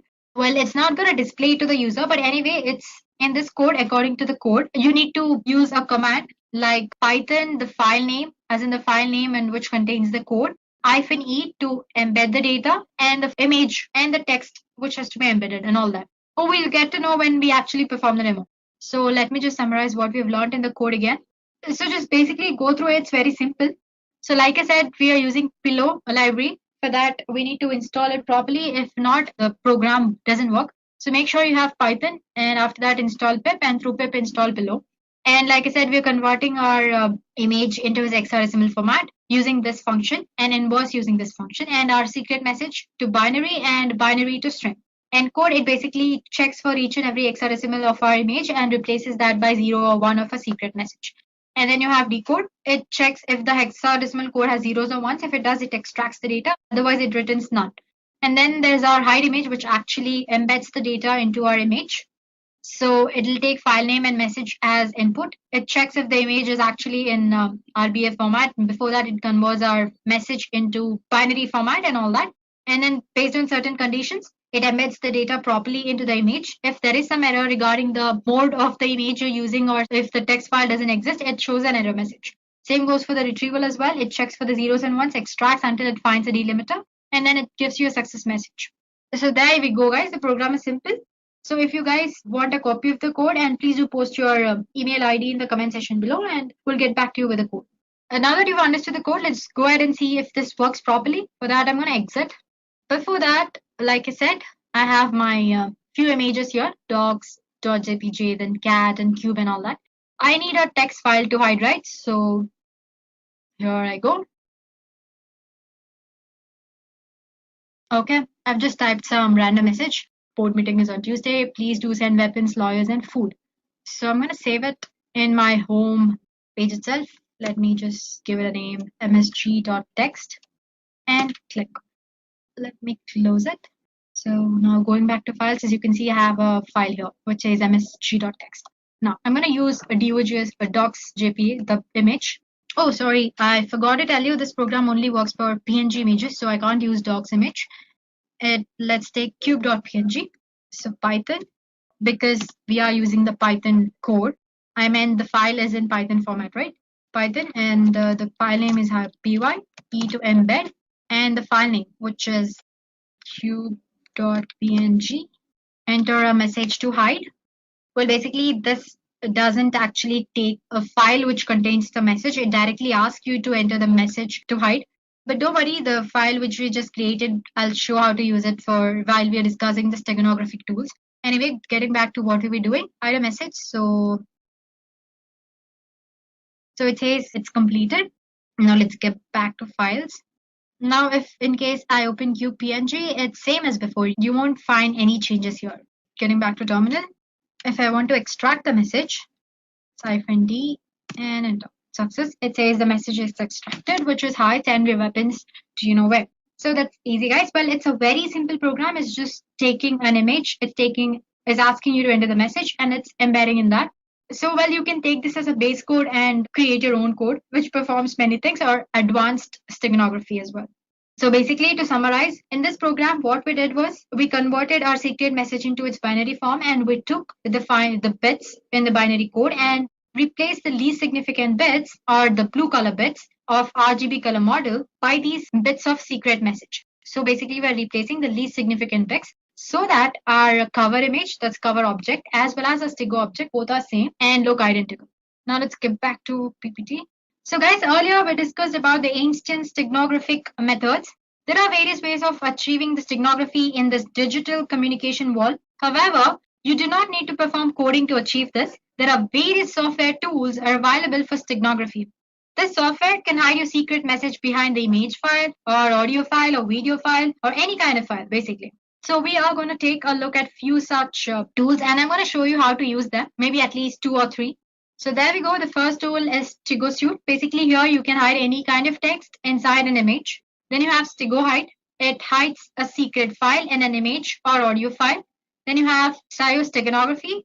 It's a free software where you can hide your files inside BMP images or WAV files, that's WAV files. And then there is Ethio Pixel, which works as in it's similar to other tools where you can hide data and images, but the way it works is slightly different. I'll show you how it actually works, so don't worry about it for now. Then there's OpenPuff, where you can conceal all the files in an image, audio, or flash files. Then Camouflage, tools that let you hide any type of files inside any other file. So these are very few. There are other tools outside as well. As for today, we're going to explore 3 to 4 tools, which is Stigo Suite, other one is Stigo Hide, then SIO Steganography, and Ethio Pixel. So there we go, guys. Let's begin with Stigo Hide. Let's go back to our Ubuntu. So this Tech Hide is an open source steganography software that lets you hide your secret file, an image or audio file. You will not notice any change in the image or audio file. It is a command line software. Therefore, you need to learn the command line to use this tool. And therefore, I have come back to Ubuntu here. So I've already have it installed. It's very easy to install. Apt-get install Stigo Hide. It'll install. Use the command just sudo apt-get install Stigo Hide and click enter. I'm not doing it. It's going to take time. Since I've already done it, I'm going to straight away use it. So Stigo Hide. Well, as soon as you enter the command Stigo Hide, it'll show you the help command related to the Stigo Hide. So basically, it says the first argument should be one of the following. That is, either you should embed the data or extract the data. And you have various options that you can add in commands to use your cover object or the Stigo object or your secret message. And you have options to compress and encrypt the file before actually putting it into an image for hiding it as well. And then suppose if you want entire information about your file after encrypting it, you can use different commands as well, which, for example, you have info command here. If you use that command, it'll display all the information about your file. And when you're trying to embed data, it'll ask you for a passphrase. Basically, it's nothing but just like key. You can think of it as a key or a password. Basically, it's making sure that you're the right user who has hidden the data or extracting it. So, well, to make it easier for people using it, they also have given few examples here. So, usually the command begins with Stigo Hide, the command name, and embed to embed the file. -cf refers to your cover object. It's the name of your cover object. And then you have your secret message. And for that, you're using -ef. Let's do that. So Stigo Hide, embed. Before that, let me go back to files. So I'm using this docs JPG and the message.txt, which we created earlier. Embed -cf. So that's docs.jpg and -ef, which is our msg.txt, right? Cool. It says enter passphrase, which let's say ABCD. It says embedding and it's done. Now to check if it's done that properly or not, let's go back to files. I'm going to move it to desktop. Click on enter. Cool. Now let's go back to desktop. Here is our file. Now to extract, I'm using extract command. Before that, I need to go to my desktop, right? Because that's where my file is stored. Here we are, and Stigo Hide extract. SF is what you use to extract your stego file. You can see it in the help session. And the name was docs.jpg. It's asking for the passphrase, more for security purposes. So it says extracted to message.txt. Now to check the file, you need to go back to desktop because that's where our file should be. And if you open that with editor, there you go. We have successfully extracted the data from the image. Now let's try a few other commands. Let me come back. Okay, let me try it here. Tag hide. What was that? Info command, right? Info. And let's say, so as you can see, it's extracted the information about the file. It's in format, its capacity, and it says you want to get information about the emitted data as well. Why? Could not extract any data with the data phrase because it's already extracted the secret message from that file. Well, if you hadn't extracted, then maybe it would have showed the embedded content as well. So that's how you use a steg hide. You have multiple other options as well. Like for example, when you're trying to embed, it asks you for the passphrase, right? Instead, if you don't want it to ask like this, you can use -p command and enter the passphrase. You can add it in the command itself here.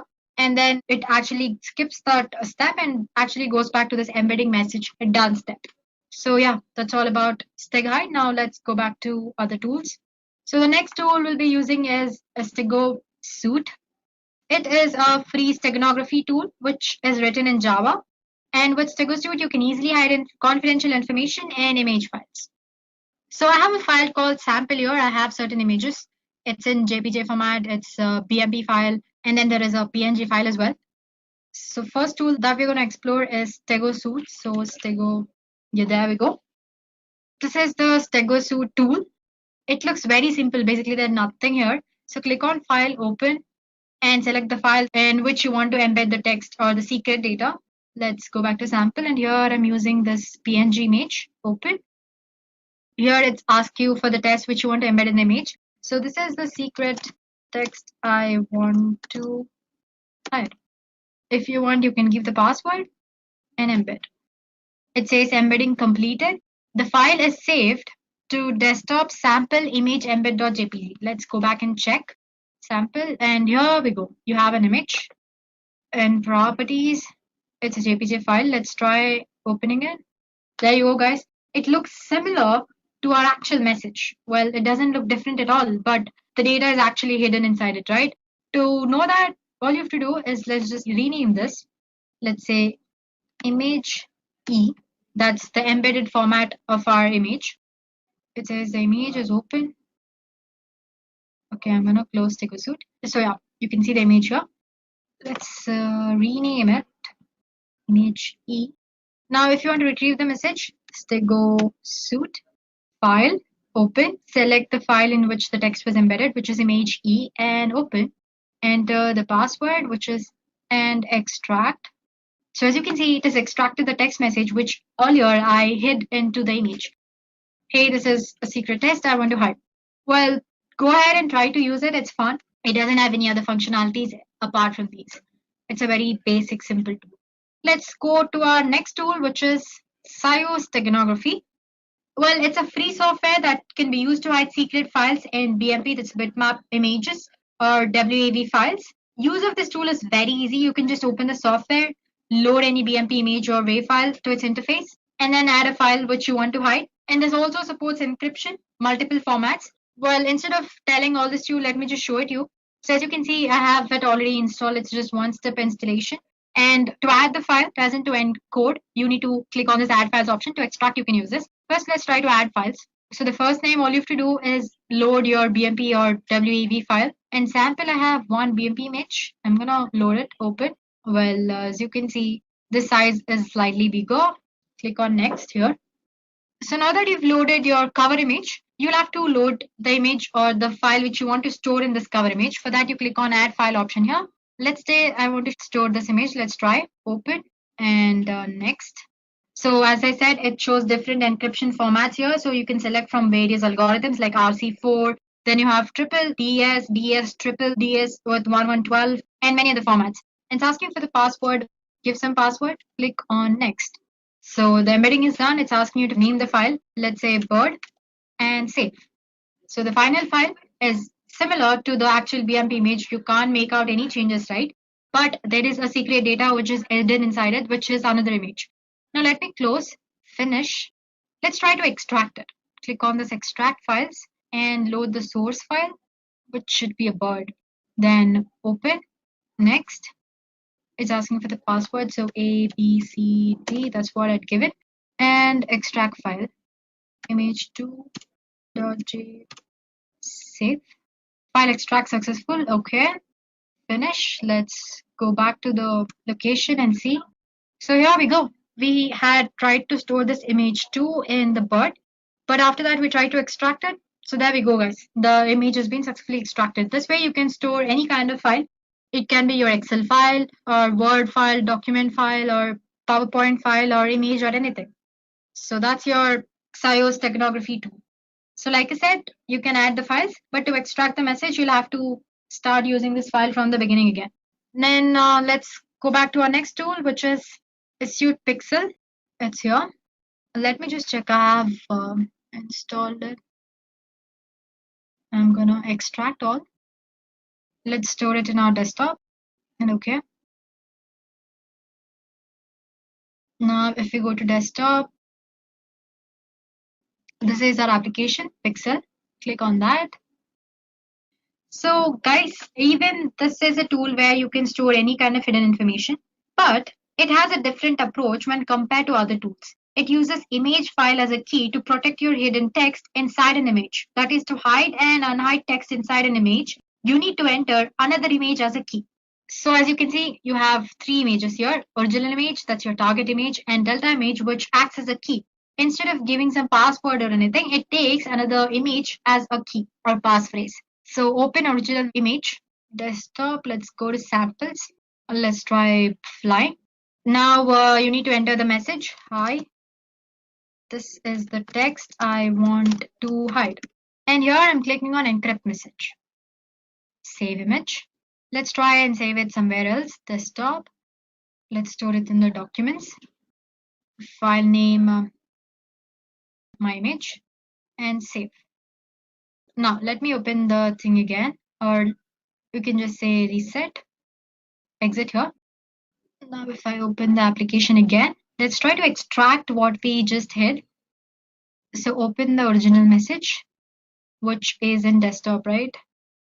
Sample, that's flying, open, decrypt image. So there you go. So let me show it to you again. All you have to do is reset, click on the open original image, give the original image which you try to encrypt, that would be flying, and open, and then say decrypt image. So like I said, it uses an image as a key to extract or hide anything inside your image. And now give your actual image as in the encrypted encoded image or your stego image, and click on open. Yeah, and just say yes. So as you can see, it has extracted the data which I was trying to hide. So I'm sure you might have observed, right? The way it functions is slightly different from other steganographic tools, right? Sample, that's flying, open, decrypt image. So there you go. So let me show it to you again. All you have to do is reset, click on the open original image, give the original image which you try to encrypt, that would be flying, and open, and then say decrypt image. So like I said, it uses an image as a key to extract or hide anything inside your image. And now give your actual image as in the encrypted encoded image or your stego image, and click on open. Yeah, and just say yes. So as you can see, it has extracted the data which I was trying to hide. So I'm sure you might have observed, right? The way it functions is slightly different from other steganographic tools.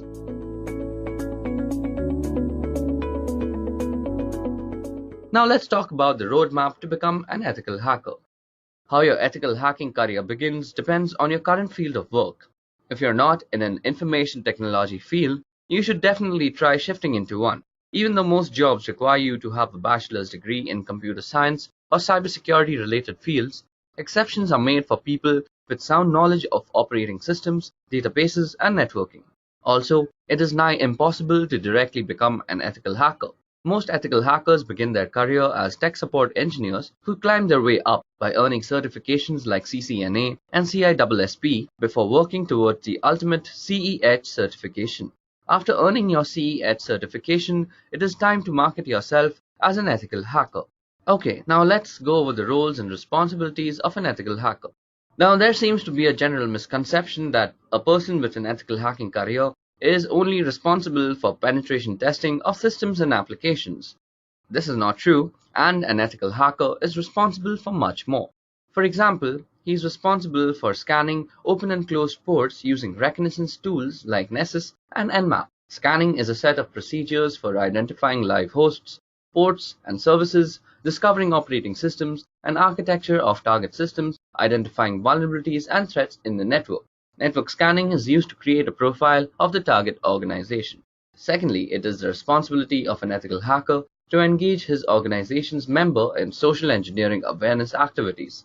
Social engineering for the purpose of general hacking has proven to be one of the most effective ways over time, and knowing how to avoid any form of social manipulation is key to organization security.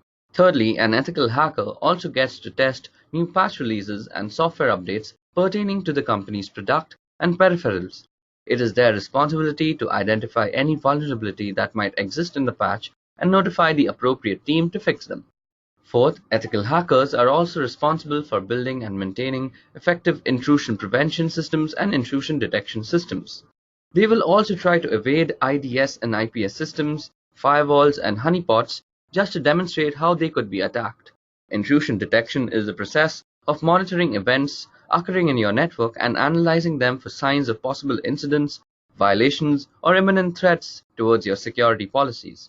Intrusion prevention, on the other hand, is the process of performing intrusion detection and then stopping the detected incidents. These security measures are available as IPS and IDS systems, which become a part of your network to detect and stop potential attacks.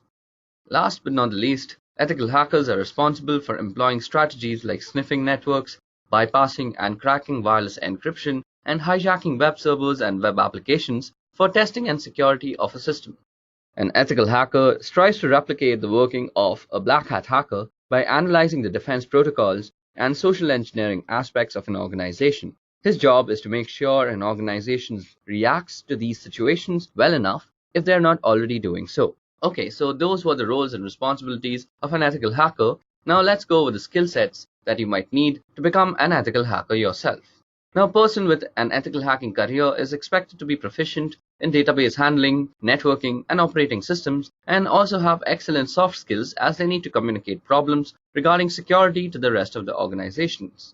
Other than these generalized skill sets, an ethical hacker also has to have a good grasp on the following skills that we're going to discuss now. Now, the first skill is network traffic sniffing. Sniffing is the process of monitoring and capturing all the packets through a given network using sniffing tools. It is a form of tapping phone wires and to get to know about the conversation. It is also called wiretapping and applied to the computer networks. Next, ethical hackers should also know how to orchestrate different types of network and database attacks, as their main job is to predict black hat hackers, and to do this, one must be able to think and act like a black hat hacker. Third, ethical hackers have to deal with different kinds of operating systems on a daily basis, with Linux being the daily driver. So, it is obvious that an ethical hacker needs to have an in-depth knowledge of the working of operating systems in general. For example, they should know how to look for exploits in buffer vulnerabilities. Next, ethical hackers also have to deal with different kinds of database formats, whether it be SQL, PostgreSQL, NoSQL. An ethical hacker at least needs to have a general knowledge of their working and architecture. Fifth, an ethical hacker should also be proficient in cryptography and cryptanalysis, which is basically the deciphering of ciphertext without knowing the key. This is also the fundamentals of password cracking using different methods like brute force, dictionary attacks, rainbow table attacks, and so on. Now, ethical hackers generally are endowed with the responsibility of network traffic monitoring. Therefore, they must be proficient in intrusion detection and prevention techniques, session hijacking knowledge, and an overall in-depth knowledge of networking in general. Last but not the least, ethical hackers also need to make custom softwares to tackle the use case specific security flaws that might be affecting the company. Now, this requires a general knowledge of programming languages so that you can execute the solutions to the problems that you find in the organization. Above that, programming will also help you automate a lot of tasks that would generally take a lot of precious time. Apart from all this, an ethical hacker must be a creative thinker because black hat hackers are constantly coming up with ingenious ways to exploit the system, and it is an ethical hacker's job to predict and prevent such breaches. Now let's talk about the job trends that is in ethical hacking industry. Now, as I had discussed in the beginning of this video, cybersecurity has emerged as a high-growth field of 2017 and possibly of the entire decade. During the 5 years between 2012 and 2017, listings of cybersecurity jobs increased by a whopping 75% according to the analysis made by Bureau of Labor Statistics. Now, this has led to a lot of unfilled positions, so jobs are plenty and they pay well too.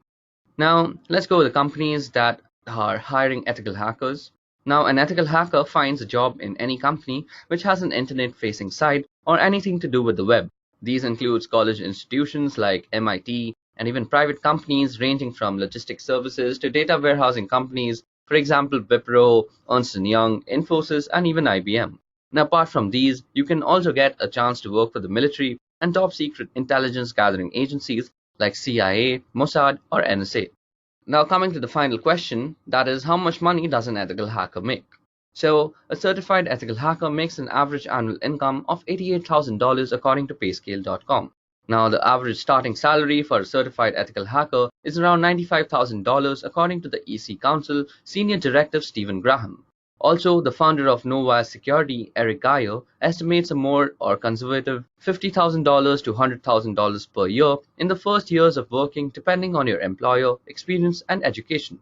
And those with a few years of experience can pull up to $120,000 and upwards per year, particularly those who work as an independent consultant. Okay guys, so that was all about ethical hacking and a career in ethical hacking. We spoke about how you can become an ethical hacker yourself, and the roles and responsibilities and skills of an ethical hacker. Above that, we also discussed how much salary you'll get as an ethical hacker and the different companies that you could work for.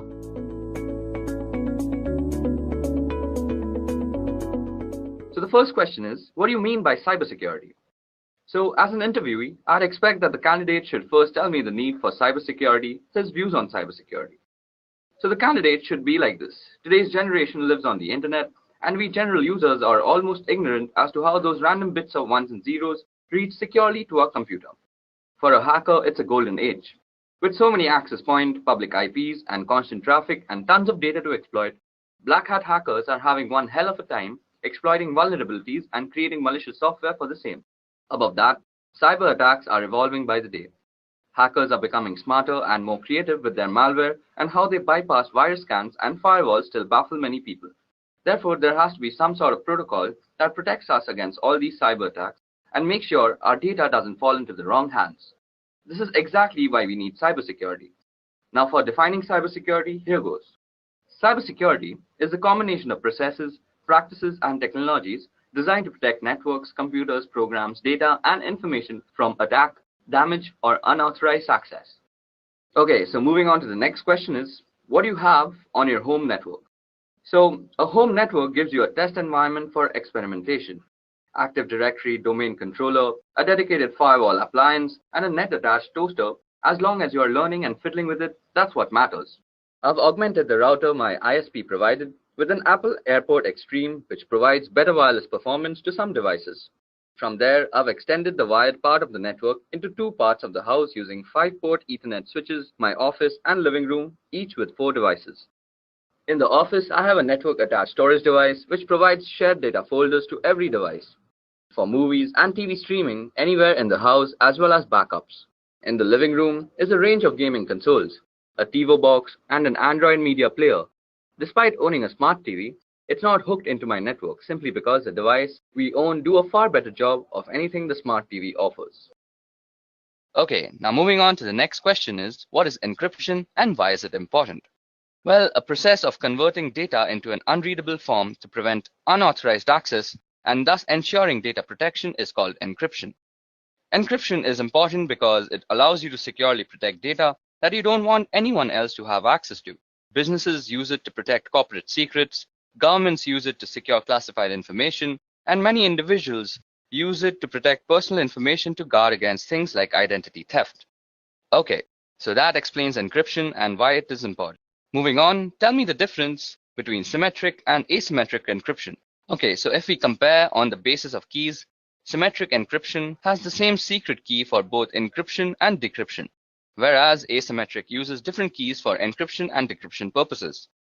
Performance-wise, symmetric encryption is fast but is more vulnerable, while asymmetric encryption is slightly slower due to high computation. Some examples of symmetric are DES and 3DES, while asymmetric, the most popular is RSA and Diffie-Hellman. Okay, so time for the next question. So what is the CIA triad? Now, in this question, the candidates should explain what is CIA triad and what it is used for. So here's the answer. The CIA triad for information security provides a baseline standard for evaluating and implementing information security, irrespective of the system and/or organization in question, where confidentiality is all about making sure that data is accessible only to its intended individual. Measures undertaken to ensure confidentiality are designed to prevent sensitive information from reaching the wrong people while making sure that the right people can in fact get it. Integrity, on the other hand, is all about making sure that data is kept properly intact without it being meddled with in an unauthorized way. Data must be changed in transit, and steps must be taken to ensure that data can be altered by unauthorized people. These measures include file permission and user access controls.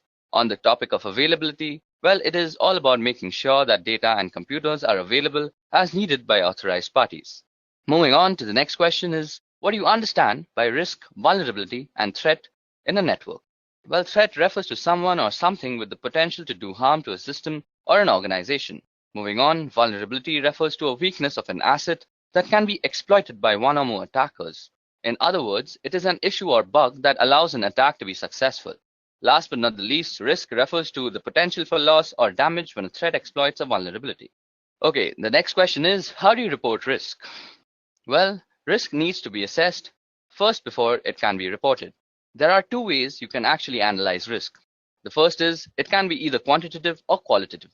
This approach is suitable for both technical and business guys. The business guys will see the probable loss in numbers, while the technical guys will monitor and assess the impact and frequency. Now, depending on the audience, the risk can then be reported. Moving on, how do you differentiate between IPS and IDS systems? Well, first of all, IDS stands for Intrusion Detection System, and IPS is Intrusion Prevention System. Now, IDS just detects the intrusion and leaves the rest to the administrator for assessment and evaluation or any further action. IPS, on the other hand, detects the intrusion and takes necessary actions to further prevent intrusion. Also, there is a difference in the positioning of devices in the network. Although they work on the same concept, the placement is very, very different. Moving on, what do you know about cybersecurity frameworks? Well, cybersecurity framework is a voluntary guidance based on existing guidelines and practices for organizations to better manage and reduce cybersecurity risks. Besides helping associations oversee and decrease probable risks, it was intended to cultivate risk and cybersecurity administration communications among both inner and outer authoritative partners. Most frequently adopted cybersecurity frameworks are PCI DDS, which stands for Payment Card Industry Data Security Standards, the ISO 27001 and 27002, which is the International Organization for Standardization, then CIS, which stands for Critical Security Control, and the most famous cybersecurity framework is NIST. Moving on to the next question, which is, what is weak information security? Well, information security policy is considered to be weak if it does not meet the criteria of an effective one. The criteria include distribution, review, comprehension, compliance, and uniform. Information security is weak if the policy has not been made readily available for review by every employee within an organization, or the organization is unable to demonstrate that the employees understand the content of the policy document. This is when an information security is considered weak. Moving on to the next question is, what's the better approach of setting up a firewall? Okay, so following are the steps you should take to configure your firewall. The first is a username and password. Modify the default password for your firewall device. Next is the remote administration, which will disable the feature of remote administration from the outside network. Then comes port forwarding. For certain applications to work properly, such as a web server or FTP server, you need to configure appropriate port forwarding. Next comes the DHCP server, which is installing a firewall on a network with an existing DHCP server will cause conflict unless the firewall's DHCP server is disabled. Then is logging. Now, in order to troubleshoot firewall issues or potential attacks, you want to make sure to enable logging and understand how to view the logs. last but not the least, we need to actually go through the policies. Now, if you want to have solid security policies in place, make sure that your firewall is configured to enforce those policies. Moving on to the next question is, can you explain SSL encryption? Now, SSL stands for Secure Socket Layer, and it is a protocol which enables safe conversation between two or more parties. It is designed to identify and verify that the person you are talking to on the other end is exactly who they pretend to be. We also have HTTPS, which stands for Hypertext Transfer Protocol Secure, which is actually HTTP combined with SSL, which provides you with a safer browsing experience with encryption. So this is a very tricky question, but SSL wins in terms of security. Moving on, which one is more secure, SSL or TLS? Well, SSL is meant to verify the sender's identity, but it doesn't search for any more hazards than that. SSL can help you track the person you are talking to, but that can also be tricked at times. TLS is another identification tool just like SSL, but it offers better security features. It provides additional protection to the data, and hence SSL and TLS are often used together for better protection. Moving on, what are salted hashes? Well, salt is actually random data. When a properly protected password system receives a new password, it creates a hash value of that password and adds a random salt value. Then the combined value is stored in its database. This helps defend against dictionary attacks and known hash attacks. Example, if someone uses the same password on two different systems and they are being used using the same hashing algorithm, the hash value would be same. However, if someone of the system uses salt with the hashes, the value will be different. Moving on to the next question, which is, how can identity theft be prevented? Okay, so the following steps can be ensured to actually prevent identity theft. First of all, ensure a strong and unique password. Secondly, avoid sharing confidential information online, especially on social media. Third, shop from known and trusted websites only. Fourth, use the latest version of the browsers. Fifth, install advanced malware, spywares, and tools. Next, use specialized security solutions against financial data, and always update your system and software. And last but not the least, always protect your social security number. Now moving on to the next question is, how can you prevent a man-in-the-middle attack? Okay, so an MITM attack happens when communication between two parties, that is systems, is intruded or intercepted by an outside entity. This can happen in any form of online communication, such as email, social media, web surfing, etc. Not only they are trying to eavesdrop on your private conversation, they can also target all the information inside your devices, and the outcome could be pretty catastrophic. So the first method to prevent this attack would be to have encryption, preferably public key encryption between both the parties. This way, they both will have an idea with whom they are talking with because of the digital verification.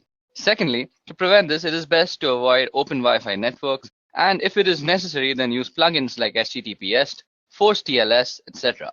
Moving on to the next question, which is, state the differences between encoding, hashing, and encryption. Okay, so the purpose of encoding is to transform data so that it can be properly and safely consumed by a different type of system. That is, example, a binary data being sent over email or viewing special characters on a web page. The goal is not to keep information secret, but rather to ensure it's able to be properly consumed. Examples include ASCII, Unicode, URL encoding, and base64. Now, the purpose of encryption is to transform data in order to keep it secret from others. Example, sending someone a secret letter that only they should be able to read, or securely sending a password over the internet. Rather than focusing on usability, the goal is to ensure that data cannot be consumed by anyone other than the intended recipients. Examples include AES, Blowfish, and RSA. Now, hashing serves the purpose of ensuring integrity. That is, it makes sure that if something has changed, you know that some change has taken place. Technically, hashing takes arbitrary inputs and produces a fixed length of string. Example are SHA-3, MD5, which is now obsolete, and SHA-256, etc. Now, moving on to the next question, which is, what steps will you take to secure a server? Now, Secure Server uses the Secure Socket Layer protocol for data encryption and decryption to protect data from unauthorized interception. Here are 4 simple ways you can actually secure a server. So the first way is that you make sure that you have a secure password for your root and administrator user. Secondly, the next thing you need to do is to make new users on your system. These will be the users you'll use to manage the system. Step 3 is remove remote access from the default or root administrator accounts. And the last step is to configure your firewall rules for remote access. Okay, so the next question is, what is a DDoS attack and how is it mitigated? Okay, so DDoS stands for distributed denial of service. When a network is flooded with large number of requests, which is not recognized to handle, making the server unavailable to the legitimate request senders. DDoS can be mitigated by analyzing and filtering the traffic in the scrubbing centers, and the scrubbing centers are centralized data cleaning stations wherein the traffic to a website is analyzed and malicious traffic is removed. Okay, so the 20th question is, why do you need DNS monitoring? The domain name system allows your website under a certain domain that is easily recognizable, also keeps the information about other domain names. It works like a directory for everything on the internet. Thus, DNS monitoring is very important since you can easily visit a website without actually having to memorize their IP addresses. DNS has an important role in how end users in your enterprise connect to the internet. Inspecting DNS traffic between clients' devices and your local recursive resolver could be revealing a wealth of information for forensic analysis. DNS queries can reveal both botnets and malwares connecting to the CNC server. So this is why DNS monitoring is very essential. Moving on, what is a three-way handshake? The TCP three-way handshake in transmission control protocol is the method used by a device on a network to set up a stable connection over an internet protocol-based network. TCP's three-way handshaking technique is often referred to as the SYN, SYNAC, or more accurately SYN, SYNAC, and ACK because there are three messages transmitted by the TCP to negotiate and start a TCP session between two computers. Moving on to the next question is, what are black hat hackers, white hat hackers, and gray hat hackers? So like all hackers, black hat hackers usually have extensive knowledge about breaking into computer networks and bypassing security protocols.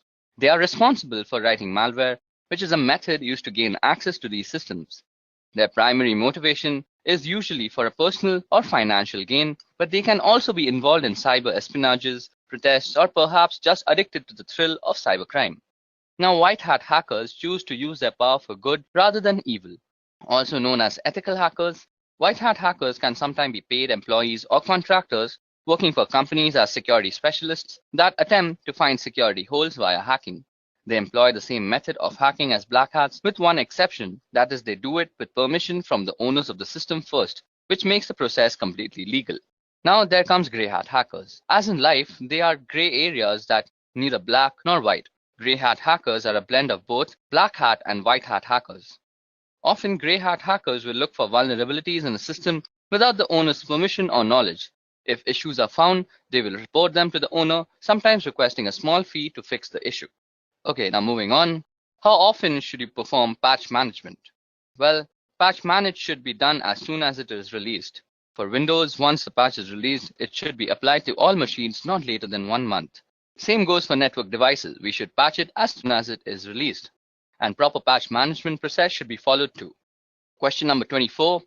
What do you know about application security? Application security is the practice of improving the security of applications using software, hardware, and other procedural methods. Countermeasures are taken to ensure application security, the most common being an application firewall that limits the execution of files or the handling of data by specific installed programs. Moving on to the next question, which is differentiate between penetration testing and software testing. Now, penetration testing helps identify and address the security vulnerabilities, whereas software testing focuses on functionality of the software and not the security aspect. A good penetration tester truly thinks differently than the other two. They don't care about the proper behaviors of the system or software, and they are crafty, looking for that one small chink of vulnerability that was not mitigated. And software security testers generally have a fair amount of crossover, as they usually know the full details of the system or software, and they know how it's supposed to properly behave when properly used. And they can test for a lot of the common end user misbehaviors. Moving on, when to use traceroute or traceroute. So traceroute is a command which can show you the path a packet of information takes from your computer to the one you specify. It will list all the routers it passes through until it reaches its destination, or fails to and is discarded. In addition to this, it will tell you how long each hop from router to router takes. Now, when you connect to a website, say howtogeek.com, the traffic has to go through several intermediaries before reaching the website. The traffic goes through your local router, your internet service provider's router, onto larger networks, and so on. Okay, so moving on to question number 27, which is tell me something about the common cyber attacks that plague us today. I'm going to be discussing 8 cyber threats. Firstly, it's malware. Now, malware is an all-encompassing term for a variety of cyber threats, including Trojans, viruses, and worms. Malware is simply defined as code with malicious intent that typically steals data or destroys something on your computer. Next is phishing. Now, phishing, often posing as a request for data from a trusted third party, phishing attacks are sent via email and ask users to click on a link and enter their personal data. Phishing emails have gotten much more sophisticated in recent years, making it really difficult for some people to discern a legitimate request for information from a false one. Phishing emails often fall into the same category as spam, but are more harmful than just a simple ad. Next is a password attack, and a password attack is exactly what it sounds like. That is a third party trying to gain access to your system by cracking a user's password, usually using some algorithm like brute force, dictionary attacks, or a software which is a keylogger. Next is a DDoS attack, and a DOS attack focuses on disrupting the service to a network. Attackers send high volumes of data or traffic through the network until the network becomes overloaded and can no longer function.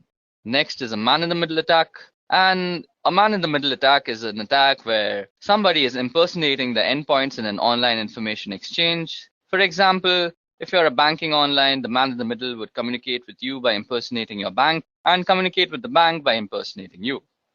Next is drive-by downloads, and this is a malware which is actually implanted into a legitimate website, and a program is downloaded to the user's system just by visiting the site. It doesn't require any type of action by the user to actually start to trigger the download. Next is malvertising, and malvertising is actually malicious code which is hidden behind advertisements on websites, and it is also downloaded to your system without your knowledge. Last but not the least is rogue software, which is malware that masquerades as legitimate and necessary security software that will keep your system safe. Okay, so moving on to the next question is, what are different OSI layers and what is the job of the network layer?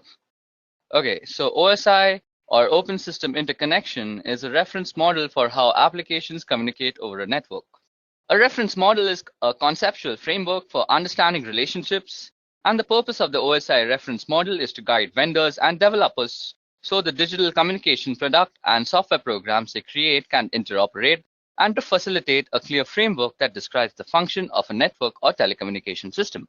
The 7 OSI layers are application layer, presentation layer, session layer, transport layer, network layer, data link layer, and the physical layer. Okay, so the network layer is actually used for controlling the operations of the subnet, and the main job of this layer is to deliver packets from a source to a destination across multiple links. Moving on to the next question, which is, how would you reset a password-protected BIOS configuration? Now, since BIOS is a pre-boot system, it has its own storage mechanism for its setting and preferences. In the classic scenario, simply popping out the CMOS battery will be enough to have the memory storing these settings lose its power supply, and as a result, it will lose all its setting. Other times, you'll need to use a jumper or a physical switch on the motherboard. Still other times, you'll need to actually remove the memory itself from the device and reprogram it in order to wipe it out. The simplest way by far, however, is if the BIOS has come from the factory with the default password enabled, try the whole word password. Now for question number 30. What is cross-site scripting, or XSS? Now XSS refers to client-side code injection attacks wherein an attacker can execute malicious scripts, also commonly referred to as malicious payload, into a legitimate website or web application. XSS is amongst the most rampant of web application vulnerabilities and occurs when a web application makes use of unvalidated or unencoded user input within the output it generates. By leveraging XSS, an attacker would exploit a vulnerability within a website or web application that the victim would visit, essentially using the vulnerable website as a vehicle to deliver a malicious script to the victim's browser. Now, what is data protection in transit versus data protection at rest? So the answer to that is that data in transit, or data in motion, is data actively moving from one location to another, such as across the internet or through a private network. Data protection in transit is the protection of this data while it's traveling from network to network or being transferred from a local storage device to a cloud storage device. Wherever data is moving, effectively data protection measures for in-transit data are critical, as data is often considered less secure while in motion. Now, data at rest is data that is not actively moving from device to device or network to network, such as data stored on a hard drive, laptop, flash drive, or archived / stored in some other way. Data protection at rest aims to secure inactive data stored on any device or network. While data at rest is sometimes considered to be less vulnerable than data in transit, attackers often find data at rest a more valuable target than data in motion. The risk profile for data in transit or data at rest depends on the security measures that are in place to secure data in either state. Moving on to question number 32 is tell me the differences between cybersecurity and network security. Okay, so cybersecurity describes that the policies and procedures implemented by a network administrator to avoid and keep track of unauthorized access, exploitation, modification, or denial of the network and the network resources. Network security describes the process and practices designed to protect network, computers, programs, and data from attack, damage, or unauthorized access. In a computing context, security includes both cybersecurity and physical security. While cybersecurity is concerned with threats outside the castle, network security is worried about what is going on within the castle walls. The cybersecurity specialist is the crusading knight defending the kingdom, and network security focuses on the barbarians at the gate and how the castle connects to the world around it. Moving on to question number 33, which is how will you prevent data leakage? Data leakage is when data gets out of the organization in an unauthorized way. Data can get leaked through various ways, that is emails, prints, laptops getting lost, unauthorized upload of data to public portals, removable drives, photographs, etc. A few controls can be restricting uploads on internet websites, following an internal encryption solution, restricting the mails to internal networks, or restriction on printing confidential data, etc. Moving on to the next question, which is what is ARP and how does it work? Okay, so Address Resolution Protocol, or ARP, is a protocol for mapping an internet protocol address to a physical machine address that is recognized on the local network. On the topic of how it works, when an incoming packet destined for a host machine on a particular local area network arrives at a gateway, the gateway asks the ARP program to find a physical host or MAC address that matches the IP address. Now the ARP program looks into the ARP cache, and if it finds the address, it provides it so that the packet can be converted to the right packet length and format and send it to the machine.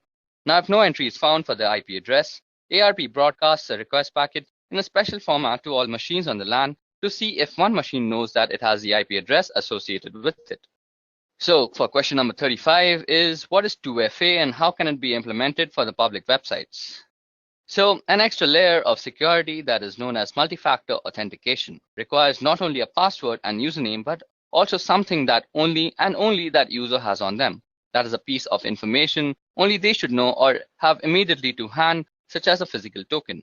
Authenticator apps replace the need to obtain verification code via text, voice call, or email. For example, to access a website or web-based service that supports Google Authenticator, the user types in their username and password. That is a knowledge factor. Okay, now time for question number 36, which is what techniques can we use to prevent brute force login attacks? So here the attacker tries to determine the password for a target through a permutation of fuzzing process. As it is a lengthy task, attackers usually employ software such as Fuzzer to automate the process of creating numerous passwords to be tested against target. To avoid such attacks, password best practices should be followed, mainly on critical resources like servers, routers, exposed services, and so on. Okay, so now time for the next question, which is what is cognitive cybersecurity? Now, the applications of artificial intelligence technologies pattern on human thought process to detect threats and protect its physical and digital system.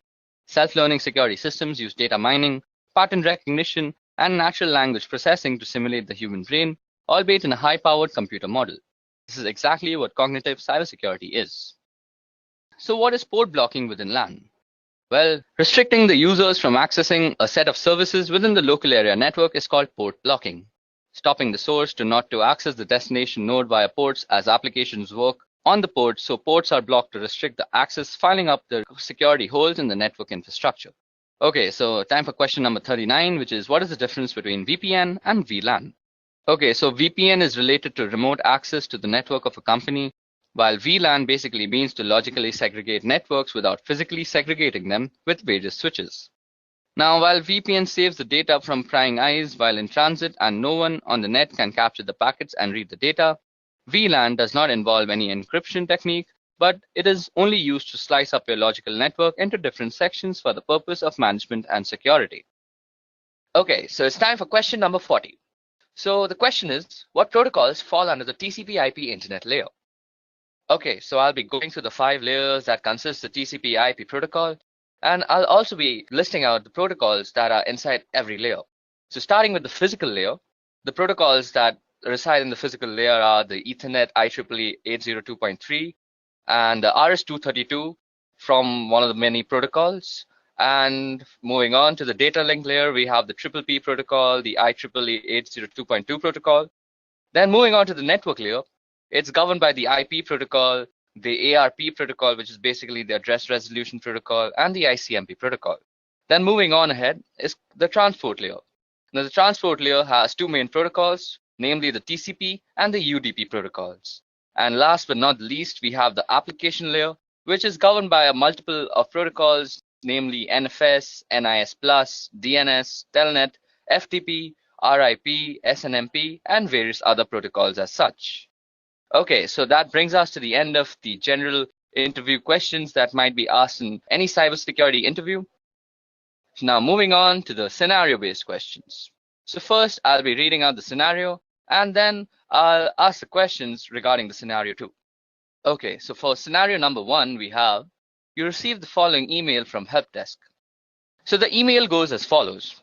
Dear UCSC email user, beginning next week, we will be deleting all inactive email accounts in order to create space for more users.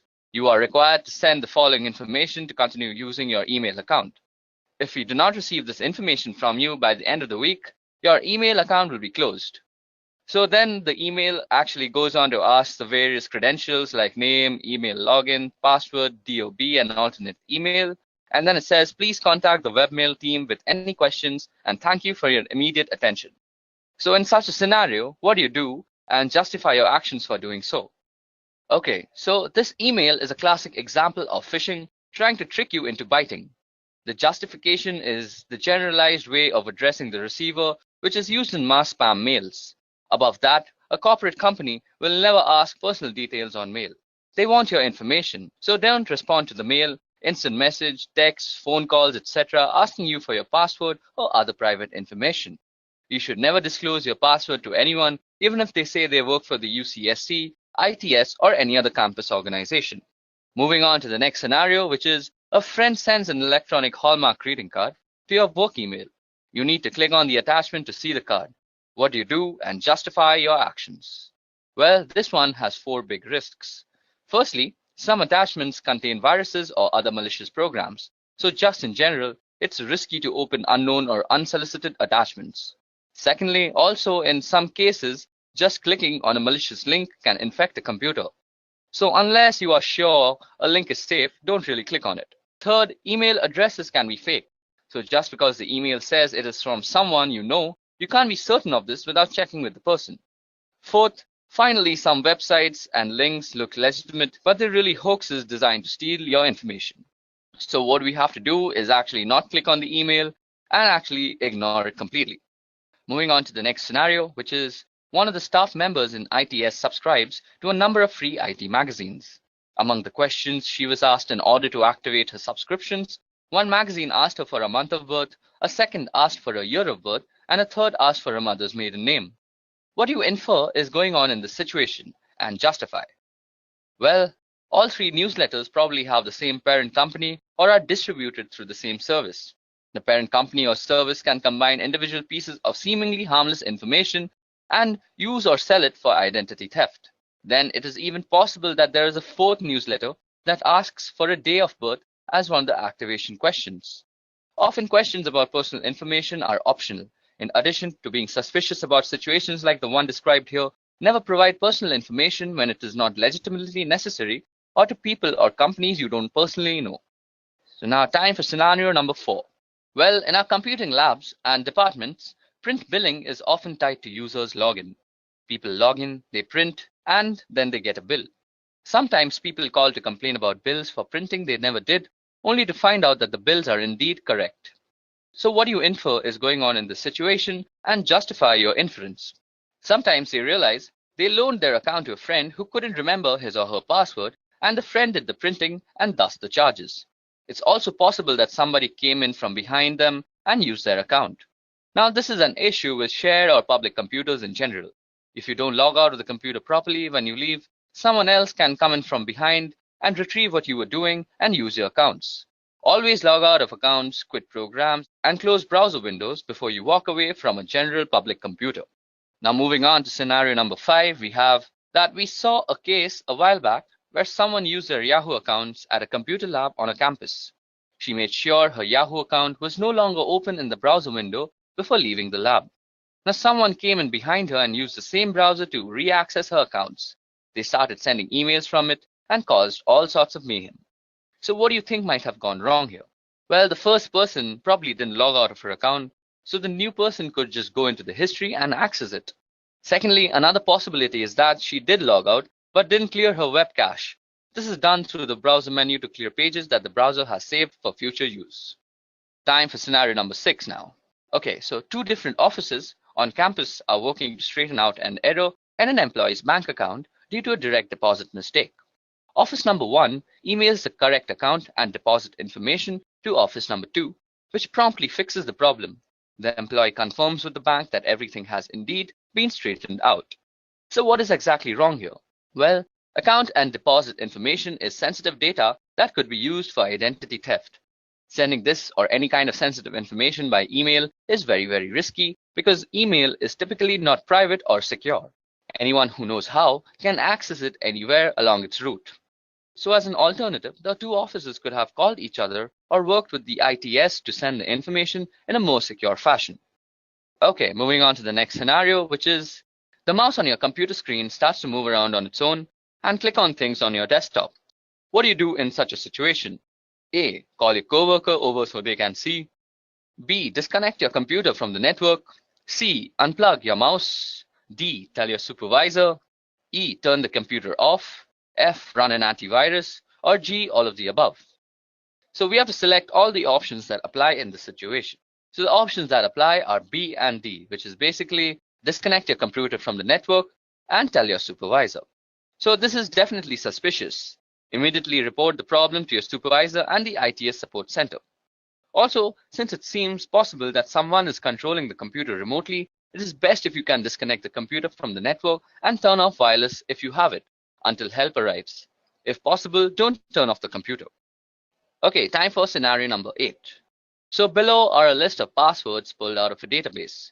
Now, which of the following passwords meet the UCSC's password requirement? Okay, so the third password, which is option number C, is the only one that meets all the following of the UCSC's requirement.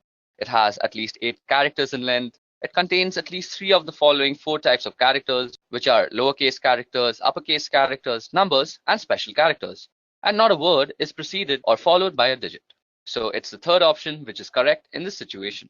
Moving on to the second last scenario we have for today is you receive an email from your bank telling you there is a problem with your account.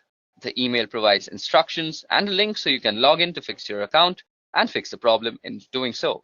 So what should you do? Well, we have to delete the email, and better yet, use the web client that is Gmail, Yahoo Mail, etc. and report it as spam or phishing and then delete it. Any unsolicited email or phone call asking you to enter your account information, disclose your password, financial account information, social security number, or any other private or personal information is suspicious, even if it appears to be from a company you are familiar with. Always contact the sender using a method you know is legitimate to verify that the message is indeed from them. Okay, so it's time for our last scenario of the day, which is a while back, the IT folks got a number of complaints that one of our campus computers was sending out Viagra spam. They checked it out and the reports were true. A hacker had installed a program on the computer that made it automatically send out tons of spam email without the computer's own knowledge. So how do you think the hacker got into the computer to set this up? Well, this was actually the result of a hacked password. Using passwords that can be easily guessed and protecting your password by not sharing them or writing them down can help to prevent this. Passwords should be at least 8 characters in length and use a mixture of uppercase, lowercase letters, and numbers and symbols. Even though in this case it was a hacked password, other things could possibly lead to this are that out-of-date patches and updates, the lack of an antivirus software or an out-of-date antivirus software, or clicking on an unknown link or attachment, or downloading unknown or unsolicited programs onto your computer. Okay guys, so that was it for the session on cybersecurity interview questions. If you all have any questions regarding any of the questions that were discussed here, please put a comment down below. If you all also want the PowerPoint presentation that's shown out here, you all can also comment for that. And if you all want any other cybersecurity related specific interview questions, please do comment for that. I'll make a video on them soon. That's it from me. Goodbye. I hope you have enjoyed listening to this video. Please be kind enough to like it, and you can comment any of your doubts and queries, and we will reply them at the earliest. Do look out for more videos in our playlist and subscribe to EduReka channel to learn more. Happy learning!